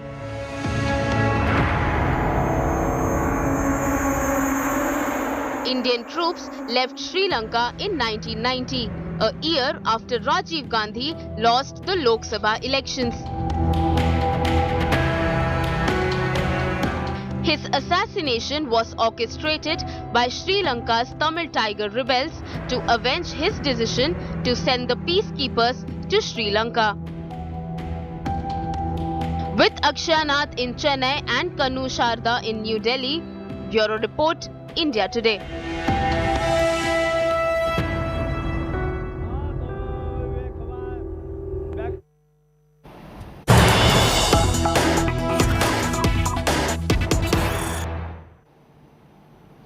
News coming in right now. BJP Shubhendu Adhikari writes to Bengal Governor. Shubhendu demands sacking of TMC Minister Akhil Giri. Protests erupt in Kolkata against Akhil Giri. BJP Mahila Morcha stage a protest against the TMC Minister. The BJP has also filed a police complaint against Akhil Giri. So the BJP there trying to corner the TMC from all sides. Shubhendu Adhikari now writes to the governor of West Bengal and demands the sacking of Trinamool Congress Minister Akhil Giri. He also, in fact, has demanded action against him. The BJP is out on the streets of Kolkata already protesting. The BJP's Mahila Morcha has also gone ahead and lodged a police complaint against Akhil Giri in Delhi as well, where they've demanded that an FIR be lodged and Akhil Giri be arrested immediately. My colleague Suryagni Roy is joining me over the phone line from Kolkata. So the BJP there, of course, upping the ante against the Trinamool Congress. The Trinamool Congress may have, in fact, distanced itself from the comments of Akhil Giri, calling them misogynistic. But the fact is that the BJP won't have any of the apology. They want the minister sacked. Follow me, if we just look at the letter that has been written from Shubhendu Adhikari to the governor of the state, that is La Ganeshan, it clearly indicates that what the BJP wants right now is the sacking of the MLA-ship of Akhil Giri. Akhil Giri is an MLA, is a Trinamool Congress MLA, and he's also the Minister MOS, Correctional Administration.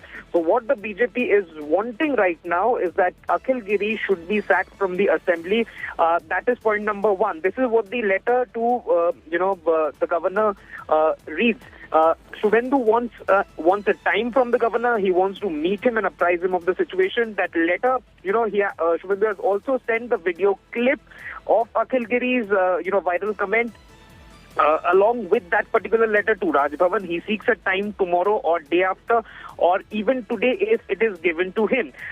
Secondly, that's not the only letter or, action that is being demanded by the BJP. Earlier in the morning, we broke this news that BJP MP Soumitra Khan, he has written to NCW, National Women's Commission, seeking not only the removal of Akhil Giri from his MLA-ship, but an immediate arrest because of his, him slamming the president, who's also a woman. Soumitra has also asked the Speaker of West Bengal Assembly to suspend Akhil Giri from his particular, MLA-ship. So the BJP, as you have been mentioning, Paulami, they have upped the ante, and as of yet, no disciplinary action has been taken against Akhil Giri by the party. The party has only... Priyanka, just stay with us at the moment. Priyanka Tibrewal of West Bengal BJP is over the phone line with us right now. Ms. Tibrewal, Shubhendu Adhikari, of course, writing to the governor and demanding the sacking of Akhil Giri as a minister.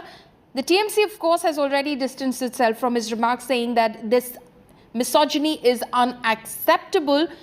Isn't that enough? Not at all. How can it be enough, you see? Because whatever is being done was done in the presence of the Women and Child Minister of West Bengal, Shashi Panja. She was present there. Their party spokesperson, Kunal Ghosh, was present there. They both applauded and were clapping hands. So which means that when there is some kind of difficulty, when people are raising objection against the same, so they are saying that we distance ourselves, but that is not enough. Mm-hmm. Look at the chair. It's the highest constitutional post. She is a president, and not just that. These kind of racist, discriminatory remarks, that too against the president, a lady who deserves to be there. Right, and also the fact that you can understand the culture. Right. Also, the fact that Akhil Giri himself, in that statement, that video statement that he made later, after, of course, the uproar over his comments, he says that if the president feels bad about my comments, I'm willing to apologize. So he doesn't seem to understand that this is outrageous in nature, just otherwise. The president doesn't have to speak out and say that I'm offended. It is outrageous. And why should the president speak at all about this? Because the entire nation stands against this comment, and we will speak against this. I think there should be FIR, suo motu should be filed against this minister, and he should be sacked. Because every time you land up doing such things, and then you just come and say that the party doesn't support this. Your party didn't support many other people who are now in jail. When once they go back to the jail, you say that we don't support our ministers. So they can't do away with this. they have not just written apology, but they had to sack this minister. Okay, Mr. Brawal, thank you so much for speaking to India Today. Now, a minister from the Trinamool Congress, Akhil Giri, has come under severe criticism over his comments on President Draupadi Murmu while addressing a rally and making a verbal attack against the West Bengal leader of opposition, Shubhendu Adhikari. Akhil Giri dragged in the president, making ill comments on how she looked. Reacting to this statement, the BJP IT cell chief Amit Malviya urged Mamata Banerjee, the West Bengal chief minister, in fact to sack Giri. Not only that, BJP MP Soumitra Khan wrote to NCW demanding the TMC leader's immediate arrest. Justifying his brazen comment of the highest chair of Constitution, Giri said that it was a slip of tongue and blamed the BJP instead for politicizing it. Meanwhile, the TMC too has come out slamming the remarks made by its leader, calling his act misogynistic. The party said that it doesn't believe in such statements.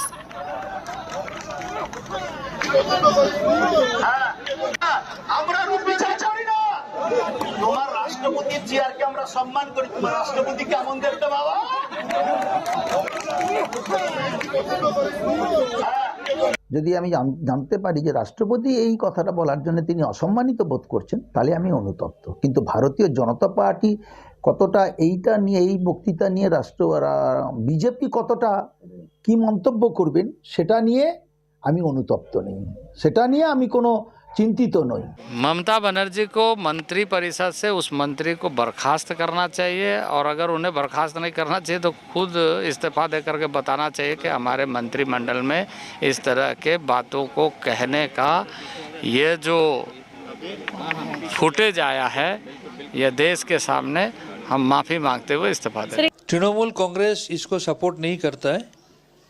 हमारा दल संविधान का ऊपर आस्था रखता है, विश्वास रखता है, रिस्पेक्ट करता है, और राष्ट्रपति जो कॉन्स्टिट्यूशनल हेड है हमारा देश का, उनका ऊपर भी बहुत हाई रिगार्ड्स हम लोग रखते हैं, हमारा पार्टी रखते हैं। स्पेशली जहाँ पर वुमेन का बात है, वुमेन एम्पावरमेंट का सिंबल है मैडम ममता बनर्जी। सो कोई ये सवाल ही पैदा नहीं होता है कि हम लोग इसको सपोर्ट करें। हम लोग इसका सपोर्ट नहीं कर रहे हैं, लेकिन इसके साथ साथ आपको ये भी देखना पड़ेगा, हमारा मंत्री अखिल गिरी जो ये बोला था उसको भी खराब लगा बोल के आज सुबह उन्होंने माफ़ी भी मांग लिया openly on camera, social media में वो दिखाया। আমাদের দল, আমাদের নেত্রী এই ধরনের কোনো এতে আমরা সম্মতি দেন, আর আমি তো নিজেই বিরাট কালো, আমি তো নিজেই খুব কালো, কিন্তু আমাকে তো নেত্রী খুব ভালোবাসে। আদিবাসীদের মধ্যে উস্কানি ছড়ানো হচ্ছে, আমি অনুতপ্ত। অখিল গিরি এটা বলেছেন। আমি বলছি যে আমি জানি না অখিল কি বলেছে, তবে আমরা কালো সাদা ধর্ম জাত এইসব নিয়ে আমরা রাজনীতি করি না। আমরা মানুষের উন্নয়ন, মানুষের স্বার্থে আমরা রাজনীতি করি এবং অঙ্গীকারবদ্ধ। अखिल गिरी वो हमारी देश की राष्ट्रपति श्रीमती द्रौपदी मुर्मू जी के लिए अपशब्द कहते हुए ऐसी टिप्पणी करते हैं जो टिप्पणी मैं यहां पे बोल भी नहीं सकता हूं। ये जो राजनीति को प्रदूषित करके ये स्तर गिरा रहे हैं, आज इस मंच से इस मुद्दे को भी हम उठाना चाहते हैं। It is most shameful that the government of West Bengal, which is headed by a very respected leader, a woman leader at that, who herself has come from difficult circumstances, allows such statements to be made by her own cabinet ministers and colleagues in the presence of other ministers, which are the most insulting, not just to the position of the president, not just to Draupadi Murmu ji herself, but to the entire tribal community. मंत्री अखिल गिरी जो बोले हैं माननीय हमारे president Shrimati Draupadi Murmu ji के बारे में, हम लोग शर्मिंदगी है, हम लोग में शर्मिंदगी है, शर्मिंदा है हम लोग पश्चिम बंगाल के नागरिक होने के नाते। हम लोग को ये यकीन था कि ममता बनर्जी और उनका सरकार, उनका पार्टी हमारे संताल, हमारे आदिवासी बहनों भाइयों के खिलाफ है। कि देश की राष्ट्रपति चाहे महिला हो या पुरुष हो, उसका ऊपर किसी प्रकार की अभद्र टिप्पणी स्वीकार नहीं करेंगे। चाहे प्रधानमंत्री हो, प्रधानमंत्री के ऊपर भी हम कभी इस प्रकार की टिप्पणी स्वीकार नहीं करते। देश के प्रधानमंत्री हैं, उनका सम्मान रहना चाहिए। देश के राष्ट्रपति है, आदिवासी महिला है, उनका सम्मान रहना चाहिए।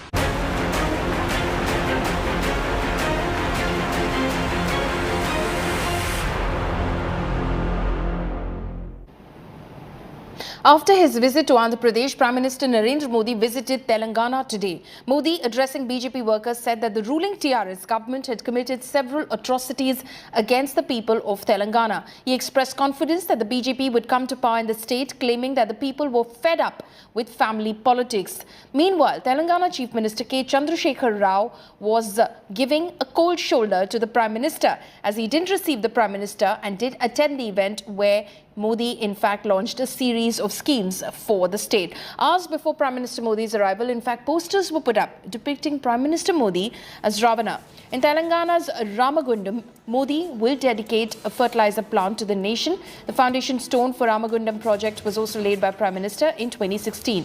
He will also dedicate the Bhadrachalam Road Sattupalli rail line to the nation, which has been built at a cost of around 1,000 crore rupees.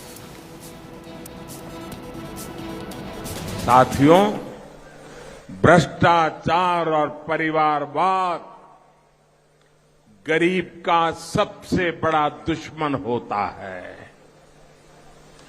भ्रष्टाचार और परिवारवाद विकास का सबसे बड़ा दुश्मन होता है। इसलिए भाजपा भ्रष्टाचार और परिवारवाद दोनों से लगातार मोर्चा ले रहा है। देखिए, कुछ लोग निराशा के कारण, हताशा के कारण,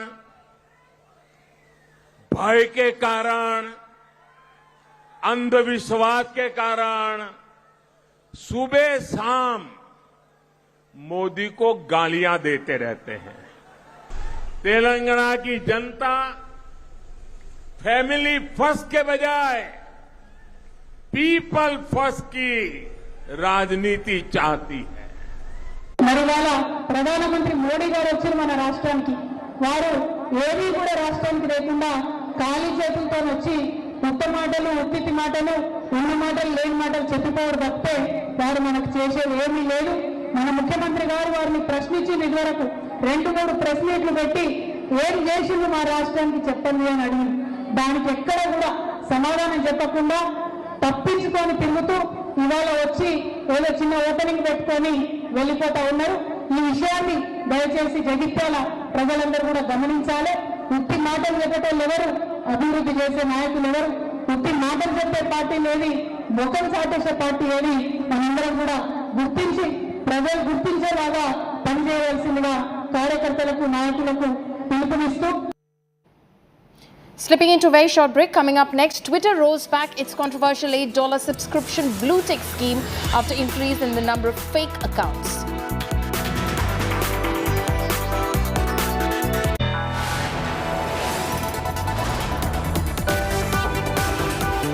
You are watching India Today.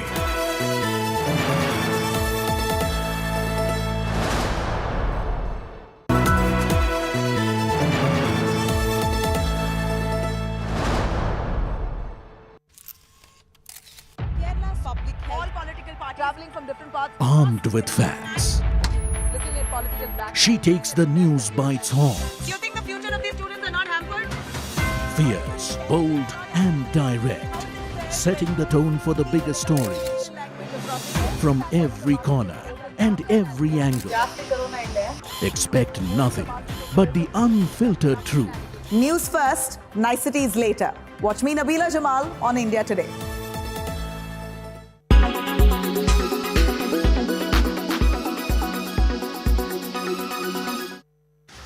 Is the monsoon season bringing relief to you from the hot summers? Well, what if we tell you that it can rain diamonds? Not certainly on Earth, but yes, it is raining diamonds on Uranus and Neptune. The temperature and pressure conditions on these planets are extreme. Due to this, carbon atoms can be crushed into diamonds. Uranus and Neptune are known by their unique blue shades. Both planets have a common condition to harden carbon atoms. But unfortunately, the inhospitable environment of the planet won't allow you to collect those diamonds. The blue color of these planets is due to methane. Methane has carbon in it. The carbon can be crushed by immense pressure that happens in the atmosphere. And when it gets hot and dense inside the planets, these diamonds are formed and accumulated. This causes them to rain in the atmosphere. Tell us what you think about this unique phenomena.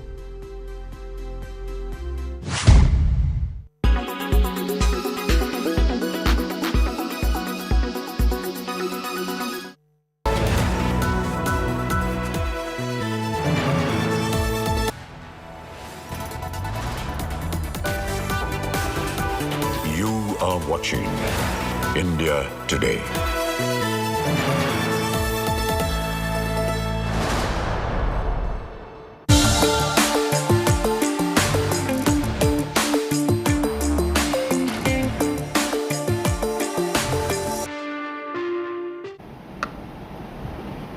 Twitter's relaunched premium service, which grants blue check verification labels to anyone willing to pay $8 a month, was unavailable Friday after the social media platform was flooded by a wave of imposter accounts approved by Twitter. Here's a report.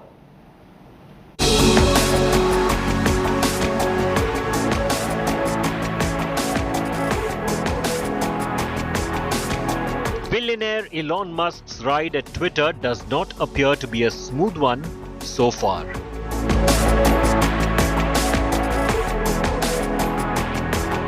From surprise mass layoffs of Twitter employees across the globe to rolling out Twitter Blue, a paid-for-subscription service to get the verification or blue tick on Twitter.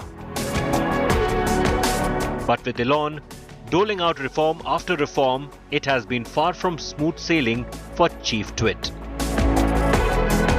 Twitter Blue has now seen a surge in many fake handles getting verification via the subscription, leading to utter chaos after many believed them to be real accounts.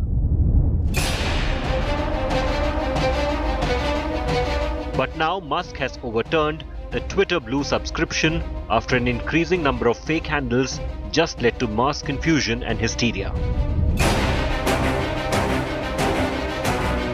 Aside from this, Musk also introduced an official tag for verified accounts. But within just hours, Chief Twit swiftly removed the new feature. Twitter users were also blocked from changing their surnames, leading to pop star Doja Cat venting her frustration to Musk. In just another few hours, the feature was disabled to allow users to keep modifying their usernames on Twitter. Musk had warned that the platform will see changes that might work or won't. But with many threatening legal action, is Musk on a self-destructing path? Bureau Report, India Today. And that's a wrap on this bulletin. For all the latest news and updates, you can log on to indiatoday.in. You can also download the India Today app. Thanks for watching.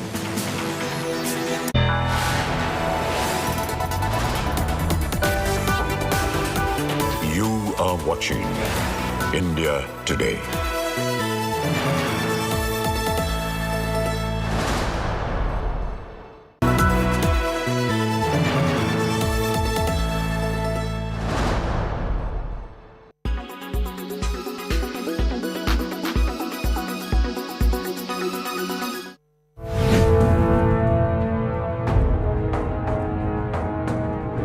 Climate change is real. The long-term shifts in temperatures and weather patterns are constantly taking place, and it will affect you. If you are still not bothered about it, here are some facts which you should know. The world's polar ice caps are shrinking little by little. The Arctic is heating up twice as fast as the rest of the planet, with Greenland's glaciers receding particularly quickly. This process is speeding up all by itself. Melting snow exposes ice underneath, which then absorbs the sun's rays and increases thawing. At the opposite end of the Earth, 90% of the ice shelves on the Antarctic Peninsula are starting to disintegrate. Ice melt is also being observed in mountain ranges like the Himalayas, Kilimanjaro, the Alps, and Pyrenees. In the Andes, glaciers are retreating and risk disappearing altogether. Ocean levels are rising due to the combination of melting ice and warmer sea temperatures, as warm water has a greater volume than cold water. At the current rate, it is predicted that by the year 2100, sea levels will rise between 26 centimeters and a meter. Islands in the Pacific or Indian Oceans like the Maldives will be submerged. Densely populated, low-lying coastal areas like Bangladesh, Vietnam, the Netherlands, and the east coast of the United States are all under threat.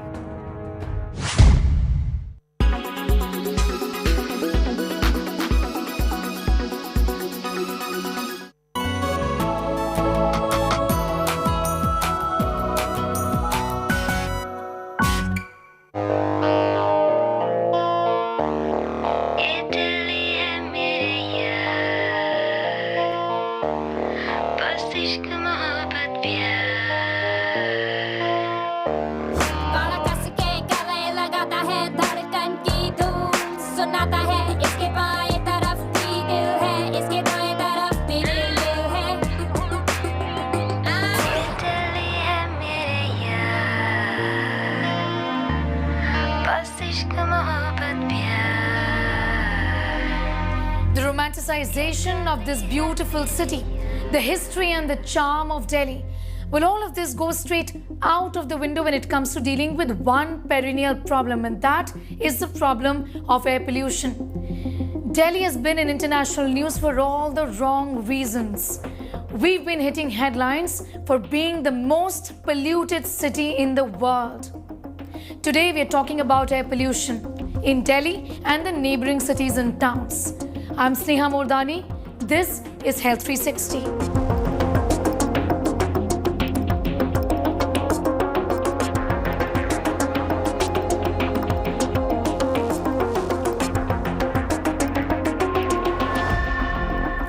This is no less than a health emergency. It's almost assuming epidemic proportions. People living not just in Delhi but also the National Capital Region and towns and cities of the Indo-Gangetic Plain battle air pollution. Now, it is not like COVID, which hit us from nowhere. It is rather shameful that we know about the problem, we know about the sources of air pollution, and we are not able to find a long-term solution. But what are the kind of adverse effects on health of people who are already vulnerable?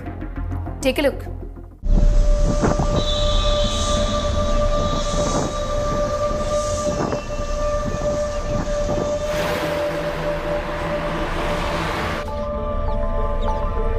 Air pollution is a silent killer.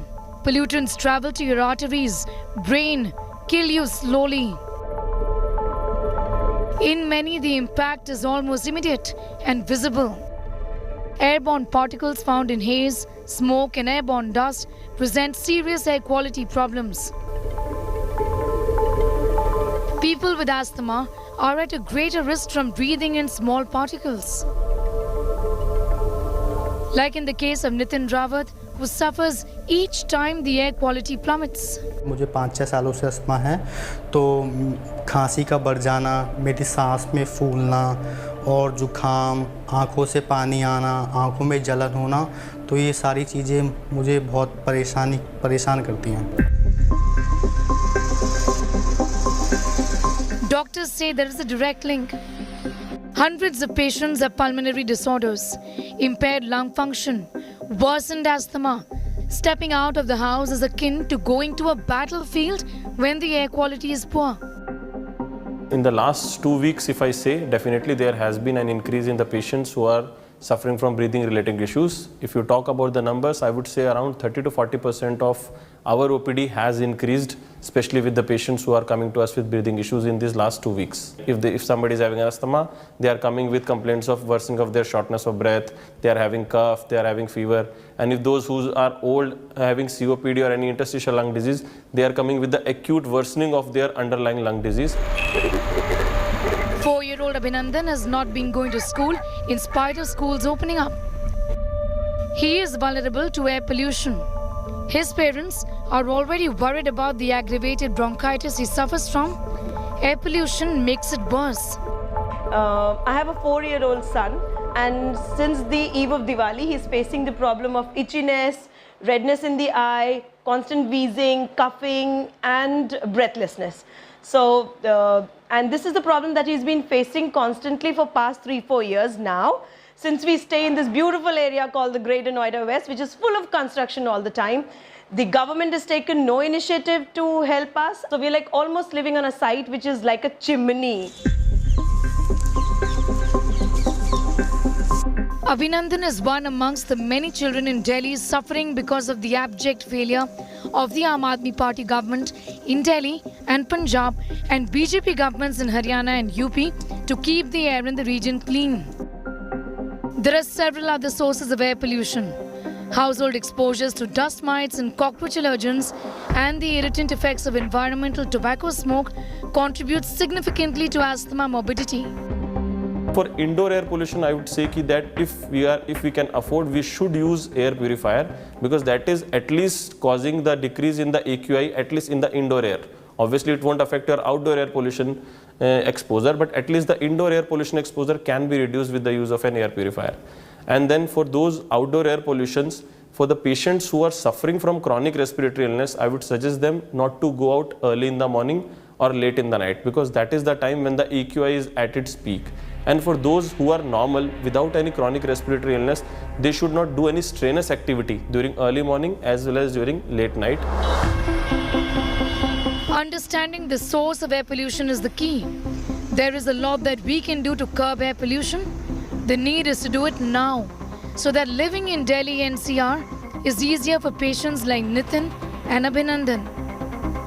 With Simranjeet Kaur Renu, Sneha Mordani in Delhi for India Today. It is not just affecting your lungs or causing you breathlessness. There is enough evidence and more to show that air pollution is actually causing a lot more damage to different organs of our body. Much more damage than we can actually imagine. In fact, there is evidence to now show that air pollution is also affecting the unborn child in the mother's womb. It's also leading to dementia. This report gives a sense of the kind of problems that air pollution is causing in the short run and in the long term.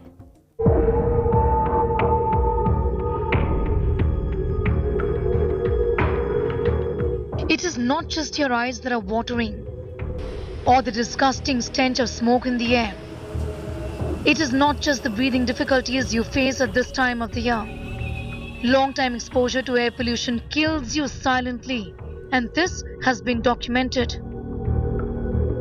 Delhi NCR's air quality continues to be in the very poor category, as the region's average air quality index stayed above 350. And it is not just Delhi. Most Indian cities have air which is not worth breathing. Here is why an air quality index of over 100 should alarm not just you, but also wake political decision makers from their slumber. It has gone way beyond worsening asthma and reducing lung capacity. Air pollution has reached the womb. Scientists find pollution is reaching babies in the womb and slashing boys' future sperm counts. You heard that right. We are harming unborn babies. Man-made pollution is making unborn children very ill even before they've taken their first breath. Doctors for the longest time have believed that air pollution has an impact on fetal health, and this research, amongst many more, just validates those fears. Our next generation, even before it is born, is getting exposed to air pollution.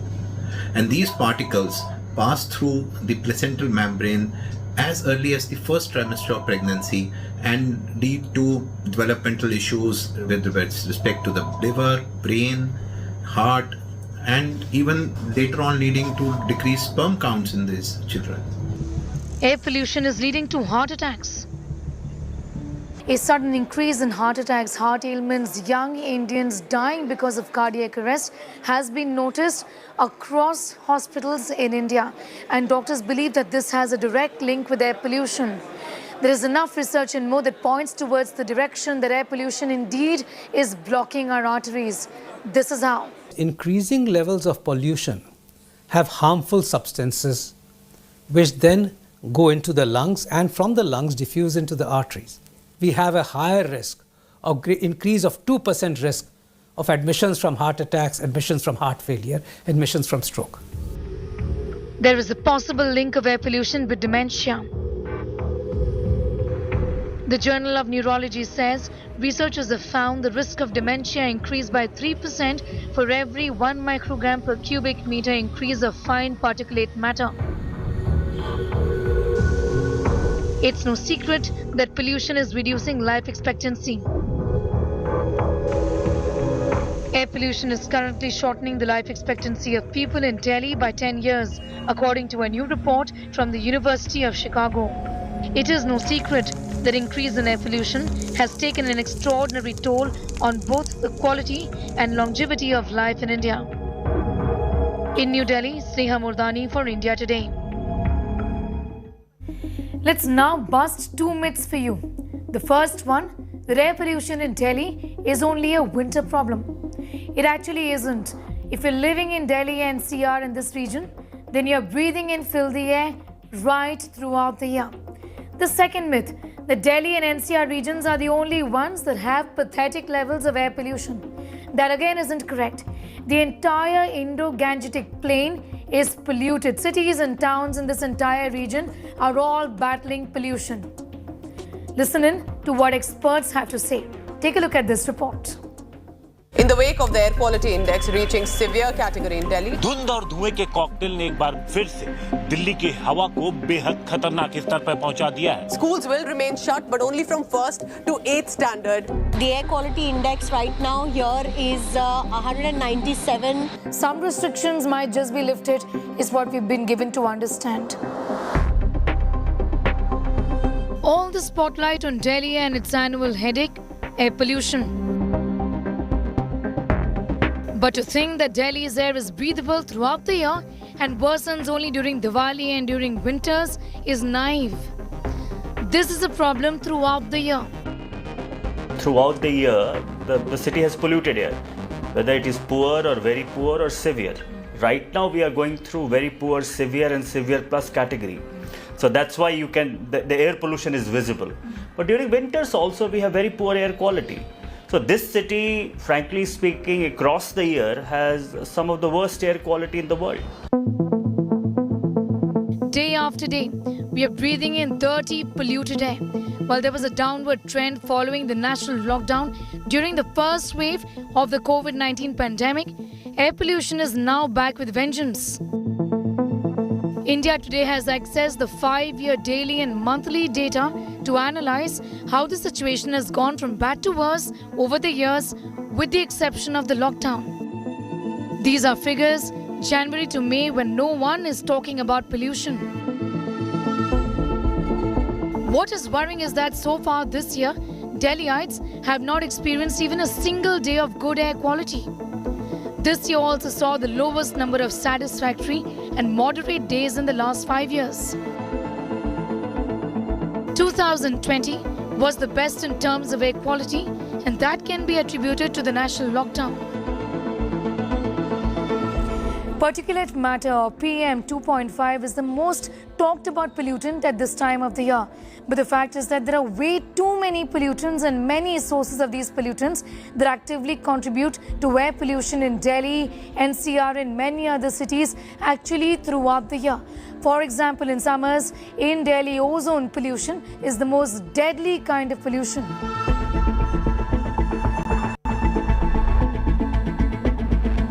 The worry in this city today that in addition to the particulate levels, we also have these other gases that are raising their ugly heads, and ozone is one of them. And ozone is relatively a bigger problem during summer, but it's combustion sources that are very important today, and they are contributing much more, and they are more toxic and they are not only toxic particles but also the toxic gases. So we have to take a more holistic approach, and we have to address this as a multi-pollutant and a multi-sector problem.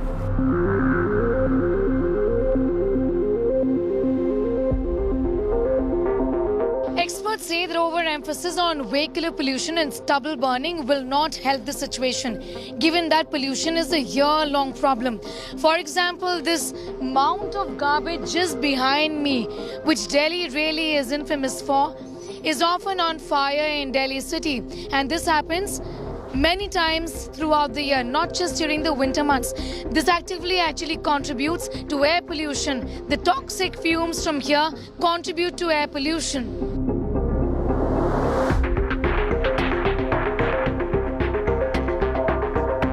So imagine today if in this city we are able to collect only 50% of the household waste that we generate for proper disposal, right? The other half is therefore dumped somewhere, and more waste accumulates in the open, more prone it is to burning.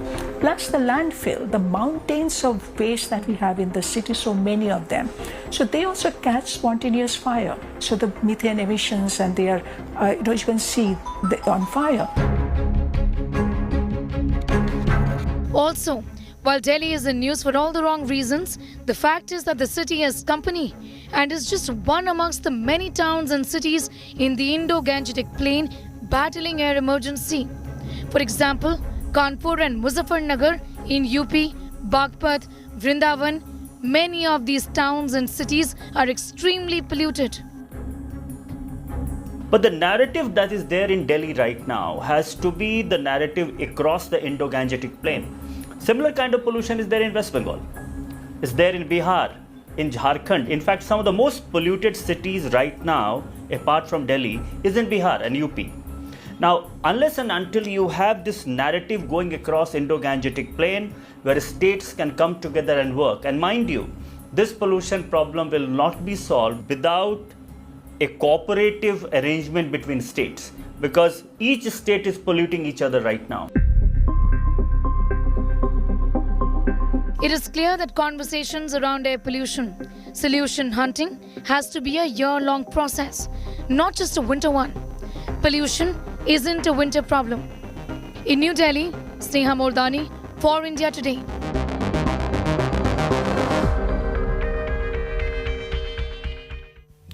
We're pausing here for a quick commercial break. On the other side, we're offering you some solutions on sustainable and conscious living. We're also getting you experts on what purifiers you should be investing in.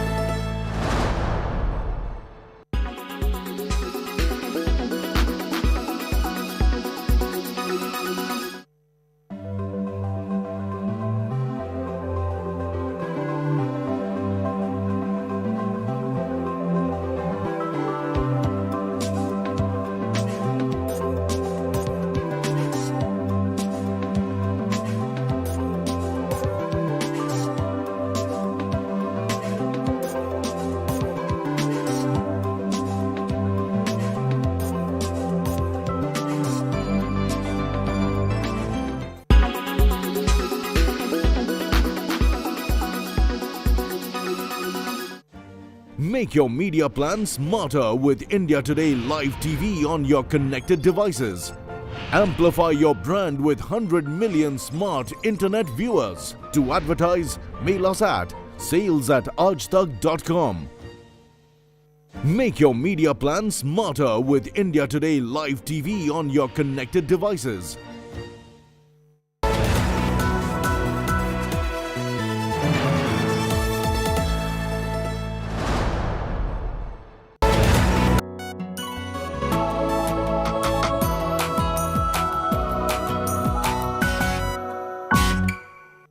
It is no secret that conscious, sustainable living is the only way forward.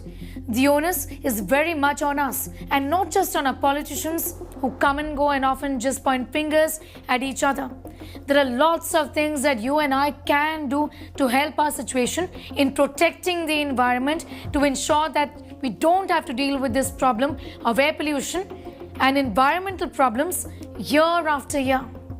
I'm Vidhi. I am one half of the Trashy Sisters. My sister and I run this page on Instagram talking about sustainable living. So it covers basically everything, like reducing our single-use plastic and reducing our overall general waste and stuff like that.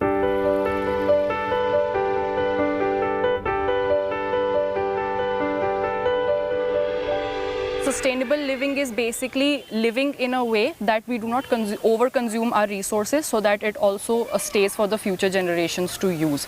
So that basically requires heavily depending on renewable sources of energy and using reusable stuff instead of use and throw items that can create a big garbage crisis and a trash problem that is already pretty much prevalent in Delhi and all over the world right now. Home decor made of recycled products, compost from vegetable peels, or byproduct wastewater from an RO. A zillion ways to ensure sustainability.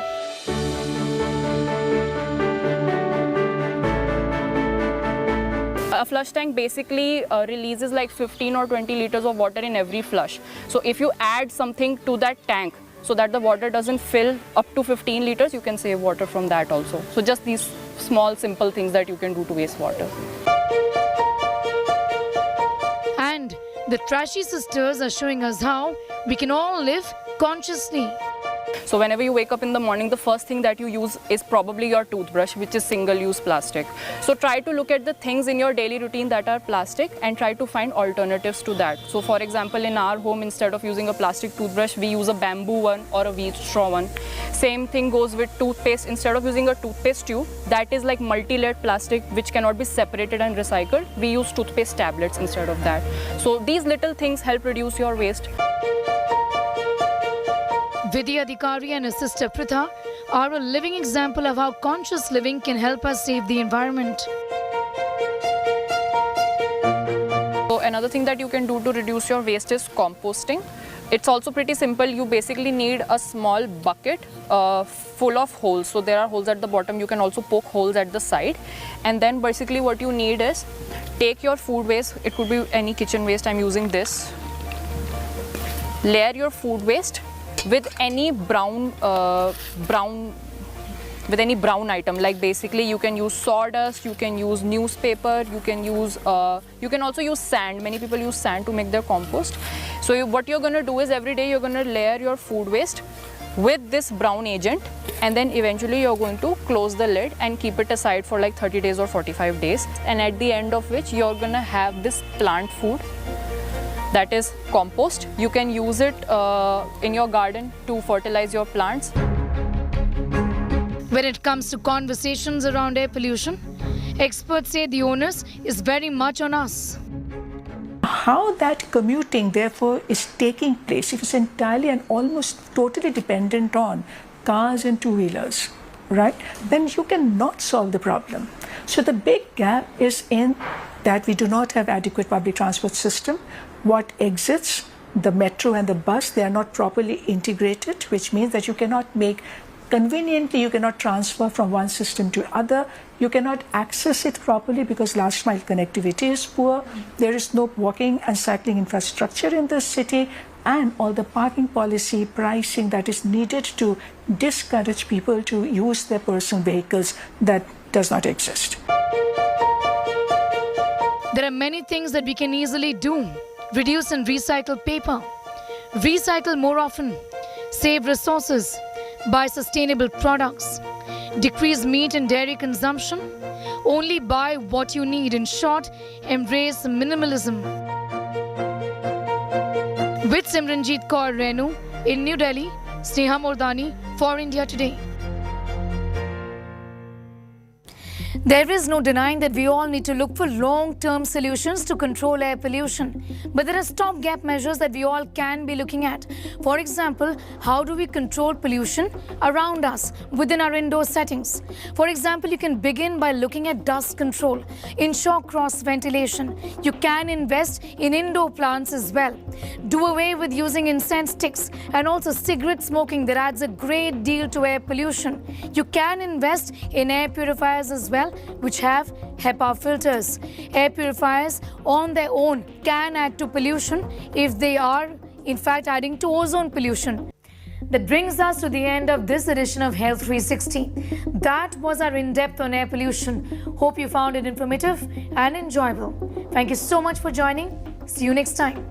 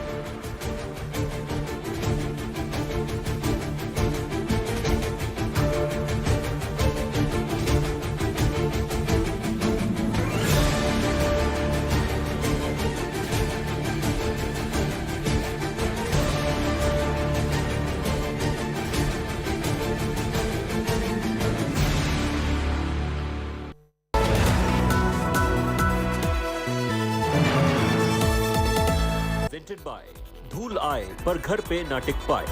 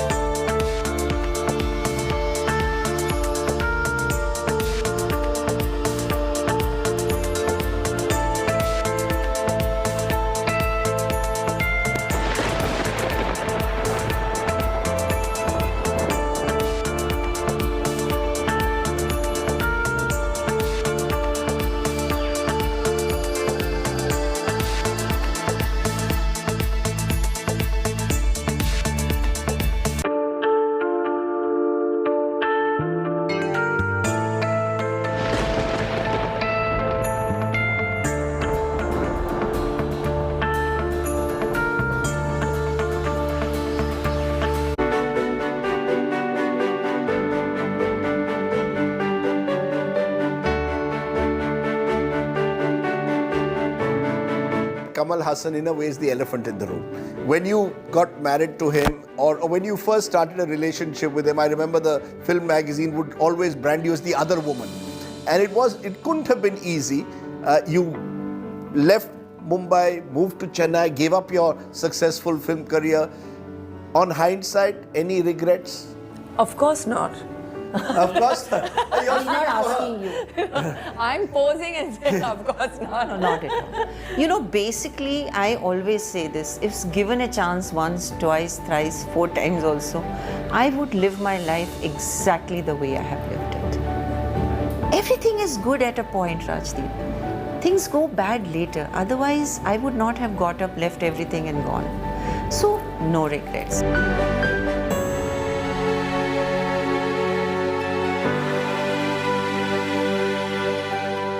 Presented by only OLX Autos gives the best price for your car. Co-presented by Macho Hint, fashion bade aaram se.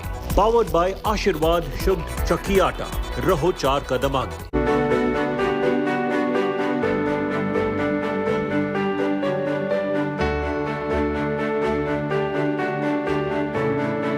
Kamal Hassan in a way is the elephant in the room.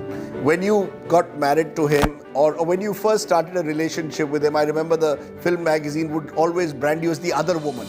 And it couldn't have been easy. You left Mumbai, moved to Chennai, gave up your successful film career.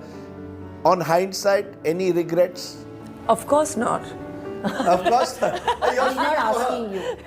I'm posing and saying, of course not. No, not at all. You know, basically, I always say this. If given a chance once, twice, thrice, 4 times also, I would live my life exactly the way I have lived it. Everything is good at a point, Rajdeep. Things go bad later. Otherwise, I would not have got up, left everything and gone. So, no regrets.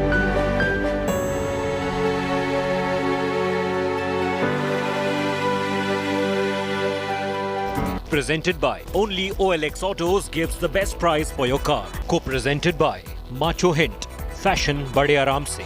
Powered by Ashirwad Shubh Chakki Atta, Raho Char Kadam Aage.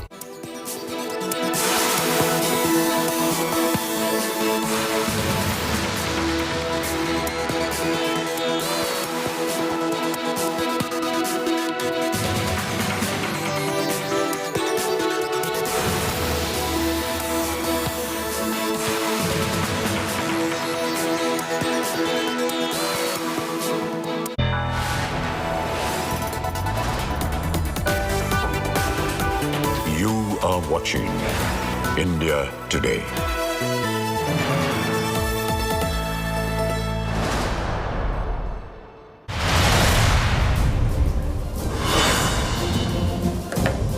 TMC Minister insults Draupadi Murmu, says, how does the president look while talking about beautiful people? After uproar, Didi's Mantri calls it slip of tongue. Not just BJP, even his own party slams the insensitive remark.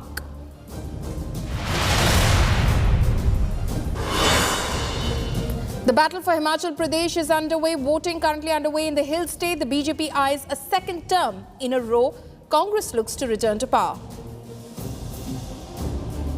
Congress की इस चुनाव में हमने देखा कि मुद्दों को उठाने की कोशिश की उन्होंने, लेकिन लोगों ने उनको अपनी ओर से स्वीकार नहीं किया है काफी हद तक, मैं दावे के साथ कह सकता हूँ। FIR against power star Pawan Kalyan for travelling on top of a car, booked for endangering lives and ignoring traffic rules.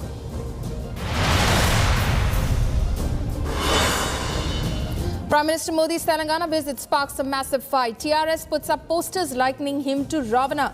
Chief Minister KCR refuses to receive him. Prime Minister slams TRS, says they will be defeated. Telangana की सरकार ने अंधविश्वास को राज्याश्रय दिया हुआ है। यहाँ तेलंगाना में अंधविश्वास के नाम से क्या-क्या हो रहा है? Twitter rolls back its controversial $8 subscription blue tick scheme after increase in the number of fake accounts.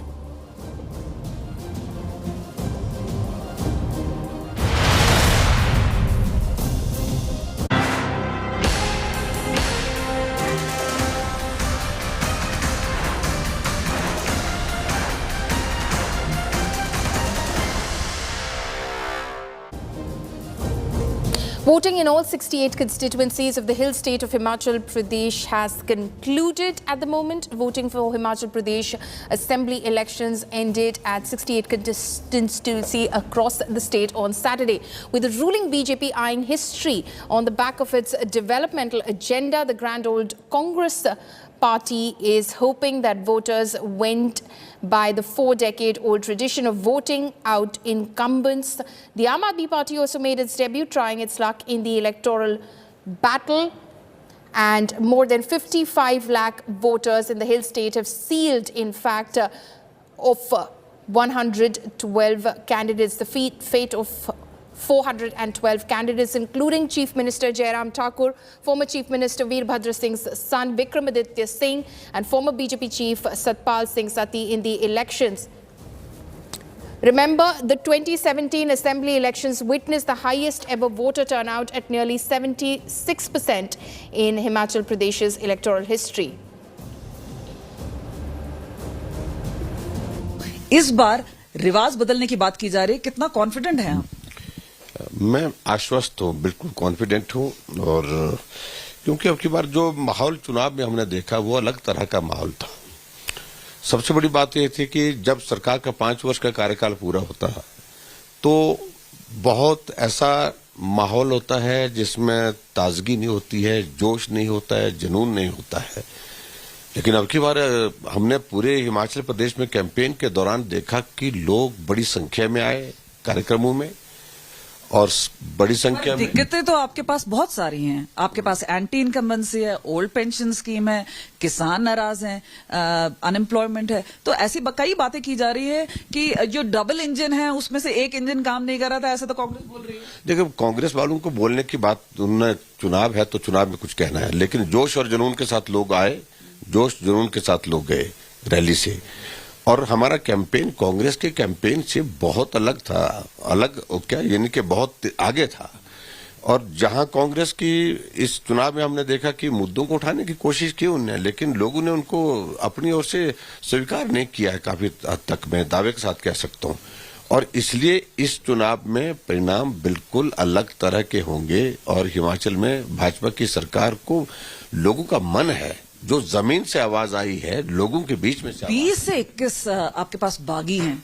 Means ऐसा लग रहा है कि अंदर से ही बीजेपी में इतना फाइट है, तो फिर बाहर से कहां से फाइट करें? देखिए, उसमें तो ये सारी चीजें चलती है, लेकिन जैसे जैसे कैंपेन हमारी आगे बढ़ी है, लोगों ने उस तरफ ध्यान नहीं दिया। लोगों ने एक ही चीज पर, नरेंद्र मोदी जी को ताकत देनी है, उनको मजबूत करना है, उनकी नेतृत्व को हिमाचल प्रदेश जो है वो और ज्यादा ताकत देकर के उनको सहयोग करे। इस भाव के साथ लोगों ने वोट दिया है। और डबल इंजन की सरकार, इस बात को लेकर के ये दिमाग में बैठ गई कि प्रदेश का विकास तभी संभव है जब केंद्र से हमको मदद मिलेगी, और मदद तभी मिलेगी जब भारतीय जनता पार्टी की सरकार बनेगी हिमाचल प्रदेश में। आखिरी सवाल, आप बताइए कि विक्ट्री साइन आप पहले दिखाएंगे कि बाद में दिखाएंगे? देखिए, मैं पहले भी दिखाने के लिए तैयार हूँ, बाद में भी दिखाने के लिए। बिल्कुल निश्चित रूप से जीत भाजपा की है और भाजपा की ही होगी। रिवाज बदलेगा या, क्योंकि जो रही है परंपरा, एक बार दूसरी पार्टी की सरकार, एक बार दूसरी पार्टी की सरकार, इस बार क्या कुछ बदलाव? जो वही रहेगा, रिवाज बदलेगा, कोई उल्टा पलटी नहीं होगी। फिर से प्रधानमंत्री मोदी जी के प्रति लोगों का अथाह प्रेम, अटूट विश्वास, और जयराम जी ने जिस तरीके से जमीन पर सारी चीजों को उतारा है, उसके लिए हिमाचल की जनता इच्छुक है, उत्सुक है भारतीय जनता पार्टी को समर्थन देने के लिए। Ma'am, big day, election day today, do tell us how you viewing this? We are very confident. The amount of hard work everybody has put in, definitely we'll get the results. And as far as these elections are concerned, we were definitely without Mr. Veerbhadra Singh's face. So initially we were finding it a little difficult, but as we moved on, I think his blessings were always there with us. People supported us. People came outrightly and said that we want the Congress to form the government. So we had their support. And how confident are you? And you know, between you and your son, a lot of people talking about who's going to be the CM face. You know, the BJP is gone with Jairam Thakur. But Congress at this point of time, it seems it's like a ready mix, you know, not very sure who's going to be leading Congress. Actually, we really don't know, because this call is always taken by the High Command. Let the people who have to decide this, let them get elected and come. What they have to say is also equally important. So whatever the results are, and according to who get elected, their voice is also important. And as a woman leader, as women, for women, what kind of a message would you want to give out there? As a woman, I know people have supported me, being a woman also, and taking this responsibility as president of the party. I have full support of the people and the women of Himachal Pradesh. Today is an important day. It's a D-Day, a legacy battle for you, reclaiming the legacy of your father. How nervous are you? Is it like a real examination? In fact, on the contrary, I'm not nervous at all. I'm very confident, because the kind of love and affection that people poured on us during the campaign, and the enthusiasm, the positivity which the people showed, and the resentment that was there against the government will today be translated into votes, because the people of the state have decided wholeheartedly, all segments of the society, whether they are the employees, agriculturalists, horticulturalists, youth, unemployed youth, people affected by the GST, all of them have unanimously decided to vote this government out of power. So we will work collectively, we will work as a team, and we will come back to power. You're also contesting from rural Shimla. You're confident that not only Shimla, but the Congress will do well in Kangra, which is considered quite a decider, and Mandi, which is Jairam Thakur's domain. 100%. I can tell you that just 8 months back, we went into by-elections in Mandi district. My mother contested the by-elections and she won from there. In spite of the Chief Minister giving regional slogans, regionalism slogans of Mandi Meri Hai, Meri Rahegi. But the people of Mandi gave a befitting reply to them. And now also, whether it is Kangra, whether it is Sirmaur, whether it is Hamirpur, any part of the state, because the government has only had only concentrated their resources only in Siraj Vidhan Sabha and Rampur of the chief. Uttarakhand Uttar Pradesh Manipur Goa सब में फिर हमारी सरकारें बनी तो अब की बार भी बनेगी हिमाचल प्रदेश और गुजरात में भी होगा क्योंकि सुशासन विकास और जन कल्याण के बहुत काम हुए हैं लोगों ने मन बनाया हुआ है मैं पूरे राज्य में गया हूं और लोगों के जोश से उत्साह से उनकी आंखों में उम्मीद देख सकता हूं ये राज्य सरकार के खिलाफ पिछले 5 साल में जो कोताही हुई जो वायदा खिलाफी हुई उसके खिलाफ मत पड़ेगा अनएम्प्लॉयमेंट युवा बेरोजगारी 22.5% है और वो चिंता का विषय है क्योंकि इतने भारी संख्या में नौजवान बेकार हो उनके सामने अंधकार हो वो अच्छा नहीं है ये भी एक विषय है My colleagues Kamaljeet Sandhu, Mosmi Singh and Manjeet Sehgal are now joining me live from Himachal Pradesh. Good evening to all of you. Thank you so much for joining us. They have, of course, been reporting all through the day as polling, in fact, took place in the state of Himachal Pradesh. Kamaljeet, coming across to you first. You, of course, in Mandi at the moment. You spoke to the Chief Minister. You also spoke to Pratibha Singh as well. First, an update on the polling percentage and how confident are both sides looking as, of course, voting concludes at the moment? Paulomi, we're still awaiting an update on the polling percentage, but it was well past 55%. The numbers do look good, but in the morning it was quite sluggish. We are in Tanbol, and remember, this is an adjoining district to Mandi, which is Bilaspur, where we are at this point of time, and it's 5 o'clock. That means the time has ended, but there are still long queues. You'll see women, men, all of them. The agendas have been very big, and it's been a very, very close fight between the BJP as well as the Congress party. The Aam Aadmi party has been lagging right behind, but let's just try and get a sense from people out here. 5 बज चुके हैं, vote डाल नहीं पाए हैं, पर कतार में खड़े हैं. मुद्दे क्या हैं? मुद्दा सबसे पहले महंगाई का, बेरोजगारी का और भ्रष्टाचार का है. जो इस बार वोटिंग है जो वो पहले से बहुत ज्यादा हो रही है. इसका कारण यही है सबसे पहले तो. और जैसे रोजगार नहीं है. आप कितनी उम्र के? रोजगार मिल रहा है यहाँ पे? मेरे तो 22 साल है, अभी तो है नहीं है. अग्निवीर वगैरह के बारे में क्या सोचते हैं? अग्निवीर बढ़िया योजना है. बढ़िया योजना. हाँ जी, रोजगार. So there are different voices really coming in from here, but if you can have a look, it's the closing time as far as polling is concerned. But meanwhile, this is an issue-based election. Remember, the BJP has tried to bring in national agenda like Article 370. They've talked about Ram Mandir. They have talked about other issues. But meanwhile, the Congress party has been saying that this is not going to cut ice with the people. It's being fought on local polls. There are issues with the apple farmers, talking about the GST, an increase in rate. There have been obviously attractive offers both from the Congress as well as the BJP, because there are 27 lakh women voters. So an appeal has really been gone out. But meanwhile, in areas which are far-flung like Lahaul, Spiti, the numbers look very less. But at this point of time, at least the main part area, especially the heart of Mandi, and we've been told that there are 3 districts which hold a sway, which is Mandi, Shimla and Kangra. Shimla has 8 seats, Mandi has 10 seats, and remember at least 9 of them were swept by BJP, but the by-polls were won by Pratibha Singh. Meanwhile, Kangra has 15 seats. Whichever party has to win Himachal polls has to actually have a big hold on these particular 3 districts.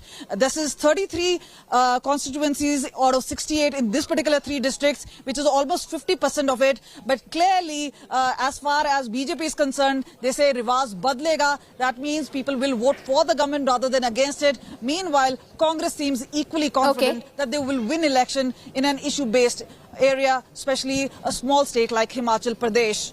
Okay, so the Congress is banking on the revolving door politics of the state, but the BJP is saying Rivaz Badlega, and they in fact will be voted back into power. Manjeet, I'll come across to you at the moment. What is the sense that you got from the ground? Was the voter turnout satisfactory? What are both sides telling you, and what did you see on the ground yourself? Well, Polomi, we are in Kutiara, which is part of the Jolly Assembly constituency in Kangra. We are witnessing the similar queues of the voters, though it is 5 o'clock already. The election commission officers have closed the doors of this polling station, but people are still waiting for their turn, be it the men or be it the women. So similar is the condition in various other constituencies where we visited. As far as the issues are concerned, we spoke to a cross-section of the people. The women said the price rise was a big issue. The youth said the jobs were the big issue.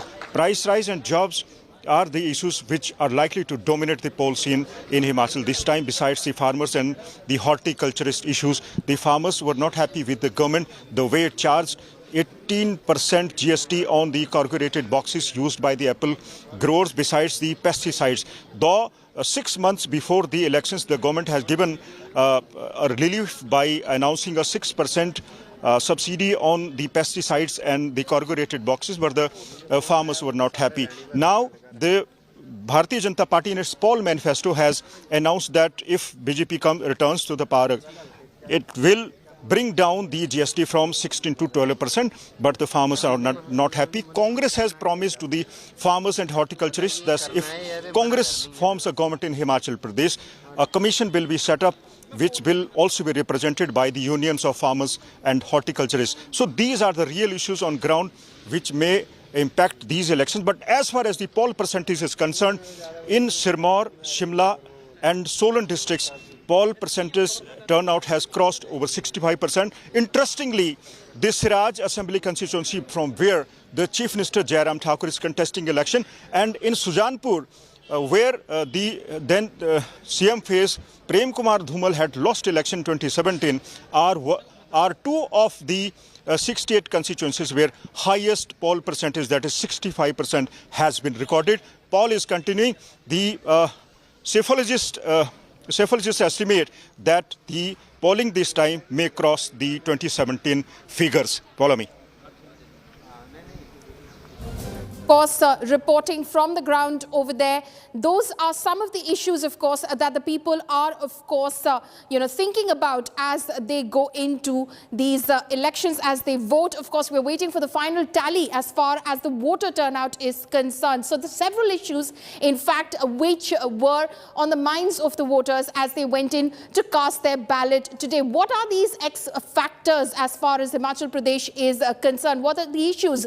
Will the traditional 5-year rotation of government hit the ruling BJP? That is, of course, top of mind as far as the BJP is concerned. Unemployment, rising prices and pension are also key issues that have, in fact, dominated the discourse as far as the Himachal Pradesh election is concerned. Now, does divided Congress have a leader face to replace, in fact, Veerbhadra Singh? That is also something which has plagued the Congress as it has gone into this election. So these are some of the issues, in fact, which have, in fact, dominated the discourse as far as this election is concerned. Obviously, there have been many poll promises which have been made as well by both sides as well. But the key factors over there, unemployment, rising prices, divided Congress is what the leadership has been very worried about.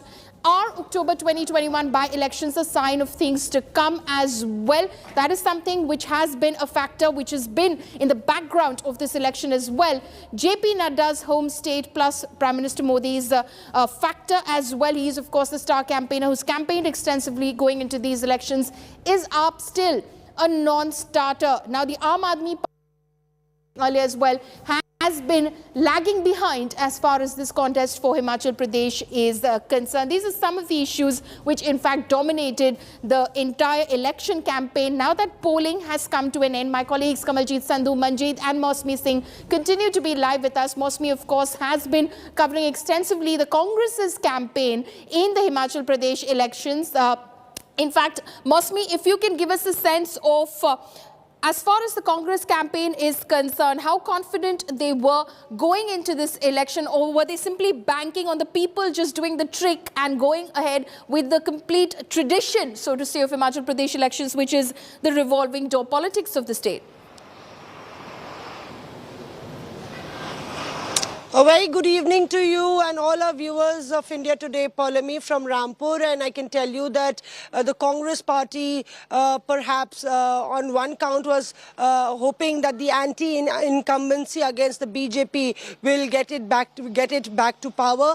The other factor that it was riding on was the OPS workers. You know, they are in strength of about 4 lakh, and the Congress believes that they are supporters that the Congress has got by default, and they will bring the winds of change for the Congress party. But yet again, polling has ended. There is a lock on that which will be latched very soon after the EVMs are really taken out, the agents doing their work. And here I would just take it straight away to the women voters to give you a sense of what the state of Himachal Pradesh is actually thinking and hoping, because there is a deep resolve to make this festival of democracy much stronger. आप लोग ने vote डाला, क्या जिम्मेदारी के तहत और क्या सोच के तहत? हमने वोट डाला, वो हमारी जिम्मेदारी थी वो कि हम वोट डालें, बस। Thank you. खुश हैं आप वोट डाल के? बहुत खुश है कि हम अपने जो हमारा जो अधिकार है उसको हम कितना आगे तक बढ़ा सकते हैं। हम तो सभी से अपील करते हैं, जितनी भी महिलाएं घर में रहती है, बाहर नहीं निकलती, बाहर निकल कर सभी अपने अधिकार को पहचाने, अपनी जो हमारा जो देश है इसको आगे बढ़ाए, एक ऐसी राजनीति को देखे जो हमारे देश को चला सकती है। हमारे देश का जो छोटे से लेकर बड़े तक सभी का विकास एक बराबर है कि भाई हमारा देश कैसे चलना चाहिए। इस तरह से हम उम्मीद करते हैं कि जो हमारा अधिकार है उसको पहचानते हुए देश को, हिमाचल को एक बहुत ही अच्छे से आगे कोऑपरेट करें। So, Paulami, there is no need for decoding the message from Himachal. The Himachal voters are strong and going stronger from strength to strength here, sending a message to the country that issues matter and awareness truly matters. Okay. Mosmi, Manjeet and Kamaljeet, thank you so much for joining us with those updates. We'll, of course, wait to see that final tally as well, but do stay on with us, because if you do get an update, we would like to come back to you as to what that final voter turnout was. At last count, it appeared to be 55% at 3 p.m. Will it in fact surpass 75%? In fact, that is also the question. Kamaljeet, what do you think? Because of the queues and the lines that you're seeing still behind you, it's 5 p.m. So no more new voters can join the queue, but there are still long queues behind you as well. Do you think that it could possibly still surpass the 75% figure of 2017?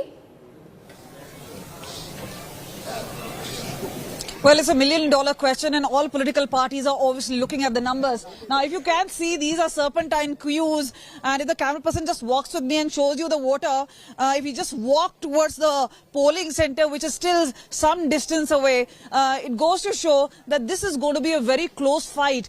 Women make up 27%, and Moshmi was speaking to some of them, but very clearly, the numbers, and if the numbers swell, if the higher percentage is there, the signal is usually against the government. And as a tradition, as a rivaz, Himachal Pradesh has actually voted against the current governments rather than for it. And meanwhile, BJP has taken a slogan. So we'll try and get a sense from all these voters out here. These are young girls.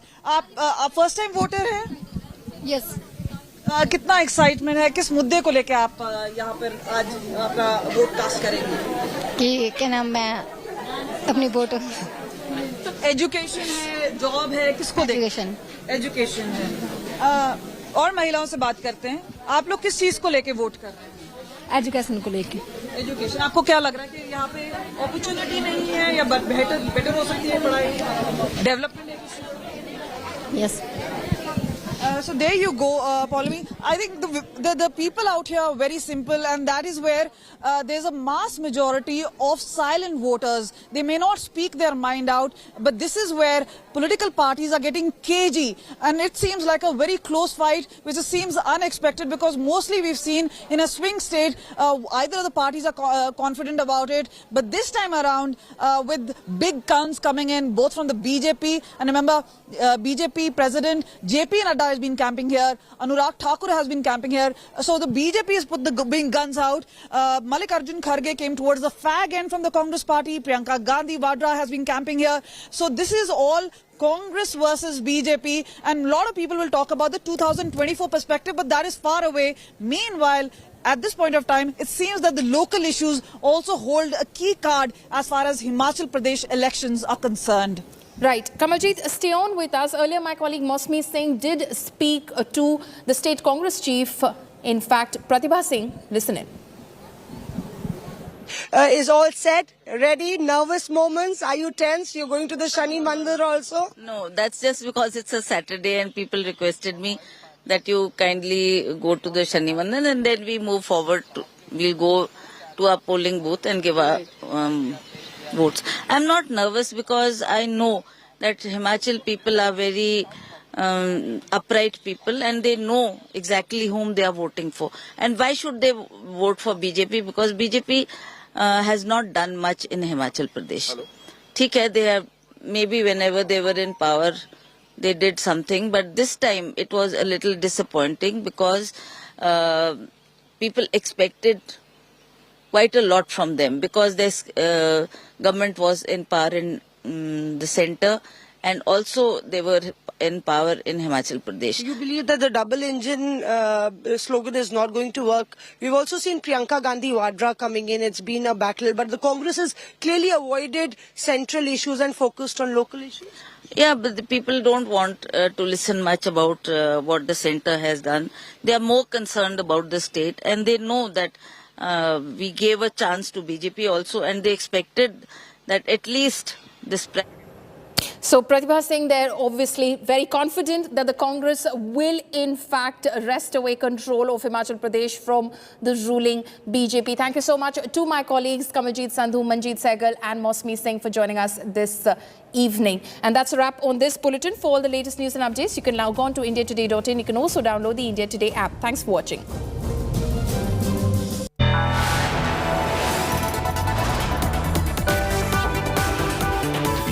Are watching India Today.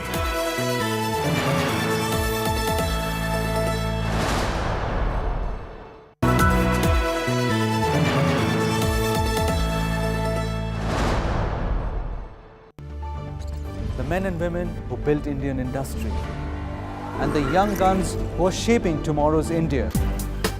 From storied careers to unicorn dreams. The equity market is a dynamic space that needs sharper insights and perfect timing. What stock, what fund, what to pick and what to sell. How do you make money on the markets? And what are the superior strategies for a winning portfolio? Your questions answered by 30 years undisputed leadership. Only with Business Today Television.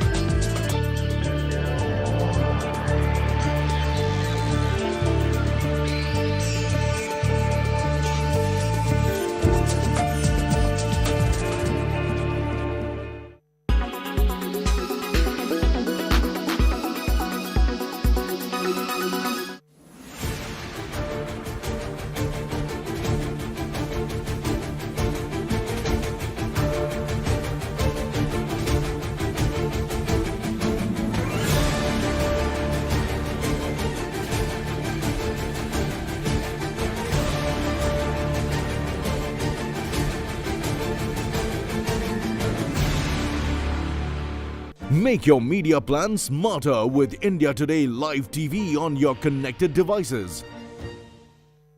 Make your media plan smarter with India Today Live TV on your connected devices.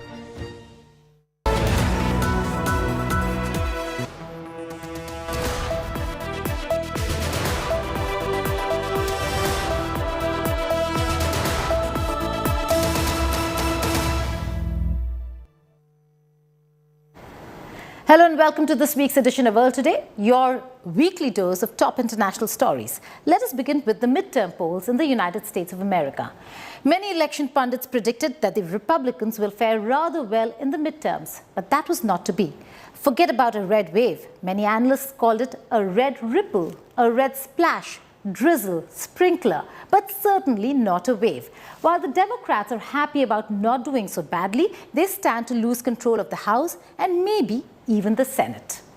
Let us look at the numbers first and then analyze the reasons. Now, here at the US midterm elections, there are two battles that are on. One is the battle for the House of Representatives, which has about 435 seats.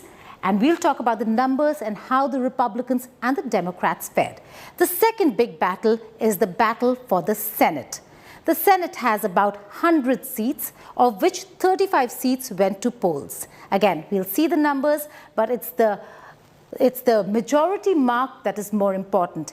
At the House of Representatives over here, we are looking at a 218 mark to have majority in the House of Representatives. What we're looking at is not just the wins, but also the leads. And according to the leads, it's the Republicans who might end up with a 220 or more, which means they're crossing the majority mark and could wrest control of the House of Representatives. It has huge repercussions. We'll talk about that. But let's take a look at the Senate. Now, at the Senate, there are 35 seats that are up for polls, but you need 51 to have majority in the House. Now, what we're looking at is, with the wins and the leads, both sides have secured 48. There are three very important states, Arizona, Nevada, and Georgia, that are up for grabs. A tough fight over there, but we're also told that Georgia will be going for a runoff in December. So the clincher would be whether if Republicans get Georgia or Democrats, and that's the one which will land majority at the Senate. So that's how the play is going to be. Now, while the Democrats and the Republicans both are pleased with their performance, there is one person for whom this could be the beginning of a second end. For Donald Trump, these elections were a disaster. All the candidates he endorsed were rejected by the voters, paving the way for Ron DeSantis to become the undisputed face of the Republicans for the presidential race in 2024. I've never been more optimistic about America's future than today. The midterm elections in the US has cemented the idea that the country is a divided house. A perfect reflection of a polarized nation that mistrusts its leaders and isn't ready to unite on a new path. While many believed that the Republicans would sweep the midterms, the Democrats managed to contain the red wave. It was a good day, I think, for democracy. And I think it was a good day for America. While the press and the pundits are predicting a giant red wave, it didn't happen. With the Republicans crawling to the 218 mark in the House and expectations of clinching 220 seats, the House of Representatives will have a new Republican speaker. A wafer-thin House Republican advantage would be volatile, as extreme lawmakers would wield disproportionate power in the House. A few defections by moderates could meanwhile end the party's capacity to pass bills. The Democrats have lost the House, right? Republicans will make them tough to rule the country for the next 2 years. So there's going to be increasingly political dysfunctionality in this country. Had they got majority, the Democrats had maintained majority, things would have been much better in this country. At the Senate, control still hangs in the balance with undecided Arizona and Nevada races. Let's sing one more time. Let's build a Georgia that... Even as Georgia's contest heads to a December 6 runoff. If the Republicans breach the 51-seat mark, then Biden's key appointments, whether if it is ambassadors or judges, will never see the light of day. Most expected inflation would trump everything, including concerns about the loss of abortion rights, leaving many Democrats pleasantly surprised with the wins. Yeah, I think there are a lot of big things happening in the world at all times, but currently, particularly as a woman, protecting reproductive rights in all forms in this state and federally is the most important thing that's been driving me and a lot of my friends, and I think has really pushed a lot of us to get friends who maybe wouldn't have voted, or get people to kind of look into who they're voting for, why they're voting for them, and really protecting our basic human rights. But the larger picture is what will happen in 2024 presidential elections. Did the Democrats win because of performance or because of infighting within the Republican Party? The country not only were electing lawmakers, but also governors across the country. Donald Trump's bet noir, Ron DeSantis, won handsomely in Florida. And we have such a good opportunity to bring more investment to Florida, Mr. President. I just want you to know, when I become governor, I'm going to go to Don Jr. and Eric, and I'm going to try to bring the Trump organization to Palm Beach. We can save you a lot of money. Trump ended a sore loser with all the candidates that he endorsed being rejected by the voters, indicating exhaustion with the kind of chaos fomented by the former Republican president, raising questions about the viability of possible run for the White House in 2024. Yeah, we're putting them up. We're winning big in the Republican Party for the nomination like nobody's ever seen before. Let's see, there it is, Trump at 71, Ron DeSanctimonious at 10%, Mike Pence at 7%. Oh, Mike's doing better than I thought. Liz Cheney, there's no way she's at 4%. You always ask me how we... For now, it seems like the chamber effectively will be split down the middle and locked in an angry stalemate, like America itself.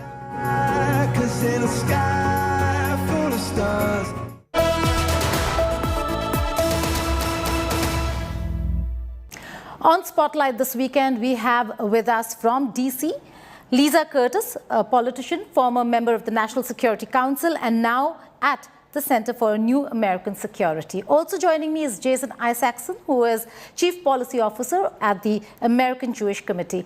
Lisa and Jason, many thanks for joining us here on India Today. Let's begin with the numbers. It seems like there is jubilation when it comes to the Democratic Party, but and no red wave, so to say.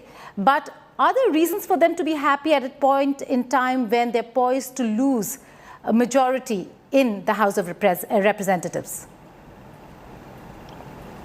Geet, first of all, it's good to see you again. There is reason to, of course, celebrate the fact that it wasn't the blowout that many people had predicted and that polls suggested. But it will be tough going forward with the House, as is likely to be the case, although, as you know, there are still votes to be counted. It's still not decided, but likely to be the case that Republicans will take control narrowly of the House of Representatives. Likely that Democrats will hang on again by their fingernails to control of the Senate, but that also is not yet decided. If that is the case, if you have a Democratic president and a Congress that is at least one of the chambers in the control of the opposing party, it will be tough going on many legislative matters. There are some essential things that will happen. Most of the Biden legislative agenda will be frozen. And so, you know, they can celebrate the fact that it wasn't a blowout. They can celebrate the fact that historically, in every election since the second term of Franklin Roosevelt in the 1930s, every election, the party in power has lost seats in the House, except for two instances, right. One during President Bush's first term and one during President Obama's second term. But every other one they've lost, and sometimes 40, 50, 60 seats. If they lose, a dozen seats this time overall, that'll be quite good when people were expecting far worse. It may even be fewer than that. It may be that Republicans will take control of the House by just under 10 seats, maybe just a couple. So again, we're waiting to see. It will be tough going forward, however it turns out, because it'll be very close majorities, whoever wins. And you see what happens when you have a closely divided chamber. Extremists tend to have more control over their party leadership and can gum up the works. We saw that a lot in this last Congress that's just ending. It will certainly be the case in the next Congress. Lisa, what is your reading on why didn't the Republicans really perform? Is this a result of Republicans not having done or performed well enough, or maybe a verdict on Donald Trump, given that all those he backed really didn't make it? Well, thank you. And just to make a correction, I've never been a politician. I'm a foreign policy expert at a think tank and formerly with the National Security Council. But I think that Democrats were able to use the anti-abortion stance of Republicans and the threat to democracy brought by the attack on the U.S. Capitol on January 6, 2021, to hold their own and beat some of the more extreme candidates on the right. Some of the early polls are showing that both threats to democracy and inflation were top issues for voters. And of course, one governor called this election boring wins. This was the election of boring wins, meaning that populism, political performance did not rule the day, that several establishment candidates actually won their elections. We still don't know, of course, who will control the House or the Senate. As we just heard, it's highly likely Republicans will take the House. And on the Senate side, of course, it's coming down to 3 races in Arizona, Nevada, and Georgia, where we'll have a runoff in December.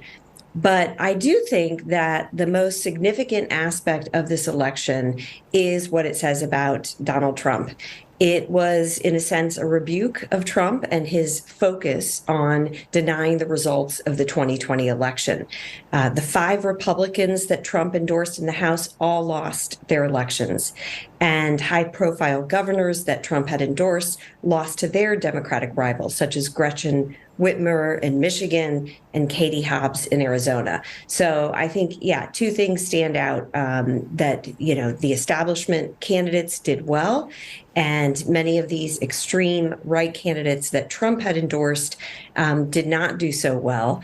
And so this could be a time of change in the Republican Party. And I think the question is whether Republicans will blame Trump and start to distance themselves so that he doesn't have that firm lock on the party that he's had over the last several years. But only time will tell. He has been resilient in the past. He's bounced back. So this could just be a moment in time.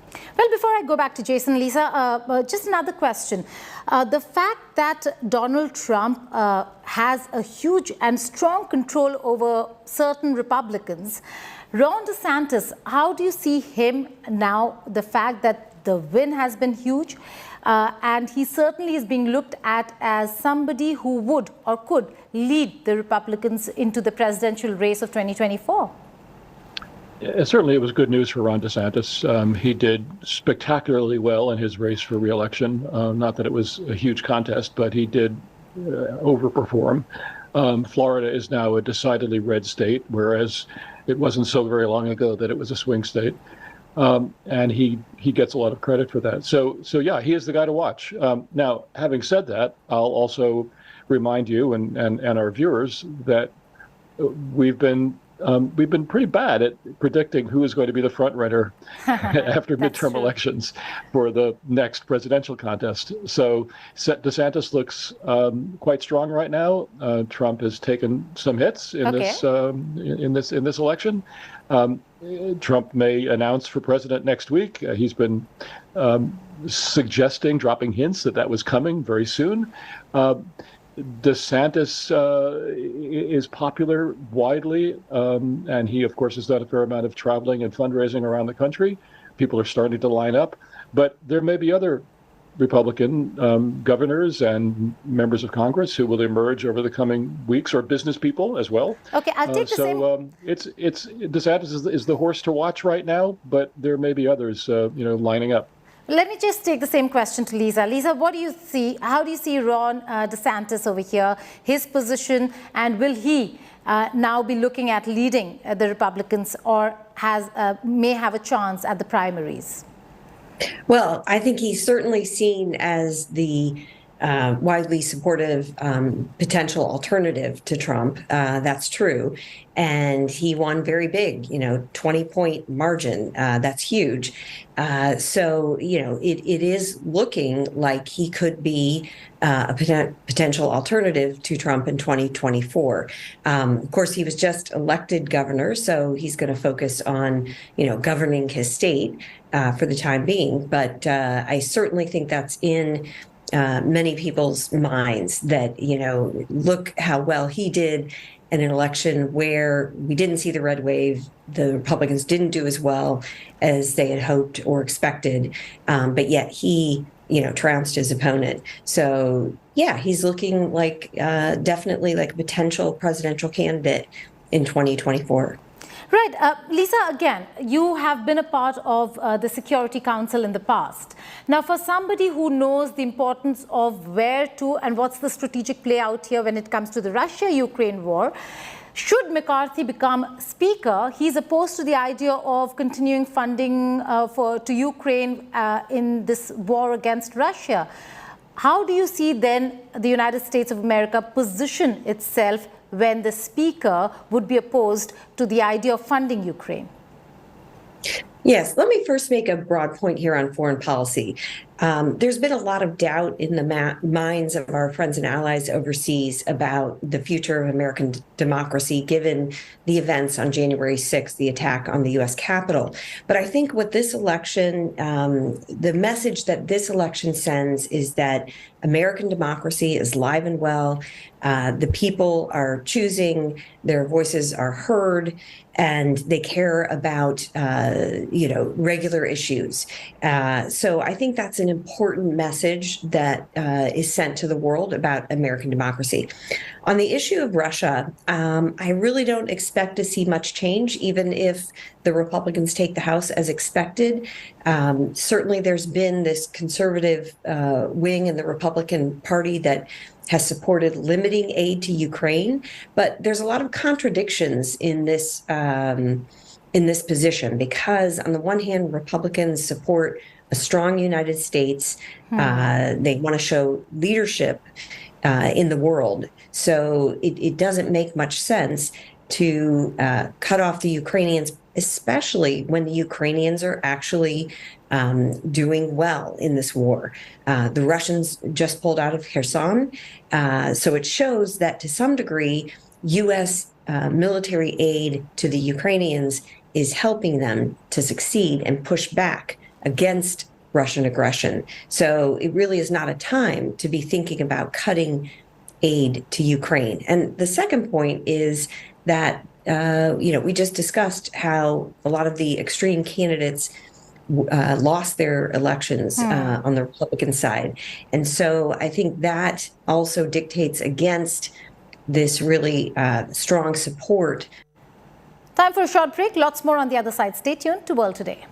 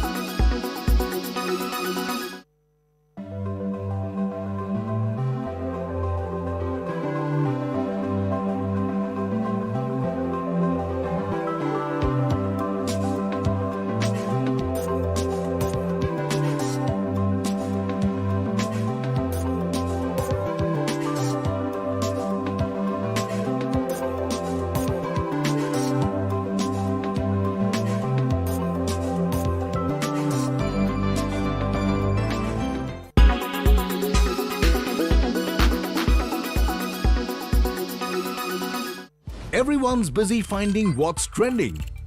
You're busy finding out why.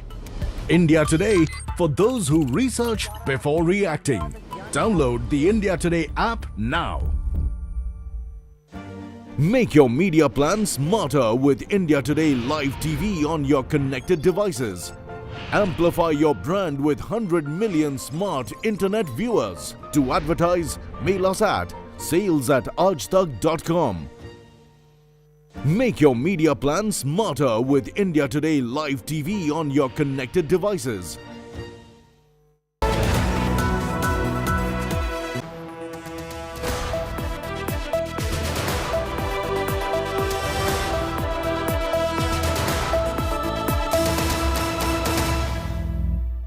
Welcome back to World Today. Now, world's biggest football tournament, FIFA 2022, is not less than 2 weeks away, and the host country, Qatar, is already gaining the center stage for all the negative reasons. Qatar is the first Middle Eastern country to host such an event, but human rights watchdogs are eyeing the country's stand on homosexuality. The Islamic State considers homosexuality a crime under Sharia law.